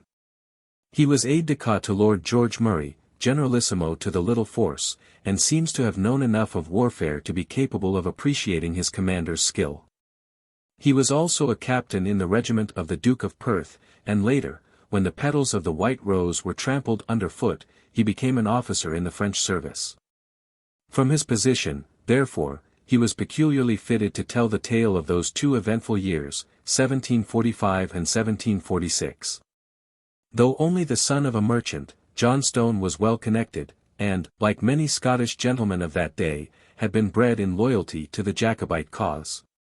He was one of the first to join the prince when he had reached Perth, and it was from the prince himself that he received his company, after the fight at Prestonpans.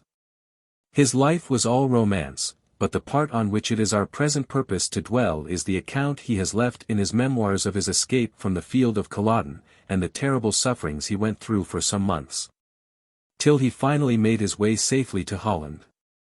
The Battle of Culloden, he says, was lost rather by a series of mistakes on our part than by any skilful maneuver of the Duke of Cumberland, and every Scot in arms knew too well the doom that awaited him at the butcher's hands. The half-starved Highlanders were no match for the well-fed English troops, and when the day was lost, and the rout became general, each man sought to conceal himself in the fastnesses of the nearest mountains, and, as long as he put himself well out of reach, was not particular as to the means he took to purchase safety. Panics disclose strange and unexpected depths in men's minds, and Johnstone was in no respect superior to his fellows. Being no longer able to keep myself on my legs, he relates, and the enemy always advancing very slowly, but redoubling their fire, my mind was agitated and undecided whether I should throw away my life, or surrender a prisoner. which was 1,000 times worse than death on the field of battle.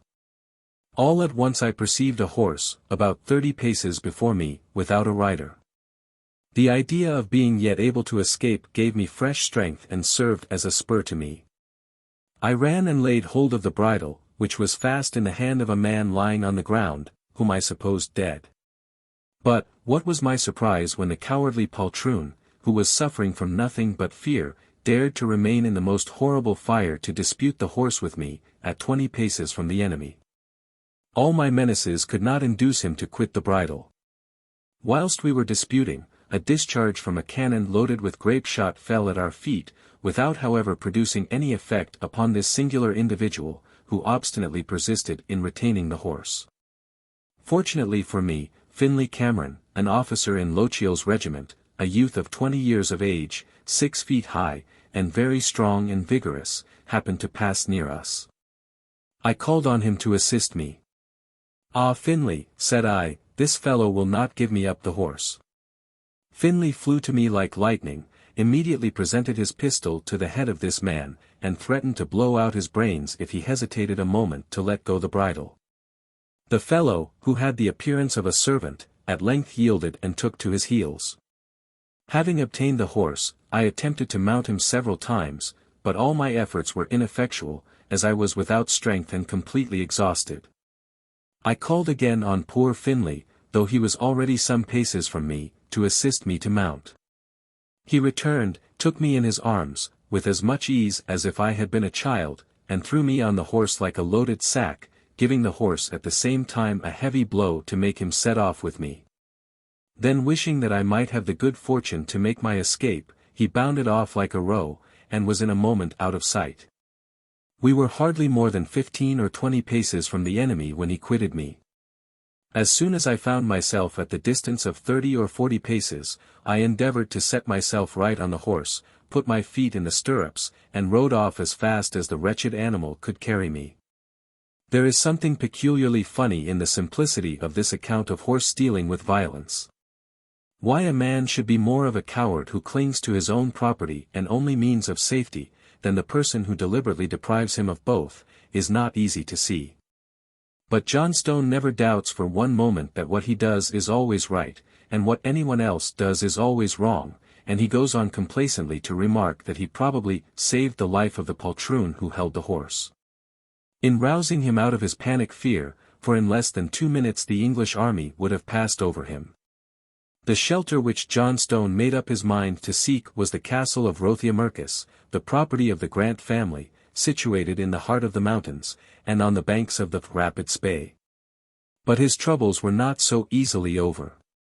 The English army barred the way, and Johnstone was forced to take the road to Inverness. Again he was turned from his path by the dreaded sight of the British uniform, and, accompanied by a Highlander whom he had met by chance, he took refuge in a small cottage in Fort Augustus. In spite of his peculiar views about courage, Johnstone was a man who generally managed to do whatever he had set his heart on.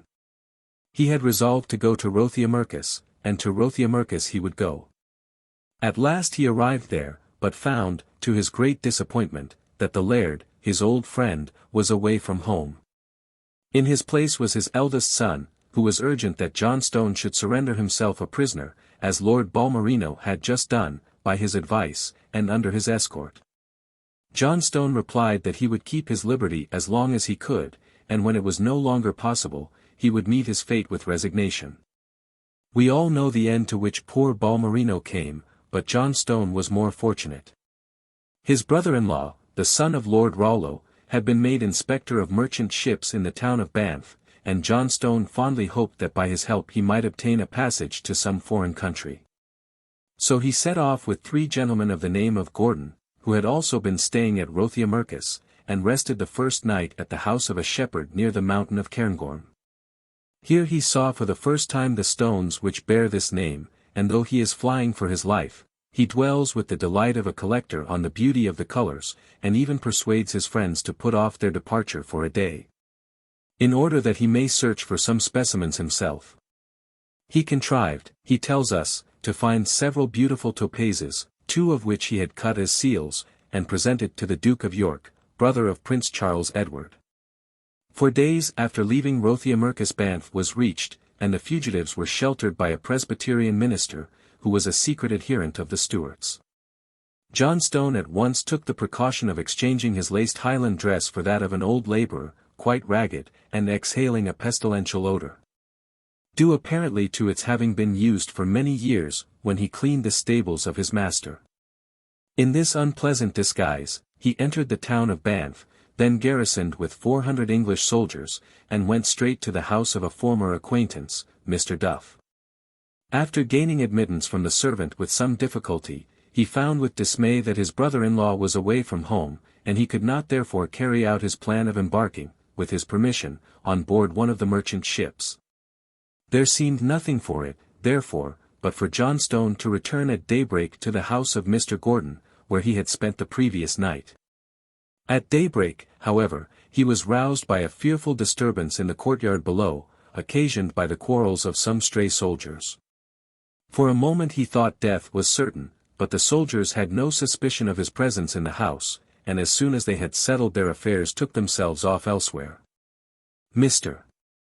Rollo proved a broken reed, and the Chevalier found, after a few minutes' talk with his brother-in-law, that if he wished to reach the continent he must not count on a passage in the merchant ships to help him. He therefore, after consultation with his friends, came to the conclusion that his best plan was to make for the Lowlands, and to this end he set out for Edinburgh as soon as possible. Of course this scheme was beset with difficulties and dangers of every kind. The counties through which he would be forced to pass were filled with Calvinists, inspired with deadly hatred of the Jacobite party.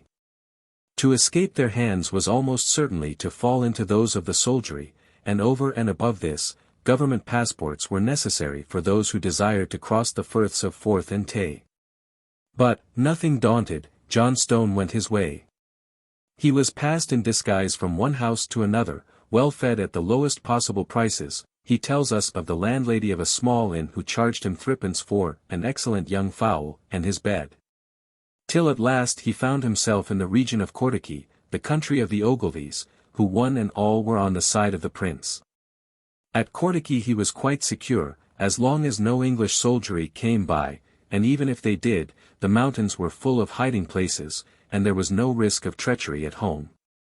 2 officers who had served in the French army, Brown and Gordon by name, had sought refuge here before him, and lay concealed in the house of a peasant known as Samuel. They implored him not to run the risk of proceeding south till affairs had quieted down a little, and he agreed to remain at Samuel's cottage till it seemed less dangerous to travel south. It would be interesting to know what was the gratification beyond his hopes which Johnstone gave Samuel when they parted company some time after. It ought to have been something very handsome considering the risks which the peasant had run in his behalf, and also the fact that for several weeks Johnstone and his 2 friends had shared the scanty fare of Samuel and his family.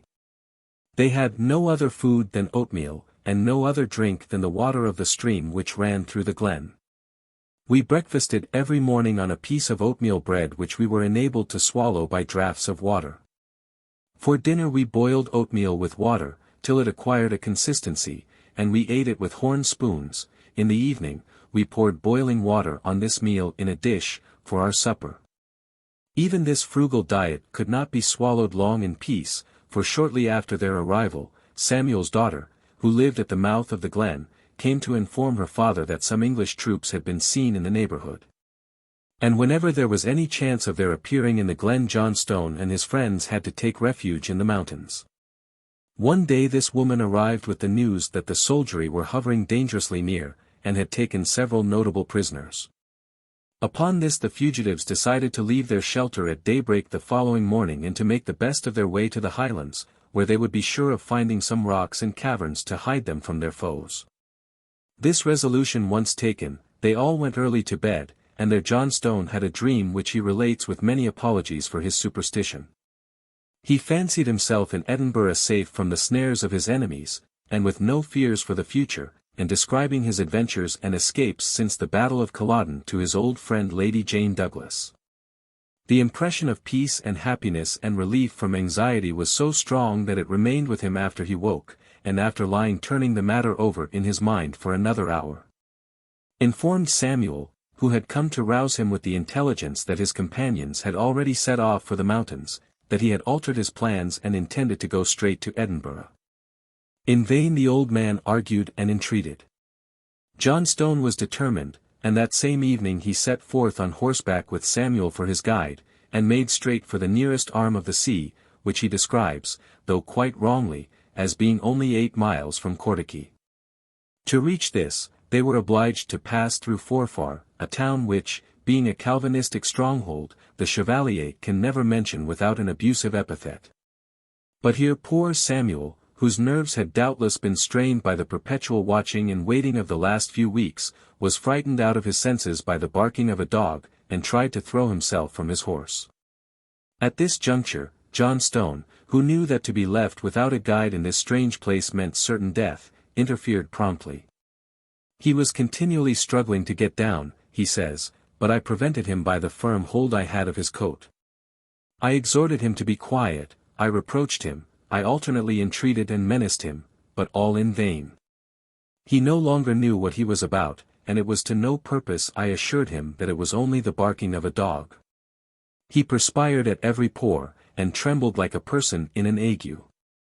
Fortunately I had an excellent horse, and galloped through Forfar at full speed, retaining always fast hold of his coat.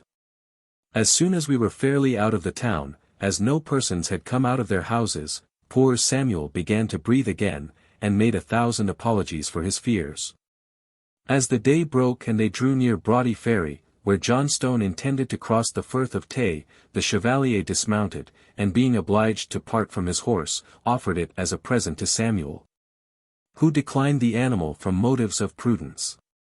It was then turned loose in a field, the saddle and bridle being first thrown down a well, and the wayfarers proceeded on their way. Only a few minutes later, they were joined by an acquaintance of Samuel's, who seems to have been of a curious turn of mind, and cross-questioned him as to where he was going and why. Samuel, with more readiness than could have been expected from his recent behavior, invented a story that sounded plausible enough, explaining Johnstone to be a young man whom he had picked up on the road, and had taken into his service at low wages, owing to his want of a character. The stranger was satisfied, and after a prolonged drink they separated, when Samuel informed Johnstone that the man was one of the greatest knaves and cheats in the country, and that they would assuredly have been betrayed if he had discovered who they were. They arrived at the ferry about 9 in the morning, and by Samuel's advice, the Chevalier immediately sought the help of Mr. Graham, a gentleman of Jacobite family, then living at Duntroon. After a warm welcome from Mr. Graham, who gave him all the entertainment he could without the knowledge of his servants, a boat was engaged to convey him across the Firth about 9 that night. Mr. Graham did not, however, dare to be his guide down to the seashore, but gave him careful directions as to his following an old woman who had been provided for this purpose. But all Mr. Graham's precautions would have been useless, had not chance once more favored the Chevalier. His protectress decided that it would be dangerous to allow him to loiter about the shore while the boat was getting ready for sea, so she told her charge to wait for her on the road on top of the hill, and she would return and fetch him when all was ready. Half an hour passed very slowly, the sun was sinking, and the Chevalier grew impatient. He left the road by which he had been sitting, and lay down in a furrow a few yards off, nearer the brow of the hill, so that he might perceive his guide at the earliest moment. Scarcely had he changed his quarters, than he heard the sound of horses, and peeping cautiously out, saw 8 or 10 horsemen pass in the very place he had just quitted.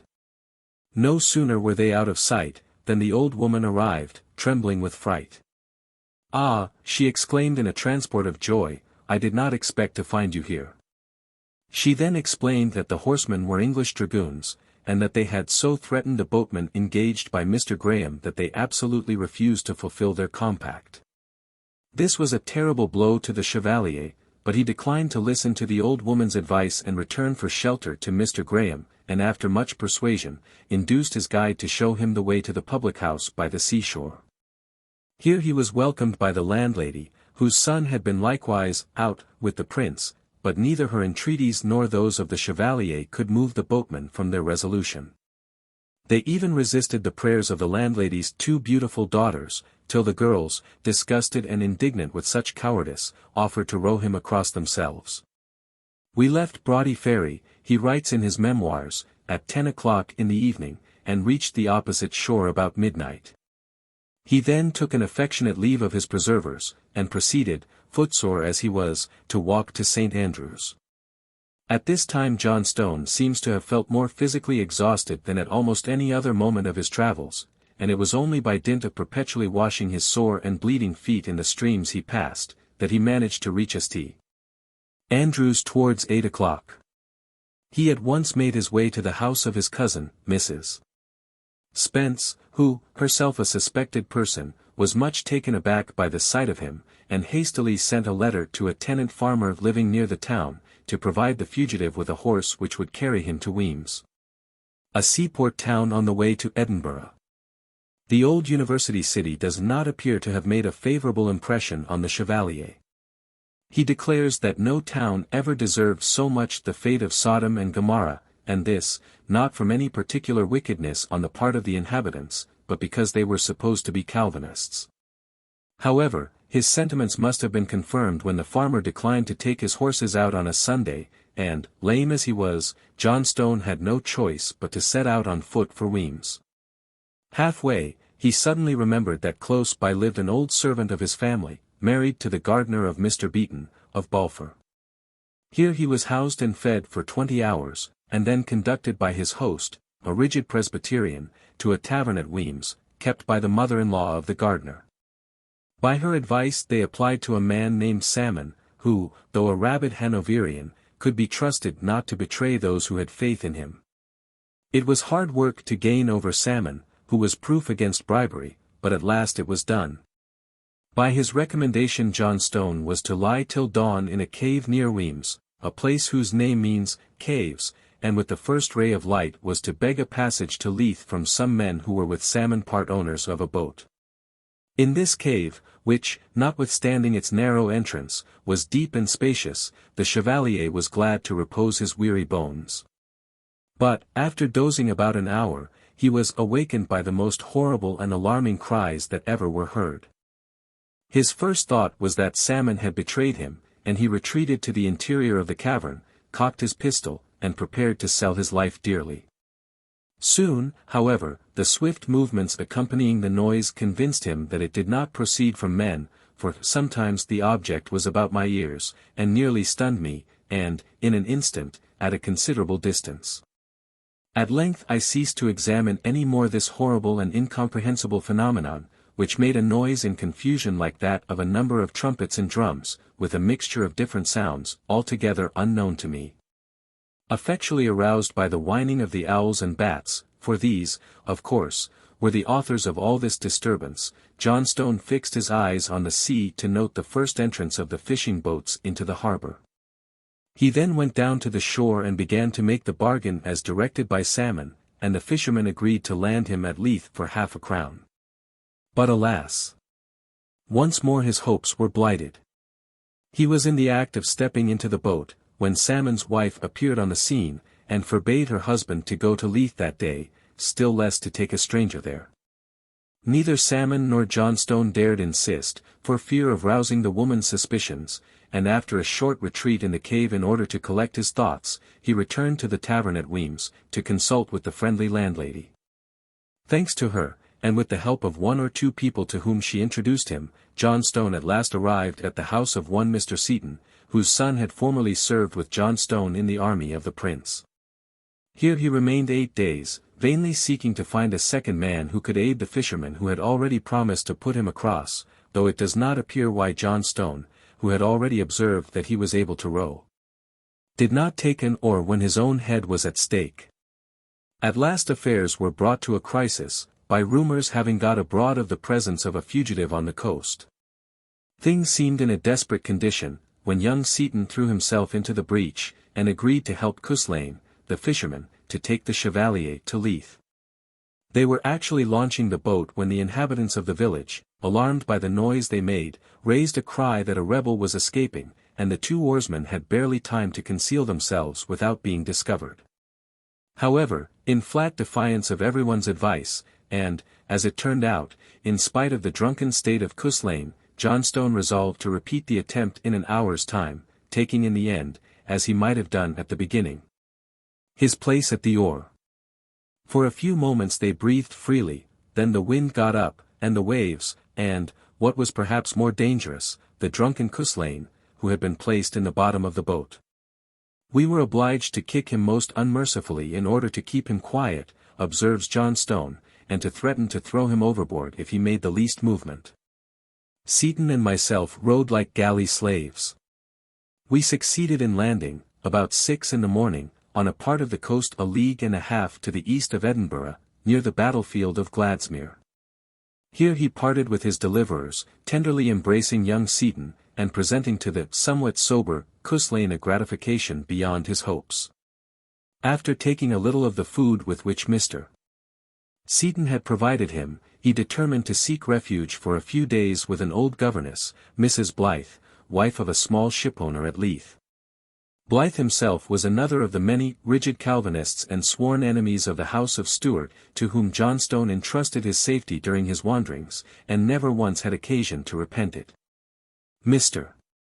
Blythe, indeed, combined the profession of Calvinist with that of smuggler, and had numerous hiding places in his house for the concealment of contraband goods, which would prove equally serviceable, as Johnstone told him, for the most contraband and dangerous commodity that he had ever had in his possession.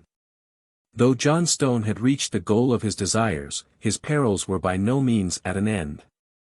English soldiers visited the house, and could with difficulty be persuaded to admit the exemption pleaded by Mr. Blythe.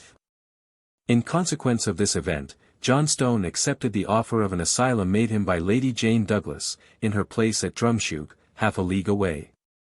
So his dream came true, and after all his wanderings he was safe with Lady Jane, telling the story of his adventures. He remained with her for 2 months, unknown to anyone but his hostess and the gardener, reading all day, and only taking a walk at night, when the household was in bed. At the end of that time, when Lady Jane and his father were of opinion that he might safely go to London, and thence abroad, fresh rumours as to his whereabouts began to arise, and fearing the immediate visit of a detachment of English soldiers, he was concealed for a whole day under a huge haycock, so overcome by the heat that he could hardly breathe, in spite of a bottle of water and another of wine, with which he was provided. This measure, which after all was needless, for no soldiers came, was the last trial he had to undergo before leaving Scotland, and here we must part from him. In France, which he made his home, he became the friend of many eminent men, and was aide-de-camp in Canada to the Marquis de Montcalm. But the end of his life was sad, and he died in poverty. 14. The Adventures of Lord Pitsligo. When Prince Charles came to Scotland in 1745, to seek his grandfather's crown, no braver and no better man rode with him than Lord Pitsligo. He was now 67 years of age, for he was born in 1678, 10 years before James II was driven out of England. As a young man he had lived much in France, where he became the friend of the famous Fenelon, author of Telemaque. Though much interested in the doctrines of Fenelon, Lord Pitsligo did not change his faith, but remained a member of the persecuted Episcopal Church of Scotland. In France he met the members of the exiled royal family, whom he never ceased to regard as his lawful monarchs, though Queen Anne, and later the first and second George, occupied the throne of England. When the clans rose for King James, the son of James II, in 1715, Lord Pitsligo, then a man of 27, joined the forces under his kinsman, Lord Mar. His party was defeated, and he went abroad. He did not stay long with James in Rome, but was allowed to return to his estates in Scotland. Here he lived very quietly, beloved by rich and poor. But, in 1745, Prince Charles landed, and the old lord believed it to be his duty to join him. He had, as he says, no keen enthusiasm for the Stuarts, but to his mind they were his lawful rulers. So aged was he, and so infirm, that, when he left a neighbor's house before setting out, a little boy brought a stool to help him to mount his horse. "My little fellow," he said, this is the severest reproof I have yet met with, for presuming to go on such an expedition. Lady Pitsligo in vain reminded him of the failure of 1715. There never was a bridal, he replied, but the second day was the best. The gentlemen of his county thought that they could not do wrong in following so learned and excellent a man, so they all mounted the white cockade and rode with him. He arrived just too late for the victory of Prestonpans. It seemed, said an eyewitness, as if religion, virtue, and justice were entering the camp under the appearance of this venerable old man. When he rode home, he said, I had occasion to discover the prince's humanity, I ought to say tenderness. This is giving myself no great airs, for he showed the same dispositions to everybody. In the fatigues of the campaign, the prince, who was young and strong, insisted on Lord Pitsligo's using his carriage, while he himself marched on foot at the head of his army. After the defeat of Culloden, Lord Pitsligo hid among the mountains, living on oatmeal, moistened with hot water.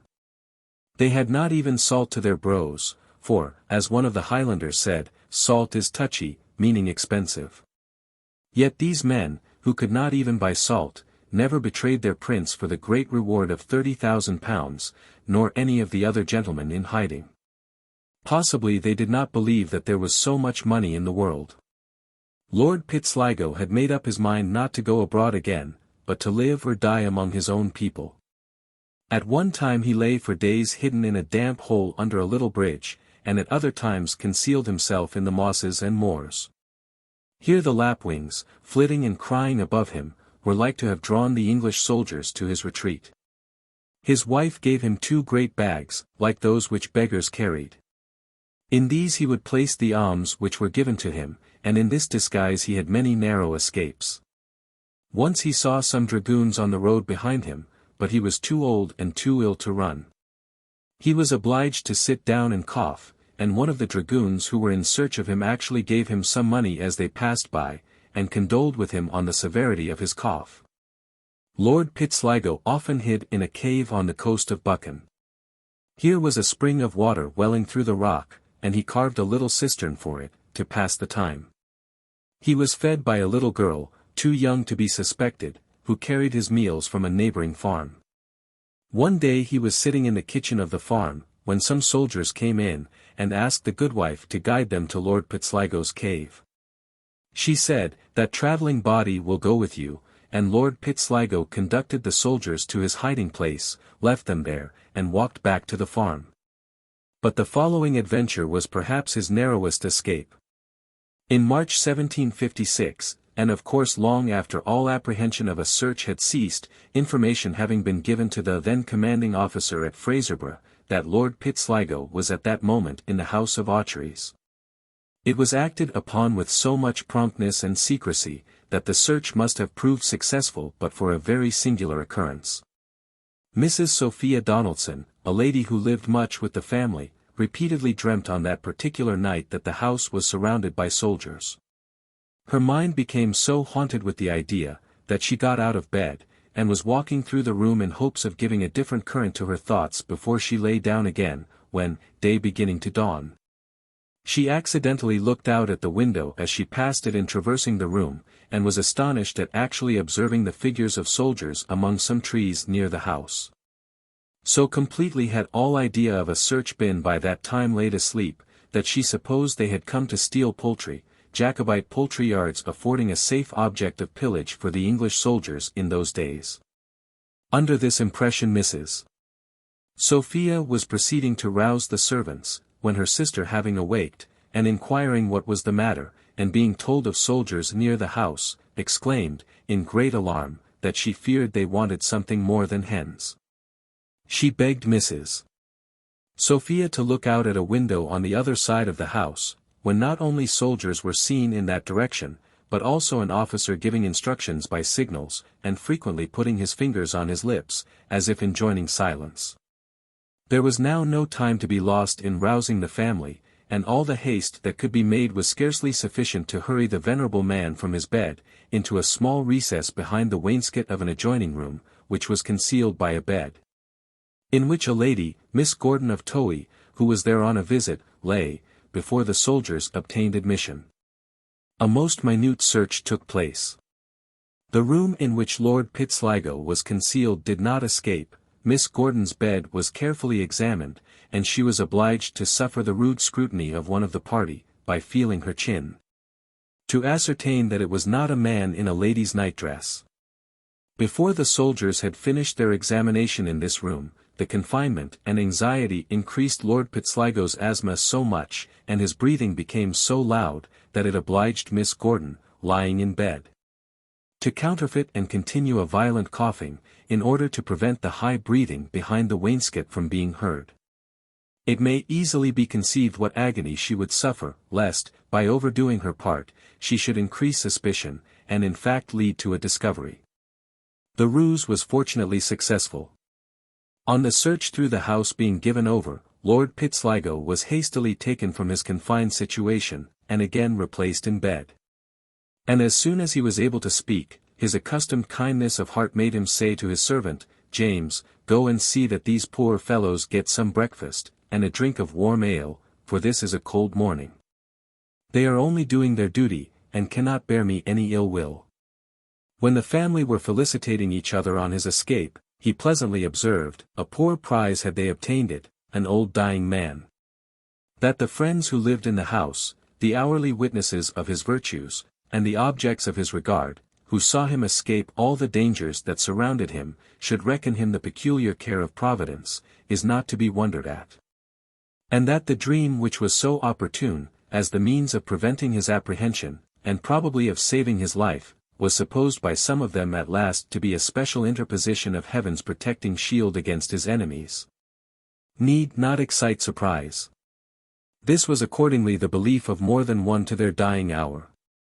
After some 15 years, the English government ceased to think Lord Pitsligo dangerous. He was allowed to live unmolested at the house of his son, where he died in 1762, in his 85th year. He was never heard to speak an ill word of any man living, says one who knew him well, and who himself spoke many ill words of others. 15 Lord Pitsligo left a little book of Thoughts on Sacred Things, which reminds those who read it of the meditations of General Gordon. His character, as far as its virtues went, is copied in the Baron Bradwardine, in Sir Walter Scott's novel of Waverley, 16. The escape of Cæsar Borgia from the castle of Medina del Campo. Tsar Borgia forms, with his father Pope Alexander VI, and his sister Lucrezia, one of a trio who have become a proverb for infamy of every kind.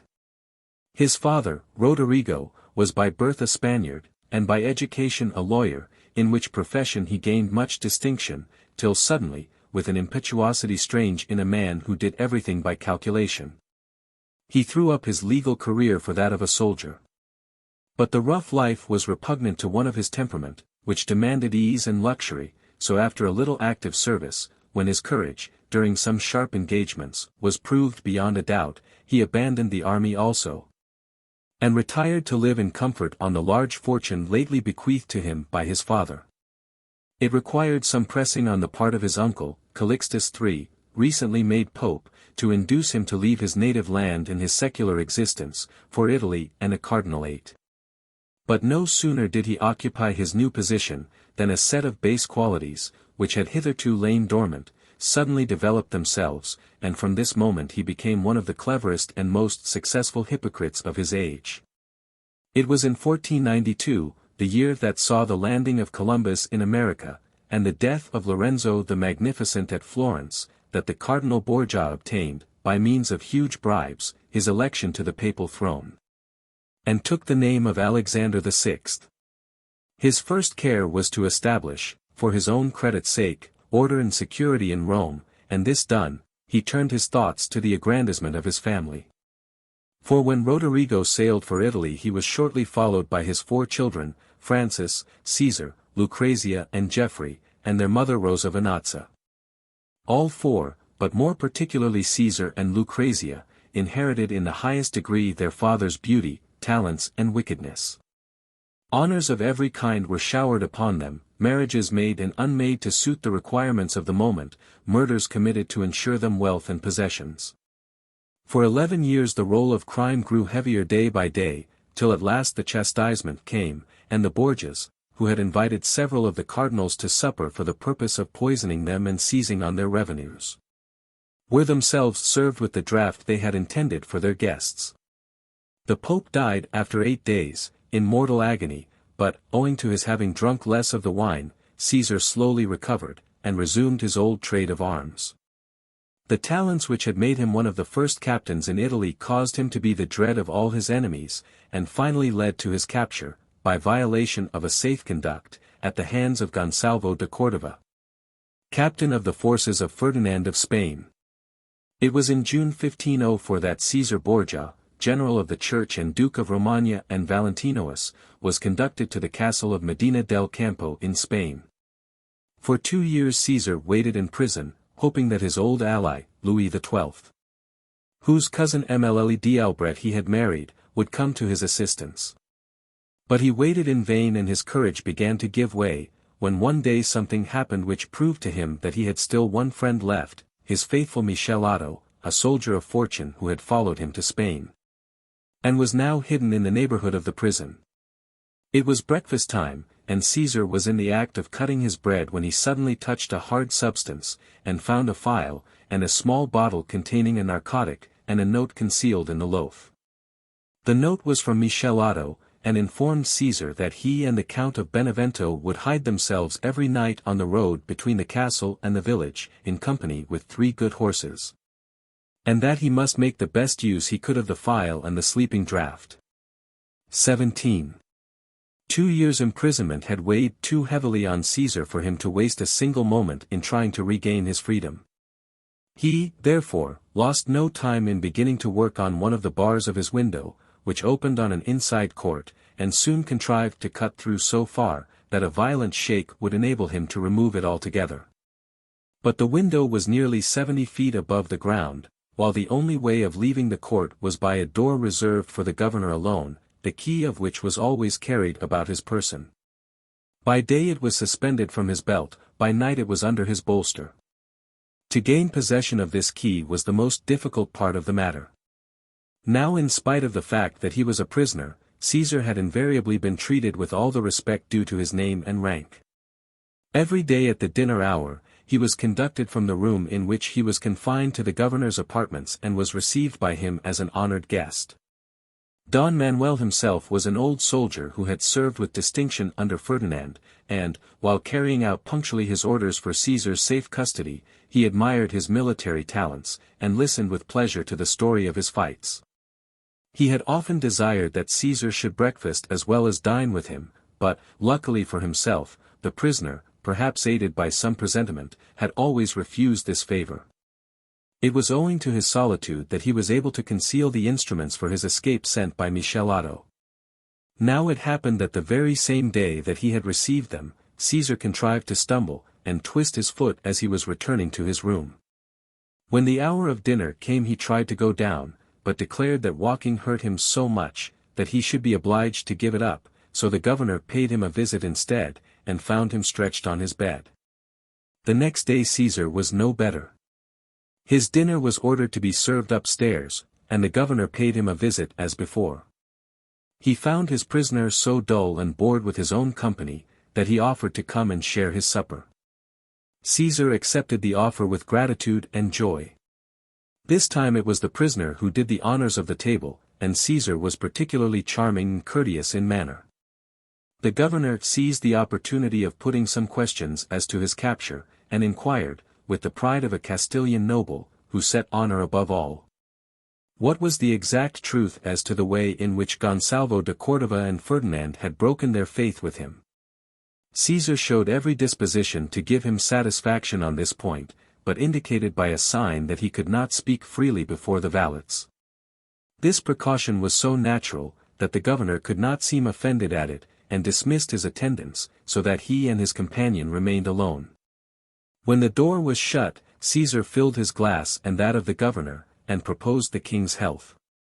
The governor emptied his glass at once, and Cæsar began his story, but he had hardly told a third of it, when in spite of its exciting adventures, the eyes of his guest closed as if by magic, and his head fell on the table in a deep sleep. At the end of half an hour, the servants, not hearing any noise, entered the room, and found the two boon companions, one on the table and the other under it. There was nothing very unusual about such an event to excite their suspicions, so they contented themselves with carrying Don Manuel to his chamber and laying Cæsar on his bed. They then locked the door with great care, leaving the prisoner alone. For a minute or two longer Cæsar lay still, apparently plunged in a profound slumber, but when the sound of footsteps had completely died away, he softly raised his head, opened his eyes, and moved towards the door, rather slowly it is true, but without seeming to feel any ill effects from his accident on the previous day. He stood still for a few seconds with his ear at the keyhole, then, raising himself, with a strange expression of triumph on his face, he passed his hand over his forehead, and, for the first time since the guards had left the room, breathed freely. But there was no time to be lost, and without a moment's delay he fastened the door from the inside as securely as it was fastened without. He next extinguished his lamp, threw open his window, and finished cutting through the bar. This done, he took off the bandages tied round his leg, tore down the curtains, both of his window and his bed, and made them into strips, adding to them sheets, tablecloths, napkins, and whatever else he could lay hands on. At last he had a rope between 50 and 60 feet long, which he secured firmly at one end to the bar next to the one that he had sawn away, and mounting on the window ledge. He began the most dangerous part of his expedition in trusting himself to this frail support. Happily, Cæsar was as strong as he was agile, and slid down the whole length of the cord without accident, but when he had reached the very end, in vain he tried to touch the earth with his feet. The rope was too short. Cæsar's position was terrible. The darkness of the night preventing his knowing how far he might be above the ground, and his exertions had so fatigued him that he could not have gone back even had he wished. There was no help for it, and, after muttering a short prayer, he let go the rope, and fell, a distance of 12 or 15 feet. The danger he had escaped was too great for the fugitive to mind some slight bruises caused by his fall, so he jumped up, and taking his bearings, made straight for the little door which stood between him and freedom.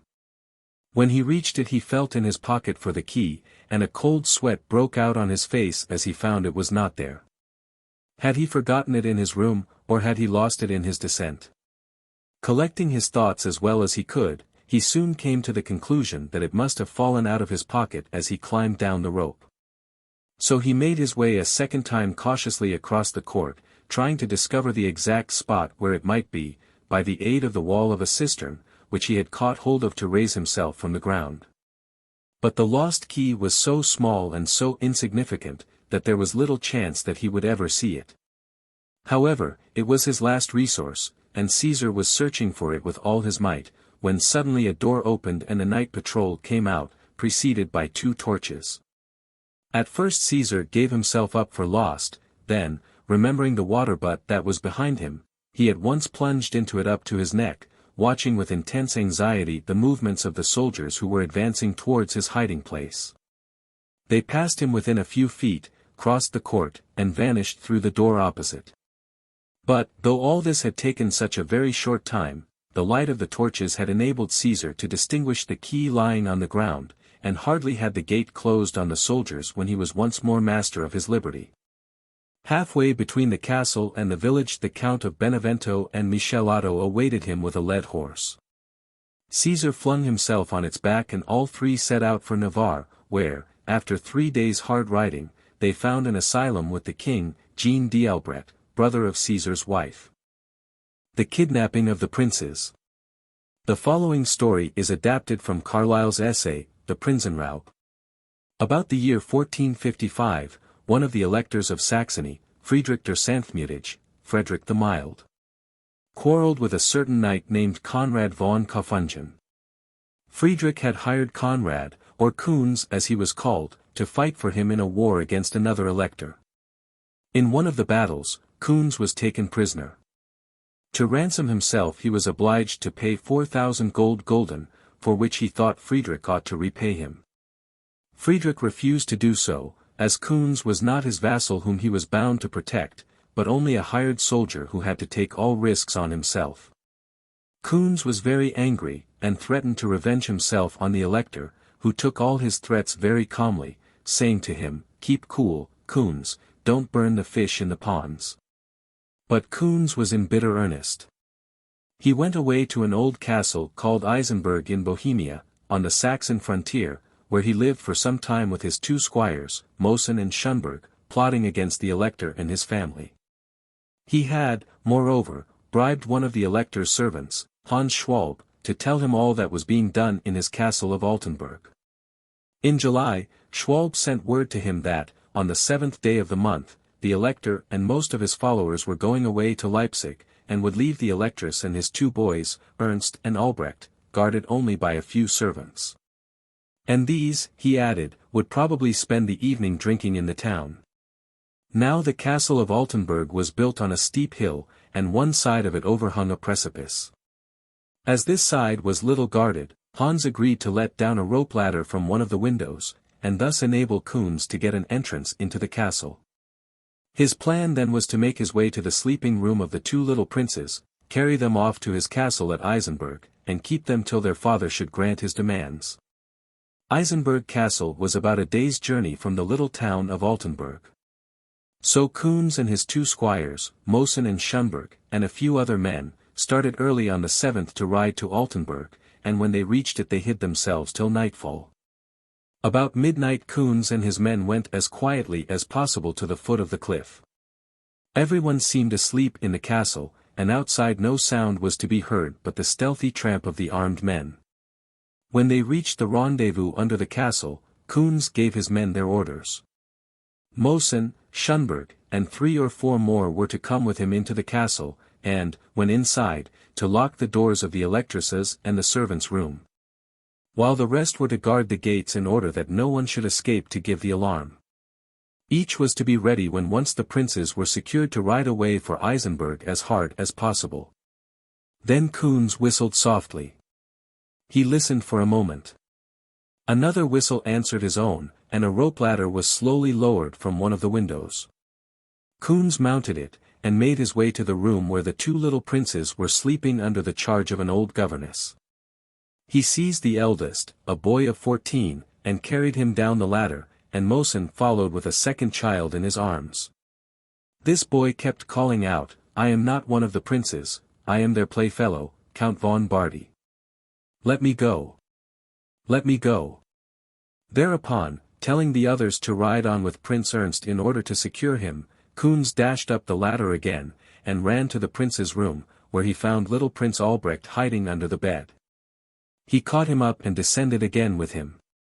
As he went, the Electress, roused by the boy's cries and finding her door bolted, rushed to the window and begged and implored him not to take her children. "My husband shall grant all your demands, I swear to you," she cried, "only leave me my children." "Tell the Elector, madam," laughed Koens, looking up, "that I can burn the fish in the ponds." Then he mounted his horse, which his servant was holding, and away they rode as fast as the horses would carry them. They had not ridden many miles before the clang of bells broke on their ears. The alarm peal of the castle had awakened that of the town, and in a few hours every bell in every belfry in Saxony was ringing an alarm. The sun rose, and Koens and his followers plunged deeper into the forest, riding through morasses and swamps, over rough and stony ground, anywhere to escape from the din of those alarm bells. At last the ride for dear life was nearly over. The band was within an hour's journey of the castle of Isenburg, when Prince Albrecht declared that he was dying of thirst. "For the love of heaven, give me something to drink, Sir Knight," he implored. Koens bade the others ride on, and giving his squire his horse to hold he dismounted, lifted Albrecht down, and began looking for bilberries for him. Whilst he was doing so, a charcoal burner with his dog came up. He was much surprised to see such grand people in the forest, and asked, "What are you doing with the young lord?" "He has run away from his parents," answered Koens, impatiently. "Can you tell me where bilberries are to be found here?" "I do not know," replied the charcoal burner, still staring at the strangers. Anxious to make him leave them, Koens turned angrily round on him, and in doing so caught his spurs in the bushes, and fell flat on his face. Albrecht caught hold of the charcoal burner's arm. "Save me," he whispered eagerly. "I am the Elector's son, "This man has stolen me." The squire struck at the prince with his sword, but the charcoal burner warded aside the blow with his long pole, and felled the man to the ground. Koons fought fiercely with him, but in answer to his summons for help, and attracted by the barking of the dog, a number of other charcoal burners appeared on the scene to help their comrade, and Koons was disarmed and taken prisoner. They marched him in triumph to the monastery of Grunheim, where he was secured in one of the cells, and in a few days was sent to Freiburg. On the 14th he was tried and condemned to death. It is said that a pardon was sent by the elector, but if it were so it arrived too late, and Koons was beheaded. The rest of the robber band with Prince Ernst did not fare much better. The alarm bells had aroused the whole country. 6 of the men were captured, and Mosen and the others with Prince Ernst took refuge in a cave near Twickau. Not daring to venture out, and half starving for want of food, they lay there for 3 days in wretched plight. Then they learned accidentally from some woodman, whose conversation they overheard, that Koons had been taken prisoner, had been tried, and by this time was in all probability beheaded. As soon as they received this piece of intelligence, they held a consultation and finally decided to send a message to the Amtman of Twickau, offering to restore Prince Ernst if a free pardon were granted to them, but threatening. If this was refused, they would at once kill him. Had they known that Koons was still alive, they might have stipulated for his pardon as well, but believing him dead, they made no terms as regards his fate. The Amtman had no choice but to accede to their demands when their proposal reached him. Prince Ernst was given up. Mosen and the rest fled away, nor were they ever heard of any more. When the brave charcoal burner, George Schmidt, was brought before the elector and his court, the electress asked him how he had dared to fight the robber knight with no weapon but his pole. "Madam," he replied, "I gave him a sound drilling with my pole." All the court laughed, and thenceforward he was always called George der Triller, the driller, and his descendants took this name as their surname. The only reward he would accept for his brave deed was leave for himself and his family to cut what wood they needed in the forest in which he lived. The electress and the 2 princes made a pilgrimage to the shrine at the monastery of Ebersdorf, and there in the church they hung up the coats which they and Koons and the Triller had worn on the memorable night when they were kidnapped. And there it is said they may be seen at this day. The conquest of Montezuma's empire. The youth of Cortes. Long ago, when Henry VIII was King of England and Charles V was King of Spain, there lived a young Spanish cavalier whose name was Hernando Cortes. His father, Don Martin Cortes, sent him to Salamanca when he was about 14 years old, intending to have him educated as a lawyer. But Hernando cared nothing for books, and after wasting 2 years at college returned home, to the great annoyance of his parents, who were glad enough when, after another year of idleness, he proposed to go and seek his fortune in the new world so lately discovered by Columbus. An exploring expedition was just being fitted out, and Hernando Cortes had quite made up his mind to join it, when he unluckily fell from a high wall which he was climbing. And before he had recovered from his injuries the ships had sailed without him. 2 more years did he remain at home after this misadventure, but at length, when he was 19 years old, he joined a small fleet bound for the Indian Islands.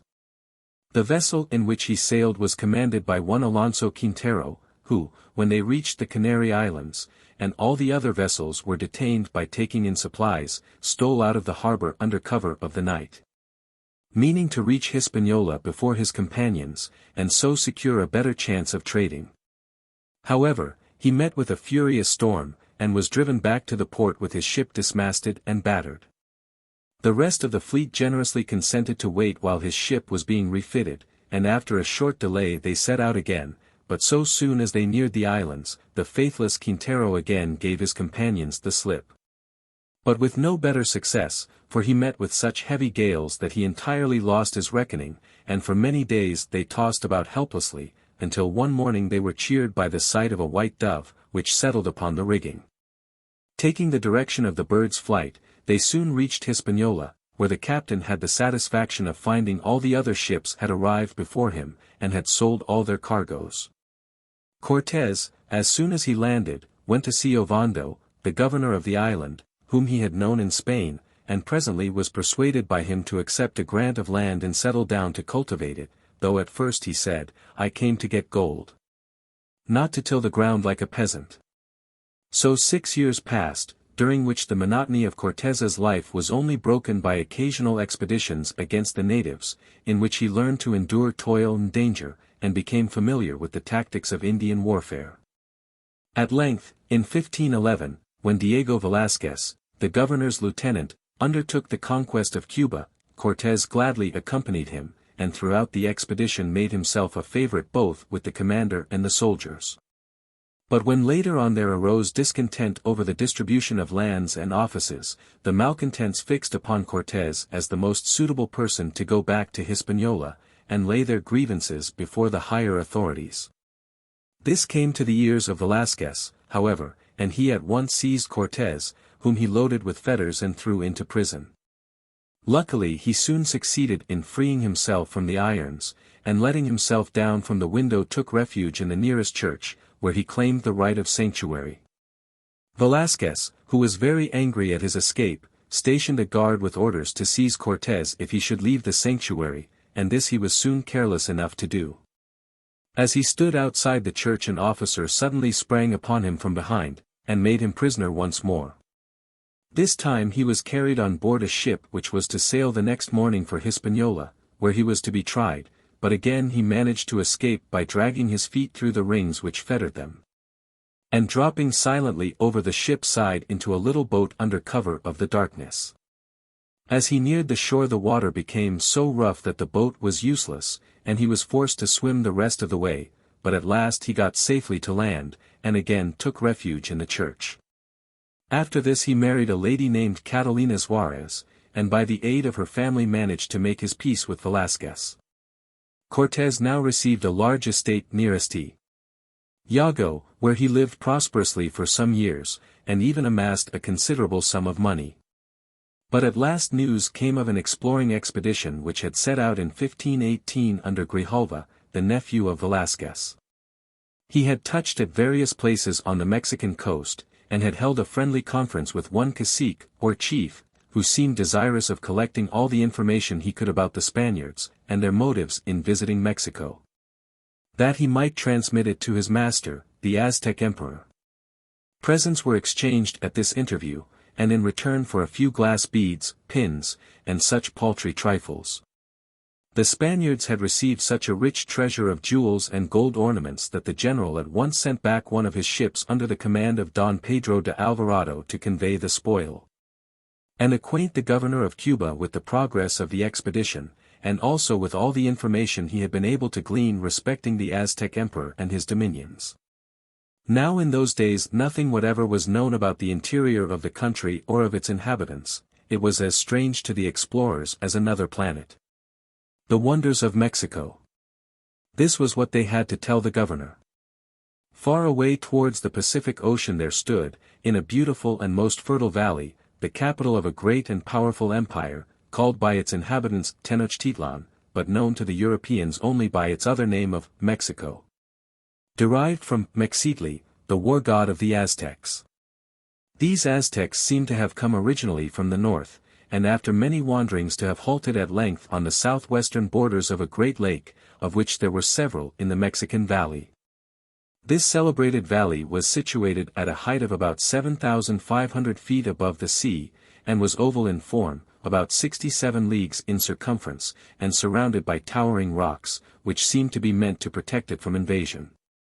It was in the year 1325 that the Aztecs paused upon the shore of the lake, and saw, as the sun rose, a splendid eagle perched upon a prickly pear which shot out of a crevice in the rock. It held a large serpent in its claws, and its broad wings were open towards the rising sun. The Aztecs saw in this a most favorable omen, and there and then set about building themselves a city, laying its foundations upon piles in the marshy ground beside the lake. And to this day the eagle and the cactus form the arms of the Mexican Republic. The little body of settlers increased rapidly in number and power, and made their name terrible throughout the valley, in which various other tribes had long been settled, until at last they united themselves with the king of the Tezcacans. to aid him against a tribe called the Tepanecs, who had invaded his territory. The allies were completely successful, and this led to an agreement between the states of Mexico, Texcoco, and Tlacopan, that they should support each other in all their wars, and divide all the spoils between them.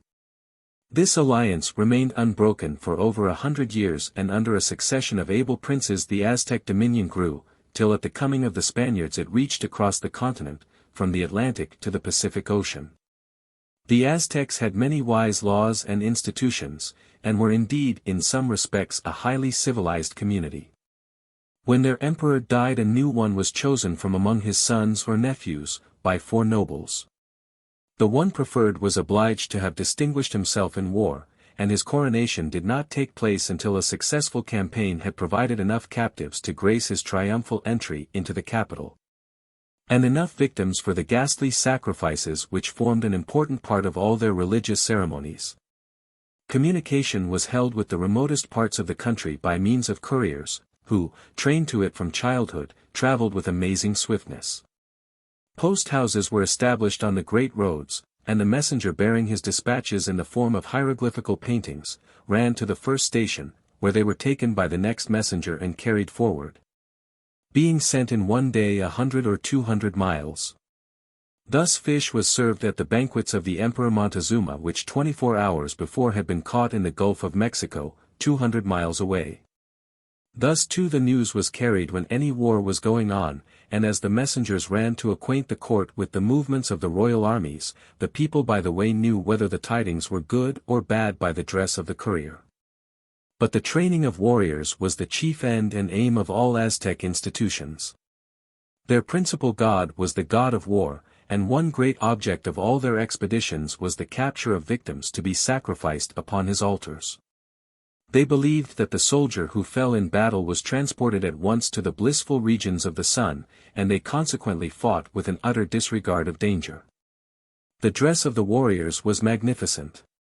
Their bodies were protected by a vest of quilted cotton, impervious to light missiles, and over this the chiefs wore mantles of gorgeous featherwork, and the richer of them a kind of cuirass of gold or silver plates.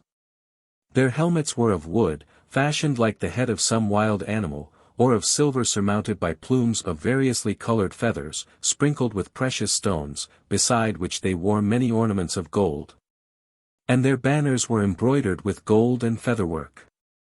The Aztecs worshipped 13 principal gods, and more than 200 of less importance, each of whom, however, had his day of festival, which was duly observed.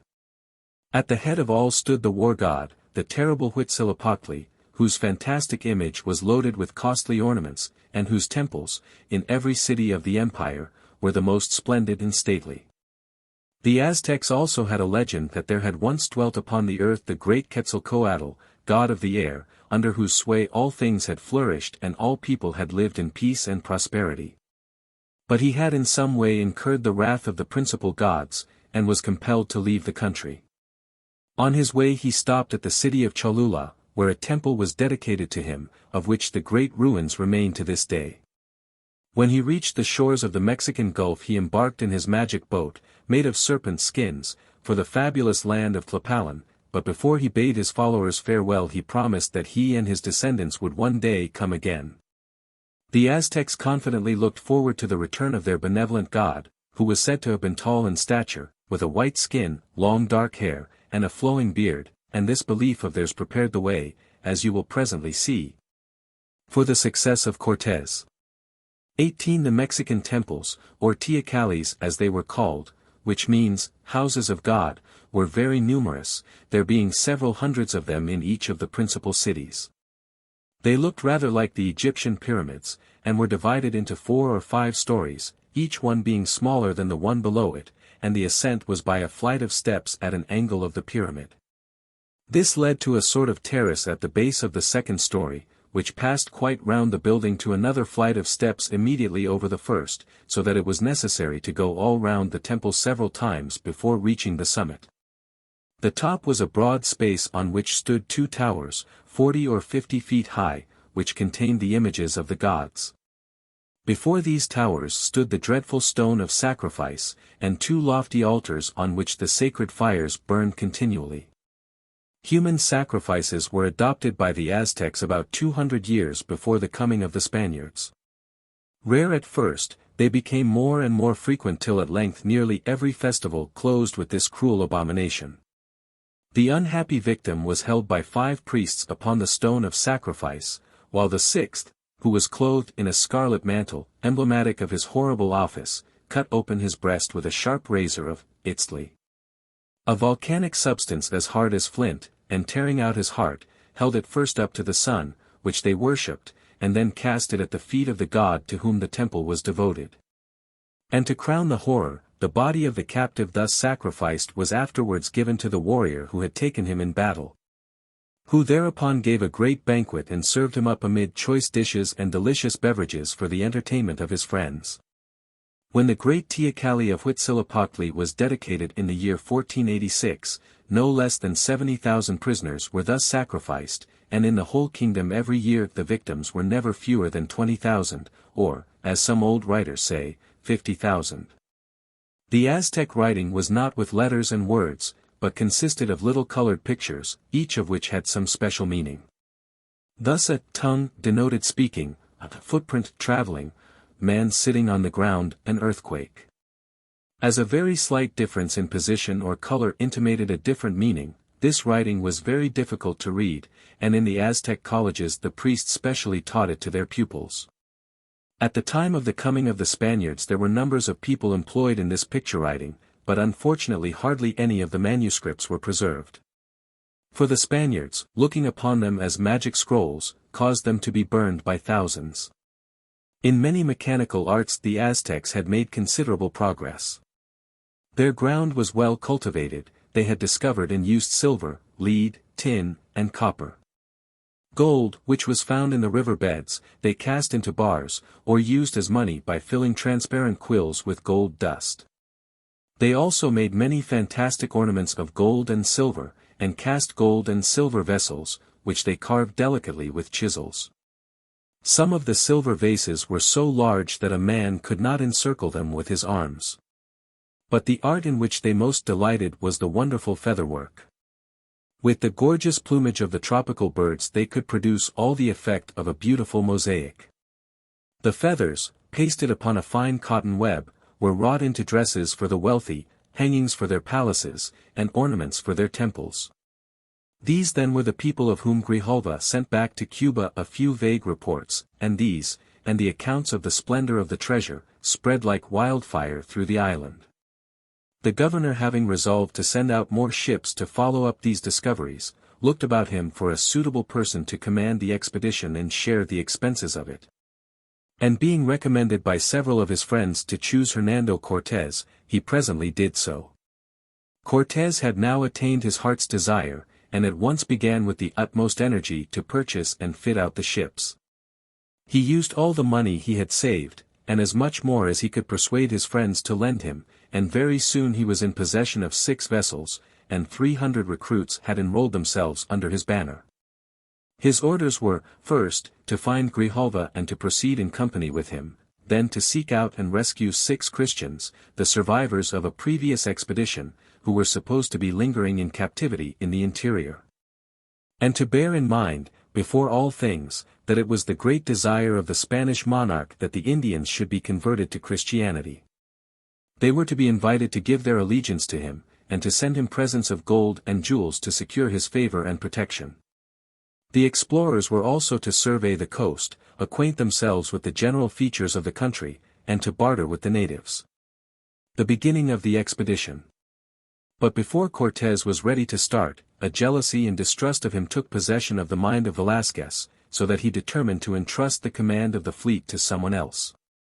This came to the ears of Cortés, and he with great promptitude assembled his officers secretly, and that very night set sail with what supplies he was able to lay hands upon, his ships being neither ready for sea nor properly provisioned.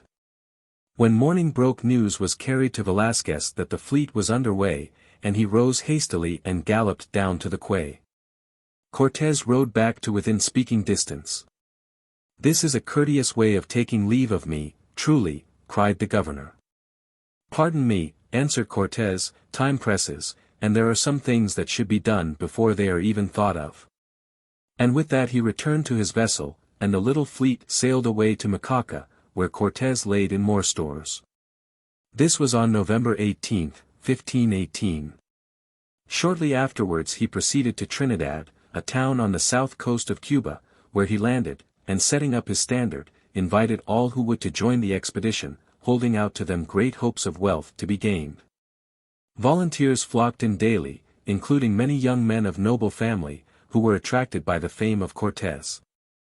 Among them were Pedro de Alvarado, Cristobal de Olid, Alonso de Avila, Juan Velázquez de León, Alonso Hernández de Portocarrero, and Gonzalo de Sandoval, of all of whom you will hear again before the story is finished. Finally, in February 1519, when all the reinforcements were assembled, Cortés found he had 11 vessels, 110 mariners, 553 soldiers, and 200 Indians. He also had 16 horses, 10 large guns, and 4 lighter, which were called falconets. Cortés, before embarking, addressed his little army, saying that he held out to them a glorious prize, and that if any among them coveted riches, he would make them masters of such as their countrymen had never dreamed of. And so they sailed away for the coast of Yucatan. The first thing that happened was that they were overtaken by a furious tempest, and Cortés was delayed by looking after a disabled vessel, and so was the last to reach the island of Cozumel. Here he found that Alvarado, one of his captains, had landed, plundered a temple, and by his violence caused the natives to fly and hide themselves inland. Cortés, much displeased, severely reprimanded his officer, and, by the aid of an interpreter, explained his peaceful intentions to 2 Indians who had been captured. Then he loaded them with presents, and sent them to persuade their countrymen to return, which they presently did, and the Spaniards had the satisfaction of bartering the trifles they had brought for the gold ornaments of the natives. Next Cortés sent 2 ships to the opposite coast of Yucatan, where they were to dispatch some Indians inland, to seek for and ransom the Christian captives, of whom he had gained some tidings from a trader.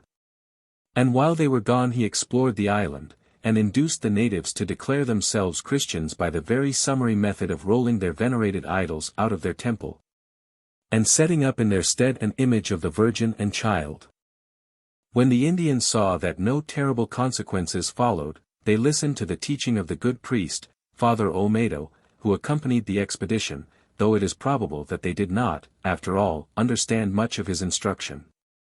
After 8 days the 2 ships came back, but with no news of the captives, and Cortés sorrowfully decided that he could wait no longer. He accordingly took in provisions and water, and set sail again, but before they had gone far one of the ships sprang a leak, which obliged them to put back into the same port. It was lucky that they did, for soon after they landed a canoe was seen coming from the shore of Yucatan, which proved to contain one of the long-lost Spaniards, who was called Aguilas. He had been for 8 years a slave among the natives in the interior, but his master, tempted by the ransom of glass beads, hawk bells, and such treasures, had consented to release him. When he reached the coast the ships were gone, but owing to the fortunate accident of their return, he found himself once more among his countrymen. Cortés at once saw the importance of having him as an interpreter, but in the end he proved to be of more use to the explorers than could have been at first imagined. Again the fleet set out, and coasted along the Gulf of Mexico till they reached the mouth of the Rio de Tabasco. Here Cortés landed, but found that the Indians were hostile, and were drawn up in great force against him. However, after some hard fighting the Spaniards were victorious, and having taken possession of the town of Tabasco, Cortés sent messengers to the chiefs saying that if they did not at once submit themselves he would ravage the country with fire and sword. As they had no mind for any more fighting they came humbly, bringing presents, and among them 30 slaves, one of whom, a beautiful Mexican girl named Malinche, was afterwards of the utmost importance to the expedition. She had come into the possession of the cacique of Tabasco through some traders from the interior of the country, to whom she had been secretly sold by her mother, who coveted her inheritance. Cortés now re-embarked his soldiers and sailed away to the island of San Juan de Ulloa, under the lee of which they anchored, and soon saw the light pirogues of the Indians coming off to them from the mainland. They brought presents of fruit and flowers, and little ornaments of gold which they gladly exchanged for the usual trifles. Cortés was most anxious to converse with them, but found to his disappointment that Aguilar could not understand their dialect. In this dilemma he was informed that one of the slaves was a Mexican, and could of course speak the language. This was Malinche, or as the Spaniards always called her, Marina. Cortés was so charmed with her beauty and cleverness that he made her his secretary, and kept her always with him. And she very soon learned enough Spanish to interpret for him without the help of Aguilar. But at first they were both necessary, and by their aid Cortés learned that his visitors were subjects of Montezuma, the great Aztec emperor, and were governed by Tentlyle, one of his nobles. Cortés, having ascertained that there was abundance of gold in the interior, dismissed them, loaded with presents, to acquaint their governor with his desire for an interview. The next morning he landed on the mainland with all his force. It was a level sandy plain, and the troops employed themselves in cutting down trees and bushes to provide a shelter from the weather. In this they were aided by the natives, who built them huts with stakes and earth, mats and cotton carpets, and flocked from all the country round to see the wonderful strangers. They brought with them fruits, vegetables, flowers in abundance, game, and many dishes cooked after the fashion of the country, and these they gave to, or bartered with, the Spaniards. The next day came Tentlyle, the governor, with a numerous train, and was met by Cortés, and conducted to his tent with great ceremony. All the principal officers were assembled, and after a ceremonious banquet at which the governor was regaled with Spanish wines and confections, the interpreters were sent for and a conversation began. Tentlyle first asked about the country of the strangers, and the object of their visit. Cortés replied that he was the subject of a powerful monarch beyond the seas, who had heard of the greatness of the Mexican emperor, and had sent him with a present in token of his goodwill, and with a message which he must deliver in person. He concluded by asking when he could be admitted into Montezuma's presence. To this the Aztec noble replied haughtily, "How is it that you have been here only 2 days, and demand to see the emperor?" Then he added that he was surprised to hear that there could be another monarch as powerful as Montezuma, but if it were so his master would be happy to communicate with him. And that he would forward the royal gift brought by the Spanish commander, and so soon as he had learned Montezuma's will would inform him of it. Tentlyle then ordered his slaves to bring forward the present for the Spanish general. It consisted of 10 loads of fine cotton, several mantles of gorgeous featherwork, and a wicker basket of golden ornaments. Cortés received it with due acknowledgments, and in his turn ordered the presents for Montezuma to be brought forward. These were an armchair richly carved and painted, a crimson cloth cap with a gold medal, and a quantity of collars, bracelets, and other ornaments of cut glass, which in a country where glass was unknown were as valuable as real gems. The Aztec governor observed a soldier in the camp in a shining gilt helmet, and expressed a wish that Montezuma should see it, as it reminded him of one worn by the god Quetzalcoatl. Cortés declared his willingness that the helmet should be sent, and begged that the emperor would return it filled with the gold dust of the country, that he might compare its quality with that of his own. He also said that the Spaniards were troubled with a disease of the heart, for which gold was a sure remedy. In fact, he made his want of gold very clear to the governor. While these things were passing Cortés observed one of Tentlyle's attendants busy with a pencil, and on looking at his work he found it was a sketch of the Spaniards, their costumes, weapons, and all objects of interest being correctly represented both in form and color. This was the celebrated picture writing, and the governor said that this man was drawing all these things for Montezuma, as he would get a much better idea of their appearance thus.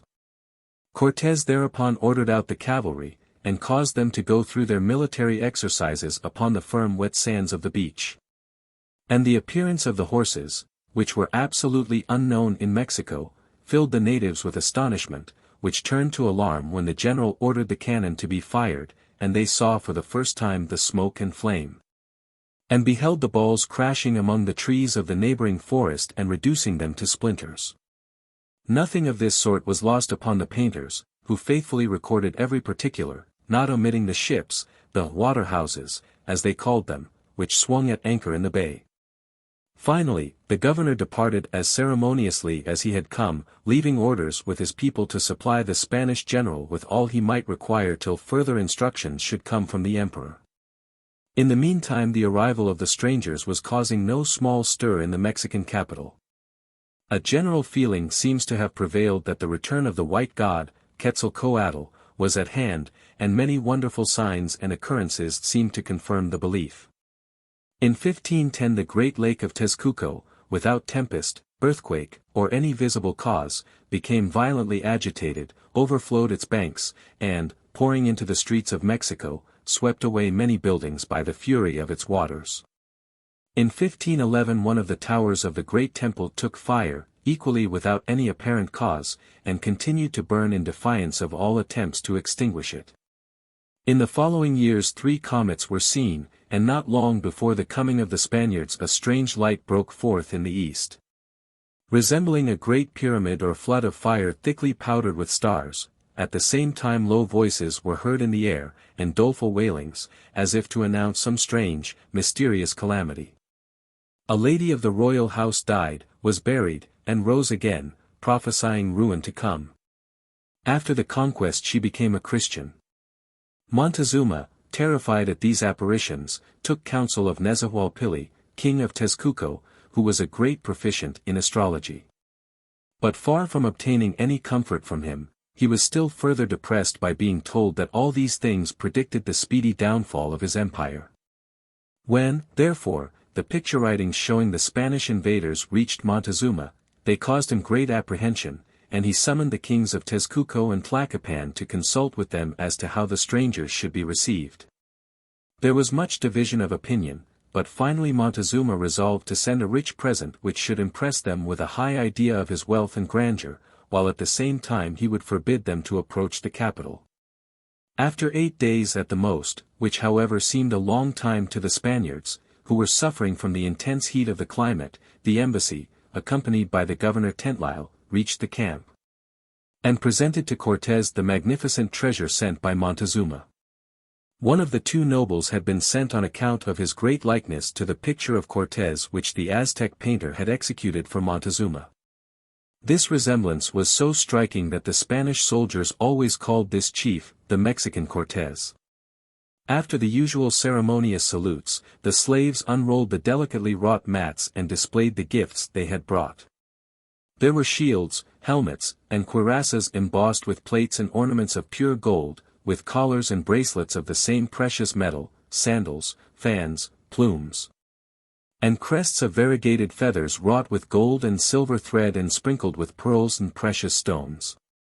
Also imitations of birds and animals in wrought or cast gold and silver of exquisite workmanship, and curtain coverlets and robes of cotton, fine as silk, of rich and varied hues, interwoven with featherwork that rivaled the most delicate painting. There were more than 30 loads of cotton cloth, and the Spanish helmet was returned filled to the brim with grains of gold. But the things which excited the most admiration were 2 circular plates of gold and silver as large as carriage wheels. One, representing the sun, was richly carved with plants and animals, and was worth 52,500 pounds. The Spaniards could not conceal their rapture at this exhibition of treasure which exceeded their utmost dreams.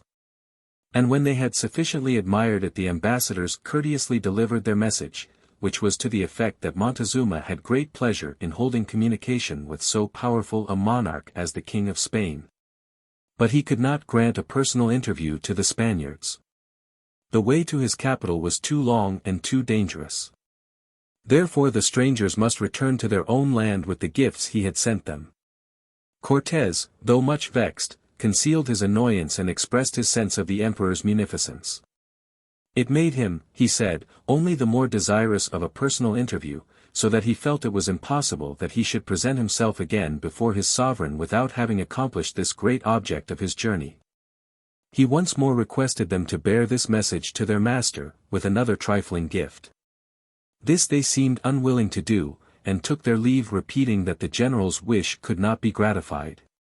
The soldiers were by this time suffering greatly from the heat, surrounded as they were by burning sands and evil-smelling marshes, and swarms of venomous insects which tormented them night and day. 30 of their number died, and the discomfort of the rest was greatly increased by the indifference of the natives, who no longer brought them such abundant supplies, and demanded an immense price for what they did provide. After 10 days the Mexican envoys returned, bearing another rich present of stuffs and gold ornaments, which, though not so valuable as the first, was yet worth 3,000 ounces of gold. Beside this there were 4 precious stones, somewhat resembling emeralds, each of which they assured the Spaniards was worth more than a load of gold, and was destined as a special mark of respect for the Spanish monarch, since only the nobles of Mexico were allowed to wear them. Unfortunately, however, they were of no value at all in Europe. Montezuma's answer was the same as before. He positively forbade the strangers to approach nearer to his capital, and requested them to take the treasure he had bestowed upon them, and return without delay to their own country. Cortés received this unwelcome message courteously, but coldly, and turning to his officers exclaimed, "This is a rich and powerful prince indeed, yet it shall go hard but we will one day pay him a visit in his capital." Father Olmedo then tried to persuade the Aztec chiefs to give up their idol worship, and endeavored by the aid of Marina and Aguilar to explain to them the mysteries of his own faith, but it is probable that he was not very successful. The chiefs presently withdrew coldly, and that same night every hut was deserted by the natives, and the Spaniards were left without supplies in a desolate wilderness. Cortés thought this so suspicious that he prepared for an attack, but everything remained quiet. The general now decided to remove his camp to a more healthy place a little farther along the coast, where the ships could anchor and be sheltered from the north wind. But the soldiers began to grumble and be discontented, and to say that it was time to return with their spoil, and not linger upon those barren shores until they had brought the whole Mexican nation about their ears. Fortunately at this juncture 5 Indians made their appearance in the camp, and were taken to the general's tent. They were quite different from the Mexicans in dress and appearance, and wore rings of gold and bright blue gems in their ears and nostrils, while a gold leaf, delicately wrought, was attached to the underlip. Marina could not understand their language, but luckily she found that 2 of them could speak in the Aztec tongue. They explained that they came from Zempoala, the chief town of a tribe called the Totonacs, and that their country had been lately conquered by the Aztecs, whose oppressions they greatly resented. They also said that the fame of the Spaniards had reached their master, who had sent to request them to visit him in his capital. It is easy to imagine how eagerly Cortés listened to this communication, and how important it was to him. Hitherto, as he knew absolutely nothing of the state of affairs in the interior of the country, he had supposed the empire to be strong and united. Now he saw that the discontent of the provinces conquered by Montezuma might be turned to his own advantage, and that by their aid he might hope to succeed in his cherished scheme of subduing the emperor himself. He therefore dismissed the Totonacs with many presents, promising soon to visit their city. Then with his usual energy and diplomacy he turned upon the immediate difficulties which beset him, the discontent of the soldiers, the jealousy of some of his officers, and the fact that he had no warrant for his ambitious plans in the commission that he had received from Velázquez. By tact and cunning he managed to settle everything as he wished, and set to work to establish a colony in the name of the Spanish sovereign, and appointed his chief friend Portocarrero to be one of its magistrates, and Montejo, who was a friend of Velázquez, to be the other. The new town was called Villa Rica de Vera Cruz, the rich town of the True Cross, and, as you see, its governors and officials were appointed before a single house was built. To them Cortés then resigned the commission which he had received from Velázquez, and the council, which consisted chiefly of his own friends, immediately reappointed him to be Captain General and Chief Justice of the colony, with power to do practically just as he liked. Of course this caused a great commotion in the opposing party, but Cortés put the leaders into irons and sent them on board one of the ships, while he sent the soldiers on a foraging expedition into the surrounding country. By the time these returned with supplies they had altered their minds, and joined their companions in arms, pledging themselves to a common cause, while even the cavaliers on board the ship came to the same conclusion, and were reconciled to the new government, and were from that time staunch adherents to Cortés. Peace being thus restored, the army set out to march northwards to the place where it had been decided to build the town. They crossed a river in rafts and broken canoes which they found upon its bank, and presently came to a very different scene from the burning sandy waste, which they had left. The wide plains were covered with green grass, and there were groves of palms, among which the Spaniards saw deer and various wild animals, and flocks of pheasants and turkeys. On their way they passed through a deserted village, in the temples of which they found records in the picture writing, and also, to their horror, the remains of sacrificed victims. As they proceeded up the river they were met by 12 Indians, sent by the cacique of Sempoala to show them the way to his town. The farther they went the more beautiful did the country become. The trees were loaded with gorgeous fruits and flowers, and birds and butterflies of every hue abounded. As they approached the Indian city they saw gardens and orchards on each side of the road, and were met by crowds of natives, who mingled fearlessly with the soldiers, bringing garlands of flowers, in which they specially delighted. To deck the general's helmet and to hang about the neck of his horse. The cacique, who was tall and very fat, received Cortés with much courtesy, and assigned to the army quarters in a neighboring temple, where they were well supplied with provisions, and the general received a present of gold and fine cotton. But in spite of all this friendliness he neglected no precautions, stationing sentinels, and posting his artillery so as to command the entrance. The following morning Cortés paid the cacique a visit at his own residence, and, by the aid of Marina, a long conference was held in which the Spanish general gained much important information, and promised to aid the Totonacs against Montezuma, and prevent him from carrying off their young men and maidens to be sacrificed to his gods. The following day the army marched off again to the town of Cayahuitztla, which stood like a fortress on a crag overlooking the gulf. Though the inhabitants were alarmed at first, they soon became friendly, and the chiefs came to confer with Cortés, and the cacique of Sempoala, who had accompanied him, carried in a litter. Just then there was a stir among the people, and 5 men entered the marketplace where they were standing.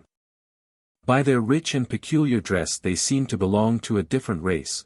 Their dark glossy hair was tied in a knot at the top of the head, and they carried bunches of flowers in their hands. Their attendants carried wands, or fans, to brush away the flies and insects from their lordly masters. These persons passed the Spaniards haughtily, scarcely deigning to return their salutations, and they were immediately joined by the Totonac chiefs, who seemed anxious to conciliate them by every sort of attention. The general, much astonished, inquired of Marina what this meant, and she replied that these were Aztec nobles empowered to receive tribute from Montezuma. Soon after the chiefs returned in dismay, saying that the Aztecs were very angry with them for entertaining the Spaniards without the emperor's permission, and had demanded 20 young men and maidens to be sacrificed to the gods as a punishment.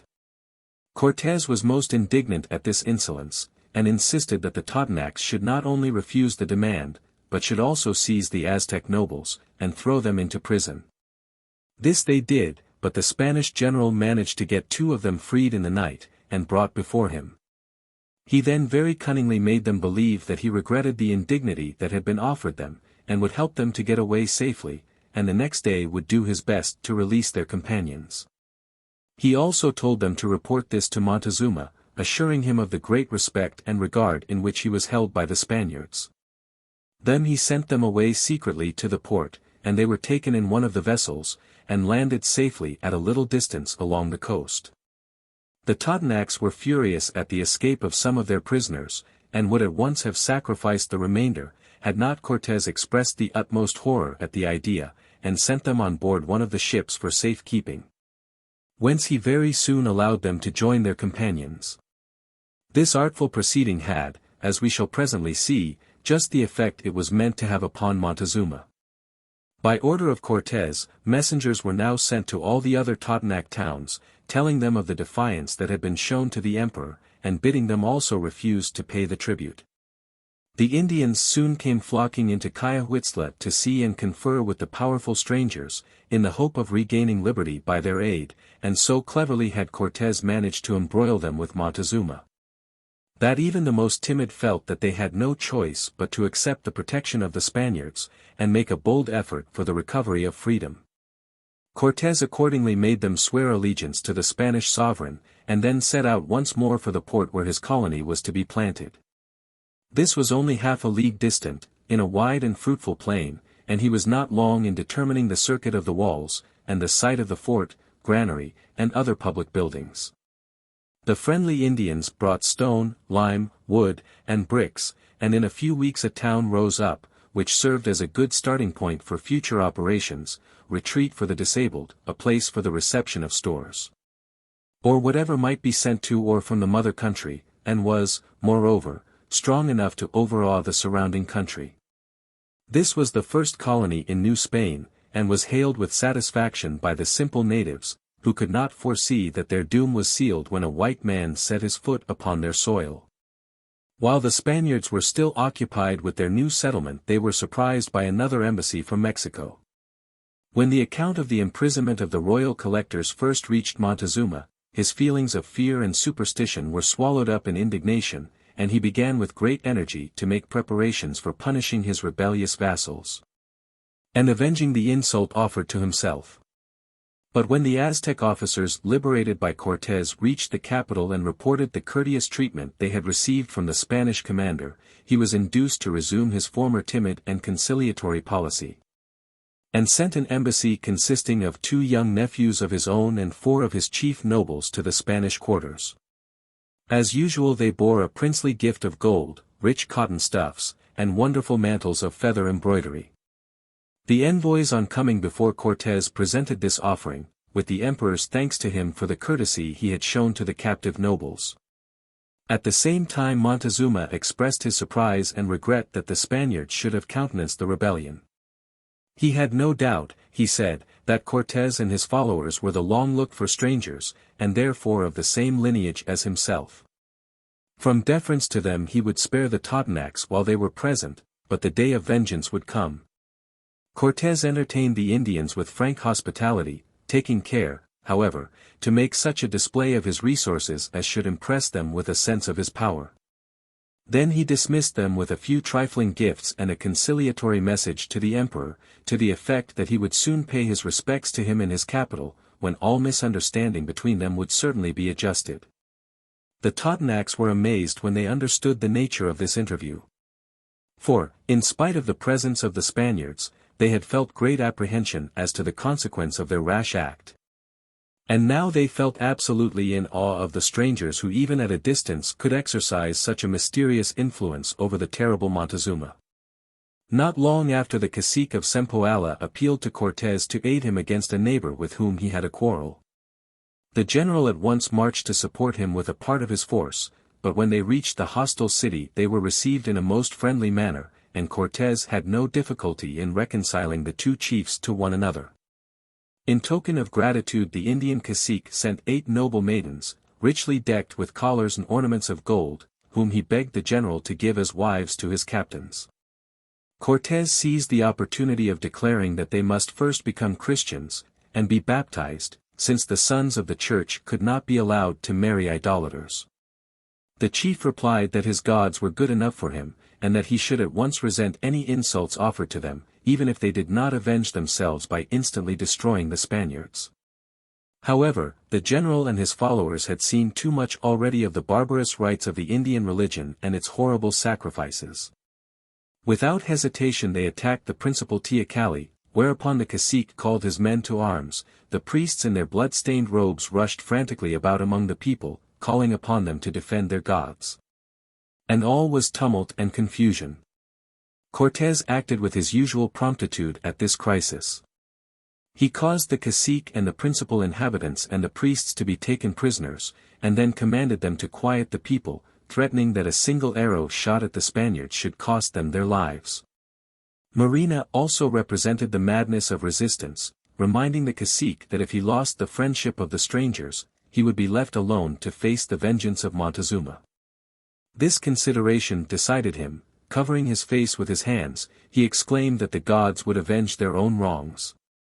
Taking advantage of this tacit consent, 50 soldiers rushed up the stairway of the temple, and dragging the great wooden idols from their places in the topmost tower, they rolled them down the steps of the pyramid amid the groans of the natives and the triumphant shouts of their comrades, and then burnt them to ashes. The Totonacs, finding that their gods were unable to prevent or even punish this profanation of their temple, now believed that they were indeed less to be feared than the Spaniards, and offered no further resistance.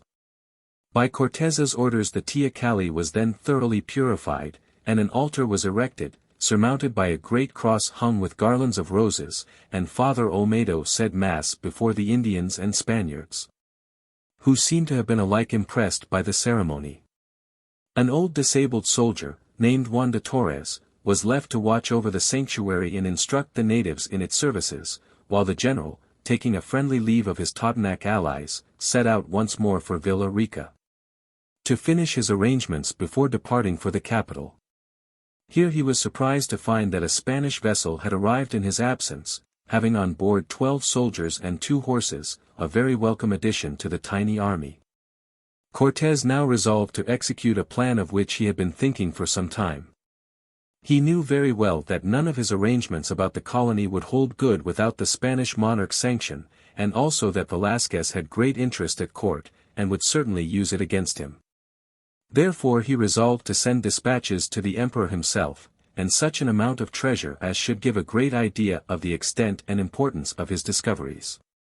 He gave up his own share of the spoil, and persuaded his officers to do the same, and a paper was circulated among the soldiers, calling upon all who chose to resign the small portion which was due to them, that a present worthy of the emperor's acceptance might be sent home.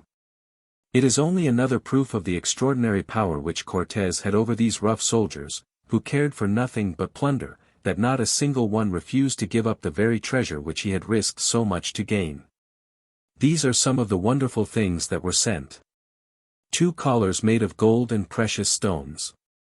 2 birds made of green feathers, with feet, beaks, and eyes of gold, and in the same piece with them animals of gold resembling snails. A large alligator's head of gold. 2 birds made of thread and featherwork, having the quills of their wings and tails, their feet, eyes, and the ends of their beaks of gold, standing upon 2 reeds covered with gold, which are raised on balls of featherwork and gold embroidery. 1 white and the other yellow, with 7 tassels of featherwork hanging from each of them. A large silver wheel, also bracelets, leaves, and 5 shields of the same metal. A box of featherwork embroidered on leather, with a large plate of gold weighing 70 ounces in the midst. A large wheel of gold with figures of strange animals on it, and worked with tufts of leaves, weighing 3,800 ounces. A fan of variegated featherwork with 37 rods plated with gold. 16 shields of precious stones, with feathers of various colors hanging from their rims, and 6 shields each covered with a plate of gold, with something resembling a mitre in the center. Besides all this there was a quantity of gold ore, and many pieces of richly embroidered cotton cloth and featherwork. He accompanied this present with a letter to the emperor in which he gave an account of all his adventures and discoveries, and ended by beseeching him to confirm his authority, as he was entirely confident that he should be able to place the Castilian crown in possession of this great Indian empire. He also sent 4 slaves, who had been rescued from the cage in which were kept the victims about to be sacrificed, and some Mexican manuscripts. Very soon after the departure of the treasure ship Cortés discovered that there was a conspiracy among some of his followers, who either did not like the way the general arranged matters, or else were terrified at the prospect of the dangerous campaign that was before them.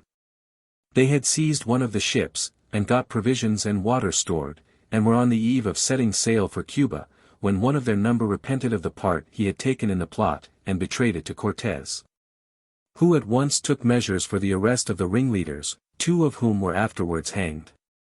This affair showed the general that there were some among his followers who were not heart and soul in the expedition, and who might therefore fail him when he most needed them, and might also cause their comrades to desert if there was any chance for them to escape. He therefore determined to take the bold step of destroying the ships without the knowledge of his army. Accordingly, he marched the whole army to Zempoala, and when he arrived there he told his plan to a few of his devoted adherents, who entirely approved of it. Through them he persuaded the pilots to declare the ships unseaworthy, and then ordered 9 of them to be sunk, having first brought on shore their sails, masts, iron, and all movable fittings. When the news of this proceeding reached Zempoala, it caused the deepest consternation among the Spaniards, who felt themselves betrayed and abandoned, a mere handful of men arrayed against a great and formidable empire, and cut off from all chance of escape. They murmured loudly, and a serious mutiny was threatened. But Cortés, whose presence of mind never deserted him, managed to reassure them, and to persuade them that he had only done what was really best for everyone. And he so cunningly dwelt upon the fame and the treasure which they were on the eve of gaining, that not one of them accepted the offer which he made to them of returning to Cuba in the only remaining ship. Their enthusiasm for their leader revived, and as he concluded his speech they made the air ring with their shouts of, "To Mexico! To Mexico! The march to Mexico!" While he was still at Zempoala, news came to Cortés from Villa Rica that 4 strange ships were hovering off the coast, and that they refused to respond to repeated signals made to them by Don Juan de Escalante, who was in command of the garrison left in the town. This greatly alarmed Cortés, who was continually dreading the interference of his enemy, the governor of Cuba. He rode hastily back to Villa Rica, and, almost without stopping to rest, pushed on a few leagues northwards along the coast, where he understood the ships were at anchor. On his way he met with 3 Spaniards just landed from them, and learned that they belonged to a squadron fitted out by Francisco de Garay, who had landed on the Florida coast a year before, and had obtained from Spain authority over the countries he might discover in its neighborhood. Cortés saw he had nothing to fear from them, but he did wish he could have induced the crews of the ships to join his expedition. The 3 men he easily persuaded, but those who remained on board feared treachery, and refused to send a boat ashore. Finally, by a stratagem, Cortés succeeded in capturing 3 or 4 more, out of a boat's crew who came to fetch their comrades, and with this small party of recruits he returned to Zempoala. On August 16, 1519, Cortés bade farewell to his hospitable Indian friends, and set out for Mexico. His force consisted of about 400 foot and 15 horse, with 7 pieces of artillery, and in addition to these he had obtained from the cacique of Zempoala 1,300 warriors, and 1,000 porters to carry the baggage and drag the guns. During the first day the army marched through the Tierra Caliente, or hot region. All around them fruit and flowers grew in the wildest profusion, as indeed they did all the year round in that wonderful climate. The air was heavy with perfume, and bright birds and insects abounded.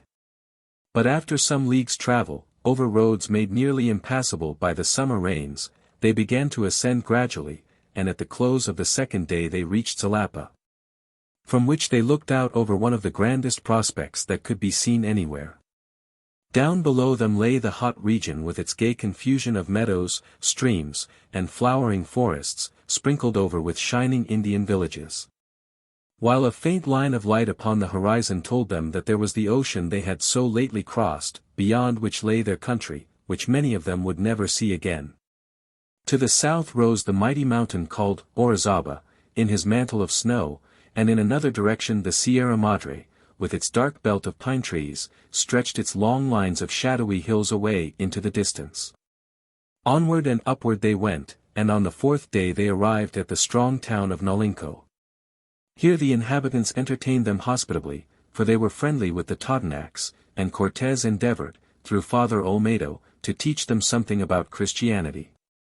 They seem to have listened willingly, and allowed the Spaniards to erect a cross for their adoration, which indeed they did in most of the places where they halted.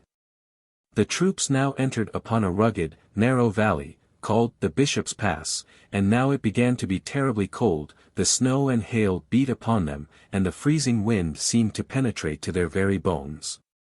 The Spaniards were partly protected by their armor, and their thick coats of quilted cotton, but the poor Indians, natives of the hot region and with very little clothing, suffered greatly, and indeed several of them died by the way. The path lay round a bare and dreadful-looking volcanic mountain, and often upon the edge of precipices 3,000 feet in depth. After 3 days of this dreary traveling the army emerged into a more genial climate.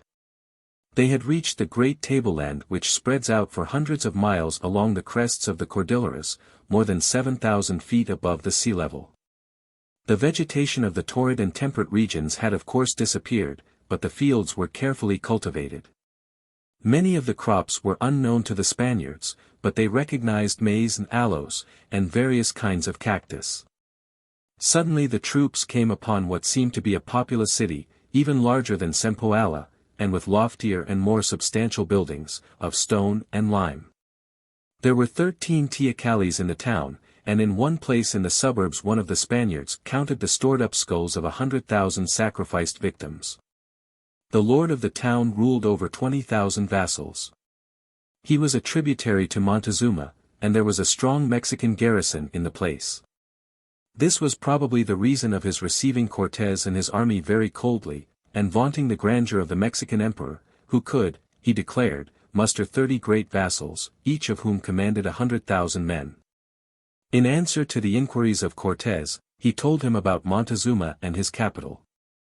How more than 20,000 prisoners of war were sacrificed every year upon the altars of his gods, and how the city stood in the midst of a great lake, and was approached by long causeways connected in places by wooden bridges, which when raised cut off all communication with the country, and many other strange things which were not of a kind to reassure the minds of the Spaniards. They hardly knew whether to believe the old cacique or not, but at any rate the wonders they heard made them, as one of their cavaliers said, only the more earnest to prove the adventure, desperate as it might appear. The natives were also very curious to know about the Spaniards, their horses and dogs, and strange weapons, and Marina in answering their questions took care to expatiate upon the exploits and victories of her adopted countrymen, and to state the extraordinary marks of respect they had received from Montezuma. This had its effect upon the cacique, who presently sent the general some slaves to make bread for the soldiers, and supplied them with the means of refreshment and rest, which they needed so much after their toilful march. The army rested in this city 4 or 5 days, and even at the end of the last century the Indians would still point out the cypress tree under the shelter of which the conqueror's horse had been tied. When the journey was resumed, the way was through a broad green valley, watered by a splendid river and shaded by lofty trees. On either side of the river an unbroken line of Indian dwellings extended for several leagues, and on some rising ground stood a town which might contain 5,000 or 6,000 inhabitants, commanded by a fortress with walls and trenches. Here the troops halted again, and met with friendly treatment. In their last halting place Cortés had been advised by the natives to take the route to the ancient city of Cholula, the inhabitants of which were a mild race, subjects of Montezuma, and given to peaceful arts, who were likely to receive him kindly. But his Sempoalan allies declared that the Collulans were false and perfidious, and counseled him to go to Tlascala, a valiant little republic which had managed to maintain its independence against the arms of Mexico. The tribe had always been friendly with the Totonacs, and had the reputation of being frank, fearless, and trustworthy. The Spanish general decided to try and secure their goodwill, and accordingly dispatched 4 of the principal Sempoalans with a gift, consisting of a cap of crimson cloth, a sword and a crossbow, to ask permission to pass through their country. Expressing at the same time his admiration of their valor, and of their long resistance of the Aztecs, whose pride he, too, was determined to humble. 3 days after the departure of the envoys the army resumed its march, lingering somewhat by the way in hopes of receiving an answer from the Indian Republic. But the messengers did not return, which occasioned the general no little uneasiness. As they advanced the country became rougher and the scenery bolder, and at last their progress was arrested by a most remarkable fortification. It was a stone wall 9 feet high and 20 feet thick, with a parapet 1.5 feet broad at the top, for the protection of those who defended it. It had only one opening in the center, made by 2 semicircular lines of wall overlapping each other for the space of 40 paces, and having a passageway between, 10 paces wide, so contrived as to be perfectly commanded by the inner wall. This fortification, which extended for more than 2 leagues, rested at either end on the bold, natural buttresses of the chain of mountains. It was built of immense blocks of stone nicely laid together without cement, and from the remains that still exist it is easy to imagine what its size and solidity must have been. This singular structure marked the limits of Tlascala, and was intended, the natives said, as a barrier against Mexican invasions. The soldiers paused amazed, and not a little apprehensive as to their reception in Tlascala, since a people who were capable of such a work as that would indeed prove formidable should they not be friendly. But Cortés, putting himself at the head of his cavalry, shouted, "Forward, soldiers, the Holy Cross is our banner, and under that we shall conquer. And so they marched through the undefended passage, and found themselves in Tlaxcala. The Tlaxcalan people belonged to the same great family as the Aztecs, and had planted themselves upon the western shore of Lake Texcoco at about the same period, at the close of the 12th century. There they remained many years, until they had, for some reason, incurred the displeasure of all the surrounding tribes, who combined to attack them, and a terrible battle took place. Though the Tlaxcalans were entirely victorious, they were so disgusted by this state of things that they resolved to migrate, and the greater number of them finally settled in the warm and fruitful valley overshadowed by the mountains of Tlaxcala. After some years the monarchy was divided, first into 2, then 4 separate states, each with its own chief, who was independent in his own territory, and possessed equal authority with the other 3 in all matters concerning the whole republic. The affairs of which were settled by a council consisting of the 4 chiefs and the inferior nobles. They were an agricultural people, and the fertility of their new country was signified by its name, Tlaxcala, meaning the land of bread. Presently their neighbors began to be envious of their prosperity, and they were frequently obliged to defend themselves against the Collodens, and were always successful. But when Ashiocatl, king of the Aztecs, sent demanding the same tribute and obedience from them which the other people of the country paid him, threatening, if they refused, to destroy their cities, and give their land to their enemies, they answered proudly, neither they nor their forefathers had ever paid tribute or homage to a foreign power, nor ever would pay it. If their country was invaded, they knew how to defend it. This answer brought upon them the forces of the Mexican monarch, and a pitched battle was fought in which the Republic was again victorious, but from that time hostilities never ceased between the 2 nations. Every captive was mercilessly sacrificed, and the Tlaxcalan children were trained from the cradle to hate the Mexicans with a deadly hatred. In this struggle the Tlaxcalans received valuable support from a wild and warlike race from the north, called the Otomis. Some of them settled in the Republic, and having proved themselves courageous and faithful, were entrusted with the defense of the frontier. After Montezuma became Emperor of Mexico, greater efforts than before were made to subdue Tlaxcala. He sent a great army against it, commanded by his favorite son, but his troops were defeated and his son killed. Enraged and mortified, Montezuma made still greater preparations and invaded the valley with a terrific force. But the Tlaxcalans withdrew to the recesses of the hills, and watching their opportunity, swept down upon the enemy and drove them from their territory with dreadful slaughter. Nevertheless they were greatly harassed by these constant struggles with a foe so superior to themselves in numbers and resources. The Aztec armies lay between them and the coast, cutting off all possibility of obtaining any supplies. There were some things, as cotton, cacas, and salt, which they were unable to grow or manufacture, of which they had been deprived for more than 50 years. And their taste was so much affected by this enforced abstinence that they did not get used to eating salt with their food for several generations after the conquest. This was the state of affairs in Tlaxcala when the Spaniards reached it, and it is easy to see how important it was to Cortés to form an alliance with it, but that was not an easy thing to do. The Tlaxcalans had heard about the Christians and their victorious advance, but they had not expected that they would come their way. So they were much embarrassed by the embassy demanding a passage through their territories.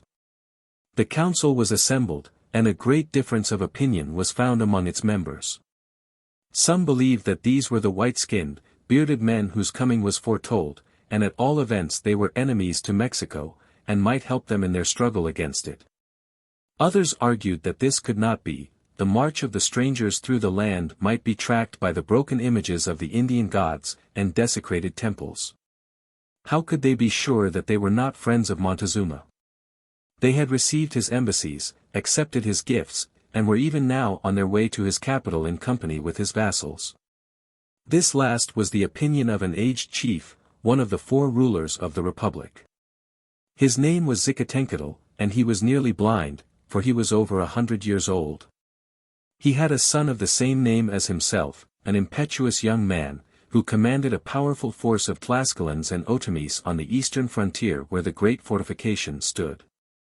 The old chief advised that this force should at once fall upon the Spaniards. If they were conquered they would be at the mercy of the Tlascalans, but if by any mischance his son should fail, the council could declare that they had nothing to do with the attack, laying the whole blame of it upon the young Xicotencatl. Meantime the Sempoalan envoys were to be detained under pretense of assisting at a religious sacrifice. By this time, as we know, Cortés and his gallant band had passed the rocky rampart, from which, for some reason or other, the Otomi guard was absent. After advancing a few leagues he saw a small party of Indians, armed with sword and buckler, who fled at his approach. He made signs for them to halt, but they only fled the faster. The Spaniards spurred their horses, and soon succeeded in overtaking them, when they at once turned, and, without showing the usual alarm at the horses and strange weapons of the cavaliers, attacked them furiously. The latter, however, were far too strong for them, and they would soon have been cut to pieces had not a body of several thousand Indians appeared, coming quickly to their rescue. Cortés seeing them, hastily dispatched a messenger to hurry up his infantry. The Indians, having discharged their missiles, fell upon the little band of Spaniards, striving to drag the riders from their horses and to tear their lances from their grasp. They brought one cavalier to the ground, who afterwards died of his wounds, and they killed 2 horses, cutting their necks through with one blow of their formidable broadswords. This was a most serious loss to Cortés, whose horses were so important, and so few in number. The struggle was a hard one, and it was with no small satisfaction that the Spaniards saw their comrades advancing to their aid. No sooner had the main body reached the field of battle, than, hastily falling into position, they poured such a volley from their muskets and crossbows as fairly astounded the enemy, who made no further attempt to continue the fight, but drew off in good order, leaving the road open to the Spaniards, who were only too glad to get rid of their foes and pursue their way. Presently they met 2 Tlascalan envoys, accompanied by 2 of the Sempoalans. The former, on being brought to the general, assured him of a friendly reception in the capital, and declared the late assault upon the troops to have been quite unauthorized. Cortés received his message courteously, pretending to believe that all was as he said. As it was now growing late the Spaniards quickened their pace, anxious to reach a suitable camping ground before nightfall, and they chose a place upon the bank of a stream, where a few deserted huts were standing. These the weary and famishing soldiers ransacked in search of food, but could find nothing but some animals resembling dogs, which, however, they cooked and ate without ceremony, seasoning their unsavour repast with the fruit of the Indian fig, which grew wild in the neighbourhood. After several desperate battles with the Tlascalans, Cortés finally won a great victory. The next day, as he usually did after gaining a battle, the Spanish commander sent a new embassy to the Tlascalan capital, making as before professions of friendship, but this time threatening that if his offers were rejected he would visit their city as a conqueror, razing their house to the ground and putting every inhabitant to the sword. Of course this message was given to the envoys by the aid of the Lady Marina, who became day by day more necessary to Cortés, and who was, indeed, generally admired for her courage and the cheerfulness with which she endured all the hardships of the camp and raised the drooping spirits of the soldiers, while by every means in her power she alleviated the miseries of her own countrymen. This time, the ambassadors of Cortés received a respectful hearing from the deeply dejected council of Tlascala, for whom nothing remained but to submit. 4 principal caciques were chosen to offer to the Spaniards a free passage through the country, and a friendly reception in the capital. Their friendship was accepted, with many excuses for the past, and the chiefs were further ordered to touch at the camp of Xicotencatl, the Tlascalan general, and require him to cease hostilities and furnish the white men with a plentiful supply of provisions. While the Tlascalan envoys were still in the camp came a fresh embassy from Montezuma.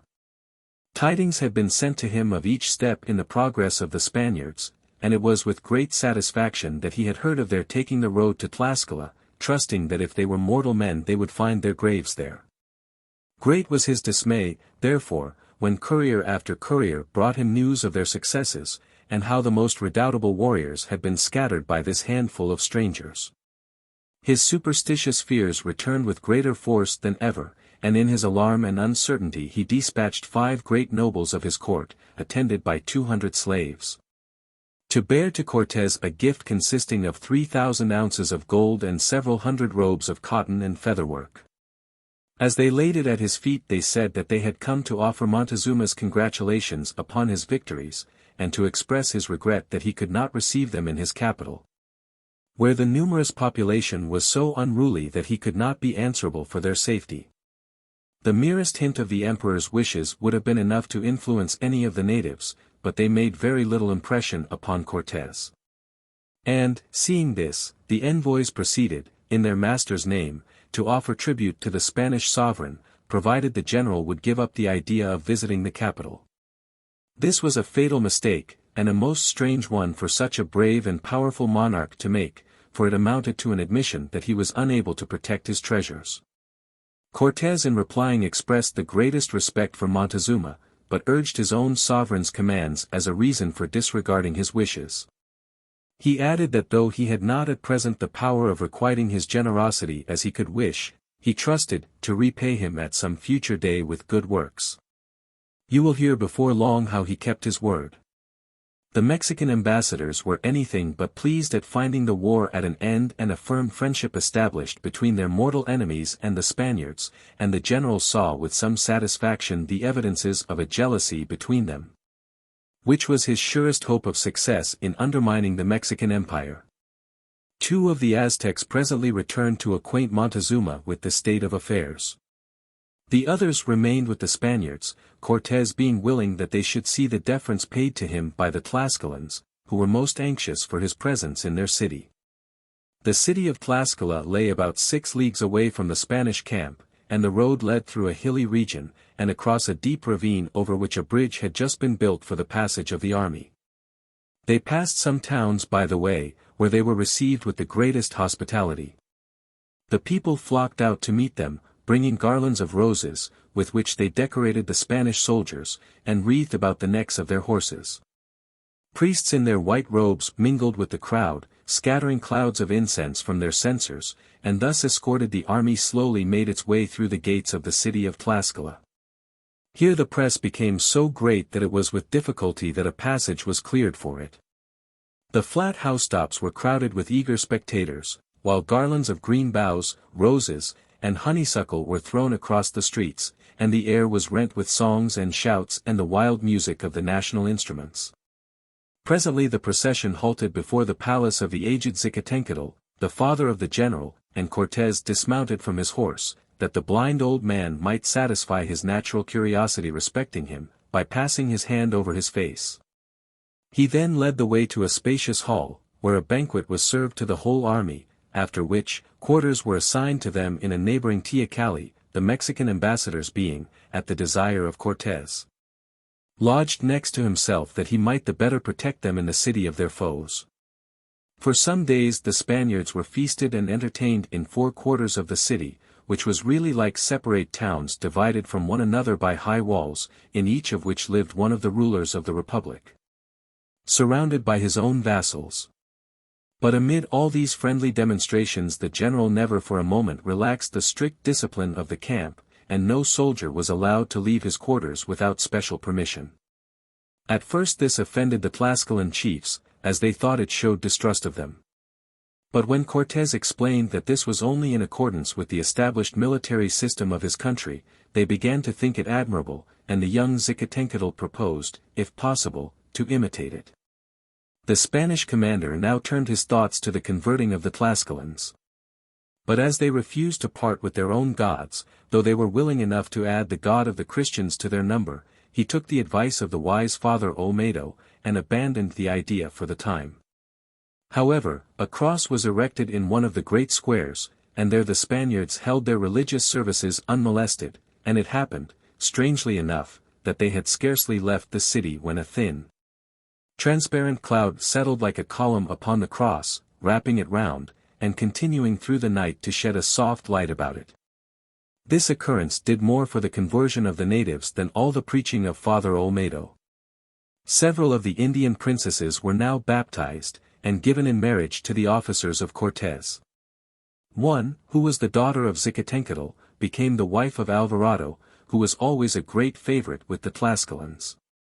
From his gay manners, joyous countenance, and bright golden hair, he gained the nickname of Tonatiuh, or the Sun, while Cortez, who hardly ever appeared anywhere without the beautiful Marina, was called by the natives Malinche, which you will remember was her Indian name.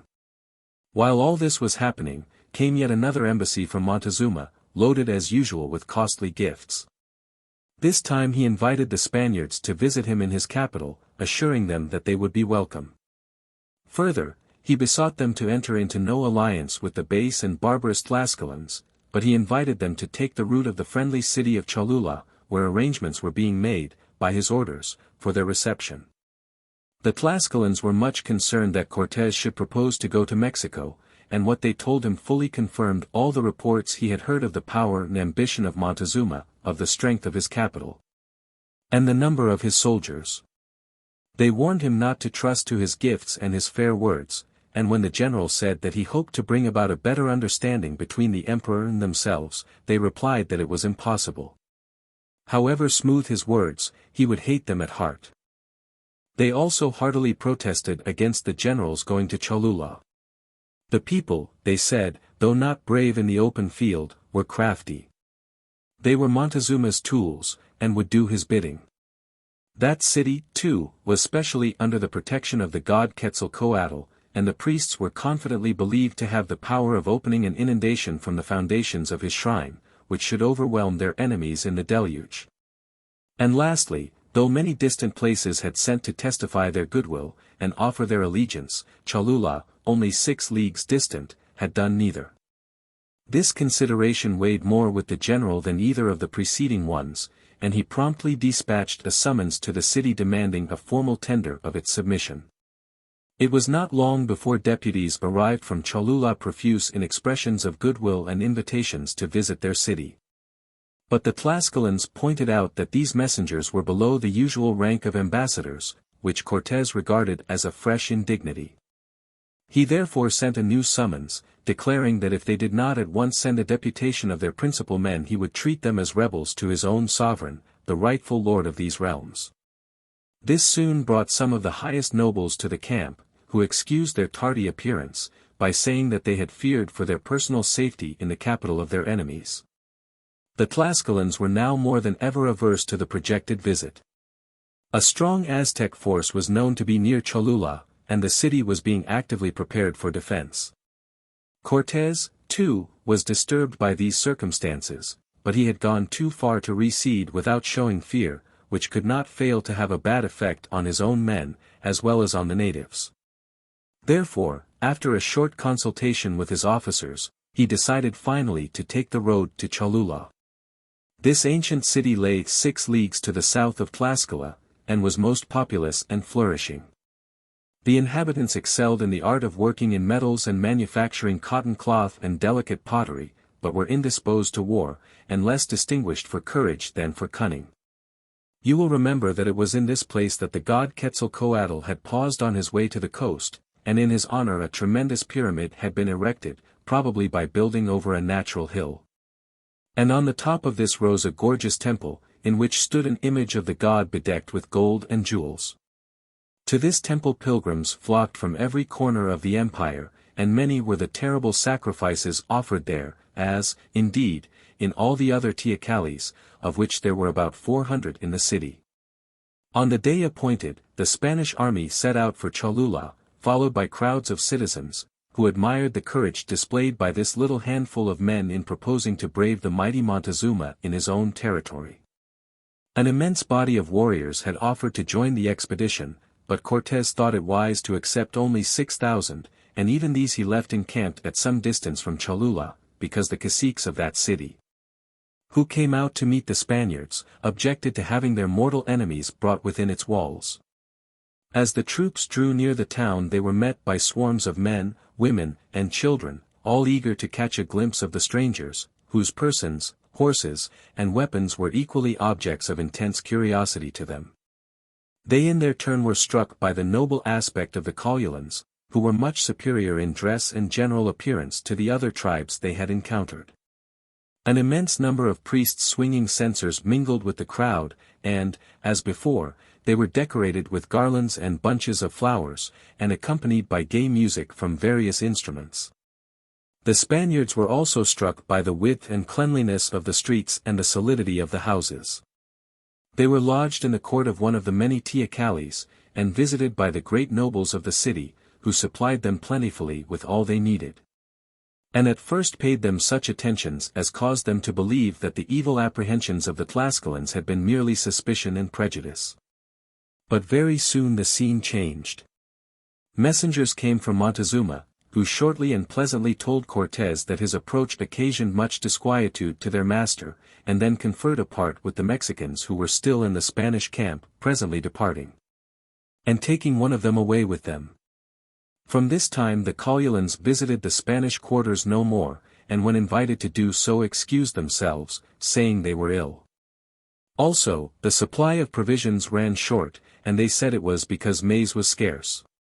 Naturally, Cortés became very uneasy at this change, and his alarm was increased by the reports of the Sempoalans, who told him that in wandering about the city they had seen several streets barricaded, and in some places holes had been dug, and a sharp stake planted upright in each, and branches strewn to conceal them, while the flat roofs of the houses were being stored with stones and other missiles.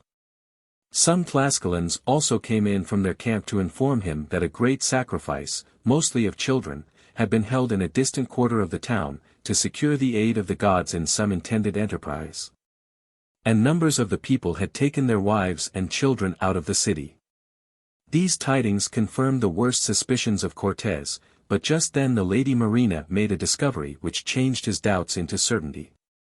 The wife of one of the Culloden caciques had taken a great fancy to the Mexican girl, and continually urged her to visit her house, hinting mysteriously that she would in this way escape a great danger which threatened the Spaniards. Marina pretended to be delighted with this proposal, and glad of the chance of escaping from the white men, and by degrees she thus won the confidence of the Culloden, who presently revealed the whole plot to her. It originated, she said, with the Aztec emperor, who had bribed the caciques of Cholula, her husband among the number, to assault the Spaniards as they marched out of the city. And to throw them into confusion all sorts of obstacles had been placed in their way. A force of 20,000 Mexicans was already quartered near the city to support the Cullodens, and the Spaniards would, it was confidently expected, fall an easy prey to their united enemies. A sufficient number of them were to be reserved to be sacrificed in Cholula, and the rest led in fetters to the capital of Montezuma. While this conversation was taking place, Marina was making a show of collecting and packing up such dresses and jewels as she was to take with her to the house of her new friend. But after a while she managed to slip away without exciting her suspicion, and, rushing to the general, told him all. Cortés at once caused the cacique's wife to be seized, and she repeated to him the same story that she had told to Marina. He was most anxious to gain further particulars of the conspiracy, and accordingly induced 2 priests, one of them a person of much influence, to visit his quarters, where by courteous treatment and rich presents he got from them a complete confirmation of the report.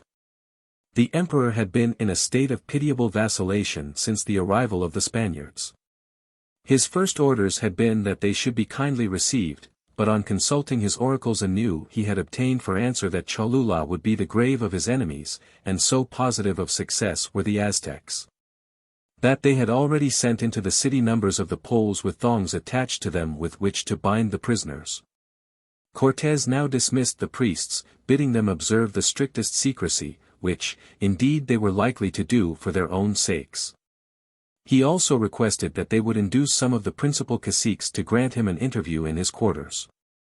When they came he gently rebuked them for their want of hospitality, and said that the Spaniards would burden them no longer, but would leave the city early the next morning. He also asked that they would supply him with 2,000 men to carry his artillery and baggage. The chiefs, after some consultation, agreed to this as being likely to favor their own plans. Then he sent for the Mexican ambassadors, and acquainted them with his discovery of the plot, saying that it grieved him much to find Montezuma mixed up in so treacherous an affair, and that the Spaniards must now march as enemies against a monarch they had hoped to visit as a friend. The ambassadors, however, asserted their entire ignorance of the conspiracy, and their belief that Montezuma also knew nothing of it. The night that followed was one of intense anxiety. Every soldier lay down fully armed, and the number of sentinels was doubled. But all remained quiet in the populous city, and the only sounds which reached their ears were the hoarse cries of the priests who, from the turrets of the teocallis, proclaimed through their trumpets the watches of the night. With the first streak of morning light Cortez was on horseback, directing the movements of his little band, part of which he posted in the great square court. A strong guard was placed at each of the 3 gates, and the rest had charge of the great guns which were outside the enclosure, and so placed as to command the roads which led to the teocalli. The arrangements were hardly completed before the Culloden caciques appeared, bringing a larger body of porters than had been demanded. They were marched at once into the square, which was, as we have seen, completely lined by the Spanish troops. Cortez then took the caciques aside, and sternly and abruptly charged them with the conspiracy, taking care to show that he knew every detail. The Cullodens were thunderstruck, and gazed with awe upon the strangers who seemed to have the power of reading their most secret thoughts. They made no attempt to deny the accusation, but tried to excuse themselves by throwing the blame on Montezuma. Cortez, however, declared with still more indignation that such a pretense would not serve them, and that he would now make such an example of them as should be a warning to the cities far and near. And then the fatal signal, the firing of a gun, was given, and in an instant every musket and crossbow was levelled at the unhappy Cullodens as they stood crowded together in the centre. They were completely taken by surprise, having heard nothing of what was going forward, and offered hardly any resistance to the Spanish soldiers, who followed up the discharge of their pieces by rushing upon them with their swords and mowing them down in ranks as they stood. While this dreadful massacre was going on, the Cullodens from outside, attracted by the noise, began a furious assault upon the Spaniards, but the heavy guns opened fire upon them and swept them off in files as they rushed on. And in the intervals of reloading the cavalry charged into their midst. By this time the Tlascalans had come up, having by order of Cortez bound wreaths of sedge about their heads that they might be the more easily distinguished from the Cullodens, and they fell upon the rear of the wretched townsmen, who, thus harassed on all sides, could no longer maintain their ground. They fled, some to the near buildings, which were speedily set on fire, others to the temples. One strong body headed by the priests got possession of the great teocalli. There was, as you remember, a tradition that if part of the wall was removed the god would send a flood to overwhelm his enemies. Now the Cullodens strove with might and main, and at last succeeded in wrenching away a few stones, but dust, not water, followed. In despair they crowded into the wooden turrets which surmounted the temple, and poured down stones, javelins, and burning arrows upon the Spaniards as they came swarming up the steps. But the fiery shower fell harmlessly upon the steel headpieces of the soldiers, and they used the blazing shafts to set fire to the wooden towers. So that the wretched natives either perished in the flames or threw themselves headlong from the parapet. In the fair city, lately so peaceful and prosperous, all was confusion and slaughter, burning and plundering. The division of spoil was greatly simplified by the fact that the Tlascalans desired wearing apparel and provisions far more than gold or jewels. They also took hundreds of prisoners, but these Cortez afterwards induced them to release. The work of destruction had gone on for some hours before the general yielded to the entreaties of the Culloden chiefs who had been saved from the massacre, and of the Mexican envoys, and called off his men, putting a stop as well as he could to further violence. 2 of the caciques were also permitted to go to their countrymen with offers of pardon and protection to all who would return to their obedience, and so by degrees the tumult was appeased. Presently Cortez helped the Cullodens to choose a successor to their principal cacique, who was among the slain, and confidence being thus restored the people from the country round began to flock in, the markets were again opened. And the ordinary life of the city resumed, though the black and smouldering ruins remained to tell the sad tale of the massacre of Cholula. This terrible vengeance made a great impression upon the natives, and none trembled more than the Mexican monarch upon his throne among the mountains. He felt his empire melting away from him like a morning mist, for some of the most important cities, overawed by the fate of Cholula, now sent envoys to the Spanish camp tendering their allegiance. and trying to secure the favor of the conqueror by rich gifts of gold and slaves. Again did Montezuma seek counsel from his gods, but the answers he obtained were far from reassuring, and he determined to send another embassy to Cortés to declare that he had nothing to do with the conspiracy at Cholula. As usual, the envoys were charged with a splendid present of golden vessels and ornaments, and among other things were artificial birds, made in imitation of turkeys with plumage of worked gold. There were also 1,500 robes of delicate cotton cloth. The emperor's message expressed regret for the late catastrophe, and denied all knowledge of the plot which had, he said, brought a retribution upon its authors which they richly deserved. And he explained the presence of the Aztec force in the neighborhood by saying that there was a disturbance that had to be quelled. More than a fortnight had passed since the Spaniards entered Cholula, and the general had, after the city was once more restored to order, tried to induce the people to give up their false gods, but this they would not do willingly. However, he seized upon the great teocalli of which all the woodwork had been burned, and built a church of the stone that remained, and he opened the cages in which the wretched victims about to be sacrificed were imprisoned, and restored them to liberty, and then he thought it time to begin the march to Mexico once more. So the allied army of Spaniards and Tlascalans set out upon their journey through luxuriant plains and flourishing plantations, met occasionally by embassies from different towns, anxious to claim the protection of the white men, and bringing rich gifts of gold to propitiate them.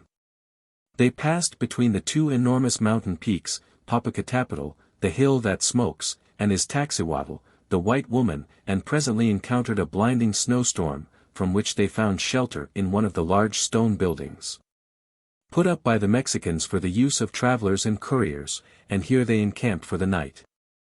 The next morning they reached the top of a range of hills where progress was comparatively easy, and they had not gone far when, turning sharply round the shoulder of a hill, they saw spread out before them the lovely Mexican valley.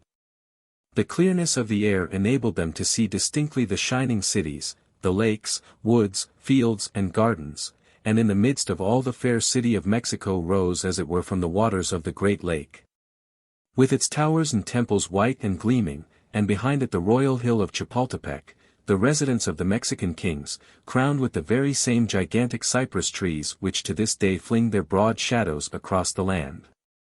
The Spaniards gazed in rapture over the gay scene, exclaiming, "It is the promised land." But presently the evidences of a power and civilization so far superior to anything they had yet encountered disheartened the more timid among them, they shrank from the unequal contest, and begged to be led back again to Vera Cruz. But this was not the effect produced upon Cortés by the glorious prospect. His desire for treasure and love of adventure were sharpened by the sight of the dazzling spoil at his very feet, and with threats, arguments, and entreaties he revived the drooping spirits of his soldiers, and by the aid of his brave captains succeeded in once more rousing them to enthusiasm, and the march down the slope of the hill was gaily resumed. With every step of their progress the woods became thinner, and villages were seen in green and sheltered nooks, the inhabitants of which came out to meet and welcome the Spaniards. Everywhere Cortés heard with satisfaction complaints of the cruelty and injustice of Montezuma, and he encouraged the natives to rely on his protection, as he had come to redress their wrongs. The army advanced but slowly, and was soon met by another embassy from the emperor, consisting of several Aztec lords bringing a rich gift of gold, and robes of delicate furs and feathers, and offering 4 loads of gold to the general, and 1 to each of his captains, with a yearly tribute to the Spanish sovereign, if they would even then turn back from Mexico. But Cortés replied that he could not answer it to his sovereign if he were to return without visiting the emperor in his capital. The Spaniards came in the spirit of peace as Montezuma would see for himself. But should their presence prove burdensome to him, it would be very easy for them to relieve him of it. This embassy had been intended to reach the Spaniards before they crossed the mountains, and the dismay of the Aztec emperor was great when he learned that it had failed, and that the dreaded strangers were actually on their march across the valley. They were so utterly unlike anything he had ever known before, these strange beings, who seemed to have dropped from another planet, and by their superior knowledge and more deadly weapons overcome the hitherto unconquerable nations, though a mere handful of men in comparison to the swarms of his own countrymen. He felt himself to be the victim of a destiny from which nothing could save him. All peace, power, and security seemed to be gone from him, and in despair he shut himself up in his palace, refusing food, and trying by prayers and sacrifices to wring some favor from his gods. But the oracles were dumb. Then he called a council of his chief nobles, but a great difference of opinion arose amongst them. Cacama, the emperor's nephew, king of Tezcuco, counseled him to receive the Spaniards courteously as ambassadors of a foreign prince, while Cuitlawa, his brother, urged him to muster his forces and then in their drive back the invaders, or die in the defense of his capital. But Montezuma could not rouse himself for this struggle.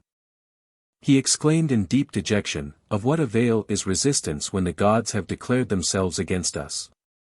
Yet I mourn for the old and infirm, the women and children, too feeble to fight or fly. For myself and the brave men around me, we must face the storm as best we may." And he straightway sent off a last embassy, with his nephew at its head, to meet the Spaniards and welcome them to Mexico.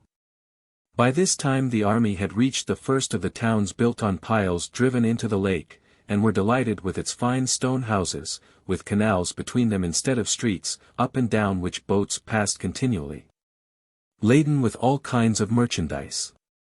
Though received with great hospitality, Cortés still was strictly on his guard, and neglected no precaution for the security of his men. Before he left this place a messenger came, requesting him to wait for the arrival of the king of Tezcuco, who very soon afterwards appeared, borne in a palanquin richly decorated with plates of gold and precious stones, having pillars curiously wrought which supported a canopy of green plumes. He was accompanied by a numerous retinue of nobles and inferior attendants, and when he came into the presence of Cortés he descended from his palanquin and advanced towards him, his officers sweeping the ground before him as he did so. The prince was a handsome young man, erect and dignified. He made the usual Mexican salutation to people of high rank, touching the earth with his right hand and raising it to his head, and said that he came as the representative of Montezuma to bid the Spaniards welcome to Mexico, and presented the general with 3 pearls of uncommon size and luster. Cortés embraced him, and in return threw over his neck a chain of cut glass. After this exchange of courtesies, and the most friendly and respectful assurances on the part of Cortés, the Indian prince withdrew, leaving the Spaniards much impressed by his superiority in state and bearing to anything they had before seen in the country.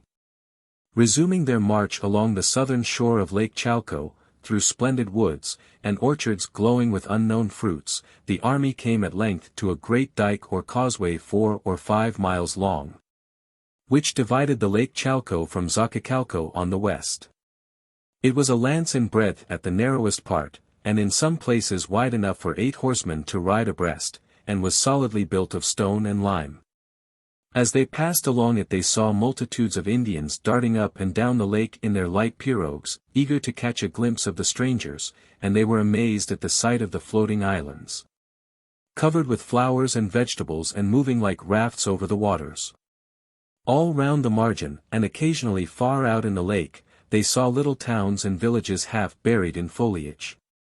And the whole scene seemed to them so new and wonderful that they could only compare it to the magical pictures of the old romances. Midway across the lake the army halted at the town of Cuitlahuac, which was not large, but was remarkable for the beauty of its buildings.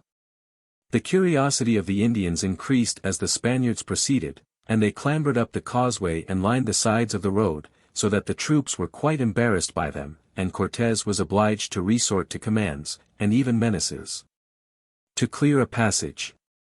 He found, as he neared the capital, a considerable change in the feeling shown towards the government, and heard only of the pomp and magnificence of Montezuma, and nothing of his oppressions. From the causeway the army descended on a narrow point of land which lay between the 2 lakes, and crossing it reached the royal residence of Iztapalapan. This place was governed by the emperor's brother, who, to do greater honor to Cortés, had invited the neighboring lords to be present at his reception, and at the banquet which followed. The Spaniards were struck with admiration, when, after the usual ceremonies had been gone through, and a gift of gold and costly stuffs had been presented, they were led into one of the gorgeous halls of the palace. the roof of which was of odorous cedar wood, and the stone walls tapestried with brilliant hangings. But, indeed, this was only one of the many beautiful things which they saw in this fairy city. There were gardens cunningly planted, and watered in every part by means of canals and aqueducts, in which grew gorgeous flowers and luscious fruits. There was an aviary filled with all kinds of birds, remarkable for the brilliancy of their plumage and the sweetness of their songs. But the most elaborate piece of work was a huge reservoir of stone full of water and stocked with all kinds of fish, and by this all the fountains and aqueducts were supplied. In this city of enchantment the army rested for the night, within sight of the capital into which Cortés intended to lead them on the morrow. The occupation of Mexico. With the first faint streak of dawn, on the morning of November 8, 1519, the Spanish general was astir and mustering his followers. And as the sun rose above the eastern mountains he set forth with his little troop of horsemen as a sort of advanced guard, the Spanish infantry followed, then the baggage, and finally the dark files of the Tlascalan warriors. The whole number cannot have amounted to 7,000, of which less than 400 were Spaniards. For a short distance the army kept along the narrow tongue of land between the lakes, and then entered upon the great dike which crosses the salt waters of Lake Tezcuco to the very gates of the capital. It was wide enough all the way for 10 horsemen to ride abreast, and from it the Spaniards could see many towns and villages, some upon the shores of the lake, some built upon piles running far out into its waters. These cities were evidently crowded with a thriving population, and contained many temples and other important buildings which were covered with a hard white stucco glistening like enamel in the sunshine. The lake was darkened with a swarm of canoes filled with Indians who were eager to gaze upon the strangers, and here and there floated those fairy islands of flowers which rose and fell with every undulation of the water, and yet were substantial enough to support trees of a considerable size.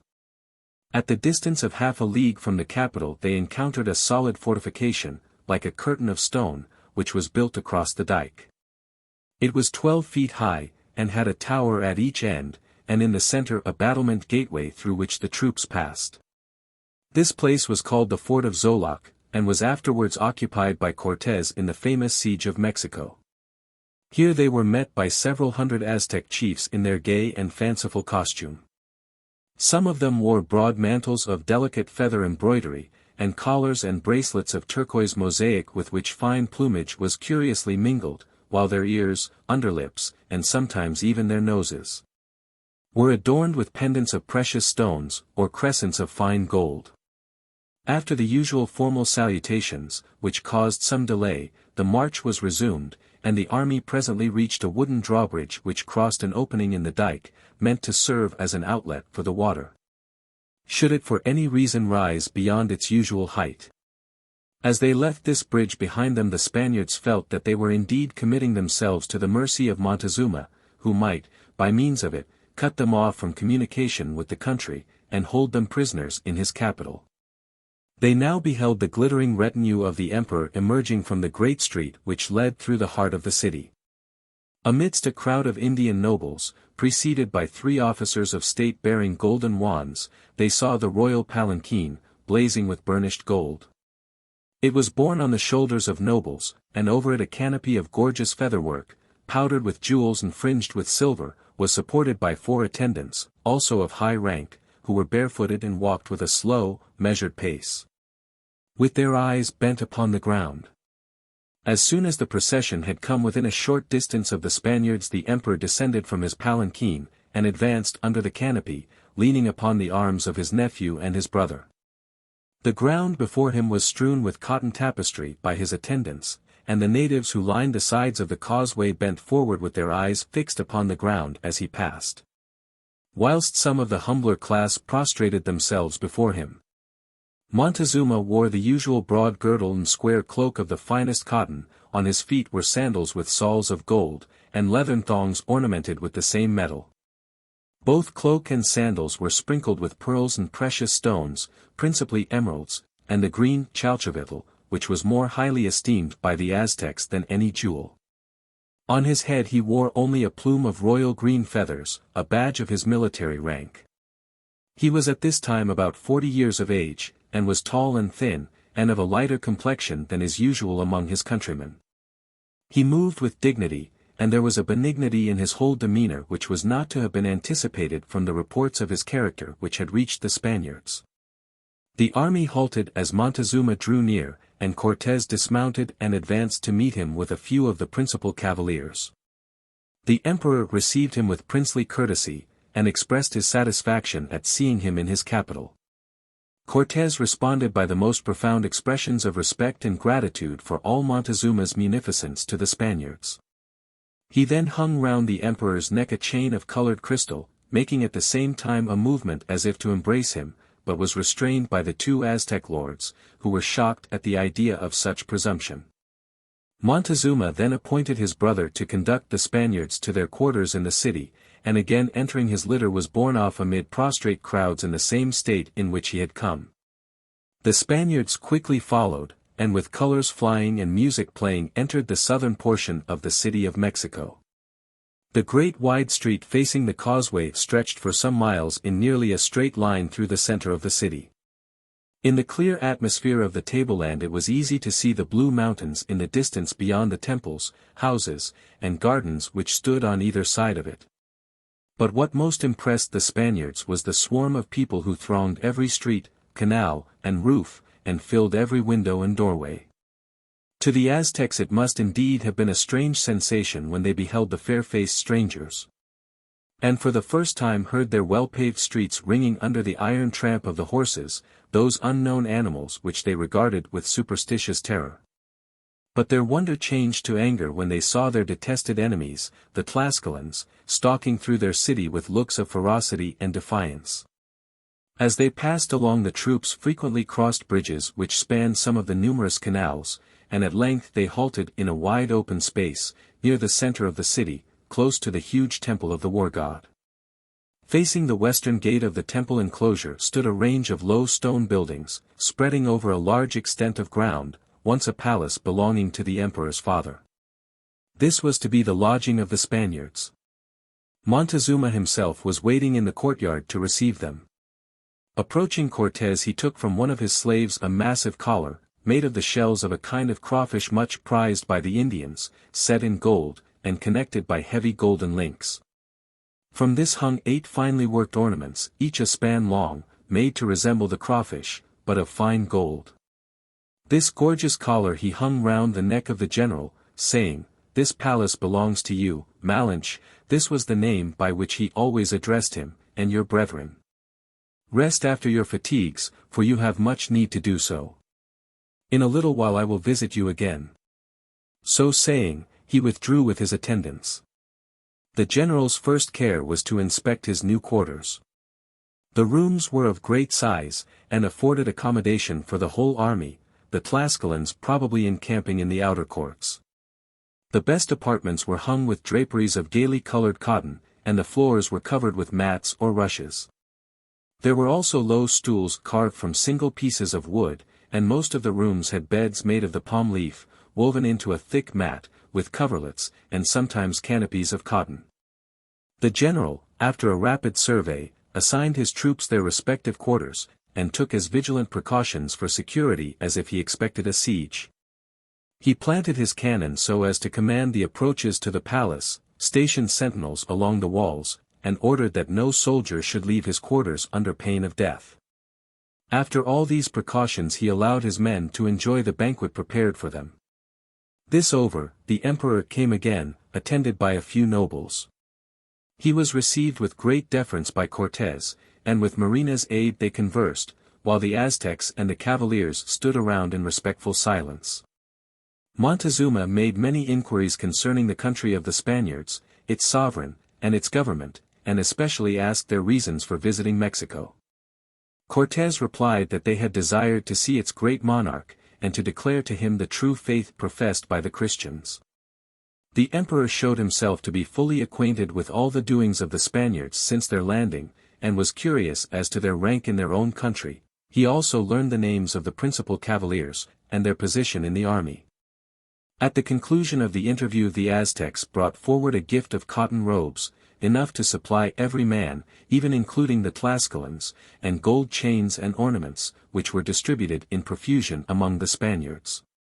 That evening Cortés ordered a general discharge of artillery, and the noise of the guns and the volumes of smoke filled the superstitious Aztecs with dismay, reminding them of the explosions of the great volcano. On the following morning he asked permission to return the emperor's visit, and Montezuma sent officers to conduct the Spaniards to his presence. On reaching the hall of audience the Mexican officers took off their sandals, and covered their gay attire with mantles of niquin, a coarse stuff made from the fibers of the aloe, and worn only by the poorest classes. For it was thus humbly that all, excepting the members of his own family, approached the sovereign. Then with downcast eyes and formal obeisance they ushered the Spaniards into the royal presence. They found Montezuma surrounded by a few of his favorite chiefs, and were kindly received by him. And Cortés soon began upon the subject uppermost in his thoughts, setting forth as clearly as he could the mysteries of his faith, and assuring Montezuma his idols would sink him in perdition. But the emperor only listened calmly, and showed no sign of being convinced.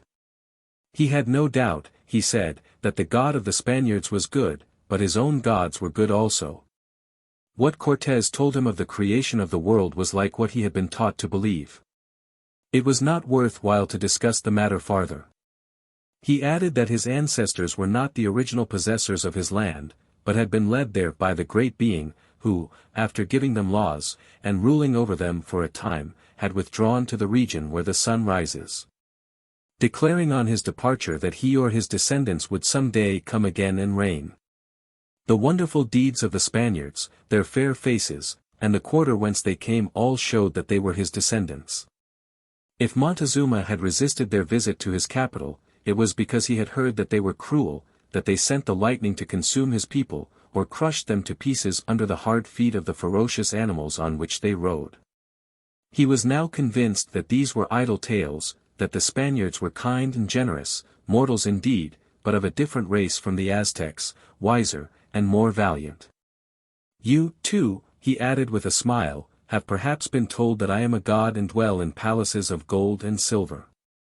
But you see it is false, my houses, though large, are of wood and stone. And as to my body, he said, baring his tawny arm, you see it is flesh and bone like yours. It is true that I have a great empire inherited from my ancestors, lands, and gold and silver, but your sovereign beyond the waters is, I know, the rightful lord of all. I rule in his name. You, Malinche, are his ambassador.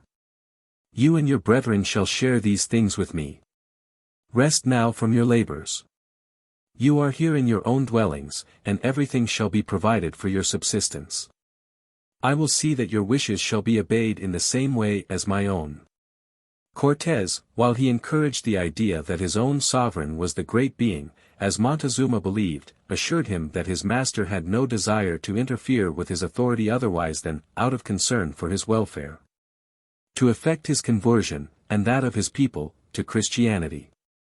Before the emperor dismissed his visitors, rich stuffs and ornaments of gold were distributed among them, so that the poorest soldier received at least 2 heavy collars of gold.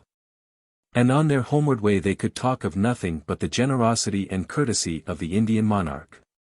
But the general was harassed by many anxious thoughts. He had not been prepared to find so much luxury, civilization, and power. He was in the heart of a great capital which seemed like an extensive fortification, with its dikes and drawbridges, where every house might be converted into a castle. At a nod from the sovereign all communication with the rest of the country might be cut off, and the whole warlike population be at once hurled upon himself and his handful of followers. And against such odds of what avail would be his superior science? As to the conquest of the empire, now he had seen the capital, it must have seemed to him a more doubtful enterprise than ever. But at any rate his best policy was to foster the superstitious reverence in which he was held by both prince and people, and to find out all he could about the city and its inhabitants. To this end he asked the emperor's permission to visit the principal public buildings, which was readily granted, Montezuma even arranging to meet him at the great temple. Cortés put himself at the head of his cavalry, and, followed by nearly all the Spanish foot, set out under the guidance of several caciques sent by Montezuma. They led him to the great teocalli near their own quarters. It stood in the midst of a vast space which was surrounded by a wall of stone and lime about 8 feet high, ornamented on the outer side by raised figures of serpents, which gave it the name of the Codapantli, or Wall of Serpents. This wall was pierced by huge battlement gateways, opening upon the 4 principal streets of the city, and over each gate was a kind of arsenal filled with arms and warlike gear. The teocalli itself was of the usual pyramidal shape, and 5 stories high, coated on the outside with hewn stones. The ascent was by flights of steps on the outside, and Cortez found 2 priests and several caciques waiting to carry him up them as they had just carried the emperor. But the general declined this compliment, preferring to march up at the head of his men. On reaching the great paved space at the summit, the first thing they saw was the stone on which the unhappy victims were stretched for sacrifice. At the other end of the platform stood 2 towers, each 3 stories high, the lower story being of stone, the 2 upper of carved wood. In these stood the images of the gods, and before each stood an altar upon which blazed the undying fires, the putting out of which was supposed to portend so much woe to the nation. Here also was the huge drum, made of serpent skins, struck only on extraordinary occasions, when it sent forth a melancholy sound that could be heard for miles, a sound of woe to the Spaniards in after times. Montezuma, attended by a high priest, came forward to receive Cortez.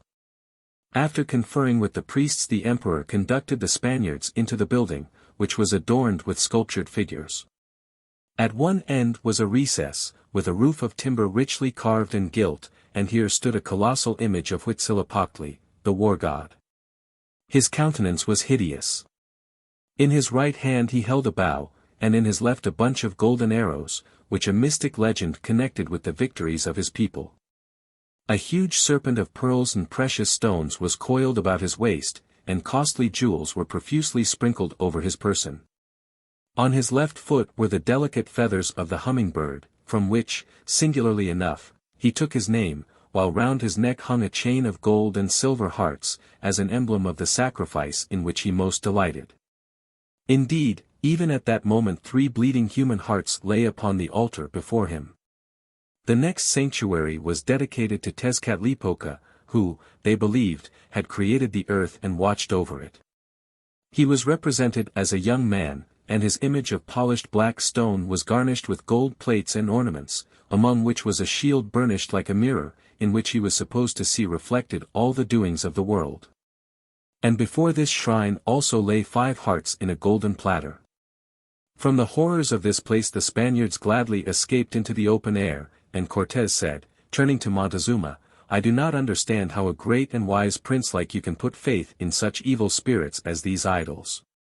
If you will but permit us to erect here the true cross, and place the images of the Blessed Virgin and her Son in your sanctuaries, you will soon see how your false gods will shrink before them." Montezuma was greatly shocked at this speech. "These," said he, "are the gods who have led the Aztecs on to victory since they were a nation, and who send us the seed time and harvest. Had I thought you would have offered them this outrage, I would not have admitted you into their presence." Cortez then took his leave, expressing concern for having wounded the feelings of the emperor, who remained to expiate, if possible, the crime of having exposed the shrines of his gods to such profanation by the strangers. On descending into the court the Spaniards took a leisurely survey of the other buildings in the enclosure. There were several other teocallis, but much smaller ones, in which the Spaniards saw implements of sacrifice and many other horrors.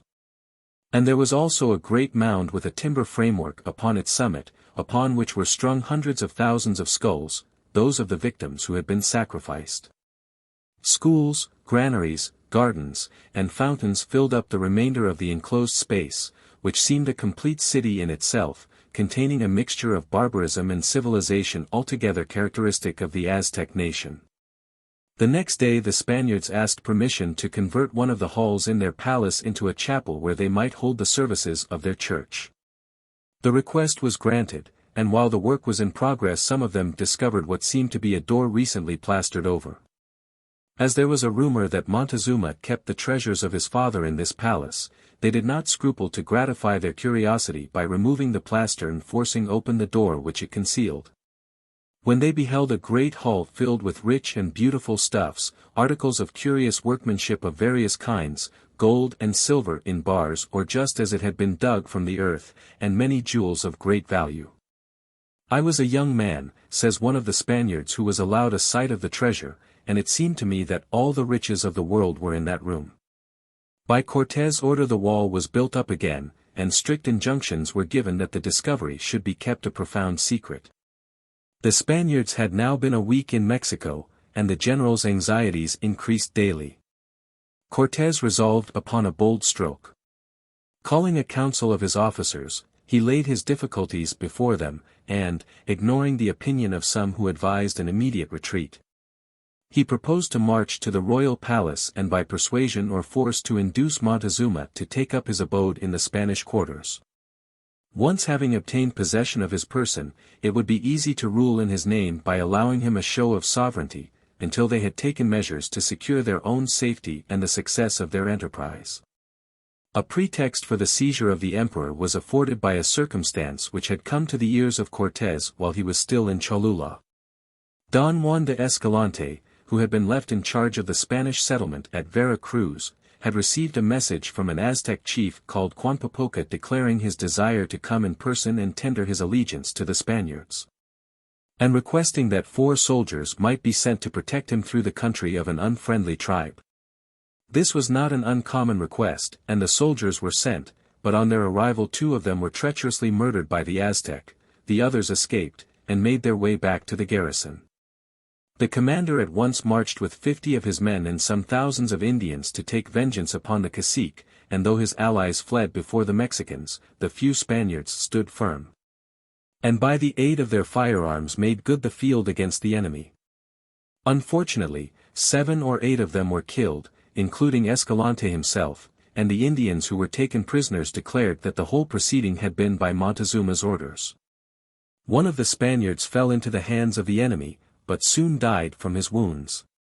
He happened to be a very big man of ferocious appearance, and when his head was sent to Montezuma, the Aztec emperor gazed upon it with a shudder, and commanded that it should be taken out of the city, and not offered at the shrine of any of his gods. He seemed to see in those terrible features a prophecy of his sure destruction. The bolder spirits among the cavaliers approved of the general's plan, and the next day, having asked an audience of Montezuma, Cortés made the necessary arrangements for his enterprise. The principal part of his force was drawn up in the courtyard.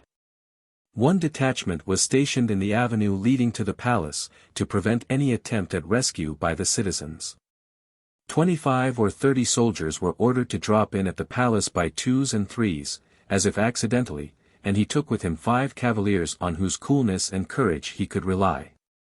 That they should all be in full armor excited no suspicion, it was too common an occurrence.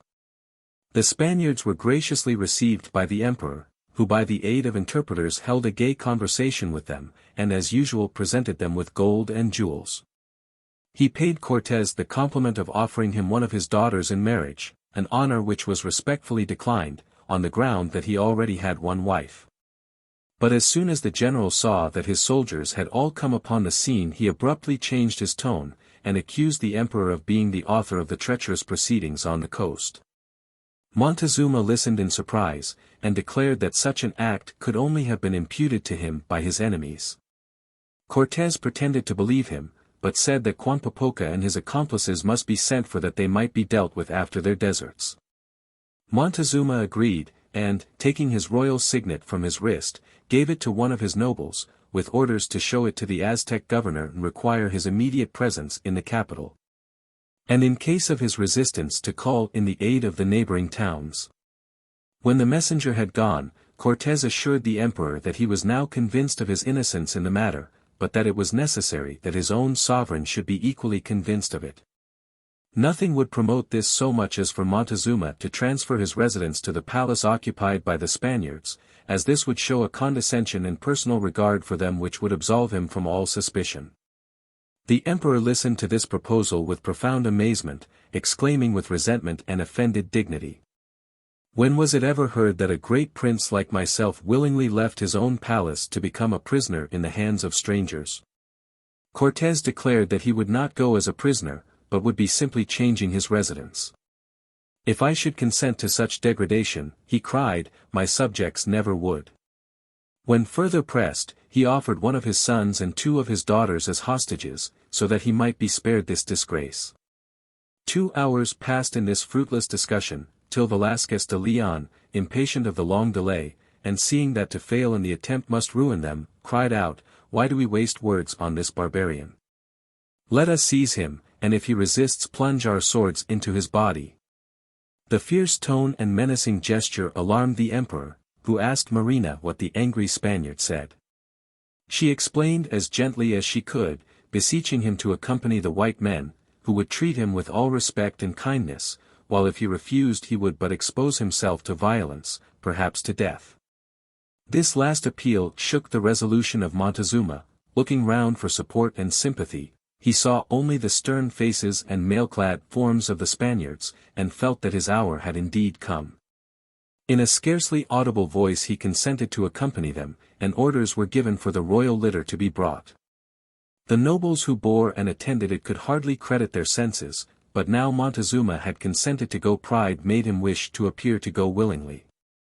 As the royal retinue marched dejectedly down the avenue, escorted by the Spaniards, the people ran together in crowds, declaring that the emperor had been carried off by force. And a tumult would have arisen had not he himself called out to them to disperse, since he was of his own accord visiting his friends, and on reaching the Spanish quarters he sent out his nobles to the mob with similar assurances, bidding them all return to their homes. He was received with ostentatious respect by the Spaniards, and chose the apartments which pleased him best, which were speedily furnished with tapestry, featherwork, and all other Indian luxuries. He was attended by his own household, and his meals were served with the usual pomp and ceremony, while not even the general himself approached him without due obeisance, or sat down in his presence uninvited. Nevertheless it was but too clear to his people that he was a prisoner, for day and night the palace was guarded by 60 sentinels in front and 60 in the rear, while another body was stationed in the royal antechamber. This was the state of affairs when Quanpopoca arrived from the coast. Montezuma received him coldly, and referred the matter to Cortés, who speedily made an end of it by condemning the unhappy chief and his followers to be burnt to death. The funeral piles were erected in the courtyard before the palace, and were made of arrows, javelins, and other weapons drawn by the emperor's permission from those stored round the great teocalli. To crown these extraordinary proceedings, Cortés, just before the executions took place, entered the emperor's apartments, followed by a soldier bearing fetters in his hands. Sternly he again accused Montezuma of having been the original contriver of the treacherous deed, and said that a crime which merited death in a subject must in some way be atoned for even by a king. Whereupon he ordered the soldier to fasten the fetters upon Montezuma's ankles, and after coolly waiting until it was done turned his back and quitted the room. The emperor was speechless under this last insult, like one struck down by a heavy blow. But though he offered no resistance, low moans broke from him, which showed the anguish of his spirit. His faithful attendants did their utmost to console him, holding his feet in their arms, and trying to keep the irons from touching him by inserting their own robes. But it was not the bodily discomfort that so afflicted him, but the feeling that he was no more a king, and so utterly broken in spirit was he that when Cortés came after the execution had taken place, and with his own hands unclasped the irons, Montezuma actually thanked him as if for some great and unmerited favor. Not long after the Spanish general expressed his willingness that the emperor should if he wished return to his own palace, but Montezuma declined the offer, doubtless fearing to trust himself again to the haughty and ferocious chieftains, who could not but despise the cowardly proceedings of their master, so unlike the usual conduct of an Aztec monarch. Montezuma often amused himself with seeing the Spanish troops go through their exercises, or with playing at some of the national games with Cortés and his officers. A favorite one was called Totoloque, played with golden balls, which were thrown at a golden target, and the emperor always staked precious stones or ingots of gold, and won or lost with equal good humor. And indeed it did not much matter to him, since if he did when he gave away his gains to his attendants. But while Montezuma thus resigned himself without a struggle to a life of captivity, some of his kinsmen were feeling very differently about the matter, and especially his nephew Cacama, lord of the Tezcuco, and second in power to Montezuma himself. This prince saw with alarm and indignation his uncle's abject submission to the Spaniards, and endeavored to form a league with the other chiefs to rescue him out of their hands. But they, from jealousy, declined to join him, declaring themselves unwilling to do anything without the emperor's sanction. These plots came to the ears of Cortés, who wished at once to march upon Tezcuco and stamp out this spark of rebellion, but Montezuma dissuaded him. He therefore sent a friendly message of expostulation, which met with a haughty response, and to a second message asserting the supremacy of the King of Spain Cacama replied that he acknowledged no such authority. He knew nothing of the Spanish sovereign or his people, nor did he wish to know anything of them. When Montezuma sent to him to come to Mexico that this difference might be adjusted, he answered that he understood the position of his uncle, and that when he did visit the capital it would be to rescue it, as well as the emperor himself and their common gods, from bondage, to drive out the detested strangers who had brought such dishonor on their country. This reply made Cortés very angry. But Montezuma, anxious to prevent bloodshed, begged him still to refrain from declaring war against Cacama, saying that it would be better to obtain possession of him personally, which he could easily do by means of several Tezcucan nobles who were in his own pay. So Cacama was enticed by these faithless chiefs into a villa overhanging the lake, where he was easily overpowered and forced into a boat, which speedily brought him to Mexico. Cortés promptly fettered and imprisoned him, while Montezuma declared that he had by his rebellion forfeited his kingdom and appointed his brother, a mere boy, to reign in his stead. Now Cortés felt himself powerful enough to demand that Montezuma and all his nobles should formally swear allegiance to the Spanish sovereigns. And accordingly the emperor assembled his principal caciques and briefly stated to them the object for which he had summoned them. "You all know," said he, "our ancient tradition, how the great being, who once ruled over the land, declared that he would one day return and reign again. That time has now arrived. The white men have come from the land beyond the ocean, where the sun rises, sent by their master to reclaim the obedience of his ancient subjects. I am ready, for my part, to acknowledge his authority. You have been faithful vassals of mine all the years that I have sat upon the throne of my fathers. I now expect that you will show me a last act of obedience, by acknowledging the great king beyond the waters to be your lord also, and that you will pay him tribute as you have hitherto done to me." As he spoke the tears fell fast down his cheeks, and his nobles were deeply affected by the sight of his distress. Many of them, coming from a distance, and not having realized what was taking place in the capital, were filled with astonishment on beholding the voluntary abasement of their master, whom they had reverenced as the all-powerful lord of the whole country. His will, they told him, was their law now as ever, and if he thought the sovereign of the strangers was the ancient lord of their country, they were willing to swear allegiance to him as such. Accordingly the oaths were administered with all due solemnity, and a full record of the proceedings was drawn up by the royal notary to be sent to Spain. Cortés now seemed to have accomplished most of the great objects of his expedition, but towards the conversion of the natives he had made no progress, and still the horrible sacrifices took place day by day. The general could bear it no longer, but told the emperor that the Christians could not consent to hold the services of their religion shut in within the narrow walls of the garrison. They wished to spread its light abroad and share its blessings with the people. To this end they requested that the great teocalli should be given up to them as a fit place where their worship might be conducted in the presence of the whole city. Montezuma listened in consternation.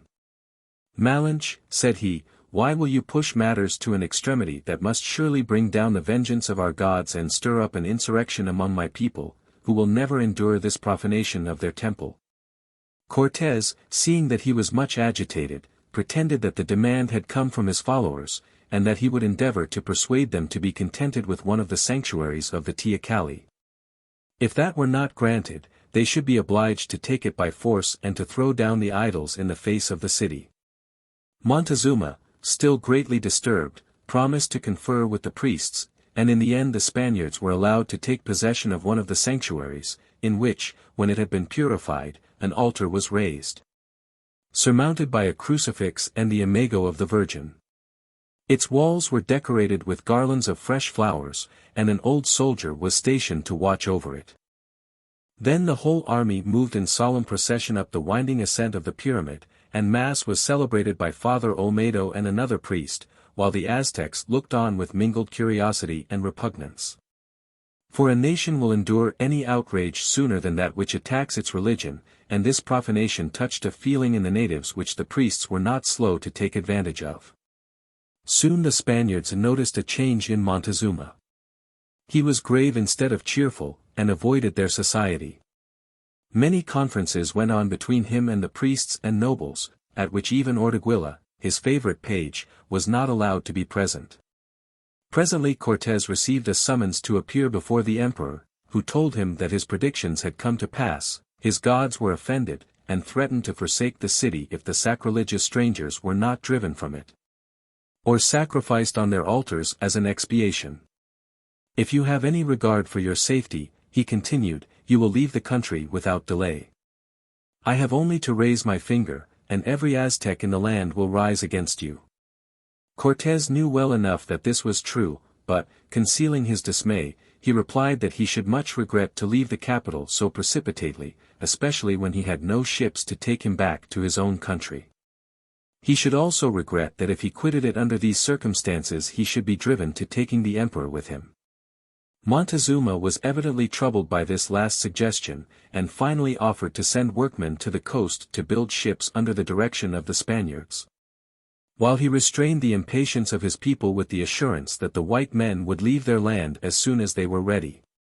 This was accordingly done, and the work went forward at Vera Cruz with great apparent alacrity, but those who directed it took care to interpose as many delays as possible, while Cortés hoped in the meantime to receive such reinforcements from Spain as should enable him to hold his ground. Nevertheless the whole aspect of affairs in the Spanish quarters was utterly changed, apprehension had taken the place of security, and as many precautions were observed as if the garrison was actually in a state of siege. Such was the unpleasant state of affairs when, in May 1520, 6 months after his arrival in the capital, Cortés received tidings from the coast which caused him greater alarm than even the threatened insurrection of the Aztecs. The jealous governor of Cuba was sending an expedition to attack Cortés. It was the news of the arrival of this fleet at the place where he had himself landed at first that had caused Cortés so much consternation, for he at once suspected that it was sent by his bitter enemy the governor. The commander of this second expedition, who was called Narvaez, having landed, soon met with a Spaniard from one of the exploring parties sent out by Cortés.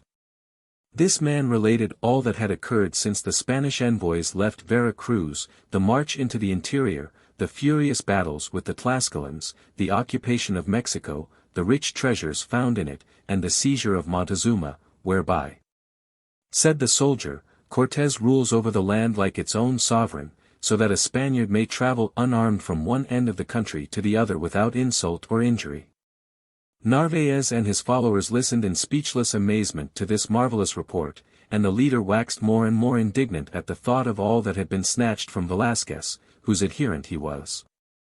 He now openly proclaimed his intention of marching against Cortés and punishing him, so that even the natives who had flocked to this new camp comprehended that these white men were enemies of those who had come before. Narvaez proposed to establish a colony in the barren, sandy spot which Cortés had abandoned, and when informed of the existence of Villa Rica, he sent to demand the submission of the garrison. Sandoval had kept a sharp eye upon the movements of Narvaez from the time that his ships had first appeared upon the horizon, and when he heard of his having landed he prepared to defend his post to the last extremity. But the only invaders of Villa Rica were a priest named Guevara and 4 other Spaniards, who formally addressed Sandoval, pompously enumerating the services and claims of Velázquez, taxing Cortés with rebellion, and finally demanding that Sandoval should tender his submission to Narvaez.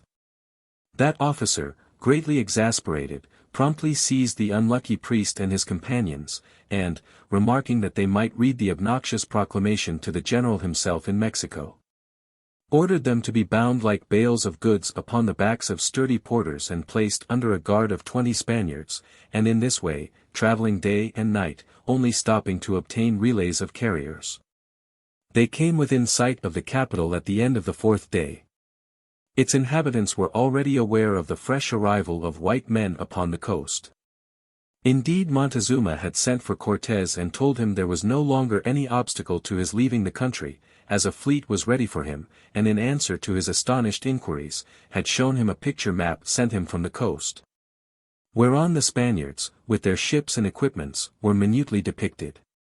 Cortés pretended to be vastly pleased by this intelligence, and the tidings were received in the camp with firing of cannon and other demonstrations of joy, for the soldiers took the newcomers for a reinforcement from Spain. Not so Cortés, who guessed from the first that they came from the governor of Cuba. He told his suspicions to his officers, who in turn informed the men, but, though alarm succeeded their joy, they resolved to stand by their leader come what might. When Sandoval's letter acquainting him with all particulars was brought to Cortés, he instantly sent and released the bewildered prisoners from their ignominious position, and furnished them with horses to make their entry into the capital, where, by treating them with the utmost courtesy and loading them with gifts, he speedily converted them from enemies into friends, and obtained from them much important information respecting the designs of Narvaez and the feelings of his army. He gathered that gold was the great object of the soldiers, who were evidently willing to cooperate with Cortés if by so doing they could obtain it. Indeed, they had no particular regard for their own leader, who was arrogant, and by no means liberal. Profiting by these important hints, the general sent a conciliatory letter to Narvaez, beseeching him not to unsettle the natives by a show of animosity, when it was only by union they could hope for success. And declaring that for his part he was ready to greet Narvaez as a brother in arms, to share with him the fruits of conquest, and, if he could produce a royal commission, to submit to his authority. Of course Cortés knew well enough that he had no such commission to show. Soon after the departure of Guevara he resolved to send a special envoy of his own, and chose Father Olmedo for the task, with instructions to converse privately with as many of the officers and soldiers as he could with a view to securing their goodwill. And to this end he was also provided with a liberal supply of gold. During this time Narvaez had abandoned his idea of planting a colony on the sea-coast, and had marched inland and taken up his quarters at Sempoala. He received the letter of Cortés with scorn, which changed to stern displeasure when Guevara enlarged upon the power of his rival and urged him to accept his friendly offers. But the troops, on the other hand, listened with greedy ears to the accounts of Cortés, his frank and liberal manners, and the wealth of his camp, where the meanest soldier could stake his ingot and his chain of gold at play, and where all revelled in plenty. And when Father Olmedo arrived, his eloquence and his gifts soon created a party in the interest of Cortés. This could not go on so secretly as not to excite the suspicions of Narvaez, and the worthy priest was sent back to his master, but the seed which he had sown was left to grow. Narvaez continued to speak of Cortés as a traitor whom he intended to punish, and he also declared he would release Montezuma from captivity and restore him to his throne. It was rumored that the Aztec monarch had sent him a rich gift, and entered into correspondence with him.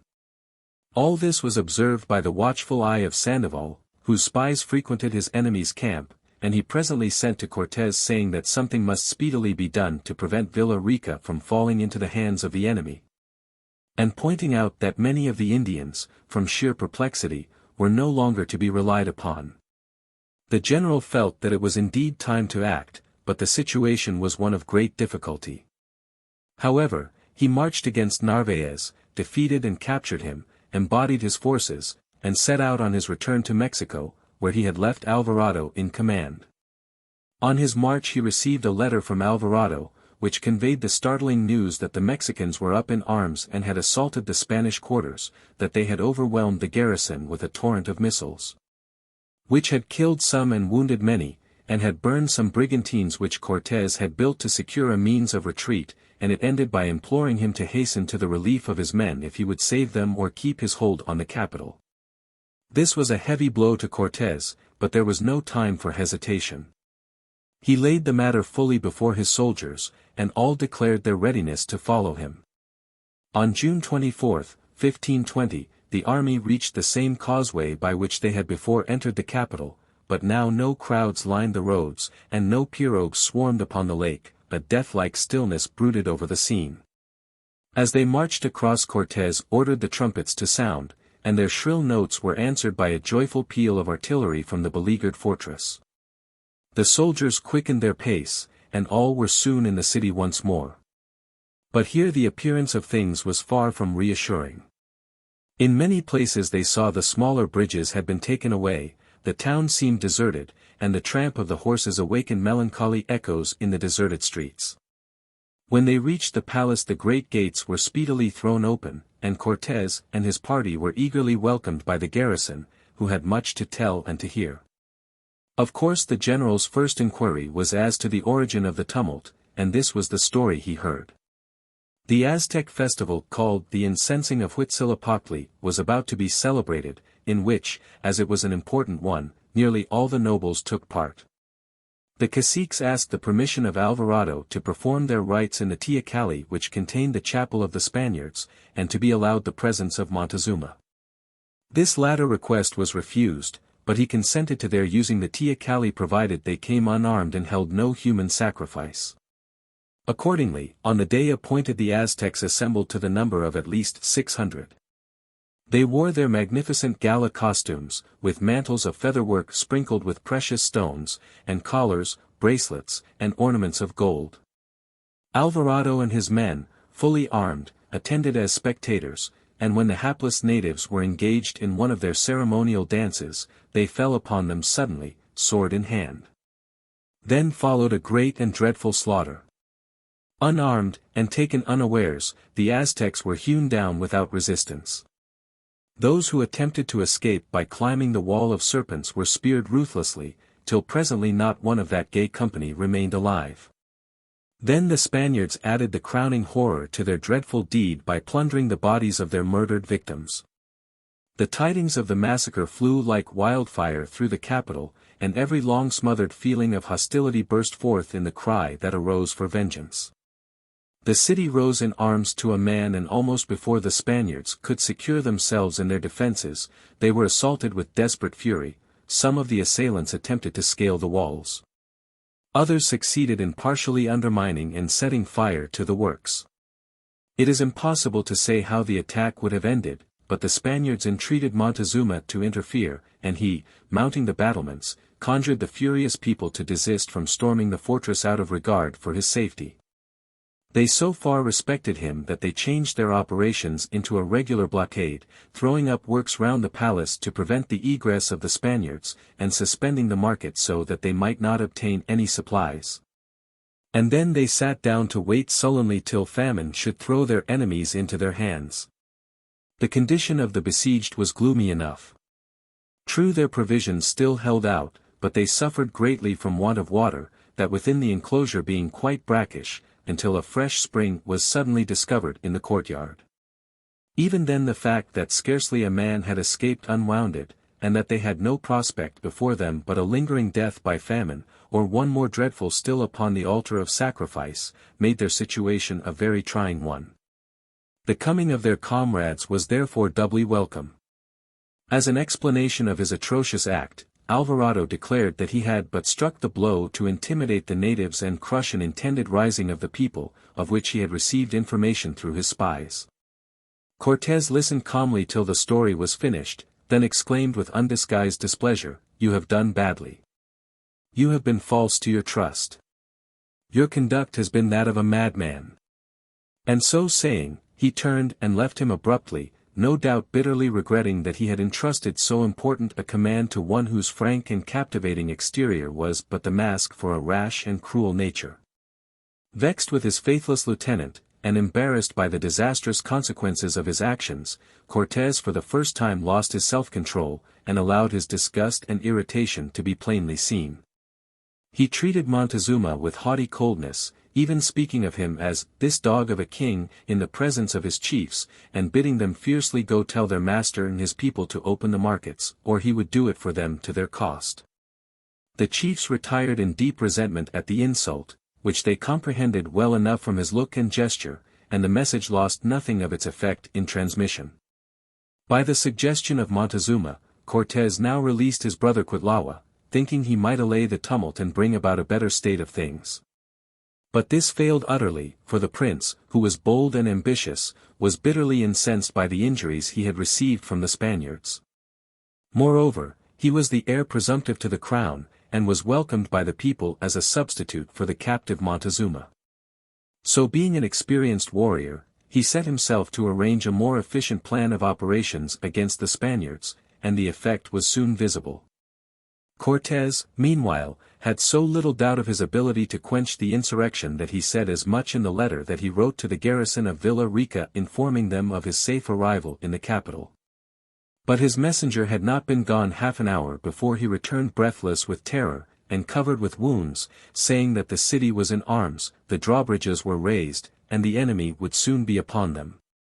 Surely enough before long a hoarse, sullen roar arose, becoming louder and louder, till from the parapet surrounding the enclosure the great avenues that led to it could be seen dark with masses of warriors rolling on in a confused tide towards the fortress. While at the same time the flat roofs of the neighboring houses were suddenly covered, as if by magic, with swarms of menacing figures, brandishing their weapons, a sight to appall the stoutest heart. Fighting in Mexico. When notice was given of the approach of the Aztecs, each man was soon at his post, and prepared to give them a warm reception. On they came, rushing forward in dense columns, each with its gay banner, and as they neared the enclosure they set up the hideous yell or shrill whistle used in fight, which rose high above the sound of their rude musical instruments. They followed this by a tempest of stones, darts, and arrows, which fell thick as rain on the besieged, and at the same time those upon the roofs also discharged a blinding volley. The Spaniards waited until the foremost column was within fire, and then, with a general discharge of artillery, swept the ranks of their assailants, mowing them down by hundreds. The Mexicans for a moment stood aghast, but soon rallying swept boldly forward over the prostrate bodies of their comrades. A second and third volley checked them and threw their ranks into disorder, but still they pressed on, letting off clouds of arrows, while those on the housetops took deliberate aim at the soldiers in the courtyard. Soon some of the Aztecs succeeded in getting close enough to the wall to be sheltered by it from the fire of the Spaniards, and they made gallant efforts to scale the parapet, but only to be shot down, one after another, as soon as their heads appeared above the rampart. Defeated here, they tried to effect a breach by battering the wall with heavy pieces of timber, but it proved too strong for them, and then they shot burning arrows among the temporary buildings in the courtyard. Several of these took fire, and soon a fierce conflagration was raging, which was only to be checked by throwing down part of the wall itself, and thus laying open a formidable breach. This was protected by a battery of heavy guns, and a file of arquebusiers, who kept up an incessant volley through the opening. All day the fight raged with fury, and even when night came, and the Aztecs suspended operations according to their usual custom, the Spaniards found but little repose, being in hourly expectation of an assault. Early the next morning the combatants returned to the charge.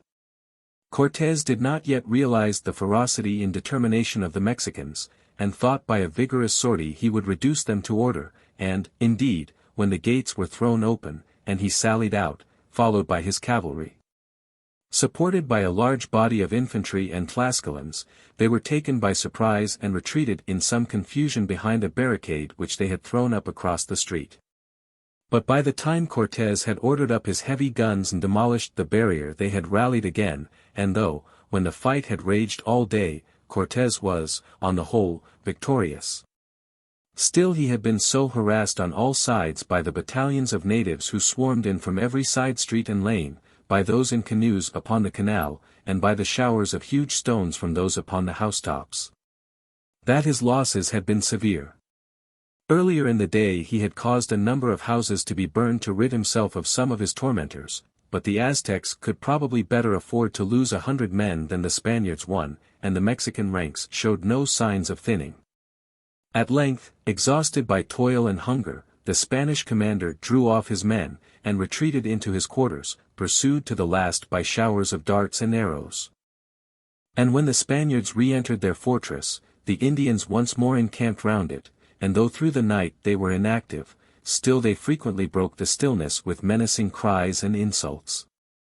"The gods have delivered you into our hands at last," they said. "Huitzilopochtli has long cried for his victims. The stone of sacrifice is ready, the knives are sharpened. The wild beasts in the palace are roaring for their feast." These taunts, which sounded dismally in the ears of the besieged, were mingled with piteous lamentations for Montezuma, whom they entreated the Spaniards to deliver up to them. Cortés was suffering much from a severe wound and from his many anxieties, and he determined to induce Montezuma to exert his authority to allay the tumult. In order to give greater effect to his appearance he put on his imperial robes.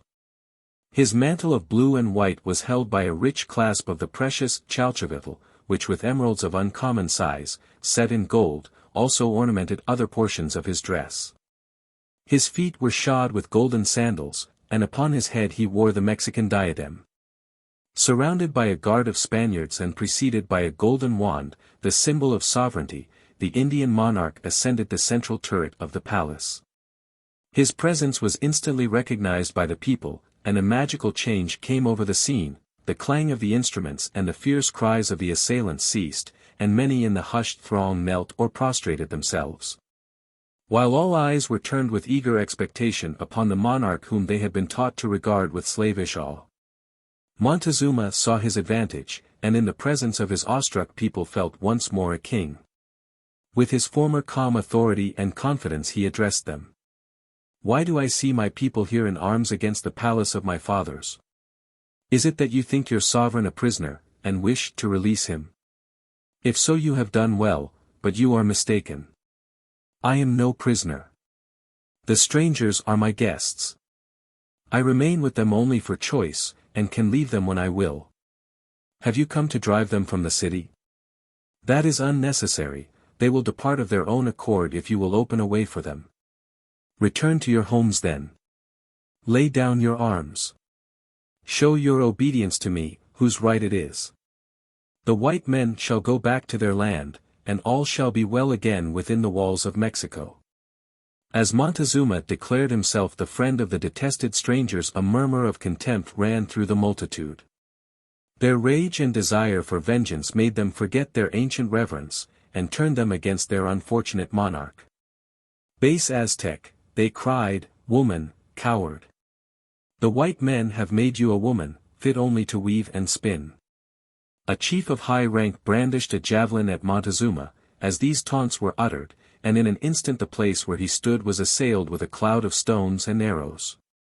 The Spaniards, who had been thrown off their guard by the respect shown by the people on their lord's appearance, now hastily interposed their shields, but it was too late. Montezuma was wounded by 3 of the missiles, one of which, a stone, struck him on the head with such violence that he fell senseless to the ground.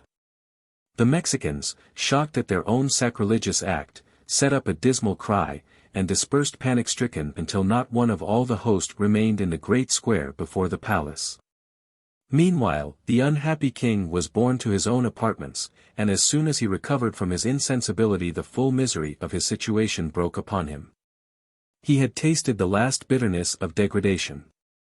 He had been reviled and rejected by his people. Even the meanest of the rabble had raised their hands against him, and he had nothing left to live for. In vain did Cortés and his officers endeavor to soothe the anguish of his spirit and encourage him to hope for better things.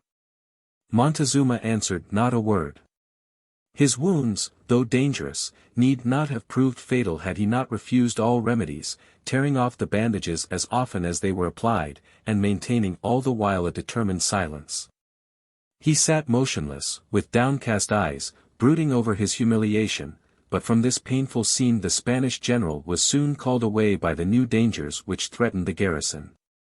Opposite to the Spanish quarters stood the great teocalli of Huitzilopochtli, rising to a height of nearly 150 feet, and thus completely commanding the palace occupied by the Spaniards.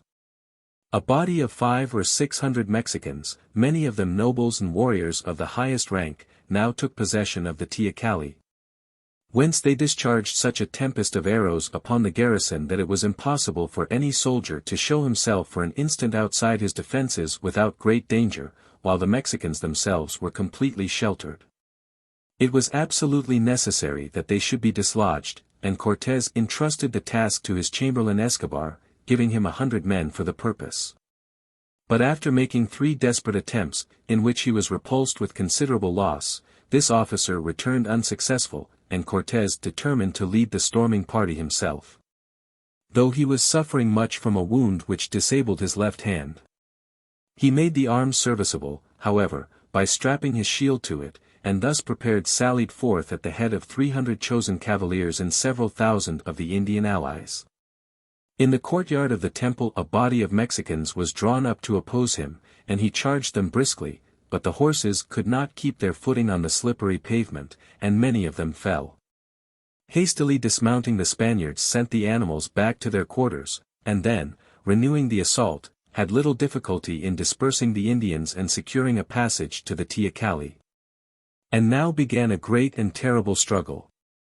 You will remember that the huge pyramid-shaped teocalli was built in 5 divisions, growing smaller and smaller, till at the top you came out upon a square platform, crowned only by the 2 sanctuaries in which stood the images of the Aztec gods. You will also remember that the only ascent was by flights of stone steps on the outside, one above another, and that it was necessary between each flight to pass by a kind of terrace, right round the building. So that a distance of nearly a mile had to be traversed before reaching the top. Cortés sprang up the lower stairway, followed by Alvarado, Sandoval, Ordaz, and the other gallant cavaliers, leaving a strong detachment to hold the enemy in check at the foot of the temple.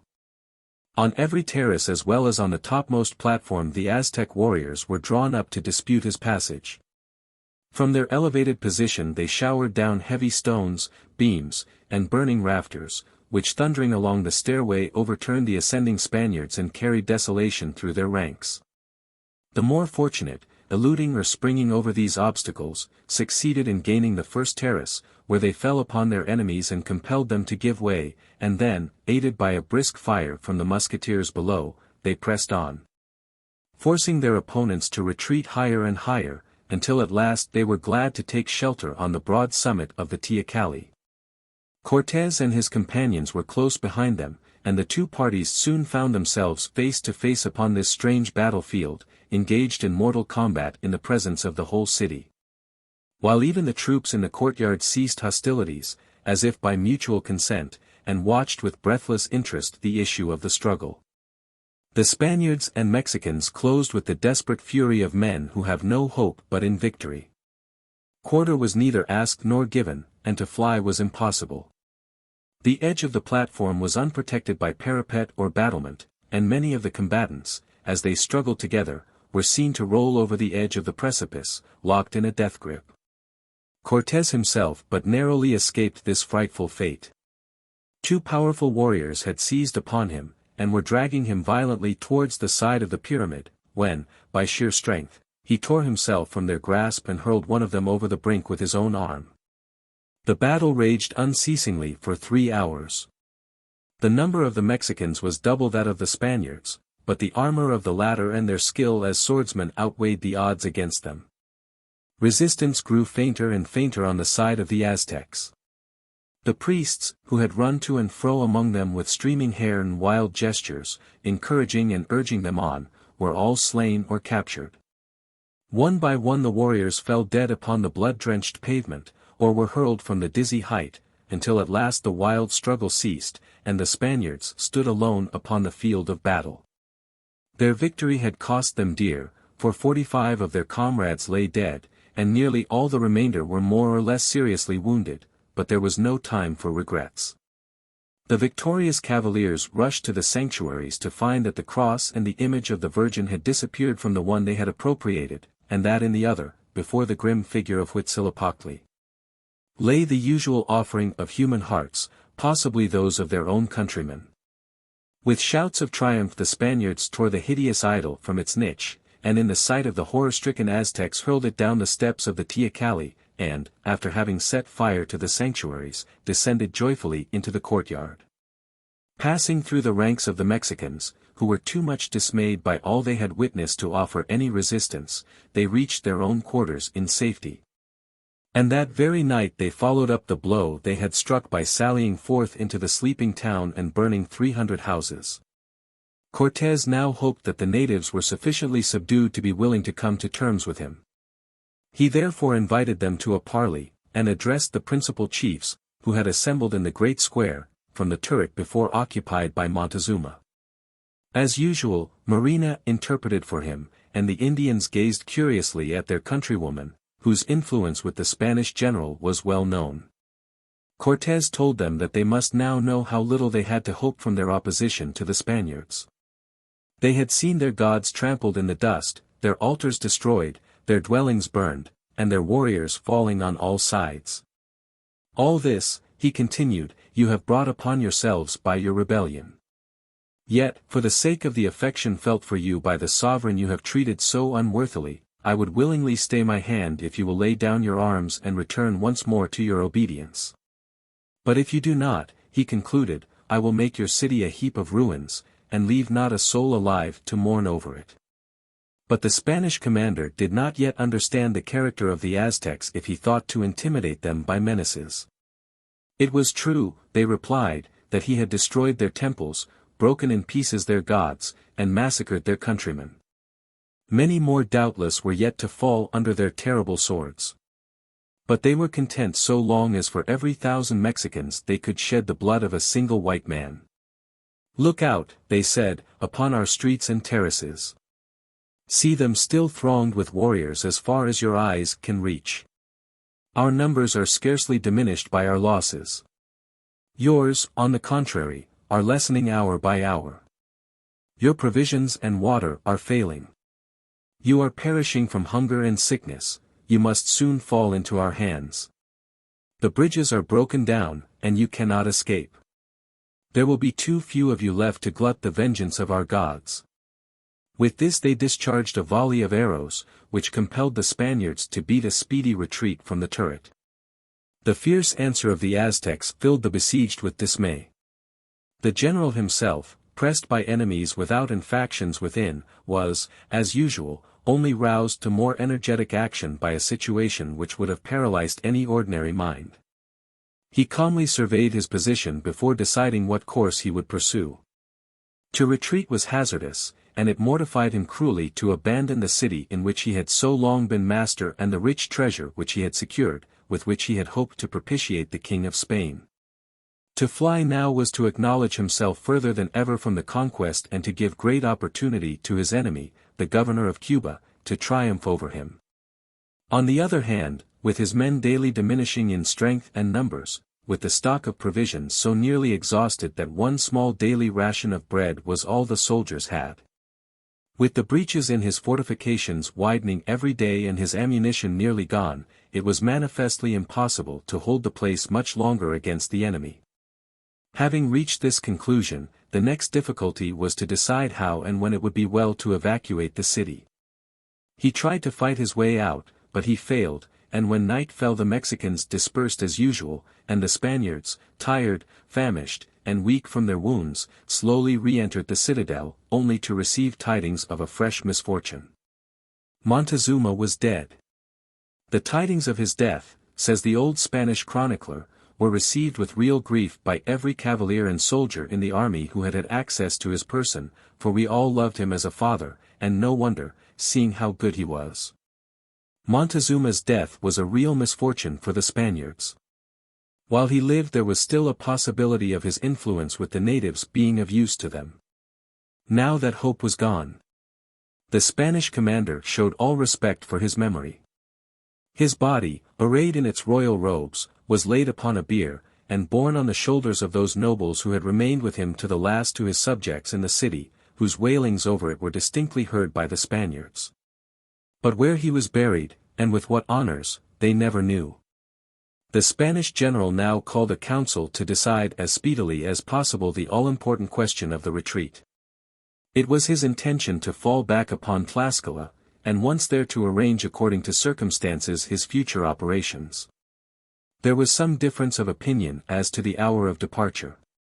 But owing to the predictions of a soldier named Botello, who pretended to be able to read the stars, and who announced that to leave the city at night would be for the good of his comrades, though he himself would meet his death through it. It was decided that the fortress should be abandoned that very night. After events proved that Botelho's prophecy was unfortunately only true as far as he himself was concerned. The general's first care was to provide for the safe conveyance of the treasure. The soldiers had most of them converted their share into gold chains or collars which could be easily carried about their persons. But the royal fifth, with that of Cortés himself and his principal officers, was in bars and wedges of solid gold. That belonging to the crown was now given in charge to the royal officers, with the strongest horse to carry it, and a special guard for its protection. But much treasure belonging to the crown and to private individuals was necessarily abandoned, and the precious metal lay in shining heaps upon the floors of the palace. "Take what you will of it," said Cortés to the soldiers. "Better you should have it than those Mexican hounds. But be careful not to overload yourselves, he travels safest who travels lightest." His own wary soldiers took heed to his counsel, taking few treasures, and those of the smallest size. But the troops of Narvaez thought that the very mines of Mexico lay open before them, and the riches for which they had risked so much were within their reach at last. Rushing upon the spoil, they loaded themselves with all they could possibly carry or stow away. Cortés next arranged the order of march. The van consisted of 200 Spanish foot, commanded by Sandoval, with 20 other cavaliers.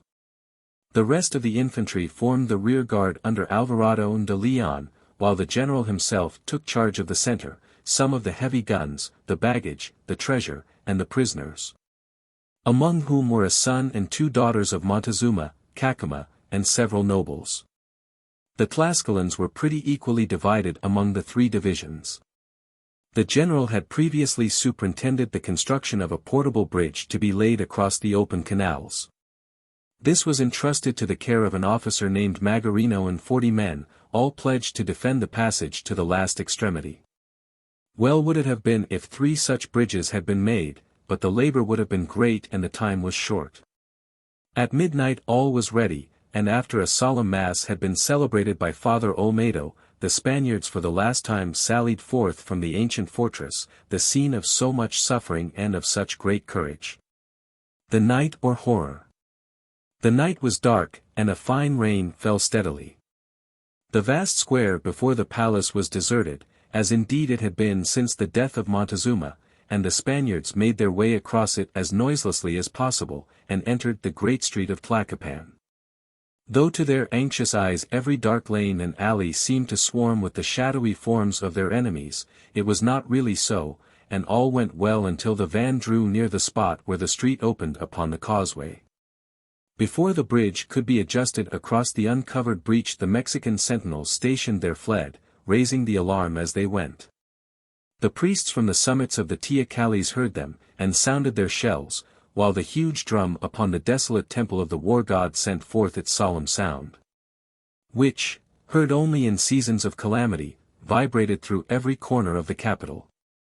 The Spaniards saw that there was no time to be lost. The bridge was fitted with all speed, and Sandoval rode across first to try its strength, followed by the 1st Division, then came Cortés with the baggage and artillery, but before he was well over, a sound was heard as of a stormy wind rising in a forest. Nearer and nearer it came, and from the dark waters of the lake rose the plashing noise of many oars. Then a few stones and arrows fell at random among the hurrying troops, to be followed by more and more, ever thicker and faster, till they became a terrible blinding storm, while the air was rent with the yells and war cries of the enemy, who seemed to be swarming in myriads over land and lake. The Spaniards pushed on steadily, though the Mexicans, dashing their canoes against the sides of the causeway, clambered up and broke in upon their ranks. The soldiers, anxious only to make their escape, simply shook them off, or rode over them, or with their guns and swords drove them headlong down the sides of the dike again. But the advance of such a body of men necessarily took time, and the leading files had already reached the second gap in the causeway before those in the rear had cleared the first. They were forced to halt, though severely harassed by the fire from the canoes, which clustered thickly round this opening, and many were the urgent messages which were sent to the rear, to hurry up the bridge. But when it was at length clear, and Magarino and his sturdy followers endeavoured to raise it, they found to their horror that the weight of the artillery and the horses passing over it had jammed it firmly into the sides of the dike. And it was absolutely immovable. Not till many of his men were slain and all wounded did Magarino abandon the attempt, and then the dreadful tidings spread rapidly from man to man, and a cry of despair arose. All means of retreat were cut off, they were held as in a trap. Order and discipline were at an end, for no one could hope to escape except by his own desperate exertions. Those behind pressed forward, trampling the weak and wounded underfoot, heeding not friend or foe. Those in front were forced over the edge of the gulf, across which some of the cavaliers succeeded in swimming their horses, but many failed, or rolled back into the lake in attempting to ascend the opposite bank. The infantry followed pell-mell, heaped one upon the other, frequently pierced by the Aztec arrows, or struck down by their clubs, and dragged into the canoes to be reserved for a more dreadful death. All along the causeway the battle raged fiercely. The Mexicans clambered continually up the sides of the dike, and grappled with the Spaniards, till they rolled together down into the canoes. But while the Aztec fell among friends, his unhappy antagonist was secured, and borne away in triumph to the sacrifice. The struggle was long and deadly, but by degrees the opening in the causeway was filled up by the wreck of the wagons, guns, rich bales of stuffs, chests of solid ingots, and bodies of men and horses which had fallen into it. And over this dismal ruin those in the rear were able to reach the other side. Cortés had found a place that was fordable, and, halting halfway across, had vainly endeavored to check the confusion, and lead his followers safely to the opposite bank. But his voice was lost in the wild uproar. And at length, attended by a few trusty cavaliers, he pushed forward to the front. Here he found Sandoval and his companions, halting before the last breach, trying to cheer on the soldiers to attempt the crossing. But, though not so beset with enemies as the last, it was wide and deep, and the men's resolution failed them. Again the cavaliers set the example, by plunging into the lake. Horse and foot followed, swimming or clinging to the manes and tails of the horses. Those fared best, as the general had predicted, who travelled lightest, and many were the unfortunate wretches, who, weighed down by the fatal treasure, were buried with it at the bottom of the lake. Cortés, with a few others, still kept in advance, leading the miserable remnant off the causeway. The din of battle was growing faint in the distance, when the rumor reached them that, without speedy succor, the rearguard must be utterly overwhelmed. It seemed a desperate venture, but the cavaliers, without thinking of the danger, turned their horses, and galloped back to the relief of their comrades. Swimming the canal again, they threw themselves into the thick of the fray. The first gleam of morning light showed the hideous confusion of the scene. The masses of combatants upon the dike were struggling till the very causeway seemed to rock, while as far as the eye could see, the lake was covered with a dense crowd of canoes full of warriors. The cavaliers found Alvarado unhorsed, and, with a mere handful of followers, defending himself against an overwhelming tide of the enemy, who by this time possessed the whole rear of the causeway, and received constant reinforcements from the city. The Spanish artillery, which had done good service at first, had been overthrown, and utterly confounded by the rush from the back. In the general ruin, Cortés strove by a resolute charge to give his countrymen time to rally, but it was only for a moment. They were speedily borne down by the returning rush. The general and his companions were forced to plunge into the lake once more, though with their numbers reduced this time, and Alvarado stood for an instant upon the brink, uncertain what to do. There was no time to be lost. He was a tall and powerful man. Setting his long lance firmly on the wreck which strewed the lake, he gave a mighty leap which landed him in safety upon the opposite bank. Aztecs and Tlascalans looked on in amazement at this almost incredible feat, and a general shout arose. This is truly the Tonatiuh, the child of the sun. To this day, the place is called Alvarado's Leap. Cortés now rode to the front, where the troops were straggling miserably off the fatal causeway. Most fortunately, the attention of the Aztecs was diverted by the rich spoil that strewed the ground, and their pursuit ceased, so that the Spaniards passed unmolested through the village of Popotla. There the Spanish commander dismounted from his weary steed, and sitting down on the steps of an Indian temple, looked mournfully on while the broken files dragged slowly past. It was a piteous spectacle. The cavalry, many of them dismounted, were mingled with the infantry, their shattered mail dripping with the salt ooze, and showing through its rents many a ghastly wound, their firearms, banners, baggage, artillery, everything was gone. Cortez, as he looked sadly on their thin, disordered ranks, sought in vain many a familiar face, and missed more than one trusty comrade who had stood by his side through all the perils of the conquest. And accustomed as he was to conceal his emotions, he could bear it no longer, but covered his face with his hands, while he wept tears of anguish. It was, however, some consolation to him that Marina had been carried safely through the awful night by her faithful guards. Aguilar was also alive, and Martin Lopez, who had built 2 boats for him in Mexico, as well as Alvarado, Avila, Sandoval, Olid, and Ordaz. But this was no time to give way to vain regrets. Cortez hastily mounted again and led his men as speedily as possible through Tlacopan, and, as soon as he reached the open country, endeavored to bring his disorganized battalions into something like order. The broken army, half-starved, moved slowly towards the coast. On the 7th morning the army reached the mountain range which overlooks the plains of Otumba. All the day before, parties of the enemy had hovered round, crying vindicatively, "Hasten on. You will soon find yourselves where you cannot escape." Now, as they climbed the steep hillside, Cortez realized what this meant, for his scouts came back reporting that a powerful body of Aztecs was encamped upon the other side waiting for them, and truly enough, when they looked down into the valley, they saw it filled with a mighty host of warriors who had been gathered together by Cuitlahua, and stationed at this point to dispute the passage of the Spaniards. Every chief of importance had taken the field with his whole array. As far as the eye could reach extended a moving mass of glittering shields and spears, mingled with the banners and bright feather mail of the caciques, and the white cotton robes of their followers.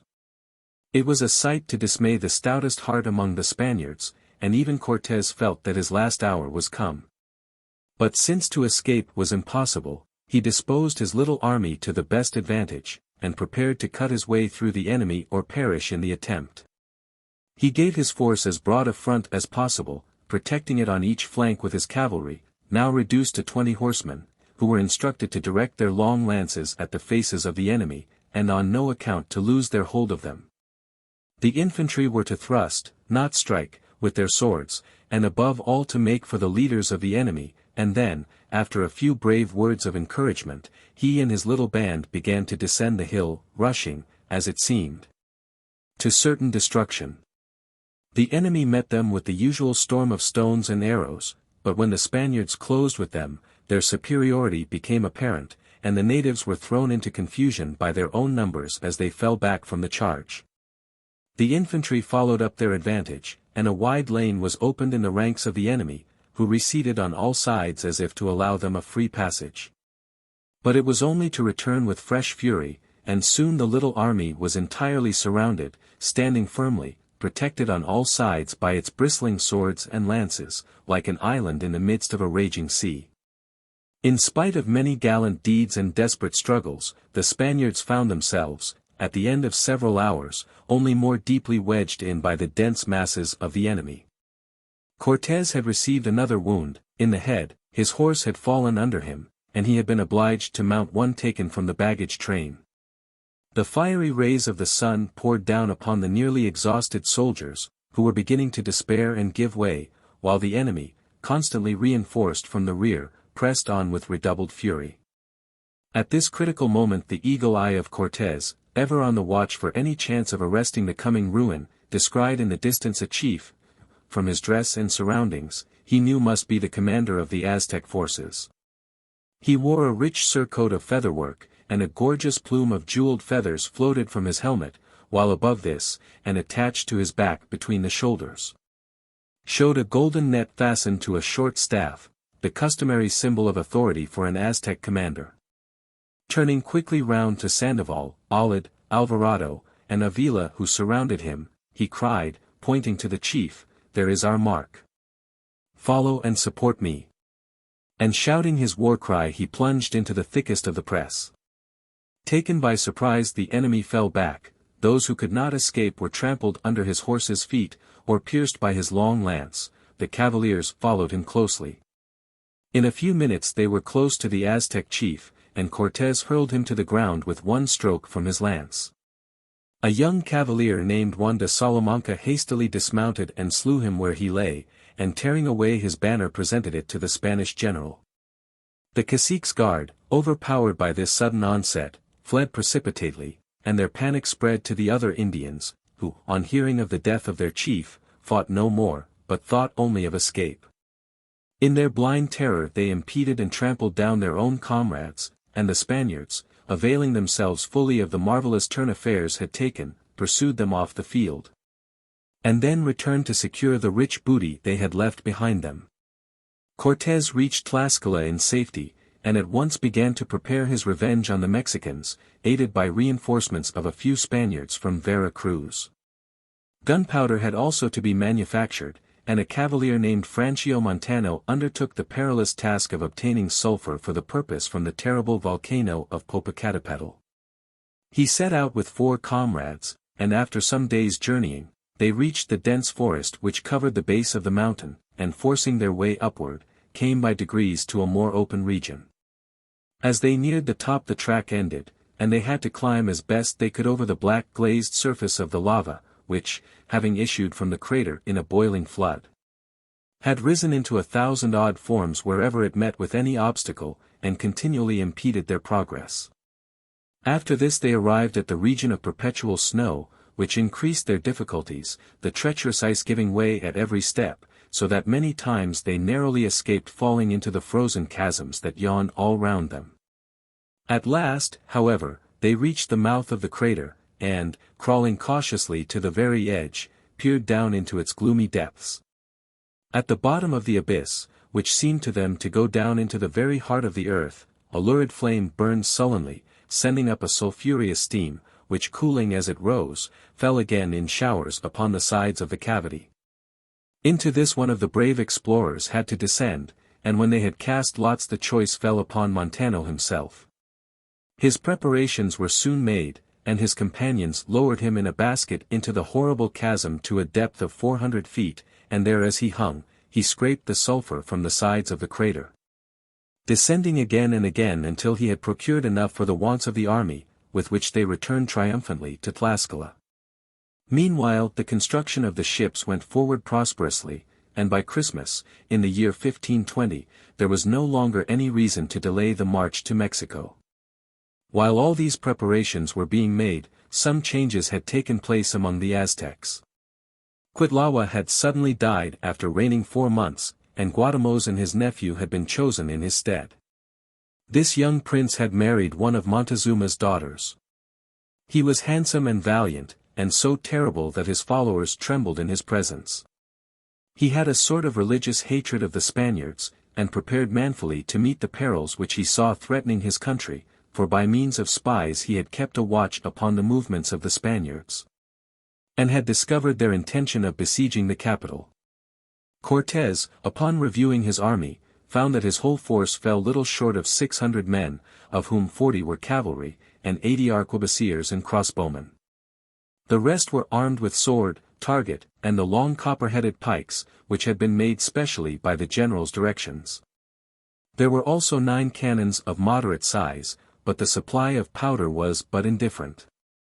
Cortés published a code of strict regulations for the guidance of his men before they set out, and addressed them as usual with stirring words, touching all the springs of devotion, honor, and ambition in their hearts, and rousing their enthusiasm as only he could have done. His plan of action was to establish his headquarters at some place upon the Texcoco Lake, whence he could cut off the supplies from the surrounding country, and place Mexico in a state of blockade until the completion of his ships should enable him to begin a direct assault. The most difficult of the 3 ways into the valley was the one Cortés chose. It led right across the mountain chain, and he judged wisely that he would be less likely to be annoyed by the enemy in that direction. Before long the army halted within 3 leagues of Texcoco, which you will remember was upon the opposite shore of the lake to Mexico, and somewhat further north. Up to this time they only had had a few slight skirmishes with the Aztecs, though beacon fires had blazed upon every hilltop, showing that the country was roused. Cortés thought it very unlikely that he would be allowed to enter Tezcuco, which was now reigned over by Coanaco, the friend and ally of Guatimozin. But the next morning, before the troops were well under arms, came an embassy bearing a golden flag, and a gift for Cortés, and imploring him to spare Coanaco's territories, and to take up his quarters in his capital. Cortés first sternly demanded an account of the Spaniards who, while convoying treasure to the coast, had been slain by Coanaco just when Cortés himself was retreating to Tlaxcala. The envoys declared at once that the Mexican emperor alone was to blame, he had ordered it to be done, and had received the gold and the prisoners. They then urged that to give them time to prepare suitable accommodation for him, Cortés should not enter Tezcuco until the next day. But disregarding this he marched in at once, only to find the place deserted, and Coanaco well on his way across the lake to Mexico. The general, however, turned this to his own advantage by assembling the few persons left in the city, and then and there electing a brother of the late sovereign to be ruler in his place, and when a few months later he died. He was succeeded by Ixtlilxochtli, son of Negualpilli, who, always a friend of the Spaniards, now became their most valuable ally, and by the support of his personal authority in all his military resources, did more than any other Aztec chieftain to rivet the chains of the strangers round the necks of his own countrymen. The siege and surrender of Mexico. The city of Tezcuco, which lay about half a league from the shore of the lake, was probably the best position Cortés could have chosen for the headquarters of the army. His first care was to strengthen the defences of the palace in which they were lodged, and next to employ 8,000 Indian laborers in widening a stream, which ran towards the lake, so that when the ships arrived they might be put together in Tezcuco, and floated safely down to be launched upon it. Meanwhile many of the places in the neighborhood sent in their submission to Cortés, and several noble Aztecs fell into his hands. These men he employed to bear a message to Guatimozin, in which he deprecated the necessity of the present hostilities, and declared himself willing to forget the past, inviting the Mexicans by a timely submission to save their capital from the horrors of a siege. But every man in Mexico was determined to defend it to the uttermost, and this appeal produced no effect. The general now turned his attention to securing all the strong places upon the lake. Iztapalapan was the first. The attacking party, after a sharp struggle, succeeded in entering the town. Many of the inhabitants fled in their canoes, but those who remained were massacred by the Tlaxcalans in spite of all Cortés could do to restrain them. Darkness set in while the soldiers were eagerly loading themselves with plunder. Some of the houses had been set on fire, and the flames lighted up the scene of ruin and desolation. Suddenly a sound was heard as of the rush of the incoming tide, and Cortés with great alarm realized that the Indians had broken down the dikes, and that before long the low-lying ground upon which the town stood would be under water. He hastily called off his men and retreated, the soldiers, heavily laden, wading with difficulty through the flood which gained fast upon them. As they left the burning city behind them they could no longer find their way, and sometimes plunged into deep water where many of the allies, unable to swim, were carried away and drowned. When morning dawned they were harassed by the enemy, who hovered round and discharged volleys of arrows and stones, so that it was with no small satisfaction that they presently found themselves once more within the walls of Tezcuco. Cortés was greatly disappointed at this disastrous end of an expedition which had begun so well, but after all the fate of Iztapalapan produced a good effect, and many more towns sent to tender their allegiance, amongst others Otumba and Chalco, which was a place of great importance. Cortés also managed to induce the tribes, who though friendly to him were hostile to one another, to forget their feuds and combine against Mexico, and to this wise policy he owed much of his future success. News now came from Tlaxcala that the ships were ready, and Sandoval was dispatched with a considerable guard to bring them to Tezcuco. On his way he was to stop at Xoltepec, where the massacre of the Spaniards had taken place, to find out and punish all who had had a hand in the matter, but when they got there the inhabitants had fled. In the deserted temples they had the horror of finding many traces of the fate of their comrades. For beside their arms and clothing, and the hides of their horses, the heads of several soldiers were found suspended as trophies of victory. While traced in charcoal upon the wall in one building were the words, in the Spanish language, "In this place the unfortunate Juan Just, with many others of his company, was imprisoned." It was fortunate that the inhabitants had fled, for they would have met with but scant mercy from the Spaniards, who were full of indignation at the thought of the horrible doom which had overtaken their companions. Sandoval now resumed his march to Tlascala, but before he could reach it, the convoy appeared transporting the ships through the mountain passes. Retaining 20,000 of the warriors as a guard, the Spanish captain dismissed the rest, and after 4 laborious days Cortés and his garrison had the joy of welcoming them safe within the walls of Tezcuco.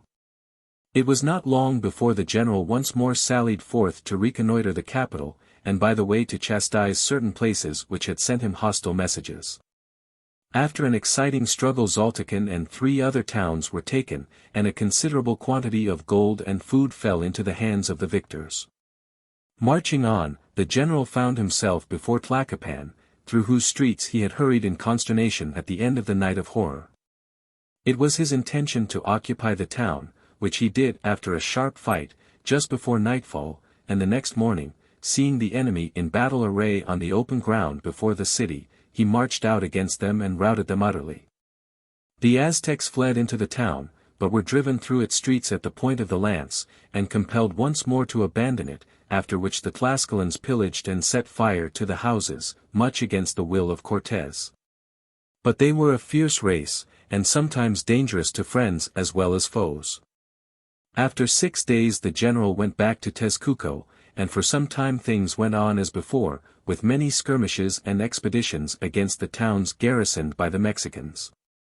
Sandoval took several strongholds which threatened the security of Chalco, and all the while the work upon the canal was going rapidly forward, and the ships were nearing completion in spite of 3 attempts made by the enemy to burn them. Just at this time came the welcome news that 3 vessels had arrived at Villa Rica, with 200 men on board well provided with arms and ammunition, and with 70 or 80 horses, and the newcomers soon made their way to Tezcuco. For the roads to the port were now safe and open. In April 1521, Cortés started once more to scour the country with a large force, passing quite round the Great Lakes, and exploring the mountain regions to the south of them. Here he came upon Aztec forces entrenched in strong towns, often built like eagles' nests upon some rocky height, so that to take them was a work of great difficulty and danger. Once he found himself before a city which it was absolutely necessary to subdue, but he was separated from it by a cleft in the solid rock of no great width, but going sheer down thousands of feet. The bridges which generally crossed it had been broken down at the approach of the Spaniards, and as they stood there, unable to advance, the enemy's archers as usual kept up a steady fire, to which they were unavoidably exposed. The general sent a party to seek a passage lower down, but they met with no success until they came to a spot where 2 large trees, growing one on either side of the ravine, interlaced their branches overhead. And by this unsteady and perilous bridge one of the Tlascalans ventured to cross. His example was soon followed, and one by one about 30 Spaniards and some more of the natives crawled across, swinging dizzily above the abyss. 3 lost their hold and fell, but the rest alighted in safety on the other side and attacked the Aztecs, who were as much amazed at their sudden appearance as if they had dropped from the clouds. Presently a temporary bridge was contrived by which the remainder of the force managed to cross also, and before long the town was taken, and the trembling caciques appeared before Cortés, throwing the blame of their resistance upon the Mexicans, and promising submission for the future. The general then continued his march across the eastern shoulder of the mountain, descending finally upon Xochimilco, which was built partly upon the lake like Mexico itself, and was approached by causeways, which, however, were of no great length. It was in the first attack upon this town that Cortés was as nearly as possible taken prisoner by the Aztecs.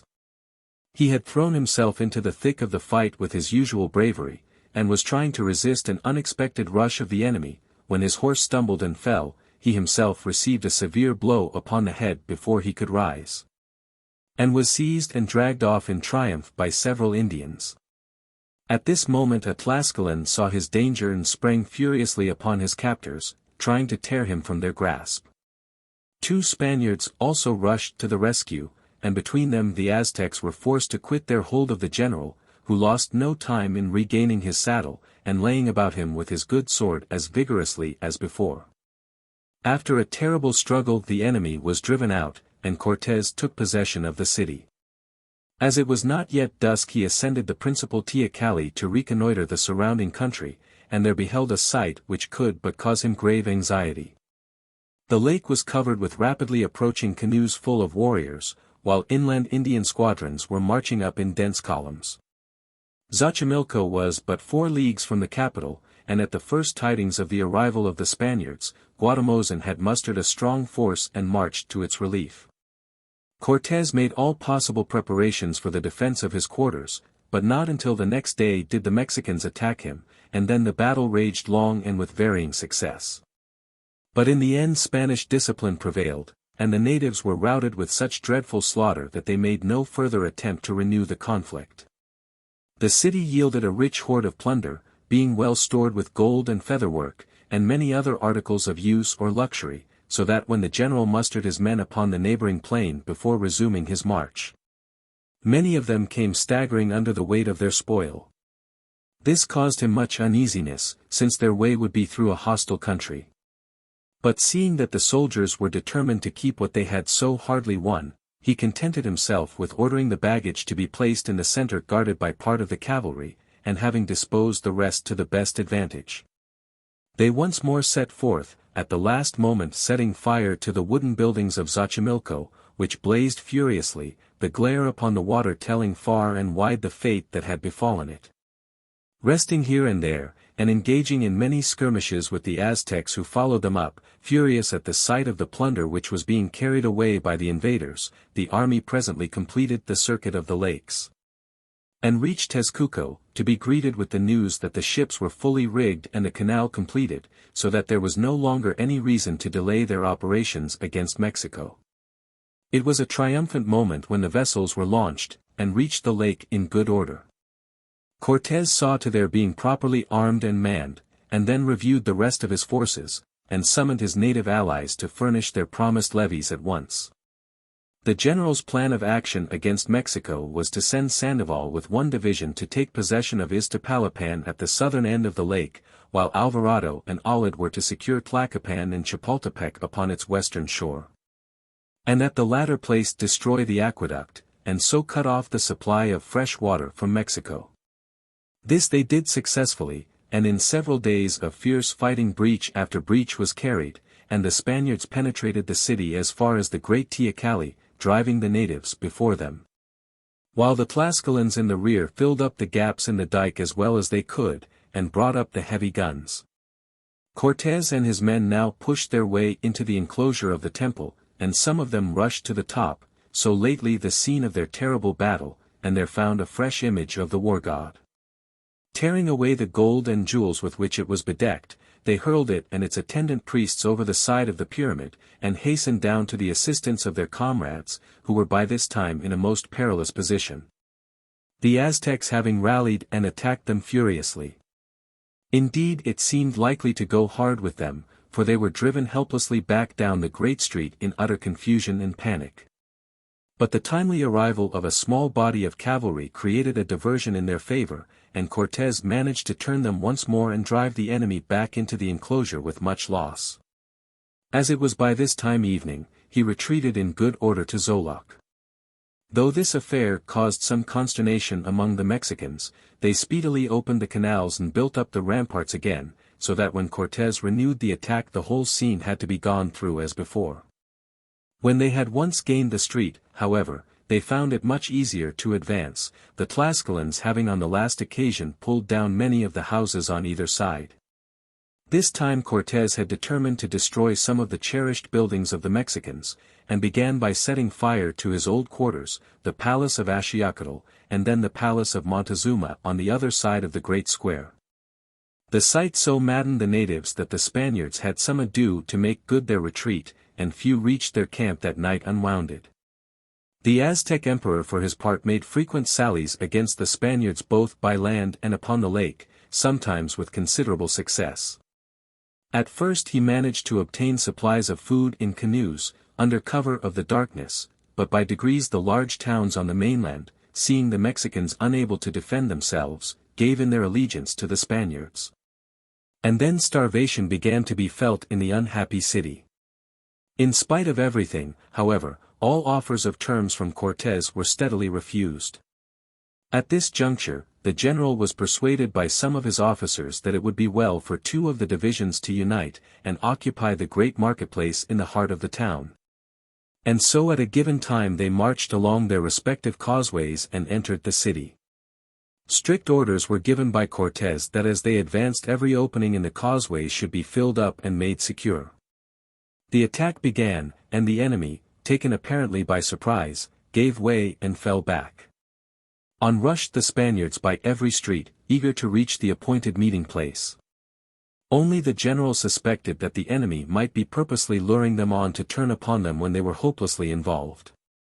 Taking a few men with him, he hastily proceeded to see for himself if the way was clear should a retreat become necessary, and found, as he had feared, that all had been too eager to be in the front to attend to this most important duty. In the first street he traversed was a huge gap, 12 feet wide, and at least as many deep, full of water, for it connected two canals. A feeble attempt had been made to fill this up with beams and rubbish, but it had been left before any good had been done. Worse than all, Cortés saw that this breach was freshly made, and that his officers had probably rushed headlong into a snare laid by the enemy.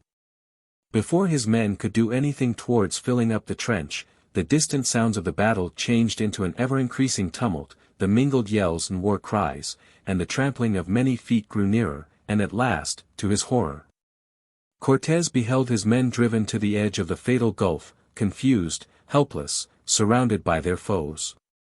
The foremost files were soon hurried over the edge, some trying to swim across, some beaten down by the struggles of their comrades or pierced by the darts of the Indians. In vain with outstretched hands did Cortés try to rescue his soldiers from death, or worse still from capture. He was soon recognized, and 6 of the enemy tried to seize and drag him into a canoe. It was only after a severe struggle, in which he was wounded in the leg, that he was rescued by his brave followers. 2 were killed in the attempt, while another was taken alive as he held the general's horse for him to mount. In all, 60 Spaniards were captured on this fatal day, and it was only when the rest reached their guns in the open space before the causeway that they were able to rally and beat back the Aztecs. The other division had fared equally ill, and were moreover in great anxiety as to the fate of Cortés, who was reported to have been killed. When they once more reached their quarters, Sandoval, though badly wounded, rode into the camp of Cortés to learn the truth, and had a long and earnest consultation with him over the disaster, and what was next to be done. As he returned to his camp he was startled by the sound of the great drum on the temple of the war god, heard only once before during the night of horror, and looking up he saw a long file of priests and warriors winding round the terraces of the teocalli. As they came out upon the platform at the top he perceived, with rage and despair, that his own countrymen were about to be sacrificed with the usual ghastly ceremonies. The camp was near enough to the city for the white skins of the victims and their unavailing struggles to be distinctly seen by their comrades, who were nevertheless powerless to help them, and their distress and fury may be imagined. For 5 days the horrible scenes went on, the Mexicans feasting, singing, and dancing, while their priests predicted that in 8 days the war god, appeased by these sacrifices, would overwhelm their enemies and deliver them into their hands. These prophecies had a great effect upon the native allies of Cortés, who withdrew from him in immense numbers. But the general treated their superstition with cheerful contempt, and only bargained with the deserters to remain close by and see what would happen. When the 9th day came, and the city was still seen to be beset on every side, they ceased to believe in the oracle, and returned, with their anger against the Mexicans rekindled, and their confidence in the Spaniards greatly strengthened. At this time another vessel loaded with stores and ammunition touched at Vera Cruz, and her cargo was seized and sent on to Cortés by the governor. With his strength thus renewed the Spanish general resumed active operations. This time not a step was taken in advance without securing the entire safety of the army, once and for all, by solidly building up the dikes, filling every canal, and pulling down every house. So that slowly and by degrees a bare open space was made, which took in more and more of the town, till at last the unhappy Aztecs, after many desperate sallies, were shut into the portion of the city which lay between the northern and western causeways. Here famine and pestilence did their awful work unchecked. The ordinary articles of food were long exhausted, and the wretched people ate moss, insects, grass, weeds, or the bark of trees. They had no fresh water. The dead were unburied, the wounded lay in misery, yet all the endeavors of Cortés to induce Guatimozin and his chiefs to submit were useless. Though the two divisions of the army had proceeded with their work of destruction until they could join their forces, and 7/8 of the city lay in ruins. Though the banner of Castile floated undisturbed from the smoldering remains of the sanctuary on the teocalli of the war god, still the Aztecs defied the conquerors, and fiercely rejected their overtures of peace. Hundreds of famishing wretches died every day, and lay where they fell, for there was no one to bury them. Familiarity with the spectacle made men indifferent to it. They looked on in dumb despair, waiting for their own turn to come. There was no complaint or lamentation, but deep, unutterable woe. In the midst of this appalling misery Guatimozin remained calm and courageous, and as firmly resolved not to capitulate as at the beginning of the siege. It is even said that when Cortés persuaded a noble Aztec prisoner to bear his proposals for a treaty to the emperor, Guatimozin instantly ordered him to be sacrificed. The general, who had suspended hostilities for several days hoping for a favorable answer to his message, now resolved to drive him to submission by a general assault. And for that purpose led his men across the dreary waste of ruins to the narrow quarter of the city into which the wretched Mexicans had retreated. But he was met by several chiefs, who, holding out their emaciated arms, exclaimed, "Why do you delay so long to put an end to our miseries? Rather kill us at once that we may go to our god Huitzilopochtli, who waits to give us rest from our sufferings." Cortés, moved by the piteous sight, replied that he desired not their death but their submission. "Why does your master refuse to treat with me," he said, "when in a single hour I can crush him and all his people?" Then once more he sent to demand an interview with Guatimozin. This time the emperor hesitated, and agreed that next day he would meet the Spanish general. Cortés, well satisfied, withdrew his force, and next morning presented himself at the appointed place in the great square, where a stone platform had been spread with mats and carpets and a banquet made ready. But after all Guatimozin, instead of coming himself, sent his nobles. Cortés, though greatly disappointed, received them courteously, persuading them to partake of the feast he had prepared, and dismissing them with a supply of provisions for their master and a renewed entreaty that he would next day come in person. But though he waited for 3 hours beyond the time appointed, neither the emperor or his chiefs appeared, and the general heard that the Mexicans were preparing to resist an assault. He delayed no longer, but ordering Sandoval to support him by bringing up the ships and directing his big guns against the houses near the water, he marched at once into the enemy's quarters. The Mexicans set up a fierce war cry, and with their usual spirit sent off clouds of arrows and darts, but the struggle soon became a hand-to-hand one. And weakened by starvation and hemmed in as they were, the unhappy Aztecs had no chance against their foes.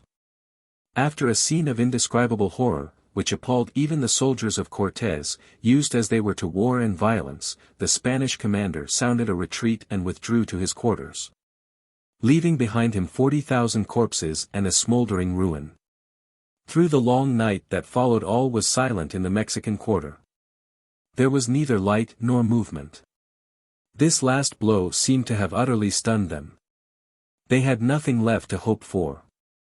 In the Spanish camp, however, all was rejoicing at the prospect of a speedy termination to the wearisome campaign. The great object of Cortés was now to secure the person of Guatimozin, and the next day, which was August 18, 1521, he led his forces for the last time across the black and blasted ruin which was all that remained of the once beautiful city. In order to give the distressed garrison one more chance, he obtained an interview with the principal chiefs and reasoned with them about the conduct of their emperor. "Surely," he said, "Guatimozin will not see you all perish when he can so easily save you." But when he had with difficulty prevailed upon them to urge the king to confer with him, the only answer they could bring was that Guatimozin was ready to die where he was, but would hold no communication with the Spanish commander. "Go then," replied the stern conqueror, "and prepare your countrymen for death. Their last moment is come." Still, however, he postponed the attack for several hours. But the troops were impatient at the delay, and a rumor spread that Guatimozin was preparing to escape by the lake. It was useless to hesitate, the word was given, and the terrible scene that ensued repeated the horrors of the day before. While this was going forward on shore, numbers of canoes pushed off across the lake, most of them only to be intercepted and sunk by the Spanish ships, which beat down upon them, firing to right and left. Some few, however, under cover of the smoke, succeeded in getting into open water. Sandoval had given particular orders that his captains should watch any boat that might contain Guatimozin, and now 2 or 3 large canoes together attracted the attention of one named Garci Holguin, who instantly gave chase. And with a favorable wind soon overtook the fugitives, though they rowed with the energy of despair. As his men leveled their guns at the occupants of the boat, one rose saying, "I am Guatimozin, lead me to Malinche, I am his prisoner. But let no harm come to my wife and followers." Holguin took them on board, and then requested that the emperor would order the people in the other canoes to surrender. "There is no need," he answered sadly, "they will fight no longer when they see their prince is taken." And so it was, for when the news of his capture reached the shore, the Mexicans at once ceased to defend themselves. It seemed as if they had only gone on so long to give their sovereign a better chance of escape. Cortés, who had taken up his station on the flat roof of one of the houses, now sent to command that Guatimozin should be brought before him, and he came, escorted by Sandoval and Holguin, who each claimed the honor of having captured him. The conqueror, who was, as usual, accompanied by the Lady Marina, came forward with dignified courtesy to receive his noble prisoner. The Aztec monarch broke the silence, saying, "I have done all I could to defend myself and my people. I am now reduced to this state. Deal with me, Malinche, as you will." Then laying his hand on a dagger which hung from the belt of Cortés, he added, "Better dispatch me at once with this and rid me of life." "Fear not," answered the conqueror. "You shall be treated with honor. You have defended your capital like a brave warrior, and a Spaniard knows how to respect valor even in an enemy." He then sent for the queen, who had remained on board the Spanish ship, and after ordering that the royal captives should be well cared for and supplied with all they needed, he proceeded to dispose of his troops. Aled and Alvarado drew off their divisions to their quarters, leaving only a small guard in the wasted suburbs of the pestilence-stricken city, whilst the general himself, with Sandoval and the prisoners, retired to a town at the end of the southern causeway. That night a tremendous tempest arose, such as the Spaniards had never before witnessed, shaking to its foundations all that remained of the city of Mexico. The next day, at the request of Guatimozin, the Mexicans were allowed to leave the capital, and for 3 days a mournful train of men, women, and children straggled feebly across the causeways, sick and wounded, wasted with famine and misery, turning often to take one more look at the spot which was once their pleasant home. When they were gone, the conquerors took possession of the place and purified it as speedily as possible, burying the dead and lighting huge bonfires in the deserted streets. The treasure of gold and jewels found in it fell far short of the expectation of the Spaniards, the Aztecs having probably buried their hoards or sunk them in the lake on purpose to disappoint the avarice of their enemies. Cortés, therefore, to his eternal disgrace, caused Guatimozin to be tortured, but fire and cord could not wring the secret of the treasure from this illustrious prince. In later days Cortés hanged Guatimozin, on pretense of a conspiracy. Cortés, having no further need for his native allies, now dismissed them with presents and flattering speeches, and they departed well pleased, loaded with the plunder of the Mexican houses, which was despised by the Spanish soldiers. Great was the satisfaction of the conquerors at having thus brought the long campaign successfully to an end. Cortés celebrated the event by a banquet as sumptuous as circumstances would permit, and the next day, at the request of Father Olmedo, the whole army took part in a solemn service and procession in token of their thankfulness for victory.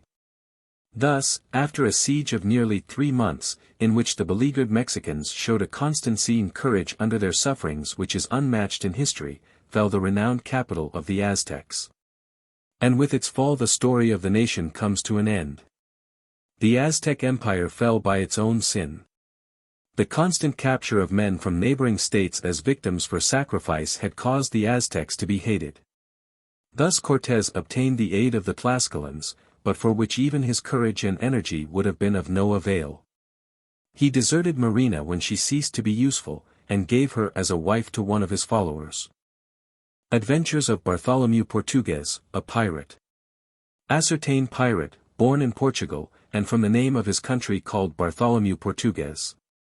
Was cruising from Jamaica in his boat, in which he had only 30 men and 4 small guns, near the Cape de Corrientes, in the island of Cuba. In this place he met with a great ship bound for the Havana, well provided, with 20 great guns and 70 men, passengers and mariners. This ship he assaulted, but found strongly defended by them that were on board.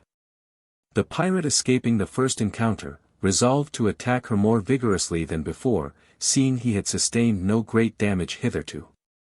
This resolution he boldly performed, renewing his assaults so often that after a long and dangerous fight he became master of the great vessel, having lost only 10 men, and had 4 wounded.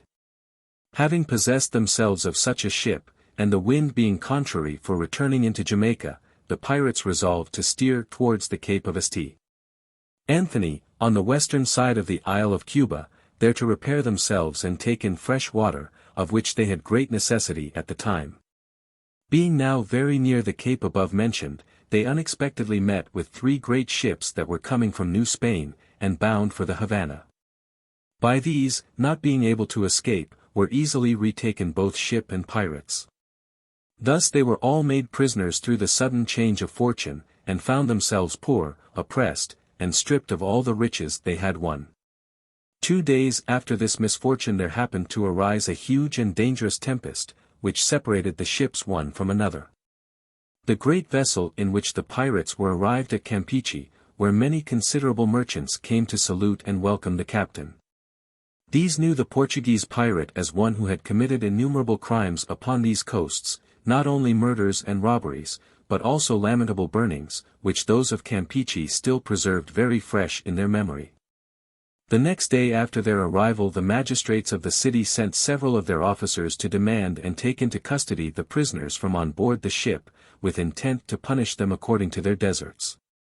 Yet fearing lest the captain of the pirates should escape out of their hands on shore, as he had formerly done, being once their prisoner in the city before, they judged it more convenient to leave him safely guarded on board the ship for the present. In the meanwhile they caused a gibbet to be erected, whereon to hang him the very next day, without any other form of trial than to lead him from the ship to the place of punishment. The rumor of this tragedy was presently brought to the ears of Bartholomew Portugues, and he sought all the means he could to escape that night. With this design he took 2 earthen jars, in which the Spaniards usually carry wine from Spain to the West Indies, and he stopped them very well, intending to use them for swimming. As those who are unskilled in that art do a sort of pumpkins in Spain, and in other places they use empty bladders. Having made this necessary preparation, he waited for the night when all should be asleep, even the sentry that guarded him. But seeing he could not escape his vigilance, he secretly purchased a knife, and with the same gave him a stab that suddenly deprived him of life and the possibility of making any noise. At that instant Bartholomew Portugues committed himself to the sea, with those 2 earthen jars before mentioned, and by their help and support, though never having learned to swim, he reached the shore. Having landed, without any delay he took refuge in the woods, where he hid himself for 3 days without daring to appear, not eating any food but wild herbs. Those of the city failed not the next day to make diligent search for him in the woods, where they concluded him to be. This strict search Bartholomew Portugues watched from the hollow of a tree, wherein he lay concealed. Seeing them return without finding what they sought for, he adventured to sally forth towards the coast of Gulfatrist, 40 leagues distant from the city of Campeche. Here he arrived within a fortnight after his escape from the ship, in which time, as also afterwards, he endured extreme hunger, thirst, and fear of falling again into the hands of the Spaniards. For during all this journey he had no provision but a small calabash with a little water, neither did he eat anything but a few shellfish, which he found among the rocks nigh the seashore. Besides this, he was compelled to pass some rivers, not knowing well how to swim. Being in this distress, he found an old board which the waves had thrown upon the shore, in which there stuck a few great nails. These he took, and with no small labor whetted against a stone, until he made them sharp like knives. With these, and no other instruments, he cut down some branches of trees, which he joined together with twigs and osiers, and as well as he could made a boat, or rather a raft, with which he crossed over the rivers.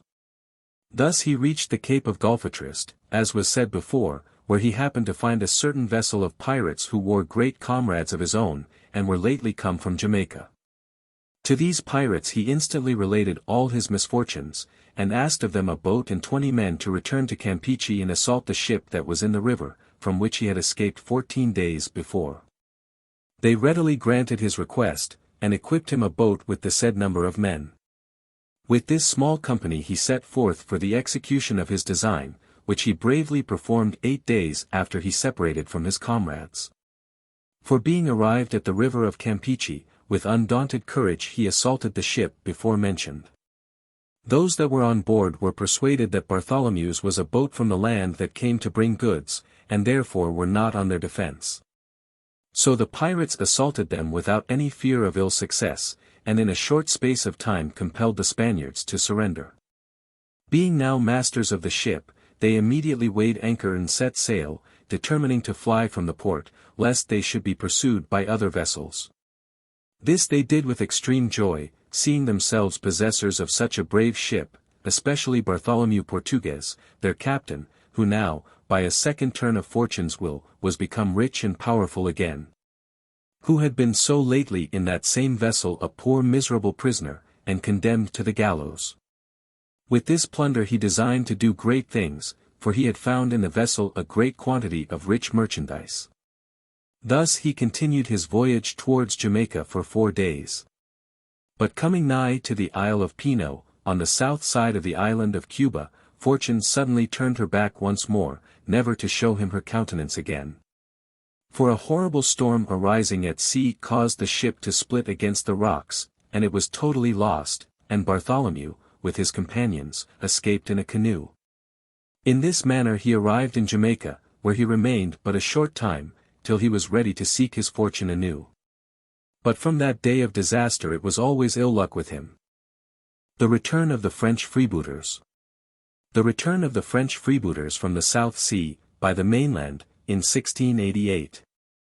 Written by Sieur Raveneau de Lusson, one of the party, taken from his Journal du Voyage fait à la mer du Sud avec les filibustiers de l'Amérique en 1684 et années suivantes.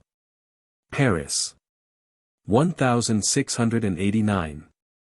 In January, 1688, the daring band of French pirates who, sometimes alone, sometimes in company with English captains, had been cruising in the South Seas, resolved to return to St. Domingo with all the treasure they had won from the Spaniards. But it was manifest that this return would be a matter of great difficulty.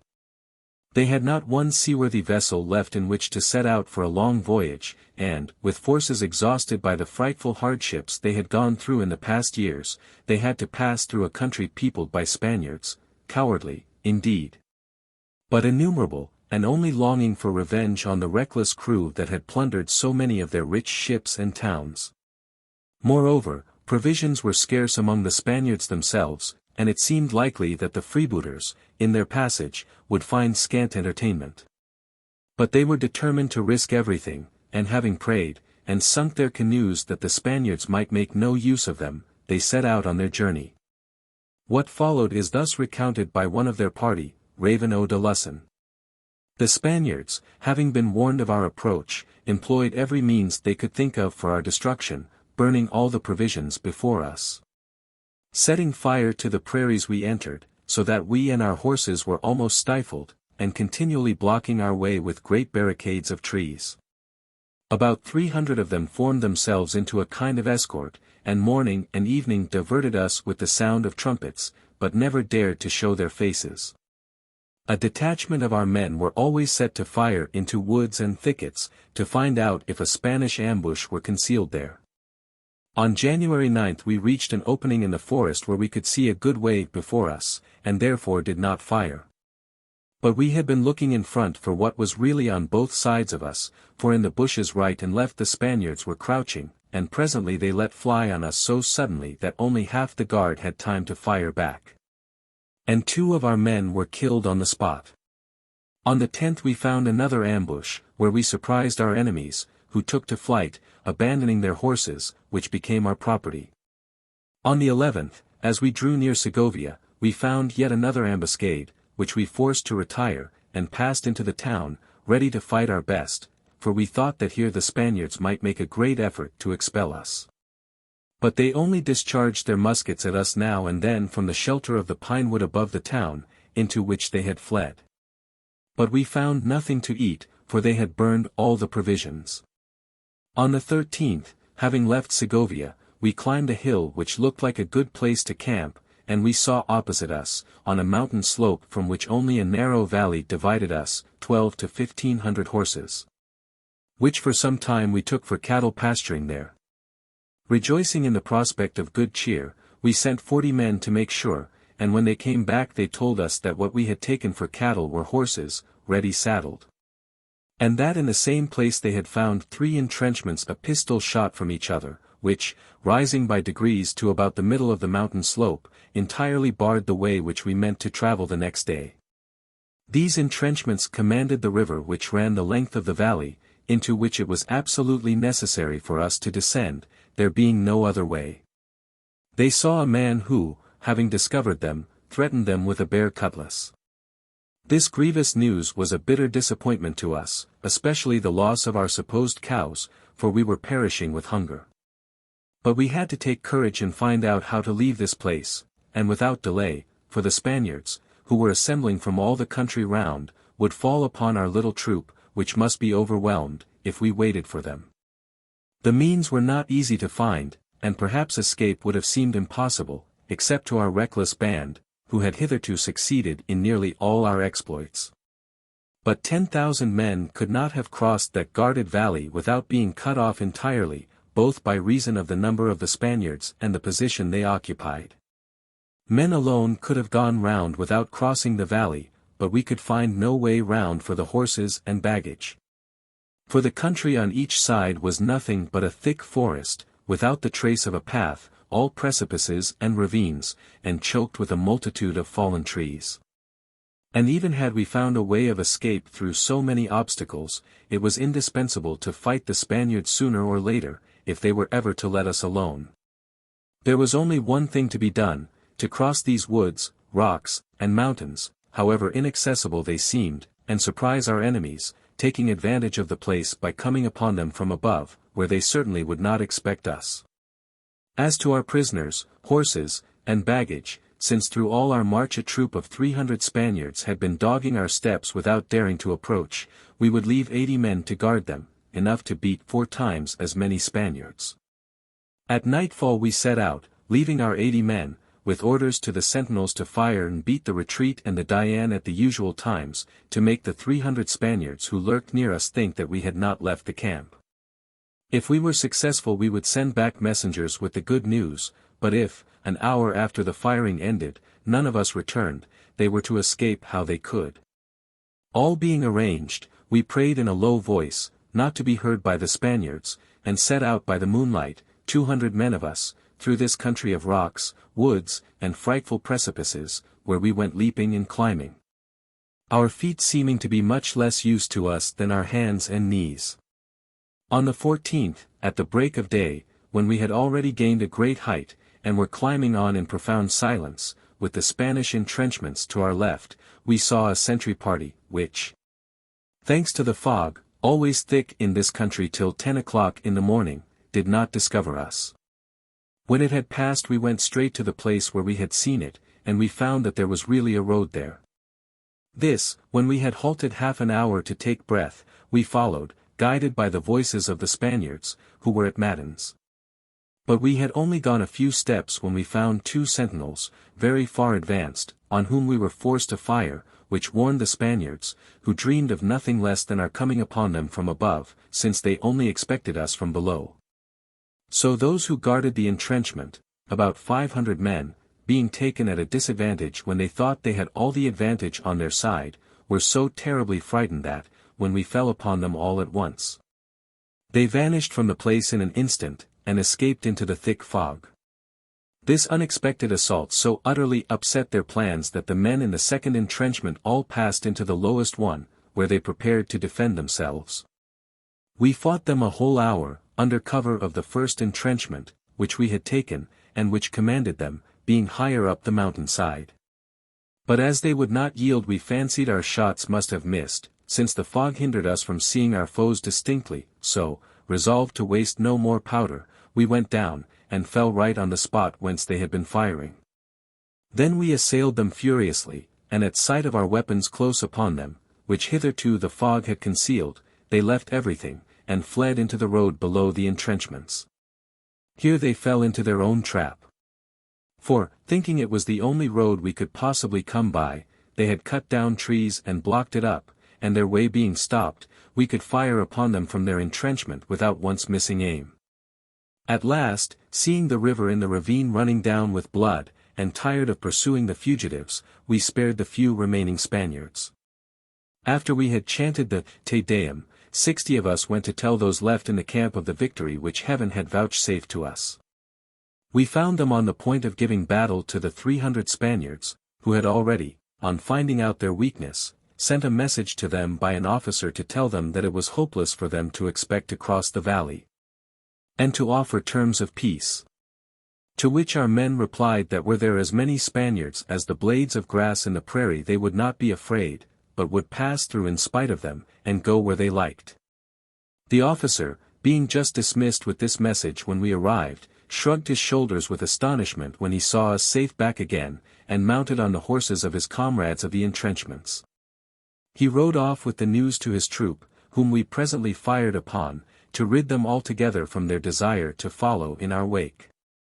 Unfortunately for them they had not time to mount their horses, so after a brief conflict, in which a great number of them fell, we let the rest go, though we kept their horses. Then, with our baggage, we joined those of our men who had stayed to guard the entrenchments. In both these combats we had only 2 men slain and 4 wounded. Continuing our journey, we passed one more Spanish entrenchment, where, since the news of our victory had gone before us, we found no resistance. At last, on the 16th day of our march, we reached the river which we had been seeking eagerly, by whose means we meant to gain the sea into which it flowed. At once we entered the woods which are on its banks, and everyone set to work in good earnest to cut down trees, in order to construct piperies, with which to descend the river. The reader may perhaps imagine that these piperies were some kind of comfortable boat to carry us pleasantly along the stream, but they were anything but this. We joined together 4 or 5 trunks of a kind of tree with light floating wood, merely stripping off their bark, and binding them, instead of cord, with a climbing plant growing in those forests, and embracing the trees like ivy. And when these structures, each large enough to hold 2 men, and in appearance something like huge wicker baskets, were completed, vessels and crew were ready. The safest plan was to stand upright in them, armed with long poles to push them off from the rocks, against which the fierce current every moment threatened to dash them. As it was, they sank 2 or 3 feet deep in the water, so that we were nearly always immersed up to our waists. This river rises in the mountains of Segovia, and falls into the sea at Cape Gracia a Dios, after having flowed for a long distance, with frightful rapidity, among an infinite number of huge rocks, and between the most terrible precipices imaginable.